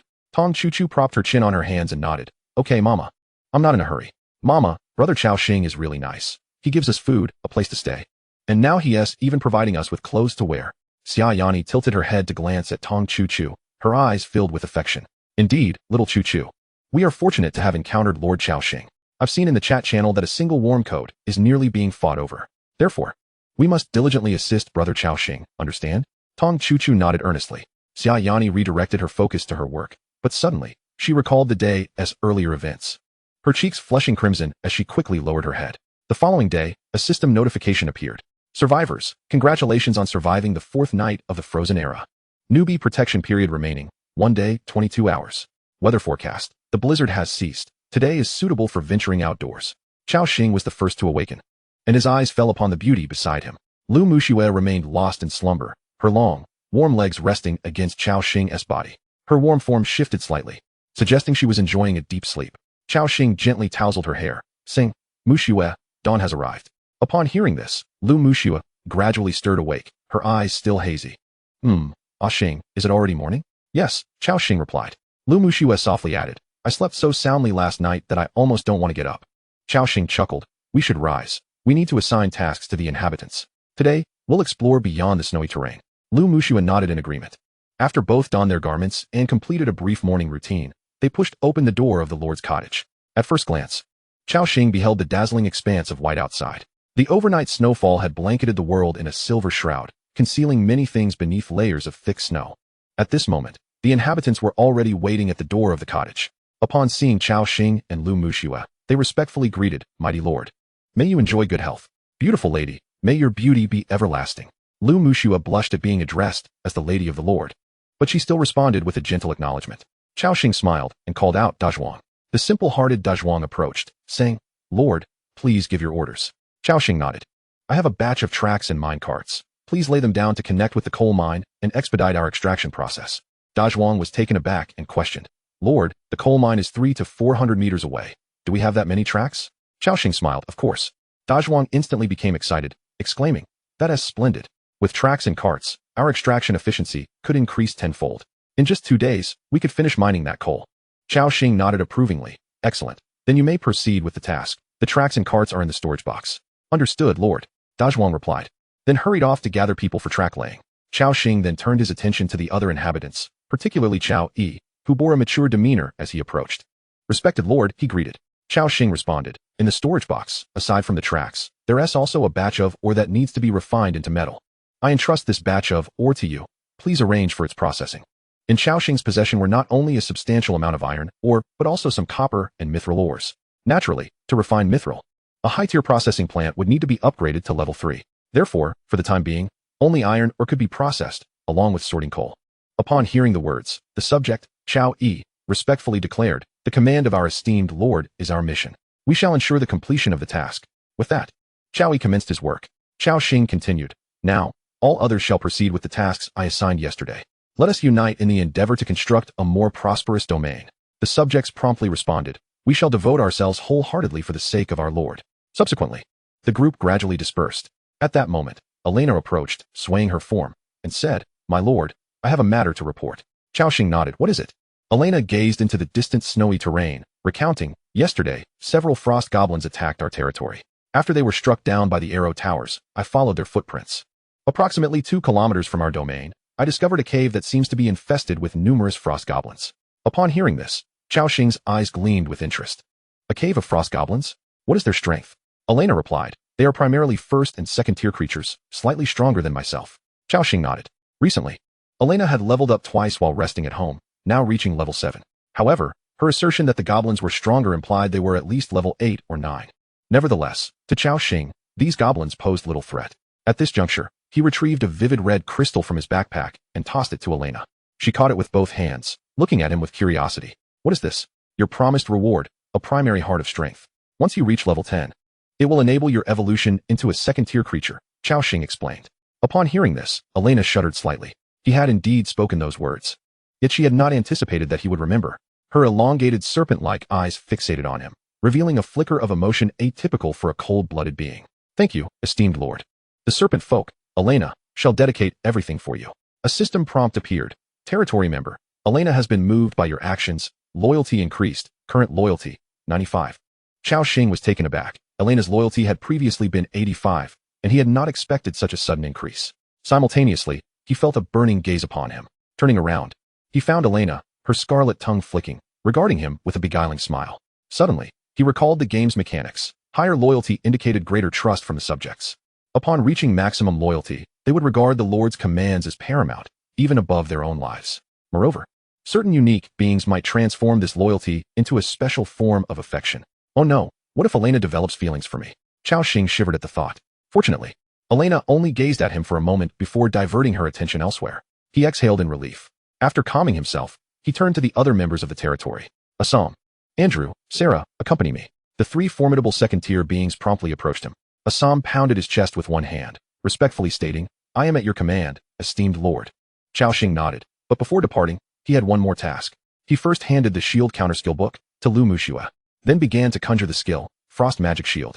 He intended to bestow it upon every recruited creature, including the 4 robots and the colossal mammoth. Raising his staff, a sudden chill enveloped the air, descending upon Assam. A system prompt appeared. Successfully cast skill, Frost Magic Shield. Talent, Eternal Power, activated. This skill has become permanent. Simultaneously, Assam felt a robust ice shield materialize around him, resembling a transparent ice crystal encasing his entire being. Furthermore, the shield released a remarkable chill every second. Crack. The visible breath of frost erupted, and those near Assam could sense the numbing cold. Fortunately, the shield could be activated or deactivated at will. Assam exclaimed, My lord, this shield significantly enhances my combat capabilities. Thank you for your blessing. Cao Xing smiled, thoroughly satisfied with the performance of Frost Magic Shield. Excellent. Elena, please apply your 2 skills to our new companions. And Mushua, your courage blessing can also be conferred upon us all. Elena and Lu Mushua nodded in unison. They then witnessed Elena raise her spear, casting streams of red energy upon the mammoth and the 4 robots, while Lu Mushua stood in the center, shield in one hand and sword raised high in the other. The sacred aurora coalesced once more upon her sword. Lu Mushua softly intoned, "Courage is a force, the strength of spirit and soul. It does not lie in the worth of steeds and weapons, but rather in the embodiment of wisdom and valor. May the light of courage bless you." Buzz. The sacred aurora enveloped all present. A system prompt echoed in Cao Xing's ears. "You have received the effect of Courage Blessing from allied unit Lu Mushua, magic attack power 18, talent activated. This effect has become permanent." Chapter 62, Assault on the Goblin Nest. A surge of joy filled Cao Xing's heart. An increase of 18 attack power was indeed commendable. He then continued to cast Frost Magic Shield on the other territory members. Due to the skill's cooldown of 120 seconds, he took nearly half an hour to bestow it upon everyone. In an instant, all were cloaked in a layer of ice crystal shields, occasionally releasing bursts of astonishing cold. Sarah and Andrew gazed in astonishment at their own forms, acutely aware of their significantly enhanced survivability. With everything prepared, Cao Xing nodded. "Elena, lead us to that mine." Elena's exquisite human head nodded lightly. Then she respectfully replied, "Certainly, esteemed lord." With that, she swayed her serpentine waist and advanced into the thick snow. Under Cao Xing's command, Assam, Andrew, Sarah, and the 4 robots all mobilized. To ensure against any unforeseen circumstances, even the Great White was brought along. The group set forth with great vigor into the snowy expanse. Creak, creak. The track robots began to move, their treads pressing through the nearly 50-centimeter thick snow, leaving deep tracks behind. Lu Mushue remarked softly, "The snow is so thick." Sitting atop the treaded robot, Cao Xing nodded. Indeed, if a person were to be thrown in, they could easily become buried. Moreover, this was merely a light snowfall. Should a heavy snowstorm arise, it was hard to fathom the extent of the accumulation. Lu Mushua nodded in deep agreement. In addition, Cao Xing was aware that after traversing the early stages of the game, even more terrifying natural phenomena would emerge. Avalanches, earthquakes, relentless heavy snowfall lasting nearly half a month, extreme cold waves, and even temperatures plummeting below -80 degrees would manifest. The severity of the weather in this world far exceeded anyone's imagination. At this moment, everything was merely an appetizer. Elena continued to lead the way ahead. Soon, they arrived at their destination. Before them lay a deep cave entrance, remarkably inconspicuous due to the blanket of snow. Cao Xing focused his gaze. Before him appeared the system prompt for this mine. Medium copper mine, special resource point. Remaining extractable resources, copper or 7862, iron or 3215, stones 10893. Current status, unoccupiable. Cao Xing's eyes brightened instantly. This was indeed a copper mine. The significance of copper was self-evident. He needed this metal for constructing numerous items. Gaining control of this mine would alleviate his concerns regarding copper resources in the short term. Overjoyed, Cao Xing decided to approach and observe the entrance of the mine. The cave opening was small, only accommodating an adult's entry. Cao Xing pondered. Does this mean that those larger beings cannot enter the mine? The 4 robots, including Baymax, Frostwolf, and Andrew, would have to remain outside. Cao Xing did not concern himself much with this. After all, as Elena had mentioned, the strength of the frost goblins inside was not particularly formidable. With Sarah, who had already attained the rank of a leader, he could easily eradicate all the goblins within. Thus, reassured, Cao Xing commanded, "Assam, Sarah, let us venture inside. Andrew, Elena, you will remain outside to keep watch. Other beings, stay put." Andrew and Elena nodded respectfully, standing in the snow, guarding the 4 robots and Baymax. Meanwhile, Assam dismounted from the wolf's back. With a swift motion, he drew his long sword and entered the mine first. As for Sarah, she too melted into the shadows at the earliest opportunity. "Mushue, let us proceed as well," Cao Xing declared, stepping into the mine ahead of them. Lu Mushue followed closely behind. Upon entering the mine, darkness enveloped them, and a system prompt appeared. "You have entered the resource point, medium copper mine. Current temperature, 32. Observing the temperature display above, Cao Xing chuckled. "It's quite warm in here." No wonder that group of goblins chose this place as their lair. At that moment, Assam had already moved ahead of Cao Xing, intending to eliminate any potential dangers for his lord. "My lord, please tread carefully. There are spike traps laid by the goblins here," Assam warned from the front. Cao Xing glanced down and indeed saw a wooden board bristling with spikes beneath his feet. Stepping on it would pierce the soles of his feet and trigger mechanisms on either side of the cave. Spike trap, level 1. Quality, ordinary. Durability, 100-100. Attack power, 23-25. Effect, deals 100 damage to the target who triggers the trap, reduces their movement speed by 20, and inflicts 3 layers of bleeding effect. Clearly, this was a type of item akin to a bear trap. Cao Xing resolved to dismantle these traps upon their exit. Removing them now might alert the frost goblins within the cave. He retrieved a torch from his backpack and tossed it to Assam. "Assam, catch." Assam caught it and raised it high overhead. The blue light instantly dispelled the darkness, illuminating the interior of the mine. The walls displayed an ancient copper hue, rich with copper and iron resources. Assam then led Cao Xing and Lu Muxue deeper into the mine. Before long, the space inside began to widen, suggesting they had entered the heart of the cavern. Just then, Cao Xing spotted a group of blue-skinned creatures with large noses and pointed ears ahead. They were either brandishing spears or wielding daggers, lounging against piles of grass for rest. The attributes of these goblins appeared before Cao Xing. Frost Goblin Thrower, level 8. Race, Goblin. Health, 620. Attack power, 545 to 57. Frost Goblin Archer, level 10. Race, Goblin. Health, 720. Attack power, 676 to 69. Frost Goblin Marksman, level 12. Race, Goblin. Tier 2 Elite Creature. Health, 3240. Attack power, 263 to 274. Skill, Ice Arrow, shoots an arrow imbued with icy essence, dealing 120 attack damage and inflicting a slowing effect on enemies. Multi-shot, consecutively fires 3 arrows, each dealing 80 attack damage. Talent, Goblin Bloodline, can breed with any opposite sex race. Upon reading the talent description, Cao Xing couldn't help but grimace. Truly, they lived up to the reputation of the goblin race. At that moment, a frost goblin armed with a spear seemed to sense Assam's presence and awoke from its slumber. Spotting the Frostwolf Knight wielding a long sword, the goblin exclaimed, "Humans, brothers, grab your weapons." Chapter 63, Slicing Through Like Melons, the Powerful Phantom Assassin. Humans, brothers, grab your weapons. Upon hearing the frost goblin's cry, over a dozen frost goblins in the cave turned their gazes in unison. It was indeed humans, but only 3 of them. Kill them. Just then, one of the goblin throwers seemed to notice Lu Muxue beside Cao Xing. It excitedly remarked, "A woman. Such a beautiful human female." The other goblins followed its gaze, their eyes turning red with lustful intent. "Wow, this woman is quite alluring.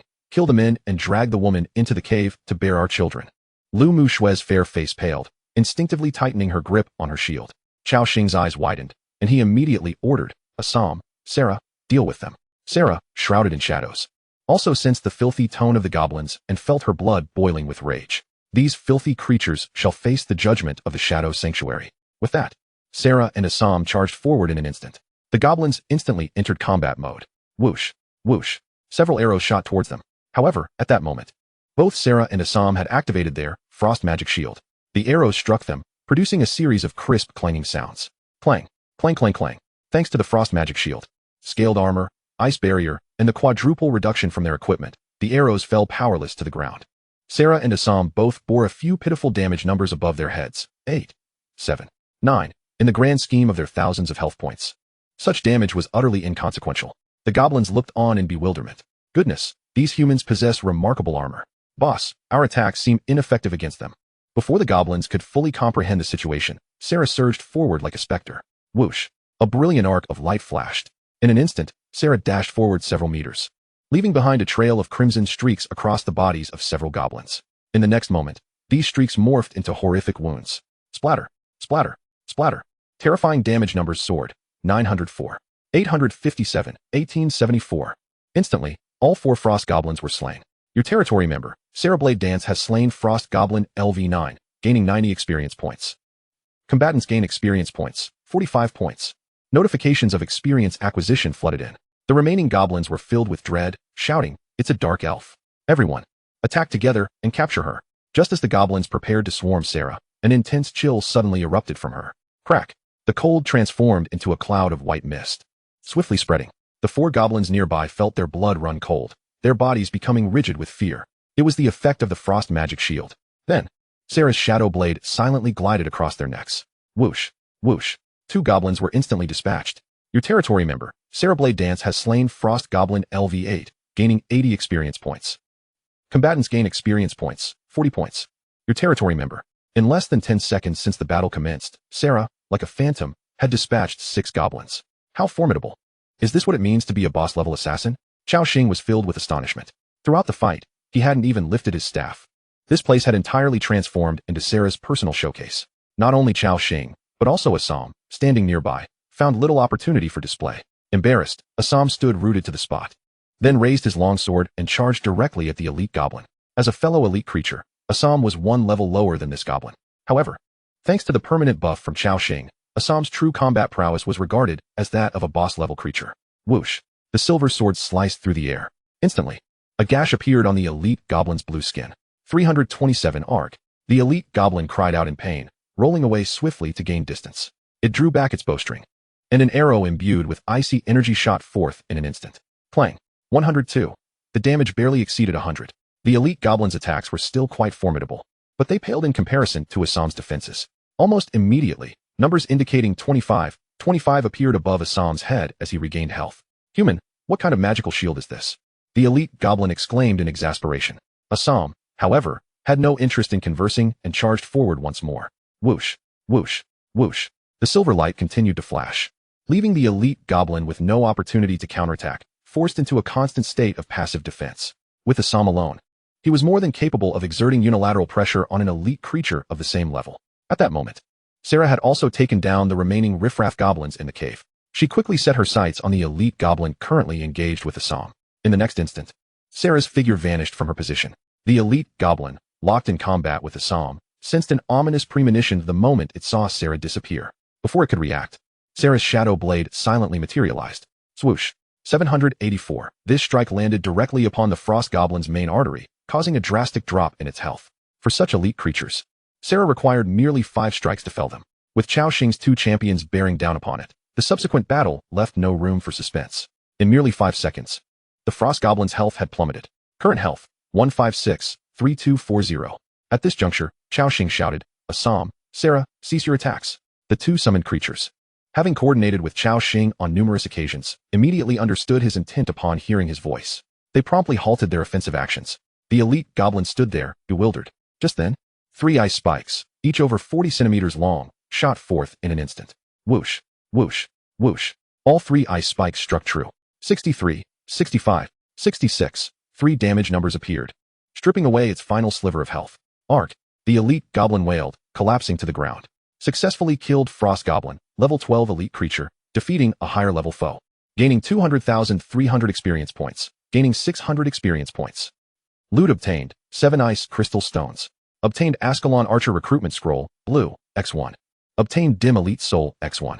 Obtained Book of Agility, X1. Obtained Ice Crystal Longbow, green, X1. 600 experience points were quite commendable. Cao Xing nodded in satisfaction. Furthermore, this elite creature had dropped a considerable amount of loot. He did not check immediately. Instead, he began to clear the battlefield alongside Lu Muxue. Cao Xing rummaged through the fallen goblins slain by Sarah, gathering all manner of materials and stones in one fell swoop. Chapter 64, Black Line Merchant Association. Obtained 16 ice crystal stones. Obtained Book of Chaos, weak, X4. Obtained Frozen Meat, X72. Obtained Rusty Iron Long Spears, X3. 4 Books of Chaos and 16 ice crystal stones were quite satisfactory. After clearing the battlefield of loot, the monsters here were effectively eradicated. A system notification emerged. A medium-sized unclaimed copper mine has been discovered. Would you like to claim it? As before, Cao Xing promptly clicked yes. Claim successful. Obtained 1 medium-sized copper mine. Obtained 1 bronze treasure chest. Upon hearing the latter notification, Cao Xing's eyes brightened. Oh, another treasure chest? Cao Xing stepped over the bodies of the goblins and began to search within the cave. Soon, he discovered an ancient bronze treasure chest tucked away in a corner. Approaching it revealed another system prompt. An unlocked bronze treasure chest has been discovered. Would you like to open it? Yes. Opening successful. Obtained 1 basic elemental arrow tower blueprint. Obtained 6 fine iron. Obtained 1 small resource pack. Acquisition of the Ice Archer Training Manual 1. The bronze treasure chest was not expected to contain anything overly powerful, and Cao Xing had nearly relinquished all hope. However, upon glimpsing the final hint, his eyes sparkled with excitement. A training manual had emerged? Marvelous. This meant he could directly construct a training barracks. A look of delight spread across Cao Xing's face. Excellent. Now, he merely needed to recruit a few more subjects to train them en masse into combat units. Yet, the time was not yet ripe. His current number of subjects was scant, and their labor was still required. After dismantling the bronze treasure chest he had opened on the ground into 6 pieces of copper, Cao Xing declared, "Let us depart." He then led Sarah and Assam out of the mine. Along the way, they dismantled several spike traps. Soon enough, Cao Xing emerged from the cavern. Upon seeing him, Andrew, who had been waiting outside, respectfully exclaimed, "May the god of nature bless you." Cao Xing nodded in acknowledgement and returned to his territory with his followers. Creak, creak. The tracked robot continued to trample the thick blanket of snow. Before long, they had returned to their domain. At that moment, a railway had already been laid down, connecting the ore processing plant to the coal mine several hundred meters away.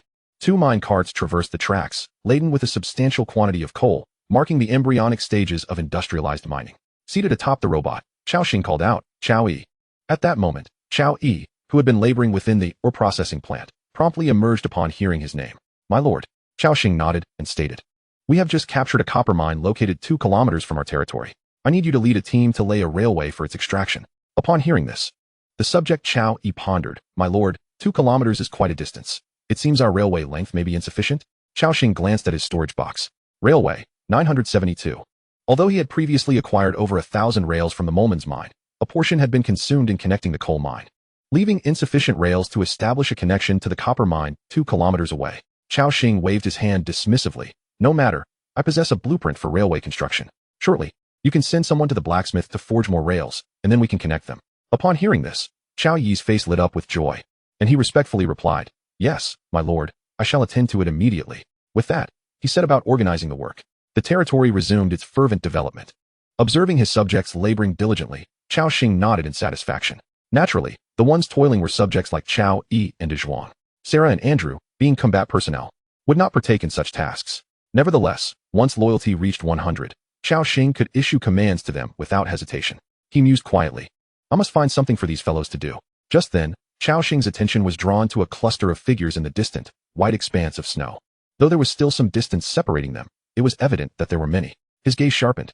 On guard. In an instant, all recruited beings within the territory drew their weapons, standing ready. In this snowy terrain, where even ordinary individuals found it difficult to traverse, the sudden appearance of such a large group was indeed peculiar. At that moment, Sarah had already entered a state of stealth. All subjects working outside hurried back to the safety of the territory, for it had proven to be their ultimate sanctuary in recent days. Lu Muxue stood tense, prepared for battle beside Cao Xing, while Xia Yani led Tong Chu into the shelter.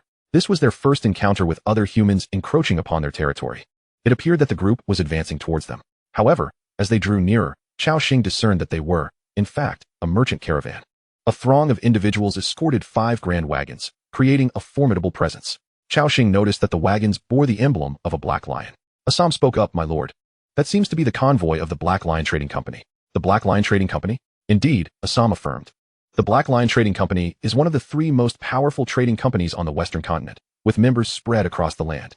It is said that this company engages in all manner of commerce, operating across both the Western and Northern continents. Hearing Assam's explanation, Cao Xing felt a measure of relief. They were merely merchants, and thus, there was no need for undue alarm. Meanwhile, the convoy had arrived alongside Cao Xing's territory. True to its name, everything associated with this trading company was black: the horses, the vehicles, and even the armor worn by the guards. However, amidst them, Cao Xing spotted 2 towering figures that bore a striking resemblance to non-human creatures. Cat-headed beings? Assam continued to provide insights, my lord. Those 2 beings with feline heads and long tails belong to the Zaire race. They are a breed born for battle and often take on mercenary tasks. Cao Xing nodded. Having sensed a potent threat emanating from these 2 Zaire mercenaries among the guards, he quickly scanned their attributes. Black Lion Guard, Rube LV-25. Race, Zaire. Tier 3 Elite. Attack Power, 1654-1723. Armor, 312,323. Skills, Rock Smash, Headbutt Rally. Talent, Survival of the Fittest, capable of rapidly adapting to extreme and harsh environments. Black Lion Guard, Ezra LV-26. Race, Zaire. Tier 3 Elite. Attack Power, 1712-1755. Armor, 251,261. Skills, Heavy Strike, Power Banner, Discipline Banner. Talent, Survival of the Fittest. Cao Xing narrowed his eyes. 2 Tier 3 elite beings, accompanied by a host of guards at least Tier 2 or above. No wonder this trading convoy dared to conduct business in the perilous blizzards. The more treacherous the environment, the greater the profit potential. As long as they could traverse the harsh conditions and reach some towns, they could sell their goods at prices that far exceeded their costs, sometimes by multiples of 10 or more. At that moment, a short, stout merchant resembling a barrel descended from one of the wagons. Approaching Cao Xing's territory, he marveled at the sudden appearance of the domain amidst the snow, exclaiming, "A territory that appears out of nowhere, with a bonfire that shall never extinguish as long as there is fuel. Could it be that you are the chosen lord summoned from another world by the will of the cosmos?" His excitement evident, he instinctively moved to shake Cao Xing's hand. Yet, as he reached the boundary of the territory, an invisible barrier halted him in his tracks. The merchant's eyes were filled with astonishment. "A formidable force seemed to impede my entrance. This truly is a realm chosen by destiny. Good heavens." He then turned to Cao Xing and performed a gesture of utmost respect. "I, Hilton of the Black Lion Merchant Guild, extend my greetings to you, esteemed lord." Cao Xing was bemused by the merchant's exaggerated reaction. Were he to know that there were billions of chosen lords in this world, he might very well faint from the shock. With a slight nod, Cao Xing replied, "Greetings to you as well, Sir Hilton." Upon hearing this acknowledgement, the merchant Hilton exhaled a sigh of relief, for the earlier reactions of Cao Xing and his companions had made him quite anxious. He bowed once more, and Cao Xing reciprocated with a gesture of goodwill, prompting everyone to lower their weapons. Cao Xing then inspected Hilton's attributes. Black Lion Merchant Guild, Hilton, level 6. Race, human. Health, 480, 480. Attack power, 3, 741. Skills, negotiation, bargaining, danger perception, monetary instinct, reading expressions. Talent, linguistic proficiency. What a plethora of life skills. No wonder this individual can lead such a merchant caravan across the snowy plains. He is indeed a person of exceptional talent. Cao Xing took the initiative to inquire. Sir Hilton, what brings you to my territory? Hilton was not surprised by the question. He explained, "Forgive my intrusion, Lord Cao Xing. We of the Black Lion Merchant Guild traverse the continent, engaging in trade with various lords and nobles. Upon witnessing your territory, I was compelled to inquire whether you might be interested in conducting a material exchange with our guild." An exchange? Cao Xing pondered. Indeed. If you possess any rare or difficult-to-value items, we would be pleased to procure them at a fair price. Conversely, you may also peruse our caravan's wares to see if anything piques your interest. Cao Xing was taken aback. This was his first encounter with a merchant guild, akin to wandering traders. "What goods do you offer?" he asked.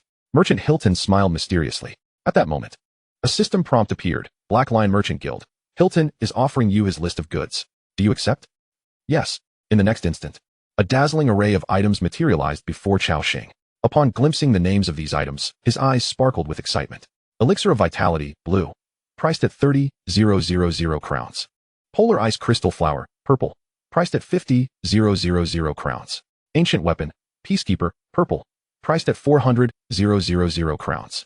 127mm bullets, priced at 200 crowns each. Shardbreaker Greatsword, purple, priced at 310,000 crowns. Paladin's Shield Gold, priced at 900,000 crowns. There were many items, although their attributes were not visible. The names alone suggested their extraordinary nature. Among them, Cao Xing even spotted a piece of golden equipment. In this world, both materials and equipment are categorized by quality: white for ordinary, green for fine, blue for exceptional, purple for rare, and gold for exquisite. Golden items typically possess irreplaceable functions and are of immense value. It is worth noting that at this current stage, most survivors are still wielding basic white weapons. Possessing even one or two pieces of green equipment marks one as a skilled individual. Yet here he was, confronted with a piece of golden equipment. One could only imagine its priceless worth. However, the price for this golden item was exorbitant, set at 900,000 crowns. Cao Xing could hardly suppress the urge to seize this merchant caravan for himself. Truly, the treasures on display were overwhelming. Noticing the gleam in Cao Xing's eyes, Merchant Hilton inquired, "My Lord Cao Xing, what do you think? Is there anything that captures your interest?" Cao Xing turned his head slightly to glance at him. "Indeed. But I cannot afford it." His entire fortune amounted to just over 10,000 crowns, a sum acquired from vanquishing 2 hunter camps. Not only Cao Xing, but few among the entire Blue Star survivors could boast more than 10,000 crowns. Upon hearing Cao Xing's candid admission, Merchant Hilton chuckled lightly. "No matter, Lord Cao Xing. You may consider what unique items you possess that hold uncertain value, and I would be glad to appraise them. Should they be suitable, we can arrange for their purchase." Cao Xing recalled that he indeed had several items that could be sold. He thus took out a vial of viscous liquid. Tentatively, he asked, "Would you be interested in this?" Hilton took it and remarked, "This is a type of lubricant. With processing, it can be converted into fine motor oil." Cao Xing's lips twitched. This viscous substance, obtained from the moles, transformed into motor oil. What a macabre jest. Hilton inquired, "Lord Cao Xing, how much of this black liquid do you possess?" Instead of answering, Cao Xing countered, "What price do you propose, Sir Hilton?" Hilton's brow furrowed in contemplation. After a moment, he replied, "How does 50 crowns for a unit of liquid sound?" Cao Xing nodded inwardly. This price seemed quite fair. After all, the viscous liquid was merely a common material, so fetching this price was commendable. With over 300 units of the viscous liquid in hand, selling them all would yield a substantial profit. "Very well, Sir Hilton, let us proceed with this transaction."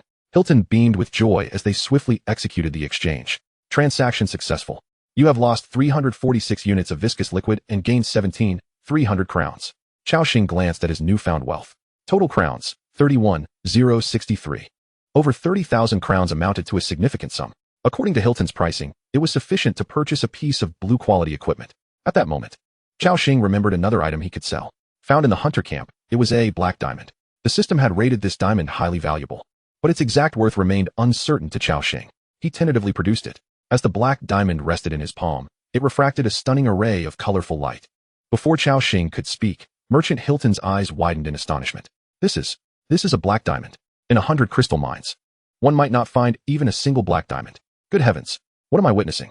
In that instant, not only Hilton but also the guards nearby gazed in shock at the black diamond in Cao Xing's hand, fully aware of its immense value. Some of the guards even exhibited greedy glances.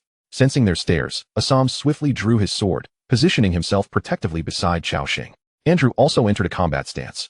With a swift motion, Cao Xing's reactions prompted the guards to unsheath their weapons as well. Both parties found themselves in a tense standoff, swords drawn and ready for conflict. Hilton soon grasped the gravity of the situation. He swiftly turned around and bellowed at the guards behind him. What on earth are you doing? Who permitted you to aim your weapons at the esteemed Lord Cao Xing? Lower your arms. Stand down. His face flushed with indignation. Hilton exhibited an unmistakable fury. The guards complied with his command, gradually lowering their weapons. With a countenance full of ire, Hilton instructed, "Everyone, apologize to this esteemed lord at once." Cao Xing was taken aback by Hilton's vehement reaction, yet he quickly discerned the underlying reason. If anyone were to jeopardize this business deal, I would certainly report it to the Frostbite Mercenary Corps, ensuring that you all are promptly dismissed. Upon hearing this, the mercenaries' expressions shifted dramatically. Even the two burly Shar among them relinquished their weapons, kneeling in the snow and respectfully uttering, "We sincerely apologize, esteemed chosen lord. It was our first encounter with such a remarkable black diamond, and we were utterly astonished, which may have startled everyone. We deeply regret our impudence and beseech your forgiveness." Seeing the mercenaries' earnest apologies, Cao Xing gestured dismissively. "It's all right. You may all lower your weapons." Asa and the others obeyed, sheathing their swords. Meanwhile, Sarah, having approached the rear of the caravan, gradually revealed herself. Observing this scene, Hilton sighed in relief. He feared that Cao Xing might withdraw from the business transaction due to the guard's actions. He understood better than anyone the immense value contained within that black diamond. At that moment, Hilton tentatively inquired, "Esteemed chosen lord, might you be inclined to sell that black diamond to us at the Black Lion Trading Company?" Cao Xing grasped the black diamond, a contemplative glimmer flickering in his eyes. The reactions he had witnessed indicated that the diamond's worth was undeniably substantial, likely exceeding that of a purple-grade equipment. Whether it could rival golden equipment remained uncertain. Thus, Cao Xing asked, "Lord Hilton, what price do you propose?" Chapter 66, The Priceless Black Diamond, Purchasing Golden Equipment. Upon hearing this, Hilton too fell into contemplation. Following the instinct of a merchant, he would typically employ his eloquence to downplay the black diamond's value, subsequently negotiating a significantly lower price to maximize his profit. However, given Cao Xing's status as a chosen lord, and the fact that he had presented such a rare item for their first transaction, Hilton recognized Cao Xing as a promising lord. If he could cultivate a favorable impression, future collaboration might be possible. Weighing short-term gains against long-term benefits, he opted for the latter. Thus, Hilton stated, "Typically, the market price for a standard black diamond ranges between 200,000 and 400,000 crowns. A high-quality black diamond can fetch up to 500,000 crowns." Upon hearing this, a smile of delight crept onto Cao Xing's lips. 500,000 crowns. That was indeed a significant sum, surpassing the price of purple-grade equipment. Yet, Hilton's subsequent remarks filled him with even greater astonishment. "As for the black diamond you possess, it is truly exceptional." After a moment of contemplation, Hilton proposed a price. 950,000 crowns. How does that sound? When he uttered this figure, surprise flickered in Cao Xing's eyes. For this price far exceeded his expectations, even surpassing that of the golden shield. Although Cao Xing was not fully versed in the world's pricing, it was evident that this was a reasonable offer, as it eclipsed the value of the golden shield. Cao Xing let out a deep sigh. He had not anticipated that the black diamond he scavenged from the hunter's camp could exchange for a piece of golden equipment. This realization spurred him to secretly resolve to raid more hunters' camps in the future, hoping to uncover more valuable treasures. "How about this?" Cao Xing proposed. "I shall take that golden shield, along with an additional 100,000 crowns, totaling 1 million. When Hilton heard that Cao Xing had added an extra 50,000, he pondered for a moment before nodding in agreement. "It's a deal." Both parties displayed expressions of joy. With that, Hilton signaled to the mercenaries behind him. Two of them approached, one carrying a large black chest. They opened the chest in front of Cao Xing, revealing a magnificent hexagonal shield, over a meter tall, resplendent in golden hues, adorned with intricate patterns that conveyed both beauty and formidable strength. The shield's opulence rivaled that of exquisite works of art. In the other chest lay a substantial sum of crowns. Hilton exclaimed, "Lord Cao Xing, you possess remarkable discernment. This shield was procured from an ancient tribe, boasting a history of at least 1,000 years. The craftsmanship is so exceptional that it astonished the dwarven master blacksmith, Tydark." Master Tydark remarked that this forging technique may very well be lost to time. Therefore, this may be the last shield of its kind on the entire continent, possessing immense collectible value. Cao Xing nodded, recognizing the shield's rarity. Even the indigenous people gazed at the chest with longing. Naturally, he paid no heed to Hilton's claims of it being a one-of-a-kind item. Merchants often embellish their goods to enhance perceived value. The exchange of goods commenced, and the transaction concluded. You have acquired Paladin's Shield, gold, currency 100,000, and you have relinquished Black Diamond 1. Upon completing the trade, both parties wore expressions of delight. Cao Xing gazed at the golden shield nestled in his backpack, exhilarated, for this was his first piece of golden equipment. At that moment, Hilton, with an eager gleam in his eyes, turned to Cao Xing and inquired, "Esteemed chosen lord, do you possess any other unique items?" He seemed somewhat unsated, for although the price at which he acquired the black diamond was substantial, he still saw opportunities for immense profit. Cao Xing shook his head. Not at the moment. Lord Hilton. Hilton's expression turned slightly regretful, yet he quickly regained his composure, saying, "No matter, Lord Cao Xing. I shall return frequently to the Gale Snowfield. Should you possess any extraordinary items, please do not hesitate to engage in trade with me." Cao Xing nodded with a smile. "Certainly, Lord Hilton. It has been a pleasure collaborating." With that, Cao Xing stepped forward, extending his hand to shake Hilton's, signifying his sincerity. Hilton reciprocated with his pudgy little hand. A fruitful collaboration. At that moment, Hilton glanced back at Cao Xing's territory. His gaze lingered momentarily on the Lord's cabin and the basic elemental arrow tower, nodding in quiet approval. Then, his attention shifted to the partially constructed tavern. A spark of realization illuminated Hilton's eyes. It seemed he had reached a particular decision. "Lord Cao Xing, I see that your territory has begun to take shape, and even the tavern is nearing completion. Might I inquire if you would be inclined to establish a trade relationship with our esteemed Black Lion Trading Association?" "Indeed." Hilton nodded, stating, "In the future, as our Black Lion merchants traverse the blustering snow plains, we shall frequent your territory, designating it as a trading post. Naturally, we shall compensate you accordingly. And should you choose to become our partner, you will enjoy a discount of 5 on any purchases from the Black Lion Trading Association." Hilton conveyed this in a single breath, and Cao Xing immediately grasped his intent. He had evidently recognized the promising prospects of his territory and intended to engage in trade here regularly. A system prompt appeared. "The prosperity of your territory has reached the requisite level. Hilton of the Black Lion Trading Association requests to establish a trade relationship with your territory. Do you accept?" Cao Xing pondered this matter quietly. Clearly, the terms presented posed no detriment to him. Moreover, with the influence of the Black Lion Trading Association, the influx of visitors to his territory would increase, thereby enhancing his chances of recruiting formidable heroes. Cao Xing replied, "Lord Hilton, I would be most pleased to forge a partnership with the Black Lion Trading Association." Upon hearing this, Hilton's face broke into a radiant smile. Trade relations successfully established. The favorability of the Black Lion Trading Association has increased. Current favorability, friendly. The two parties exchanged a cheerful handshake once more.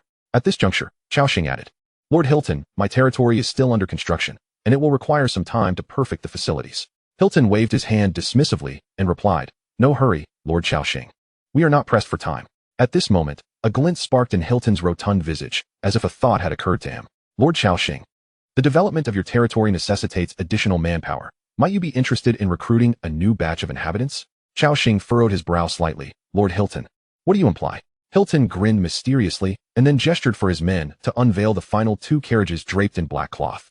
Cao Xing was immediately struck by the sight of a group of humanoid beings with alabaster skin, clad in garments woven from white leaves, their hair as white as snow, huddled within the carriage. "What is this?" Cao Xing inquired, perplexed. Hilton elaborated, "These are the tree spirits, guardians of the pale sacred tree. However, their homeland was devastated by the awakening of the ancient dragon Zayden. Countless tree spirits have been rendered homeless, fleeing from the northern continent to our western continent. Our association's president, unable to bear the plight of these former guardians, has tasked us merchants with bringing the tree spirits along during our trade, in hopes of finding a benevolent lord willing to shelter them." Hilton continued, "Rest assured, Lord Cao Xing, the tree spirits have lived in the northern continent for ages, enduring hardships and are diligent workers." After hearing Hilton's explanation, Cao Xing understood. These tree spirits were not captives, but rather sought refuge with the Black Lion Trading Association due to their unfortunate circumstances. It became evident that the association was not merely a conventional merchant entity, as they still retained a semblance of conscience. Of course, the presence of these tree spirits would undoubtedly yield considerable benefits for them. Cao Xing mused, "It appears this world is rife with turmoil, with cultists, malevolent deities, and now ancient dragons emerging." From a considerable distance, Cao Xing discerned the attributes of these tree spirits. Tree Spirit, Valerie, LV6. Health points, 360,360. Attack power, 2,731. Skills, none. Talent, Guardian of the Pale Tree. Regenerates 0, 1 health per second within the range of the pale tree. Tree Spirit, Voino LV4. Health points, 280,280. Attack power, 2,325. Skills, none. Talent, Guardian of the Pale Tree. Pale Seed, Nive LV5. Rank, Elite Level 1. Health points, 420,420. Skills, Eye of the Forest, can share vision with a nearby plant. Talent, Guardian of the Pale Tree. Upon noticing Nive's attributes, Cao Xing's eyes sparkled with intrigue. An elite level being, endowed with a unique skill. His gaze fixated on a petite tree spirit within the carriage, who regarded him with curious eyes. With crystalline irises and skin as white as snow, she resembled a delicate crystal doll. However, at the moment their gazes met, Nive quickly lowered her head, likely unaware of her own exceptional qualities. After all, being elite level merely granted a 30-point advantage in attributes, and at her lower level, this edge was not overtly apparent. The other tree spirits were also commendable. They could serve as labor units, or, once a training camp was established, be trained as frost archers. At this moment, Cao Xing was indeed tempted. Chapter 68. Upgrade of the Lord's Cabin. At this moment, Cao Xing felt a strong desire to take in all these tree spirits. However, there were 14 tree spirits in total, and his territory's population was nearing its limit. Current population, 4,150. Nonetheless, this was not an insurmountable issue. His Lord's Cabin was on the verge of upgrading to level 2, which would double the population capacity. Cao Xing glanced back at his territory.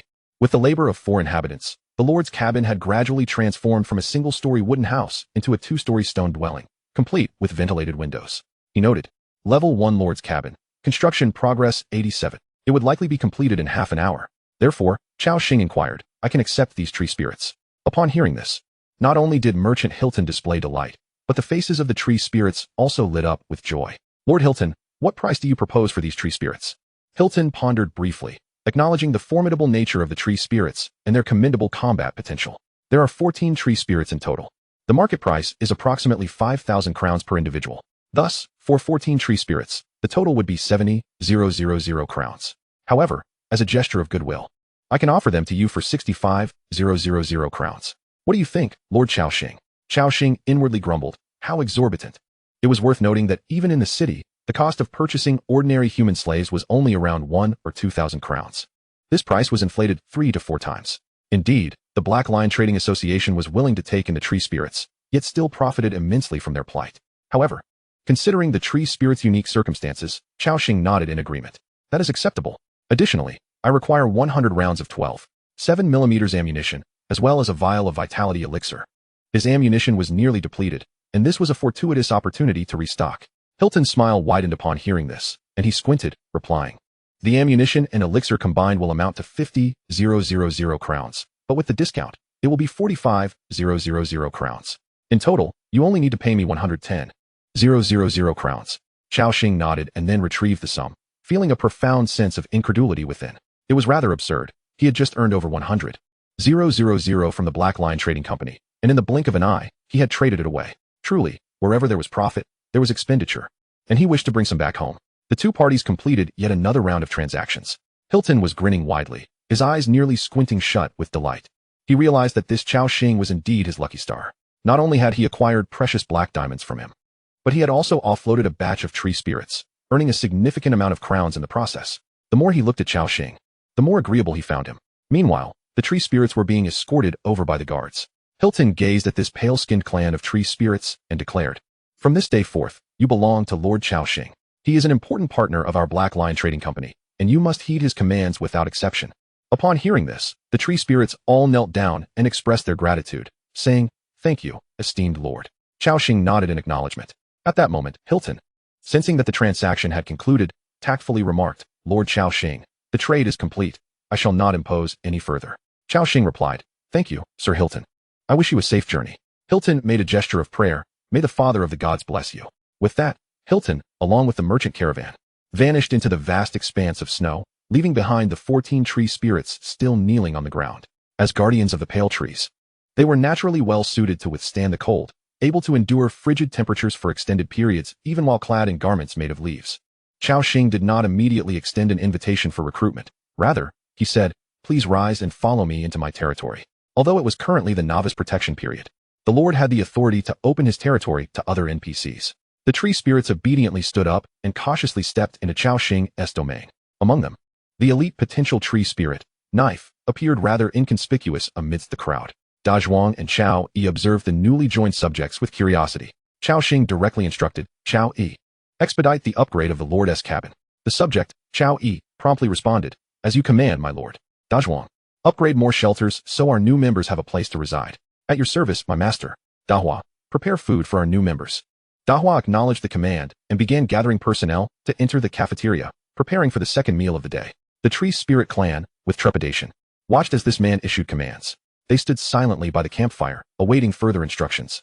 Half an hour later, Cao Xing received a system notification.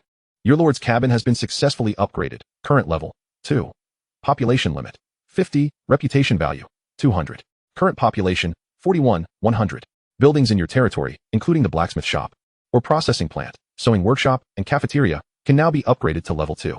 Observing the two-story stone structure fully materialized before him, a look of joy spread across Cao Xing's face. Excellent, we have finally reached level 2. However, this time, the system did not grant any rewards. After some contemplation, he deemed it understandable. After all, with the vast population of humanity globally, it was entirely plausible that someone else had constructed a level 2 lord's cabin before him. Turning to the awaiting Tree Spirit clan, he inquired, now, I invite you to join my territory. Do you accept? The Tree Spirits immediately knelt once more. We shall serve you, esteemed lord. A flurry of system notifications appeared. Recruitment successful, Tree Spirit. Ubel LV5, Tree Spirit. Anita LV6, Tree Spirit. Knife LV5 have joined your territory. Cao Xing nodded, satisfied. He then assessed their loyalty, which ranged between 60 to 70, not particularly high. As for the elite Tree Spirit, when Cao Xing's gaze fell upon Knife, she instinctively lowered her head, unable to meet his eyes. Cao Xing dismissed it. An elite of the first tier was not of significant concern to him, as long as she was obedient and willing to work. Thus, he stated, you may now proceed to the cafeteria and partake in some food to replenish your strength. Upon hearing this, the Tree Spirits nervously regarded Cao Xing, but did not move. Cao Xing asked, what troubles you? At that moment, a tall and somewhat mature-looking female Tree Spirit stepped forward and said, esteemed lord, our clan is accustomed to surviving in the wilderness. A bit of dry bread will suffice for us. We would not want to dirty your floors. Chapter 69, New Expansion Pack, Awakening of the Dragons. Upon hearing this, Cao Xing comprehended their plight. The Tree Spirit clan had been guardians of the Pale Trees since their inception. That forest was their territory and their home. Ever since their homeland was destroyed, they had subconsciously accepted the notion of being homeless. Now, having arrived in another's territory, they instinctively regarded themselves as outsiders, a deeply ingrained mindset. Cao Xing shook his head. Within his territory, there were no such distinctions. Since they had become his subjects, they would be treated equally. Now, I, as your lord, invite you to enter the cafeteria. His words left no room for refusal. The Tree Spirits exchanged glances again, and the female Tree Spirit said, thank you, gracious lord. Together, they entered the cafeteria. When this group of Tree Spirits beheld the array of delectable dishes laid out on the dining table, their mouths could scarcely contain the drool that began to flow. Though they appeared as being sculpted from ice, they were flesh and blood, requiring sustenance like anyone else. The sight of such food awakened deep-seated desires within them. Cao Xing declared, now, feel free to indulge. With his permission granted, the Tree Spirits could no longer restrain themselves. They approached the table, lifting roasted bear meat, wolf meat, and dried cheese, feasting heartily. As they ate, they expressed their delight with exclamations. Oh my, what exquisite bear meat! What delightful wolf meat!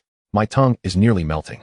Alas, this is so delicious. I have never had such a sumptuous meal in my life. Praise our benevolent Lord. He has blessed us with this abundant feast. The other Tree Spirits echoed, hail to our great Lord. Before Cao Xing, a flurry of system notifications appeared. Your territory member, Arnie, enjoyed the delicious food, loyalty increased. Current loyalty, 74. Your territory member, Carla, enjoyed the delicious food, loyalty increased. Current loyalty, 72.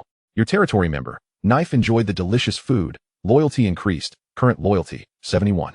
Your affection levels for all increased. The living environment of the Tree Spirit clan is quite harsh, for the Pale Tree is sacred and inviolable. Thus, within their realm, resources are rather scarce.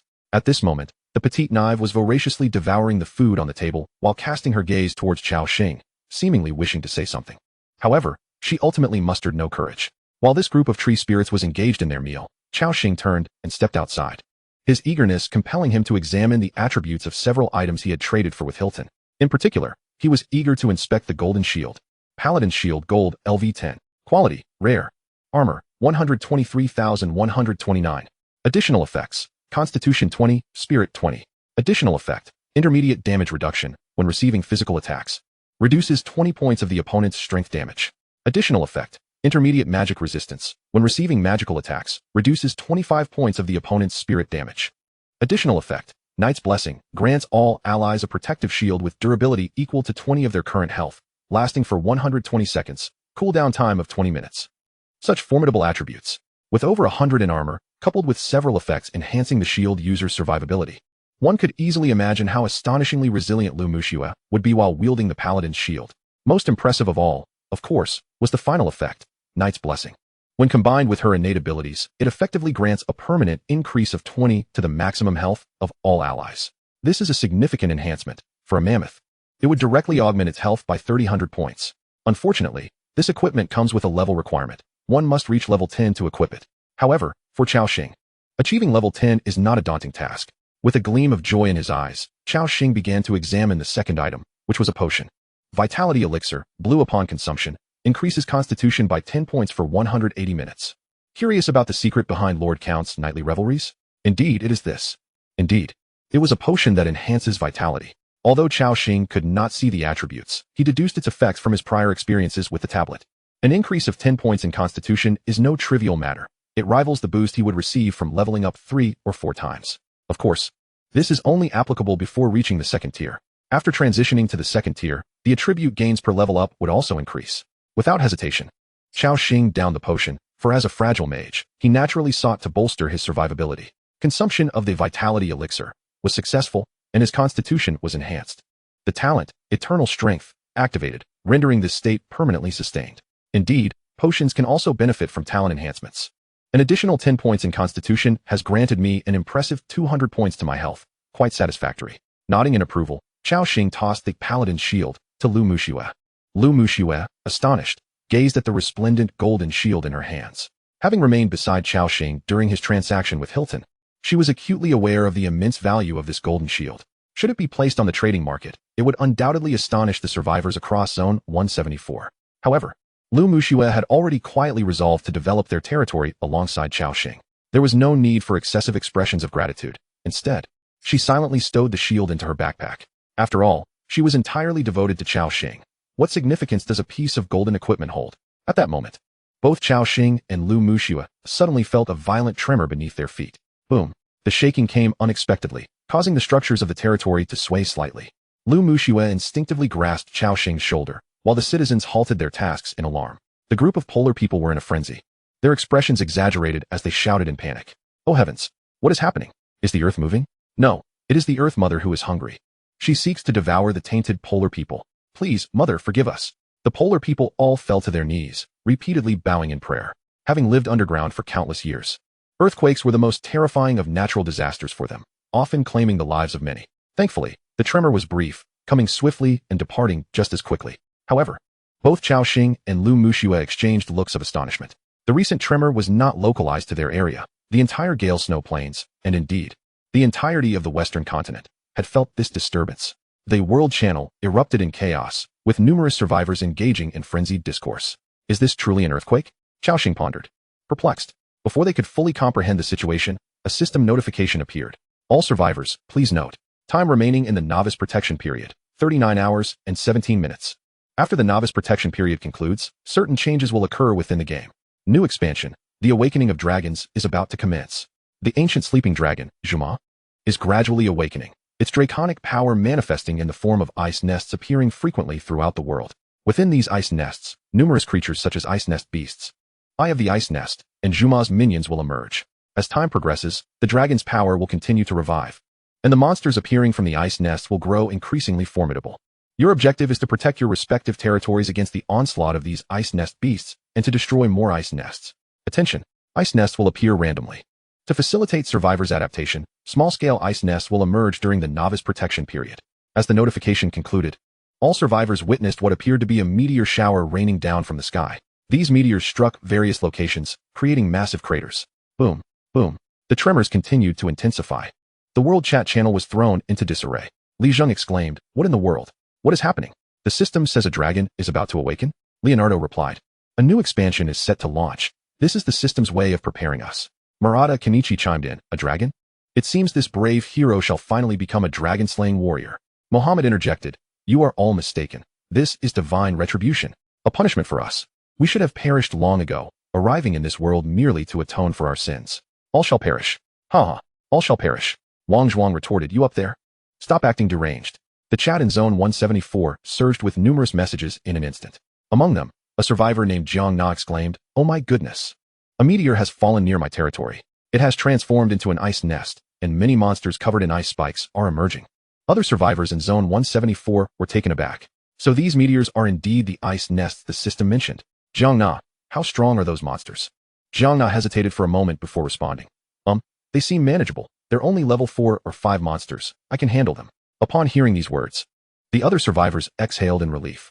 However, the system also cautioned that we were in the preliminary phase of the dragon's awakening, and that only a slight trickle of its power had begun to seep forth. Thus, the monsters emerging from the ice nest were not particularly formidable. As the dragon gradually stirred from its slumber, the level of the ice nest creatures would inevitably rise. At that moment, Ji Xinhua also exclaimed in the chat channel, an ice nest has appeared outside my territory. My goodness, a multitude of monsters has emerged. Lu Hanyu replied, I see it too, damn. Xiao Weiqiao added, damn it. This ice nest has crushed my polar people. Zhang Yujie urged, brothers, hurry back to your territories. The ice nest won't strike our lands. Upon hearing the warning, the survivors hastily retreated to their respective territories. The sudden upheaval caught everyone off guard. Cao Xing surveyed the surroundings and promptly closed the chat channel. It seemed that numerous survivors had ice nests cropping up near their territories. Fortunately, this was merely a prelude orchestrated by the system, and the monsters that appeared were not of high caliber. Intended to help the survivors acclimatize to the changes in the game that would come after the novice protection period concluded. Cao Xing breathed a sigh of relief. The unexpected tremors had indeed unsettled him. Lu Mushua blinked her beautiful eyes and softly asked, Xing, does the system say the dragon is about to awaken? Is it very powerful? Cao Xing nodded, affirming, of course. Did you not hear Hilton mention that the northern continent nearly faced annihilation due to the awakening of a dragon? The ancient dragon in our continent is likely no different. That's terrifying, Lu Mushua expressed, her brow furrowed with concern. Cao Xing reassured her, do not worry. According to the system's hints, the dragon's awakening is still some time away. Moreover, if the sky were to fall, there are tall individuals to bear it. The indigenous people of this world are far stronger than us. If the dragon does awaken, they will take the brunt of it. If even they cannot withstand it, then we are truly powerless. Hearing this, the worry on Lu Mushua's face dissipated somewhat, and she gazed at the man with a hint of admiration in her eyes. He seemed to possess a knack for resolving various difficulties. Just then, Cao Xing suddenly felt a rush of wind overhead. He looked up and distinctly saw a meteor streaking across the sky, crashing directly near his territory. With a thunderous boom, a violent tremor followed, surpassing any prior experience. The snow on the ground was sent flying, and the buildings within the territory shook violently. Cao Xing was momentarily stunned, exclaiming, what the heck? Did that just fall on me? Before he could investigate further, his subject, Cao Yi, cried out from outside, my lord, something has struck near our territory. Cao Xing hurried over. Even the Treant clan, who were dining in the cafeteria, were startled and emerged in a flurry. There, approximately 800 meters away from the territory, they beheld a nest that was entirely snow-white, resembling an ice sculpture, emanating a formidable surge of power. Roars akin to wild beasts echoed through the air. A realization washed over Cao Xing. This was indeed the ice nest. Meanwhile, the Treant clan remained fixated on the ice nest. One of the Treants exclaimed, heavens, that is the power of the ancient dragon. Upon hearing the words ancient dragon, all the Treants displayed overwhelming terror. Why? We have already arrived in the western continent. Yet the dragon still refuses to let us be? The dragon has already devastated our homeland. Must it also obliterate our final refuge? Woe is us, accursed race, destined to sink alongside the pale tree. The Treant clan was engulfed in despair, with Neve directly collapsing to the ground. The other subjects gazed at these pallid-skinned beings, but they did not perceive their reaction as exaggerated. After all, these individuals had once experienced the calamity wrought by dragons, witnessing their homes destroyed and kin perishing in droves. This event had left an indelible psychological scar upon them. Chapter 70. The Gift of Oratory, a Talent. This incident had left them with profound psychological trauma. Now, with the dragon reappearing, they felt as though their wounds had been ripped open anew. Simultaneously, the fallen ice nest surged with a sudden tremor, and from within emerged creatures that walked on all fours, their bodies covered in icy spines, resembling hyenas. As they materialized onto the snow, they lowered their heads to sniff the ground, seemingly tracking a scent. Almost instantly, the ice nest creatures fixated on Cao Xing's territory, letting out ferocious roars as they charged forth. Witnessing this, Cao Xing issued a direct command. Cao Yi, calm our new members. The rest of you, come with me to exterminate these ice nest monsters. With that, Cao Xing led 4 robots, along with Assam and others, into the fray. The ground trembled with their unified rush outside the territory. Assam was at the forefront, riding a frost wolf, agilely leaping through the snow and rapidly approaching the horde of ice nest creatures. Within the territory, the polar people and other residents wore anxious expressions, their eyes fixated on the battle unfolding outside. Especially when they learned this was the power belonging to the dragon, their worries intensified. After all, in their minds, dragons embodied destruction and disaster, symbols of invincibility. They couldn't help but question whether their lord possessed the strength to combat these creatures. The elder, Cao Xing, spoke gently to the Treant clan. Dear new family members, do not succumb to despair. We must trust our lord, for he will protect us. The Treants remained prostrate on the ground, showing no response to Cao Yi's words. Undeterred, Cao Yi continued to comfort them. Everyone, I understand your fears and pains. Like you, I have lost my homeland. We once lived in Ice Peak City, a thriving little town. Yet, when the army of the undead emerged, it obliterated all within, leaving countless soldiers and civilians to fall in pools of blood. Although we were fortunate to escape, we have endured a life of displacement. In our flight, we watched helplessly as loved ones perished. This agony, the feeling of a heart on the verge of breaking, is something we have all experienced. As Cao Yi's mature and penetrating voice resonated, the Treants gradually ceased their trembling, gazing vacantly at him. It seemed they had not anticipated that this elder human had also endured such a tragic fate. Cao Yi maintained a gentle smile. The Treants, still bewildered, asked, Esteemed sir, how is it that after experiencing so much, you can still maintain such an optimistic outlook? Cao Yi replied with a smile. No, once I was like you, engulfed in despair for my future. When we were seized by those frenzied cultists, we even felt the malice of humanity. But then, we encountered our Lord. It was he who rescued us in our darkest hour. Not only did he save all of us, but he also provided us with a warm sanctuary and ample sustenance. Everyone here lives in happiness. This realization dawned upon me, that everything prior was merely a trial. The journey towards hope is undoubtedly fraught with hardships and pain. Fear not, for these are the tests set forth by the divine. Perhaps the calamities wrought by the dragons have inflicted upon you endless suffering, leaving you displaced. Yet now, you have a new sanctuary, new companions. Here, you shall not endure hunger or cold. All that is required is for each to lend their strength, and ample sustenance shall be provided. Trust in our Lord, believe he can safeguard us. Cao Yi's voice flowed like a crystal-clear spring, resonating deeply within the hearts of all. The Treants gradually felt the fear within them dissipate, as if awakened to a glimmer of hope. All gazed longingly at the figures charging forth, their eyes filled with desire. At this moment, Cao Xing remained unaware of the speech delivered by his subject, Cao Yi, for they were about to engage the oncoming ice nest monsters. Cao Xing also discerned the attributes of this group of creatures. Ice Nest Monster LV6. Rank, First Tier Ordinary Monster. Health, 520,520. Attack Power, 4,952. Armor, 1115, plus 10. Skills, Frostbite. Ice Shell. Talent, none. For Cao Xing, these first-tier ice nest monsters posed little threat. Assam swiftly unleashed a Frost Wolf Blade Chi. Whoosh. 537, 544, 872, 527. The Blade Chi struck the horde of ice nest monsters, igniting a wave of exaggerated damage. In an instant, at least 7 or 8 ice nest monsters fell lifeless. The Frost Wolf Blade Chi was a newly acquired explosive skill of Assam, with a damage coefficient of 166, sufficient to obliterate these level 5 and 6 ice nest monsters in one stroke. This spectacle left the observing subjects with wide-eyed astonishment. They had previously known Assam and Andrew to be formidable, yet lacked a concrete understanding of their prowess. Now, they comprehended.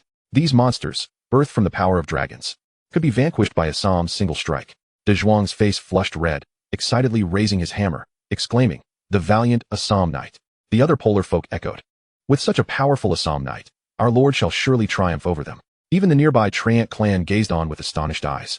They were unaware that these were merely weakened versions of the ice nest monsters. All they recognized was the might of the dragons. Yet, under the knight's blade chi, they fell as easily as parchment, perishing with a single strike. Cao Yi continued, "Do you see? This is our Assam knight, a loyal guardian of our lord. Andrew and Lady Sarah possess strength that matches his." The Treant clan nodded like chicks pecking at grains, gradually believing Cao Yi's words. At this moment, Assam had plunged directly into the throng of ice nest monsters. His sword danced relentlessly, slaying every ice nest monster in sight.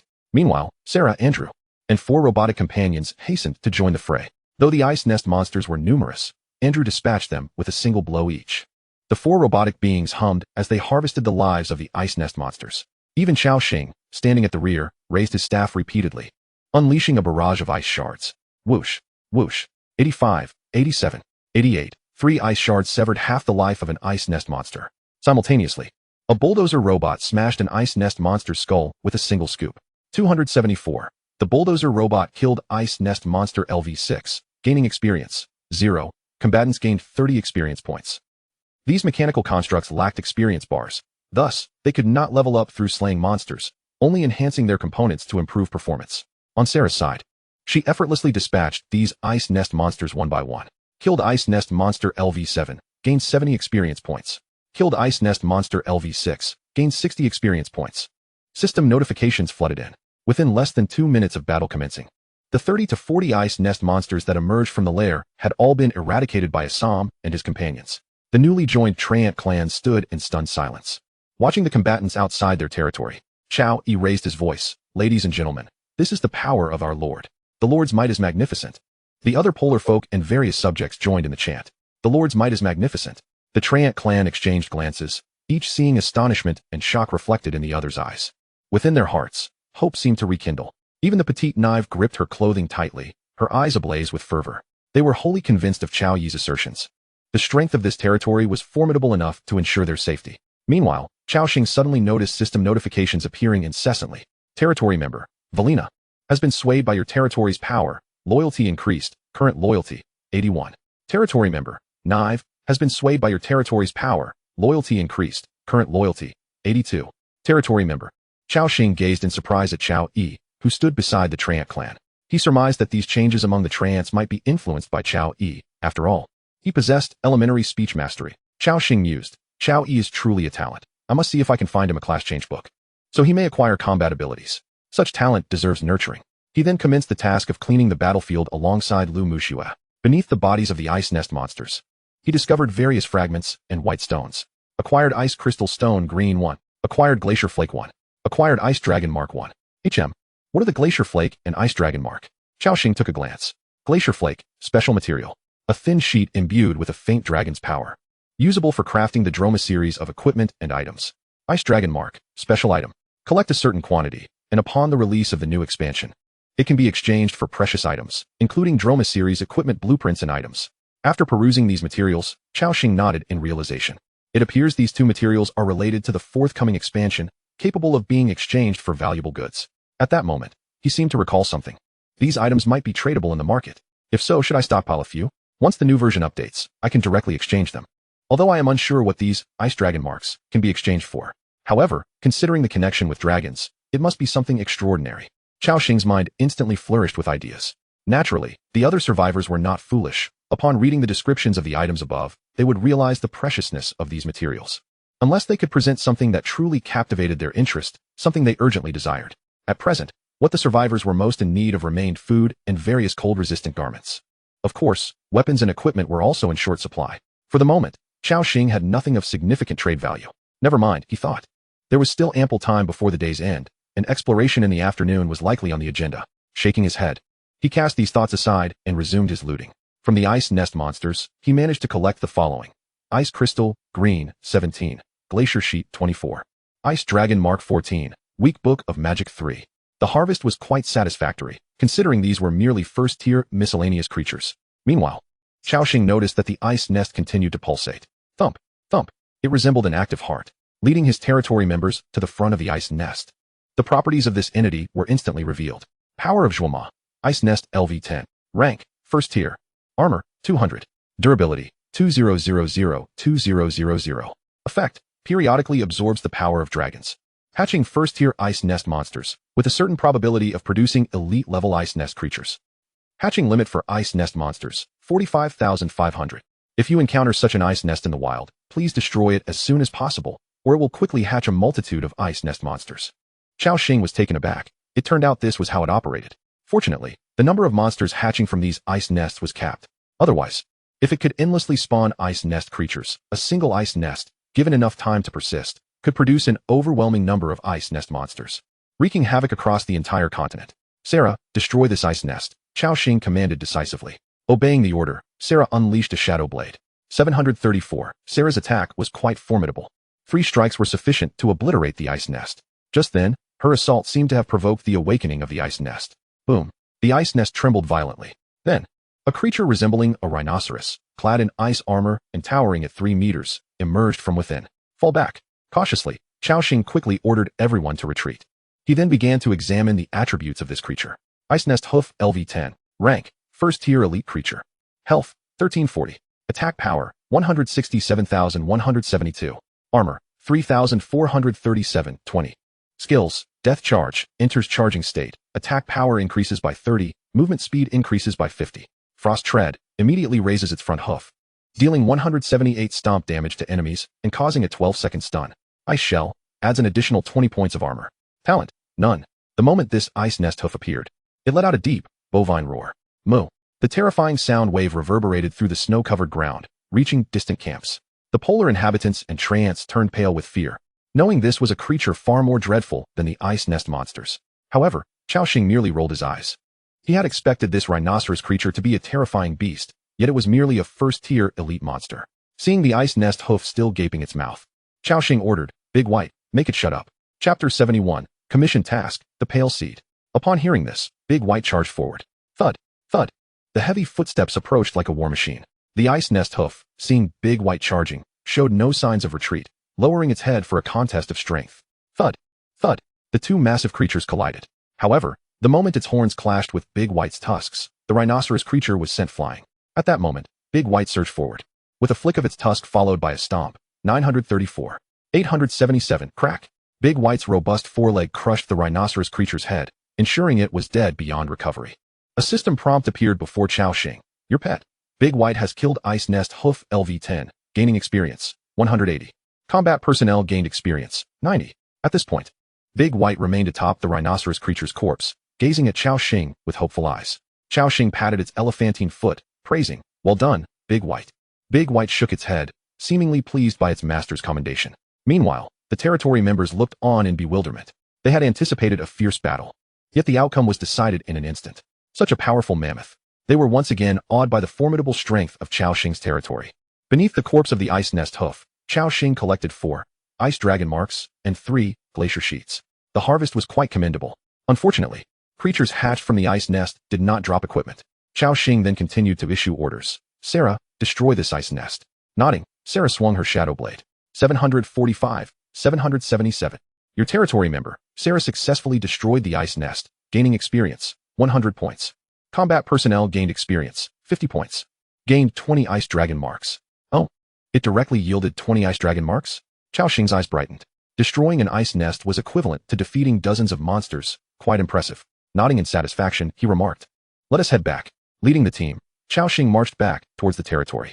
Upon their return, all the territory members respectfully knelt down. The leader, Cao Yi, took the initiative to shout, "Welcome back, Lord, triumphant in battle. The Lord's might is unparalleled." The other members echoed, "The Lord's might is unparalleled."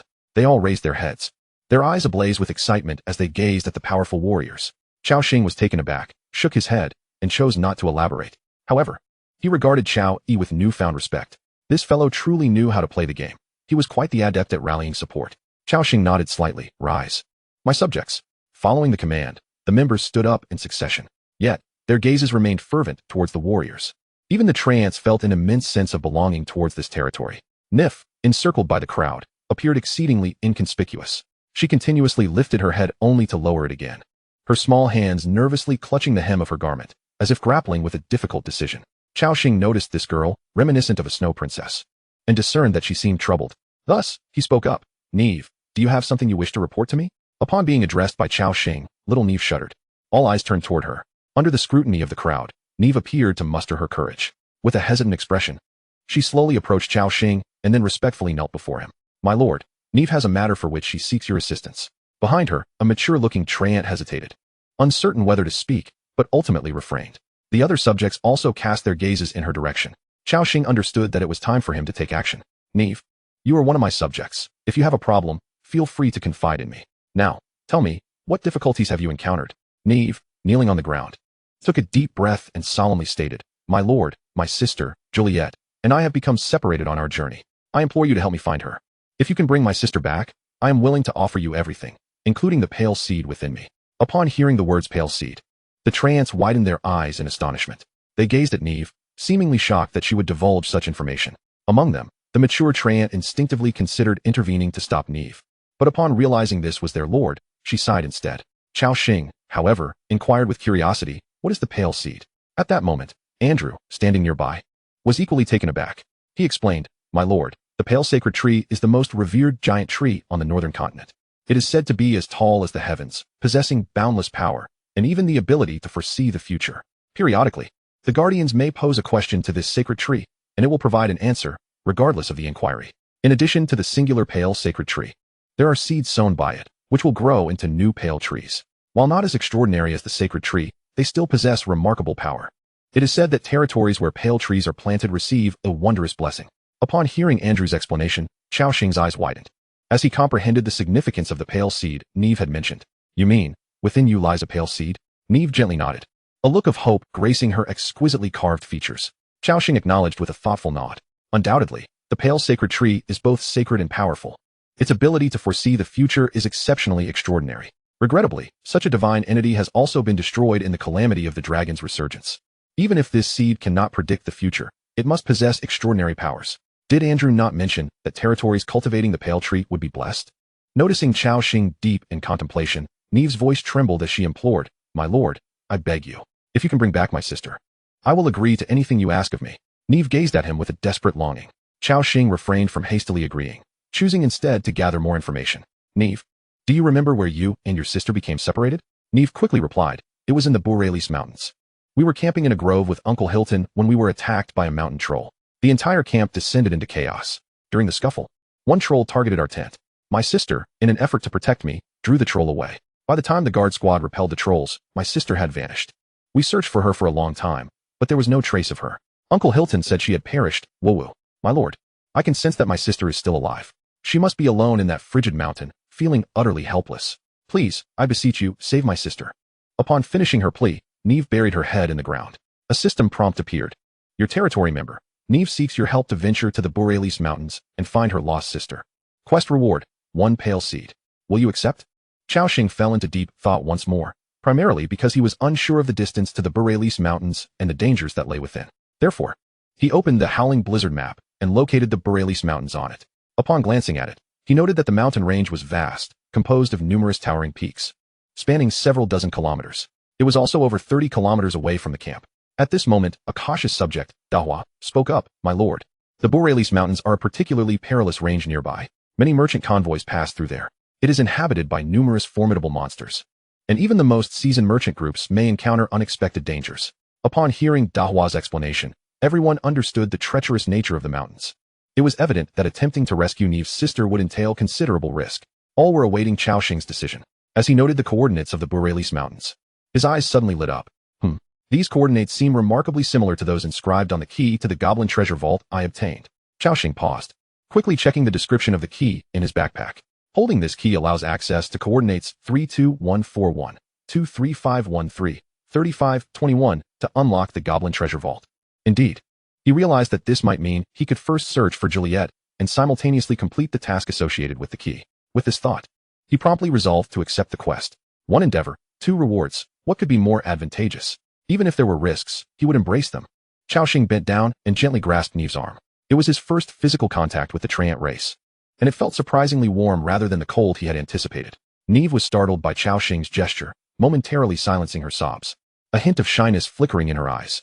However, Cao Xing merely helped her up and softly said, "Neve, since you have joined my territory, you are one of us. Your family is naturally our family. As your lord, it is my duty to protect your kin. Rest assured, no matter how perilous the Borealis Mountains may be, I will seek out your sister." Upon hearing this, a mist of tears returned to Neve's bright blue eyes. She was profoundly moved by Cao Xing's words. Thank you, esteemed lord. You have successfully accepted the quest, Neve's entrustment. Subject, Neve's favorability has increased, current favorability, 87. Meanwhile, the other subjects had also heard Cao Xing's recent speech. A warm current seemed to flow through everyone's hearts. They did not expect that Cao Xing would willingly risk his safety to venture into such perilous mountains simply for the sake of a newly joined subject. In search of her family, the subject Cao Yi took the lead, exclaiming, "All hail our benevolent lord." The other subjects echoed his sentiments. "All hail our benevolent lord." Subsequently, a plethora of system prompts indicating an increase in loyalty emerged. The loyalty of all subjects soared above 85 points, marking a significant enhancement. A faint smile of joy crept onto Cao Xing's lips, while Lu Mu Shui approached his side, her gaze filled with admiration. "Xing, are we going to rescue Neve's sister now?" Cao Xing replied, "Indeed, but besides rescuing her sister, I have another matter to attend to in that location." Although the Borellus Mountains are fraught with danger, our strength is not to be underestimated. If Hilton and the others can pass through safely, so can we. Lu Mu Xuen nodded enthusiastically. Yes, let us go together. Assam and Andrew had already prepared for battle, and even Sarah, standing nearby, regarded Cao Xing with respect. After all, who would not wish for a lord who genuinely cares for their subordinates? However, before embarking on their journey, Cao Xing needed to examine the items dropped by the Frost Goblin to see if they could be utilized to enhance their strength. Dim Elite Soul, a soul containing faint spiritual energy, can be used on a subordinate of level 2 or below, with a small probability of evolving into an elite level being. Success rate 51. 5. This item, akin to the spider spirit, could enable ordinary beings to ascend to elite status. Nevertheless, the negligible chance of success left him with little hope. Cao Xing inspected the second item. Ascalon Archer Recruitment Scroll, Blue. By using this scroll, one can summon a battle-hardened Ascalon Archer of level 12 elite strength. Cao Xing paused, then exclaimed with delight, another elite being, and it's an archer? Splendid. With this, I shall possess a ranged attack unit. He promptly clicked to use it. A system prompt appeared. Do you wish to consume the scroll to summon the Ascalon Archer? Yes. Simultaneously, Cao Xing suddenly felt a chill sweep through the territory. A gust of cold wind carried snowflakes from outside, swirling about. The vision of the gathered crowd was obscured, and they sensed a rapid drop in surface temperature. Snowflakes danced like petals throughout the territory. Moments later, as the chilling wind subsided and the dust settled, a slender figure emerged before Cao Xing. A female archer clad in azure light armor, a longbow slung across her back. Her pale western visage bore a resolute expression, and her high ponytail lent her an air of spirited elegance. From the sunken kingdom of Ascalon, where glory has faded. I am Rennie's Hawkeye, reporting for duty. Chapter 72, Elite Archer. Cao Xing met her sharp gaze and solemnly declared, Welcome, Rennie's Hawkeye. Let us together forge a territory filled with glory. However, this time, his words seemed to have little effect. Upon hearing the word glory, Rennie's expression dimmed. Esteemed Lord, the Ascalon kingdom has perished, and my glory has vanished. Cao Xing felt a wave of embarrassment wash over him. He was unaware of the Ascalon kingdom's demise. His words had inadvertently reopened a wound for Rennie's. At that moment, Lu Mu Xue gently approached Rennie's, taking her hand and saying, Rennie's, past glories are indeed worthy of remembrance, but what is more vital is to cherish the present. Would you join us in reclaiming your rightful glory? Upon hearing this, Rennie's raised her cerulean eyes and nodded, I am willing. Then, with gratitude, she added, Thank you, beautiful lord. Lu Mu Xue turned to Cao Xing, offering him a warm smile. Cao Xing smiled back, pleasantly surprised by Lu Mu Xue's talent in such matters, and gave her a thumbs up. Seeing Rennie's gradually regain her fighting spirit, Cao Xing continued, Now, Rennie's, please accept the blessings we bestow upon you. Rennie's did not refuse, nodding her head. Cao Xing raised his staff and successively cast Ice Armor, Ice Heal, and Frost Armor, applying 3 buffs. Lu Mu Xue then followed suit with Aurora Blessing and Courage Blessing. Coupled with Elena's Scaly Armor and Serpentkin Frenzy, a total of 7 permanent buffs were conferred. Everyone could feel Rennie's aura significantly intensify. She stood frozen in place. Much like the other newly joined members, her face reflecting profound shock. Subsequently, she bowed slightly and respectfully addressed Cao Xing. Thank you for the blessings, my lord. Your power shines as brightly as the stars. At the same time, a system prompt sounded in Cao Xing's ears. You have aided the territory member, Rennie's Hawkeye, in enhancing her strength. Loyalty has increased, current loyalty 74. Cao Xing nodded in satisfaction. He then began to examine Rennie's attributes. Ascalon Archer, Rennie's Hawkeye. Race, Human. Level, 12, 1099300000. Health, 3460, with equipment bonus. Attack, 312,331. Armor, 107,114. Attributes, Strength 144, Agility 157, Spirit 141, Constitution 140. Skills, Weak Point Strike, targets the enemy's weakness to inflict critical damage. Speed Arrow, fires a swift arrow, dealing 135 damage to enemies. Hunter's Eye, grants the Hunter's Eye status for the next 10 seconds, increasing critical hit rate by 30 and accuracy by 20, along with the ability to see through illusions. Talent, None. Bond, Archer, when there are 3 or more archers in the team, critical hit rate increases by 10. When there are more than 10, critical hit rate increases by 20. Hunger, 76. Loyalty, 74. Cao Xing nodded, pleased. As an elite archer, Rennie's strength was undeniably formidable. Now, everything was in readiness. After ascertaining the general location where Nive had been separated from her sister, Cao Xing nodded. Nive softly asked, My lord, do you need me to accompany the team? Cao Xing shook his head. No need. I am already aware of the location. The rest is in our hands. Nive lacked combat capability. And this time, they would also be unlocking the goblin treasury, which might lead to unforeseen circumstances. Thus, she would not be included in the expedition. Cao Xing surveyed the assembled subordinates and proclaimed, "Let us set forth. Our destination, the Borellus Mountains." Bai raised his head and let out a long, triumphant howl. Moo. As Assam and Andrew turned away, they strode into the snow-laden expanse, trailed by 3 robots. The group departed in a grand procession. Cao Xing had decided to leave Elena behind to guard the territory, knowing that she could still gain experience while remaining there. Additionally, he left a drilling robot to assist in mining and to defend the area. Such mechanical creations lacked experience bars, rendering their presence inconsequential. Under the watchful gaze of the inhabitants, Cao Xing's group swiftly vanished into the vast, snowy wilderness. Meanwhile, in another corner of this frosty expanse, a congregation of survivors had gathered within a camp, numbering a staggering 40 to 50 individuals. They appeared to be engaged in earnest discussion. At that moment, a middle-aged man clad in a black cotton coat stood at the center of the assembly and proclaimed, "Let me reiterate the plan for this operation. Once we reach the designated coordinates, we will first assess the situation and send Monkey to scout ahead. After receiving a signal from Monkey, we will all charge forward together. Is this clear to everyone?" The other survivors responded in unison, affirming their understanding. Nearby, a notably younger survivor exclaimed, "Boss Ji Jun, rest assured, among our ranks, many brothers have already recruited creatures, 5-level boar warriors and 7-level Ascalon monks. Huang Wenj is even more remarkable. He possesses an 8-level elite assassin. With our numbers, we total at least 60. If Cao Xing dares to show himself, we shall each deliver a kick and crush him." Upon hearing this, the members of the 3 Heroes Club shared relieved smiles, for the young survivors' claims held considerable truth. At this stage, the sheer number of survivors, bolstered by formidable summoned creatures, represented a formidable force. The man in the black coat nodded in agreement. "While that may be so, we must remain cautious. This is our chance to establish the 3 Heroes Club's reputation, to make it clear that even in this world, we are not to be trifled with." The survivors around him nodded in agreement. Soon, they set their plans into motion, their target being the coordinates provided by Cao Xing. At this moment, Cao Xing had traveled approximately 8 kilometers from his territory after a brisk journey of several minutes. Their footprints trailed behind them, especially those of the massive creature, Big White, whose colossal hoofprints marked the snow. As Cao Xing advanced, he opened the Blizzard Wilderness map, which detailed various terrains and highlighted certain locations with red XS. Upon passing one such marked spot, he noticed a frozen lake. Before he could approach, Sarah swiftly warned, "My lord, we cannot proceed further. That lake is the territory of a fearsome creature. If we disturb it, we will be easily torn apart and consumed." After a brief moment of contemplation, Cao Xing resolutely decided to take a detour. He soon realized that each of the marked locations was home to terrifying monsters, and they made every effort to avoid these areas. Continuing onward, after several kilometers across the desolate snowfield, Cao Xing stumbled upon a roaring campfire amidst the snow, accompanied by a few rudimentary structures. Lu Muxue remarked, "A Xing, that appears to be another survivor's territory." Cao Xing observed that, in addition to the Lord's cabin, a small dwelling for the polar inhabitants had also been constructed. The campfire had taken shape, likely having reached a level 3 or 4 status. The degree of construction here was relatively commendable among other survivors. However, it seemed the inhabitants had ventured out, leaving only a few polar folk to gather resources nearby. Cao Xing shook his head. "Let us move on." He had no desire to engage with other survivors at this moment, especially as he needed to search for Nif's sister, thus could not afford to linger here. Virum.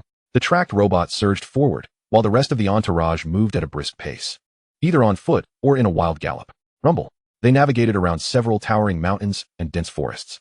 After traversing nearly 30 kilometers, a continuous range of mountains obstructed their path. A system notification appeared. Borellus Mountain Range discovered. Map description. The Borellus Mountain Range is perpetually snow-covered, inhabited by various species such as snow monsters, troglodytes, and snow trolls. Additionally, the range harbors rich mineral deposits and unique flora. Upon reviewing the map description, Cao Xing understood that this mountain range likely posed a high-level challenge, possibly fraught with powerful creatures.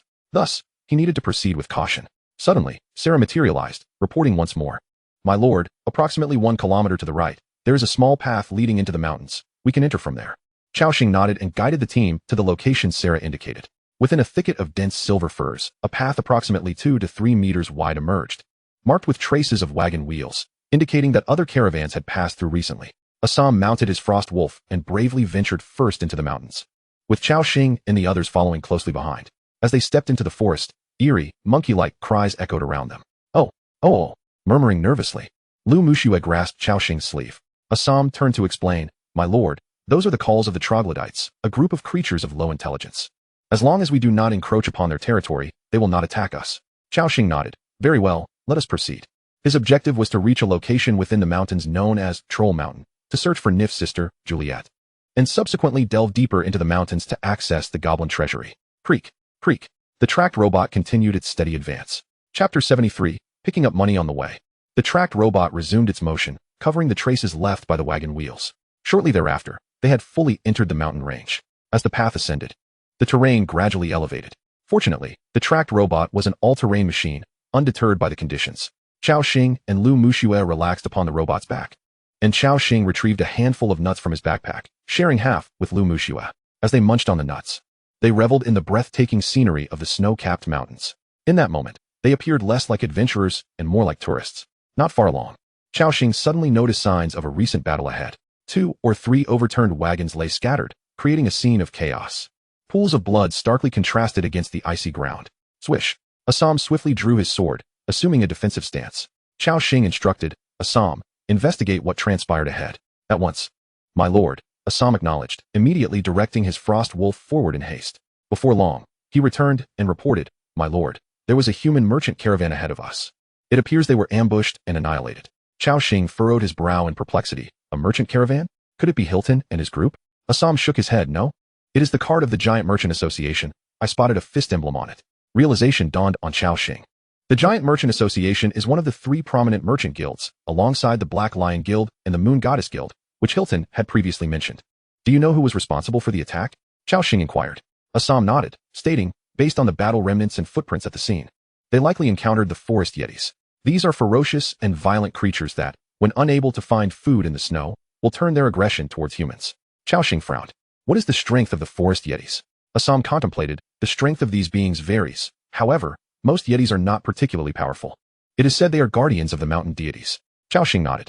Upon hearing Assam mention that this group of forest yetis was not particularly strong, he gradually felt a sense of relief. Otherwise, he would have had to lead his men to flee at once. Cao Xing nodded. Let us go and take a look. He then approached the 3 overturned carts. As he beheld the contents of the carts, his eyes glimmered with intrigue. Inside the overturned carriage, there were several cargo boxes filled with assorted goods. Cao Xing descended and approached one of the carts. A system prompt appeared. Discovered Giant Merchant Association cargo box. Would you like to open it? Cao Xing clicked yes without hesitation. Opening successful. Acquired 32 bottles of Mitna rose wine. Acquired 30 bottles of Vijmar champion spirits. Acquired 7 cans of goat milk. Acquired 372 units of yak meat. Acquired 172 units of marinated fish and sour lime juice. The first cart was primarily filled with food and various beverages. In this frigid environment, these supplies are exceedingly precious. Once taken to the towns, they could fetch an exorbitant price. When Cao Xing read the descriptions of the 2 types of alcohol, his excitement peaked. Midna rose wine. Consuming it restores 400 health points instantly and increases spirit by 10 for 300 seconds, but there is a 50 chance of entering a drunken state. A red wine favored by certain knights, sold in the territory's tavern, with a chance of attracting powerful knights. Vijmar champion spirits. Consuming it restores 300 health points instantly and increases strength by 10 for 300 seconds, with an 80 chance of entering a drunken state.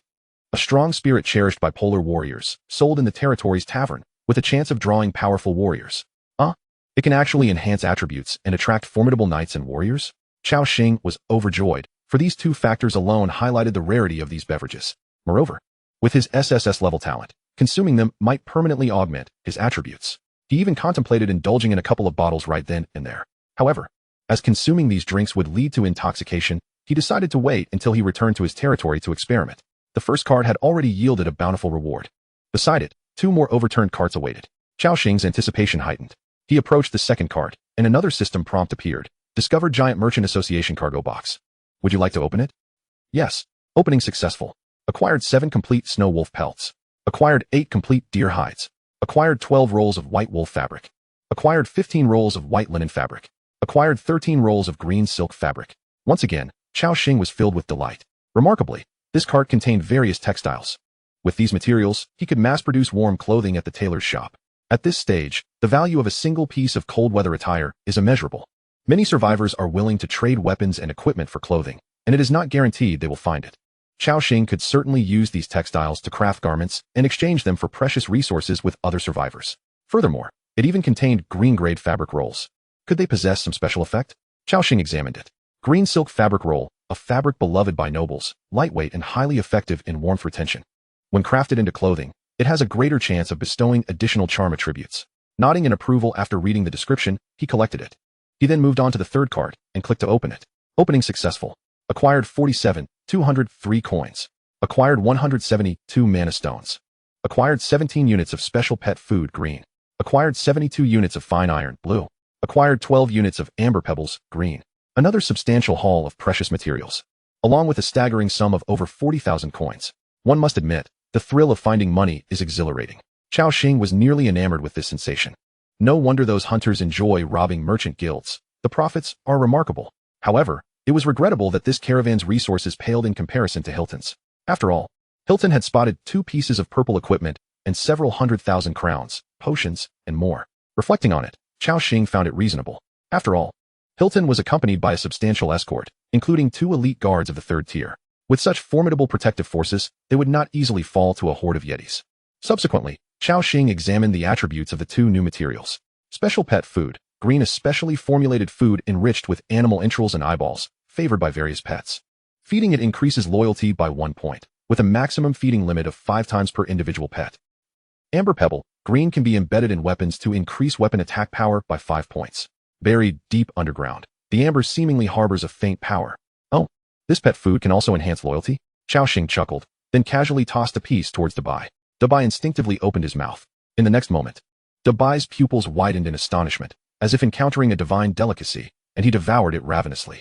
At that moment, a system prompt appeared. Your pet, Dabai, consumed the special pet food, loyalty 1, satiety 3. Haha, it indeed increased loyalty. Cao Xing continued to feed him. After the 5th feeding, the system prompted, feeding limit reached. Dabai's loyalty had also reached 95 points, and he was on the verge of unlocking the mount feature. At this point, Dabai looked at Cao Xing with eager eyes, seemingly longing to savor the delectable treat once more. Cao Xing gently stroked its head and said, "You shouldn't eat too much in a single day. I'll feed you again next time. Be good." Dabai understood his words, reluctantly tilting its head to the side. At this point, all the supplies from the 3 trucks had been gathered. By Cao Xing gazing at the overturned cart and the bloodstains on the ground, he remarked, "If given the chance, I shall slay that band of snow monsters for you, as a form of recompense for taking this batch of supplies." With that, he led the group onward. Following the narrow path into the mountains, Cao Xing and his companions advanced approximately 2 kilometers. Along the way, whether due to fear of Dabai's imposing size or their own numbers, they encountered no attacks from the creatures that lurked nearby. Half an hour later, they had ventured about 3 kilometers into the mountain range. The terrain here was considerably elevated, with an altitude exceeding 800 meters. Cao Xing opened the map once more to check the distance to Troll Mountain, then announced, "We're almost there. We shall soon reach Troll Mountain," the place where Nive and her sister became separated. From this moment on, keep a vigilant eye on our surroundings for any signs of battle or flight. After all, Nive's sister was being pursued by trolls and may have fled beyond the boundaries of Troll Mountain. Upon hearing Cao Xing's directive, everyone began to scrutinize their surroundings. While Sarah vanished from sight, embarking on her own exploration, the group continued their search as they pressed forward. Before long, they arrived at the location marked on the map as Troll Mountain. It was a high peak, blanketed in thick snow, sparsely dotted with birch trees and some shrubs. The steep terrain rendered it nearly impossible for an average person to ascend. Cao Xing pondered, how had those merchant caravans managed to traverse such a steep incline? Troll Mountain served as a crucial passage through the Burrellis Mountains. Without crossing this mountain, one would have to backtrack, adding dozens or even hundreds of kilometers to their journey, resulting in significant delays. At that moment, Assam reported, "My lord, there is a narrow path ahead that seems to lead through Troll Mountain." Chapter 74, Discovery of a Hidden Area. Under Assam's guidance, Cao Xing approached a 2-meter-wide narrow path beside Troll Mountain. This path hugged the mountain's edge, with a sheer cliff looming nearby, posing a grave danger to anyone who might slip. A system notification appeared. Discovered the merchant path of Troll Mountain. This path was created by a group of merchants who, by offering sacrifices, had the troglodytes assist in its opening. Passing through requires the offering of meat, or one risks attack from the troglodytes. Cao Xing chuckled, amused by the notion that traversing this path necessitated offerings of meat. Indeed, these troglodytes resembled a band of brigands. However, since this was the only route, merchants had no choice but to comply with the local customs. It was highly likely that Nive and her companions had traversed this very path as well. At that moment, Sarah reappeared and reported, "My lord, I have found signs of a campsite in a nearby grove." Hearing this, Cao Xing's spirits lifted. "Lead us there, for I have been troubled by the lack of clues." Sarah nodded, and the group followed her into a thicket where they discovered a smoldering campfire and several destroyed tents. The scattered footprints and a few fallen birch trees indicated that a battle had indeed taken place here. Upon witnessing the scene, Cao Xing commanded, "Search carefully for any clues regarding Nive's sister." The group promptly began their search. However, due to the heavy snowfall the previous night, many traces were obscured. They could only make out the situation based on the footprints on the ground. Moments later, Andrew called out with a calm tone, "My lord. There is a set of footprints leading deeper into the woods. However, there are too many of them, and they are too chaotic. I cannot ascertain if they belong to Knive's sister." Cao Xing nodded. "No matter, let us follow these footprints for now." Andrew said nothing further and turned to lead the way. The group continued to delve deeper. The chaotic footprints appeared to stretch far, until they emerged from the woods into a broad area. Here, they stood at the edge of a cliff, having gone only a short distance. A sheer precipice blocked their path. "Stop!" Cao Xing gestured for silence. The chasm before them was unfathomably deep, shrouded in mist, obscuring any view of what lay below. The ground was littered with footprints, indicating that Hilton and his companions had also followed these tracks and likely stopped here as well. Assam remarked, "My lord, such a deep chasm means that unless one is a fourth-tier expert, no one could survive a fall from here." Cao Xing nodded in agreement. The signs before them suggested that Knive's sister, Juliet, had likely perished in this very chasm. Hilton and the others shared this belief, leading them to abandon their search. However, Knive insisted to Cao Xing that she could sense her sister was still alive. Cao Xing was uncertain if the girl spoke truthfully. Yet as a member of the Tree Spirit clan, she might possess some unique sensing ability. Thus, Cao Xing ordered, "Let us continue our search nearby. We must not overlook any corner." The group, though skeptical of their chances, resumed their search. The area around the cliff was stark and barren, offering little in the way of concealment. If anyone were present, they would be easily spotted. They swiftly scoured the surrounding area for several hundred meters, and all members shook their heads in disappointment. "My lord, I have found nothing," reported Assam. "Neither have I," chimed in Sarah. Cao Xing let out a sigh of regret. For such a conclusion indicated he would be unable to locate Juliet, marking the mission a failure. Lu Mushue by his side wore a similarly troubled expression at that moment.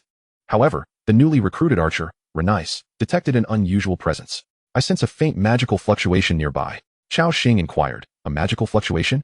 Renice did not respond verbally, but activated her hunting eye skill. In an instant, her pupils transformed, resembling those of a true eagle. Her keen gaze swept over the surroundings inch by inch, finally resting on a patch of grass. Renice declared, "That patch of grass is suspicious." Cao Xing paused, following her gaze, only to see a mere clump of ordinary weeds. "What is wrong with it?" he asked. Renice replied, "That is a trap. A hunting trap set by the troglodytes. Some wild animals would be lured by its scent and subsequently ensnared." Cao Xing's expression brightened at this revelation. "Remarkable. You have keen senses. Indeed, our new member possesses some talent." Nevertheless, Renice's hunting eye came with an explanation capable of discerning the illusory, thus rendering her findings quite reasonable. "Renice, you possess eyes that rival the divine." "Well done," he commended casually. Renice shook her head, her high ponytail swaying gently. "You flatter me, my lord." Her demeanor remained rather unremarkable, yet the corners of her lips curled into a subtle smile. At that moment, a system notification materialized. "Your territory member, Renice Eagly, has been moved by your words. Loyalty has increased. Current loyalty, 76. Cao Xing was taken aback. This was merely a casual compliment, yet it unexpectedly heightened her affection. Although the increase was modest, a mere 2 points, it was still encouraging. Cao Xing mused with delight. Indeed, women are fond of hearing praise about themselves. It seems that in the future, I shall have ample opportunity to extol my subordinates. For Cao Xing, this was merely a matter of sweet words. "Gather. Follow me." Cao Xing commanded as he led the group towards the thicket. Upon nearing it, another system notification appeared before him. Caveman hunting trap. Armor, 10. Durability, 300. Effect. Lures nearby wandering monsters, causing them to fall into the caveman's lair. Upon seeing the latter effect, Cao Xing's excitement surged. It appeared there was indeed a caveman's lair below. This indicated that Knive's sister might have also fallen through here. Lu Mushue beside him shared in the exhilaration.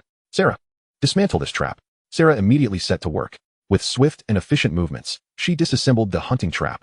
Dismantled the caveman hunting trap, gained experience, 20 points. After the trap was removed, Cao Xing noticed a dark, yawning entrance below. He tossed a stone down, and the sound that followed indicated the shaft's depth was only about 3 or 4 meters. However, the entrance's diameter was rather narrow, accommodating only an adult's passage. This meant that the robust Andrew, the mammoth white, and several robots would have to remain outside. After some contemplation, Cao Xing found solace in the fact that his strongest combatant, Sarah, could accompany him. Thus, he issued a direct order. "Assam, Sarah, Renice, follow me down. The rest of you stay above." Assam leapt from the Frostwolf's back. "At your command, esteemed lord." He boldly jumped into the cave. Following him was Sarah, and then Renice. Cao Xing and Lu Mushue followed suit. They were currently at levels 6 and 7, their attributes significantly enhanced. This modest height posed no challenge for them. With a splash, the two landed safely in a dimly lit environment. "You have discovered a hidden area, Caveman's Cliff Cave."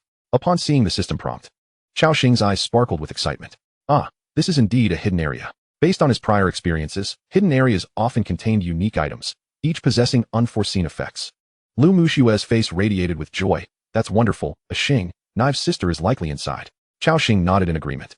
The caveman's cave was enveloped in darkness, accompanied by eerie sounds reminiscent of howler monkeys. Ooh, ooh, ugh. Without delay, Cao Xing instructed the summoned creatures to forge ahead. They progressed down the passage for nearly 700 or 800 meters, confirming the cave's considerable depth. Fortunately, this tunnel did not present any branching paths, and they encountered no cavemen. Cao Xing pondered, how peculiar. Where have all the cavemen gone? Just then, he caught sight of a small wooden door on the adjacent wall. The door was unlocked and could be easily pushed open. Creak. As the door swung open, another system prompt emerged. Discovered the caveman's bedroom. What on earth?